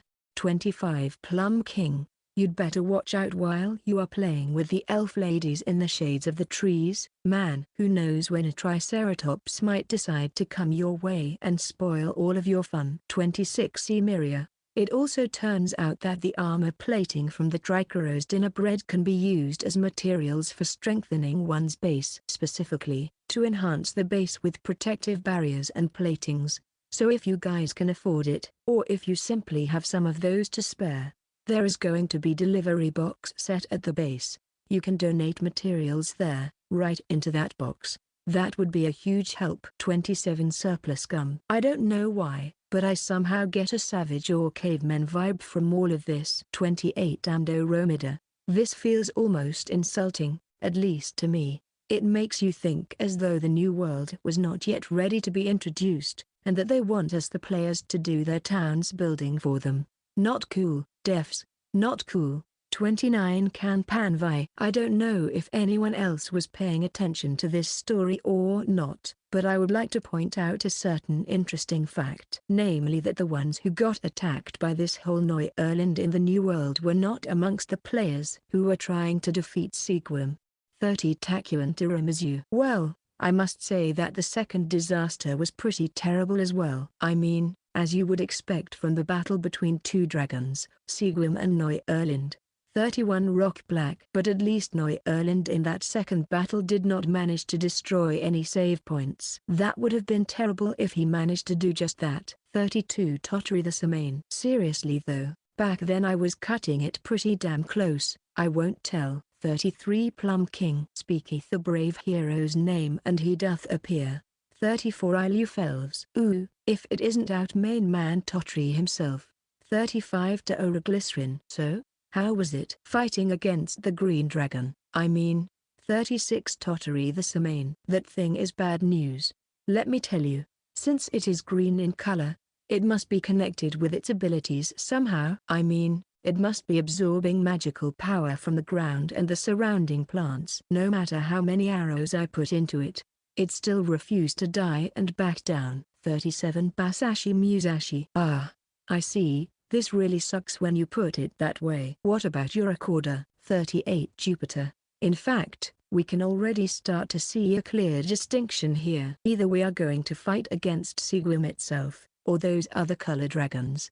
39 Emeria. What do you think? Is it decided at random? Or is there some sort of a secret way that is going to let us choose the path we want to take here? 40 Capinter. In fact, now that I think about it, the vast majority of the new continent and its denizens can be pretty much be divided into pro-Schism faction or pro-Neu-Erland faction. 41 Thundernut. But still, there are players and NPC out there who still want to challenge Schism for one reason or another. 42 Takashi Luckshine. Well, if you were to ask me, I would say that I want to challenge and beat Neu-Erland. But it is also kind of awesome that this is a unique event in which so many people can participate all at once. 43 Basashi Musashi. I guess we can all agree that a certain person holding a monopoly on unique monsters was getting kinda boring and stale at this point in time. 44 Beethoven. It is a story from a second hand, not anything all too sure, but one of my buddies claims that this guy also managed to beat the shit out of Black Wolves. 45 Indoor. I have been insisting on that fact for a long time, so let me reiterate here. It must be that damn Arthur Pensilgton who controls the flow of information here. That person surely must be the victim here as well. 46 Ludoia. I mean, That person is really specific example. I somehow think that I would not be able to accomplish nearly half as much as he managed to accomplish. 47 Basashi Musashi. On the contrary, there are also potential witnesses who claim that you can communicate with him normally, to which I grow even more confused than ever before. 48 Poultry's angry waves. It also appears as though he is in some sort of contact with some members of library. So I guess that's actually a good sign. 49 Trolliglycerin. But the downside of working with a library is that they will not disclose any obtained information unless they finish considering all of the possibilities themselves. 50 Takuan Tiramisu. If you want to discuss anything related to that person, it might actually be better to go into the game and search the bulletin board instead of discussing possibilities here. Chapter 289 Part 2. Chapter 289, After the Disaster Part 2. 51 Basashi Musashi. No, at this rate it's pretty much topic related. 52 Ludoia. In the first place, it would not be weird at all if he had information regarding schism, considering that he has contracted the curse of Loken and brought down both Wiseman and Cutenid. 53 Jupiter to 44. It seems that Black Wolves split into two factions as of late. 54 Nox. Wow, I wonder if they are going to get up from a schism like that. 55 Marudoku. I talked to the Massive Dynamite last time, but almost all of the original members of the guild converted under the banner of Sega 100. 56 Beethoven. Well, I guess. 57 Bad Blood. Madam Massive Dynamite is a little god when it comes to swinging poleums of various kinds around. 58 Thundernut. Now that I think about it, if you could procure firepower equal to that of Madam Dynamite's, do you think it would be possible to penetrate the scales of Neu-Erland? 59 Bad Blood. Madam's main weapons are those that specialize in thrusting attacks. So I think that if you aimed for its head, you could have a high chance of inflicting dizziness onto the damn thing. 60 Bad Blood.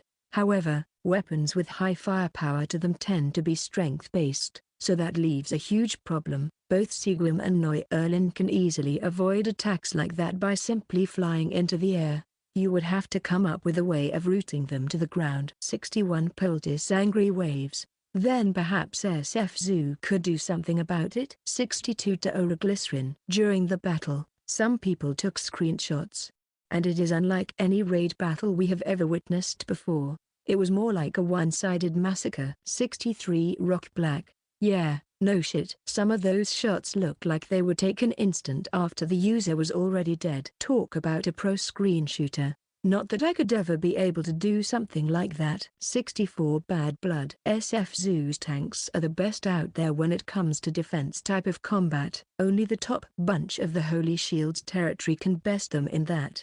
65 Beethoven. Heavy armor sure gives nice defenses, but your mobility suffers from it and you cannot do fast rolls. But surely, the aggro management is second to none because of that. 66 Marudoku. I happened to play with some of their tanks in the past, and their skills are the real deal. The monsters did not even get the chance to approach the main attacking group and they were all dead. 67 Thundernut. Let's get back to the main topic here. Even if we decide to go straight for Neu-Erland, there are other monsters that will try to get in our way. That is why if we don't learn how to counter them effectively, there is nothing we will be able to do against them. 68 Afraid to Die. Somehow, I feel that we will be dead before that happens. 69 Ludoia. That would have been hilarious. Dropping dead even before this unique quest would have the chance to start for good. 70 Basashi Musashi. Please don't entertain the ideas of that person. It will do us no good. 71 Takuan Tiramisu.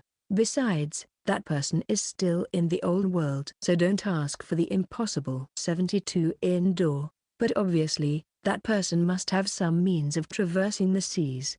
Seeing that he managed to beat Cutenid. 73 Tissia. Speaking of which, the blue dragon seems to have a water attribute to it. 74 Thundernut. Are we seriously going to keep on going back to that person all the time? 75 Nox. Let's just catch him and see what he has to say about all this. 76 Tauroglycerin.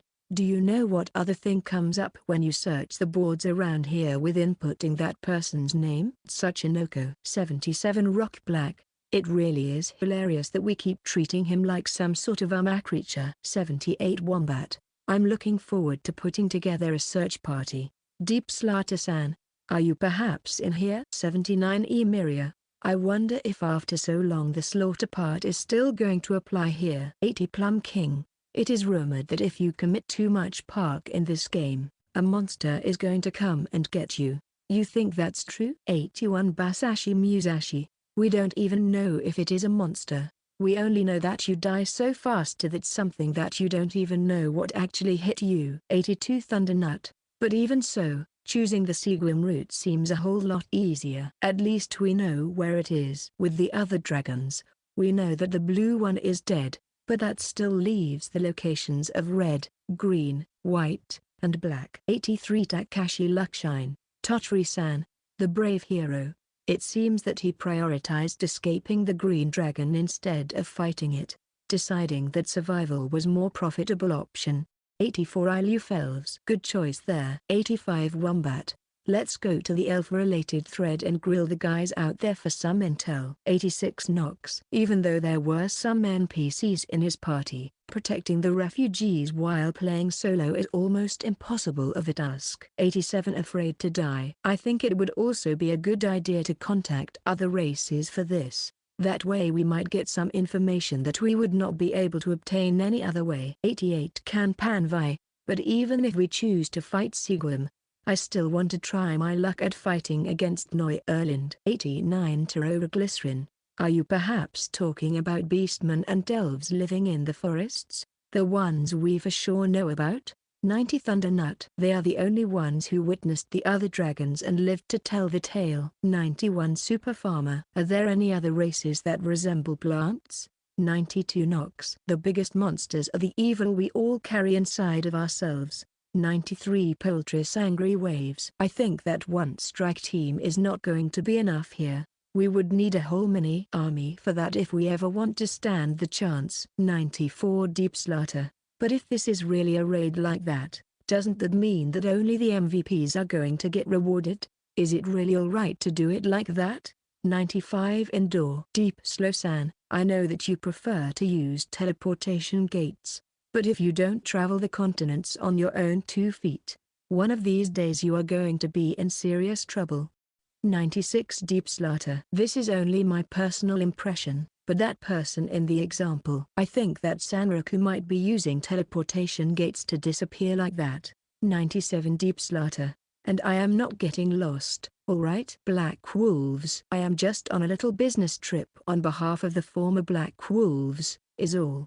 98 Nox. As usual, the character of that person is all over the goddamned place. 99 Bad Blood. Madam is back in the old world again? Seriously now? There is nothing that stands between us and beating Loken right now. 100 Emiria. Neu-Erland crushed us once more. Chapter 290 Part 1. Chapter 290, 3000 Leagues of Looking for Half-Nakedness Part 1. Talking Bunny, The Search for Sanraku-san Bulletin Board Part 1, Double the Cursed. 1 Basashi Musashi. This board is dedicated to finding out as much about the player named Sanraku as possible. It initially started when I happened to see him walking around with a fully clothed and talking Vorpal bunny. Ever since then, I seem to cannot be able to let that idea go. I do not want to monopolize those information, but because the initial screenshots were taken without the knowledge of the player involved, viewers' discretion is heavily advised. 523 Basashi Musashi. So far this board seems relatively empty, not that much of traffic as far as I can say. 524 I mean, what did you expect? Right about now, everyone is focused on exploring the new continent, so can you really blame them for not taking interest in a shady topic like that?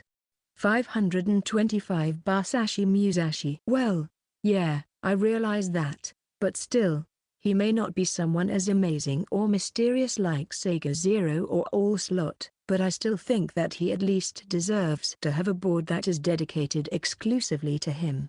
526 Deep Slaughter. Sanraku. Sanraku. Why do I feel that this name sounds somewhat familiar? 527 Oh, What's this? Do we have a new development in the making right here? 528 Deep Slaughter. Nah. Nothing major or nothing big. Don't get your hopes up. It's just, I used to have a slight connection to a person who was going by that name, or something very similar to that, although it was a while ago and in a different game. That's all.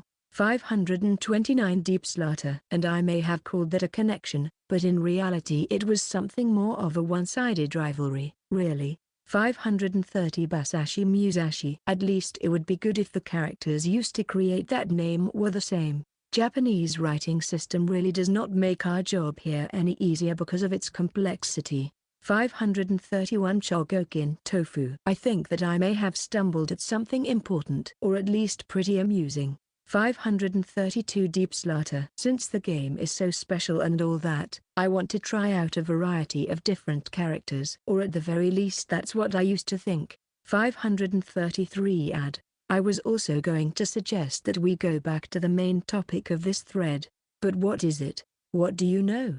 534 Deep Slaughter. Somehow, it may be entirely plausible that someone else has the same name as that guy. It's a possibility. 535 Basashi Musashi. But what about the gender? You cannot possibly disregard that, can you? And oh well. Certainly, Sanraku is not that of an original name to begin with. Surely it is not something you would want to put on the cover of a new release. 536 Sad. Huh? But what if? Guys, listen, what if it is the name of a unique monster?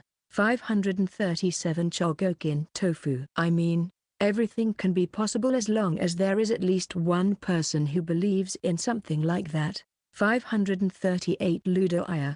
I was initially hesitant about asking that question here, but what do you think this guy is up to nowadays? 539 Deep Slaughter. I think I might have found it, guys. 540 Endor. Huh? Arthur Pensilgton? I see. So that is the reason why that stupid bitch was not at the base that night when our base was attacked. 541 Basashi Musashi. Huh? Wait, seriously? But was it not that the attack on Ashura Kai's home base was a surprise attack? The kind that only the top brass knew about? 542 Thundernut. I see, so it all stems from that moment. Huh? 543 Indoor. Fuck me. Now that I think about it, the fact that the location of the base got leaked and we were attacked right about that time was way too convenient for that bitch. I see. So that's it. Huh? You leaked that information out on purpose. Huh? 544 Add. I mean, before that shit went down, I did not even know what the hell that Gravekeeper Wizardman was, to be perfectly honest. 545 Lud War. Not many people know about that story, since it was strictly confidential and it affected only the people of Ashura Kai. On the night when the Ashura Kai was taken by surprise and decimated, the vice commander was nowhere to be found during the battle. It was later revealed that at that time she was fighting against a unique monster somewhere else. So it was supposed that she leaked the information about the Ashura Kai's headquarters just so that she could create a commotion that would allow her to sneak out unnoticed. 546 Basashi Musashi. What the hell? That gave me literal chills, guys. So it was all orchestrated by one woman who would stop at nothing to fulfill her own ambitions, even sacrificing her fellow guild members?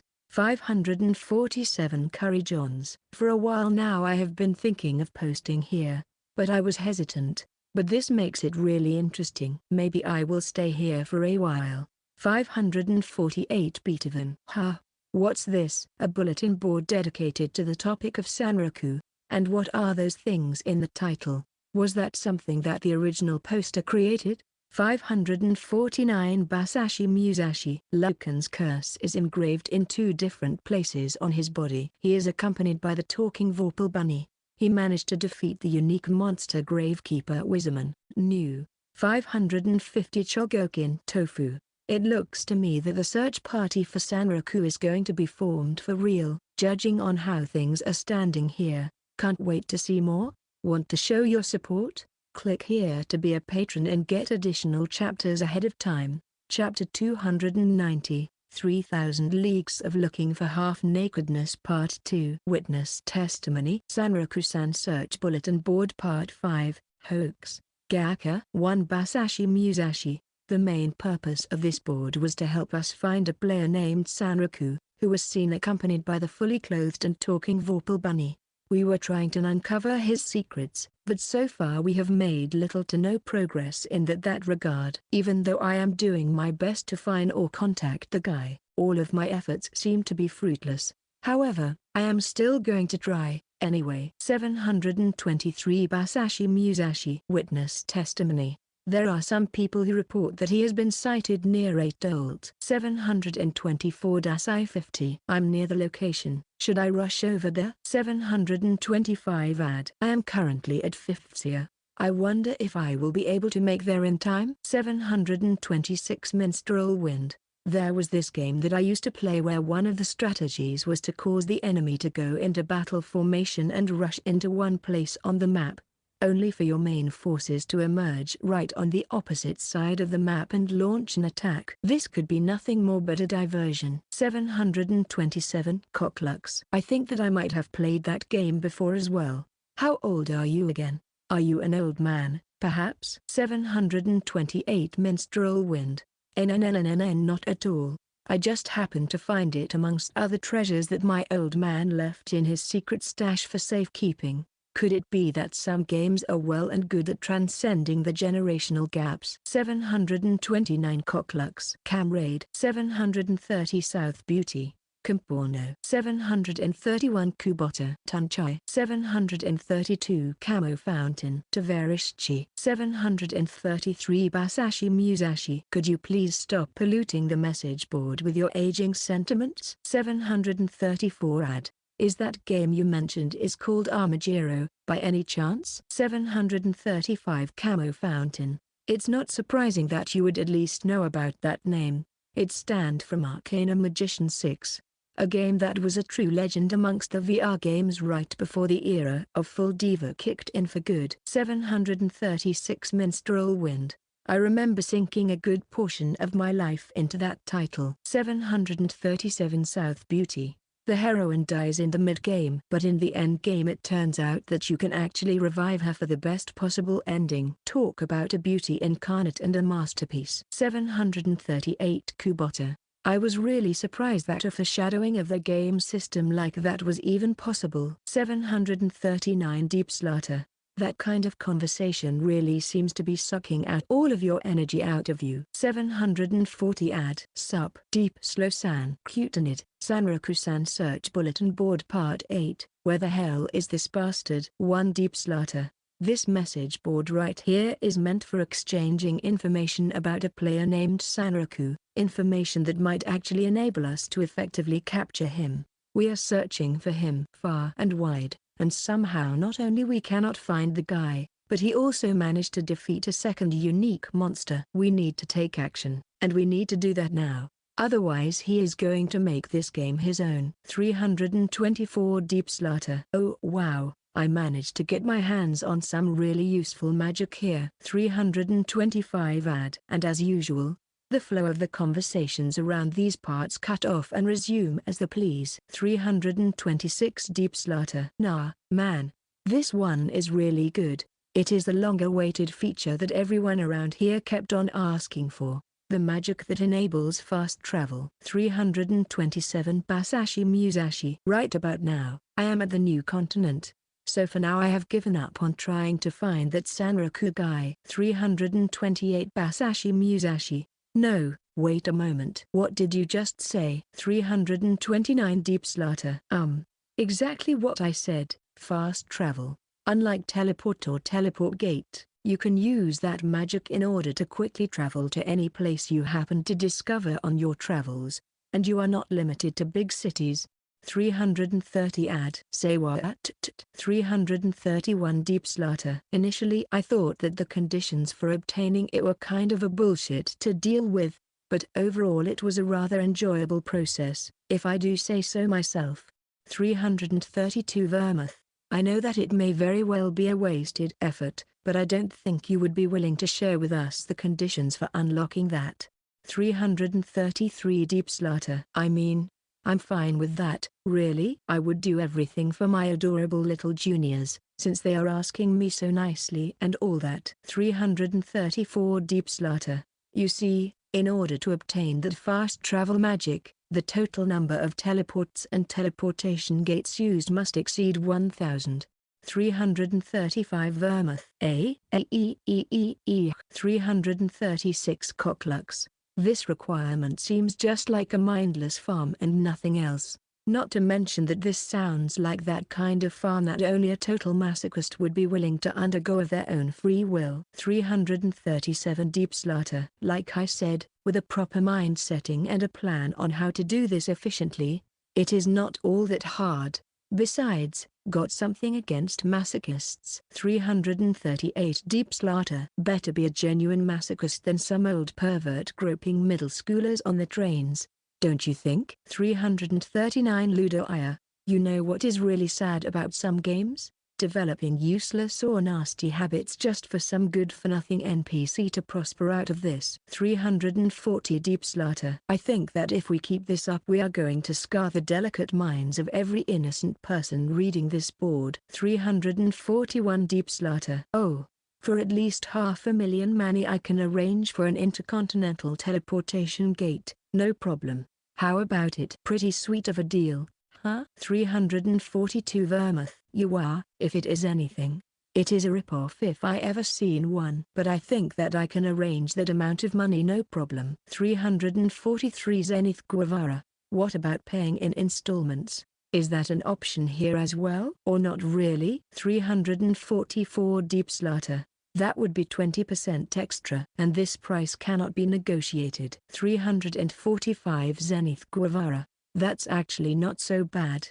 We are going to discuss the details sometimes later. 346 Ad. No, wait a moment. No matter how you think about it, that's just a rip-off. And a very shrewd and nasty one at that. 347 Zenith Guevara. Shut up. I don't expect someone who is only satisfied with buying things from the NPC's run store with a shitty lineup to understand just how the real business is being done here. 348 Deep Slaughter. You tell him, man and everyone, you can rely on me more and more if you so desire. Foo-foo, foo-fa-foo. End of part 4.2.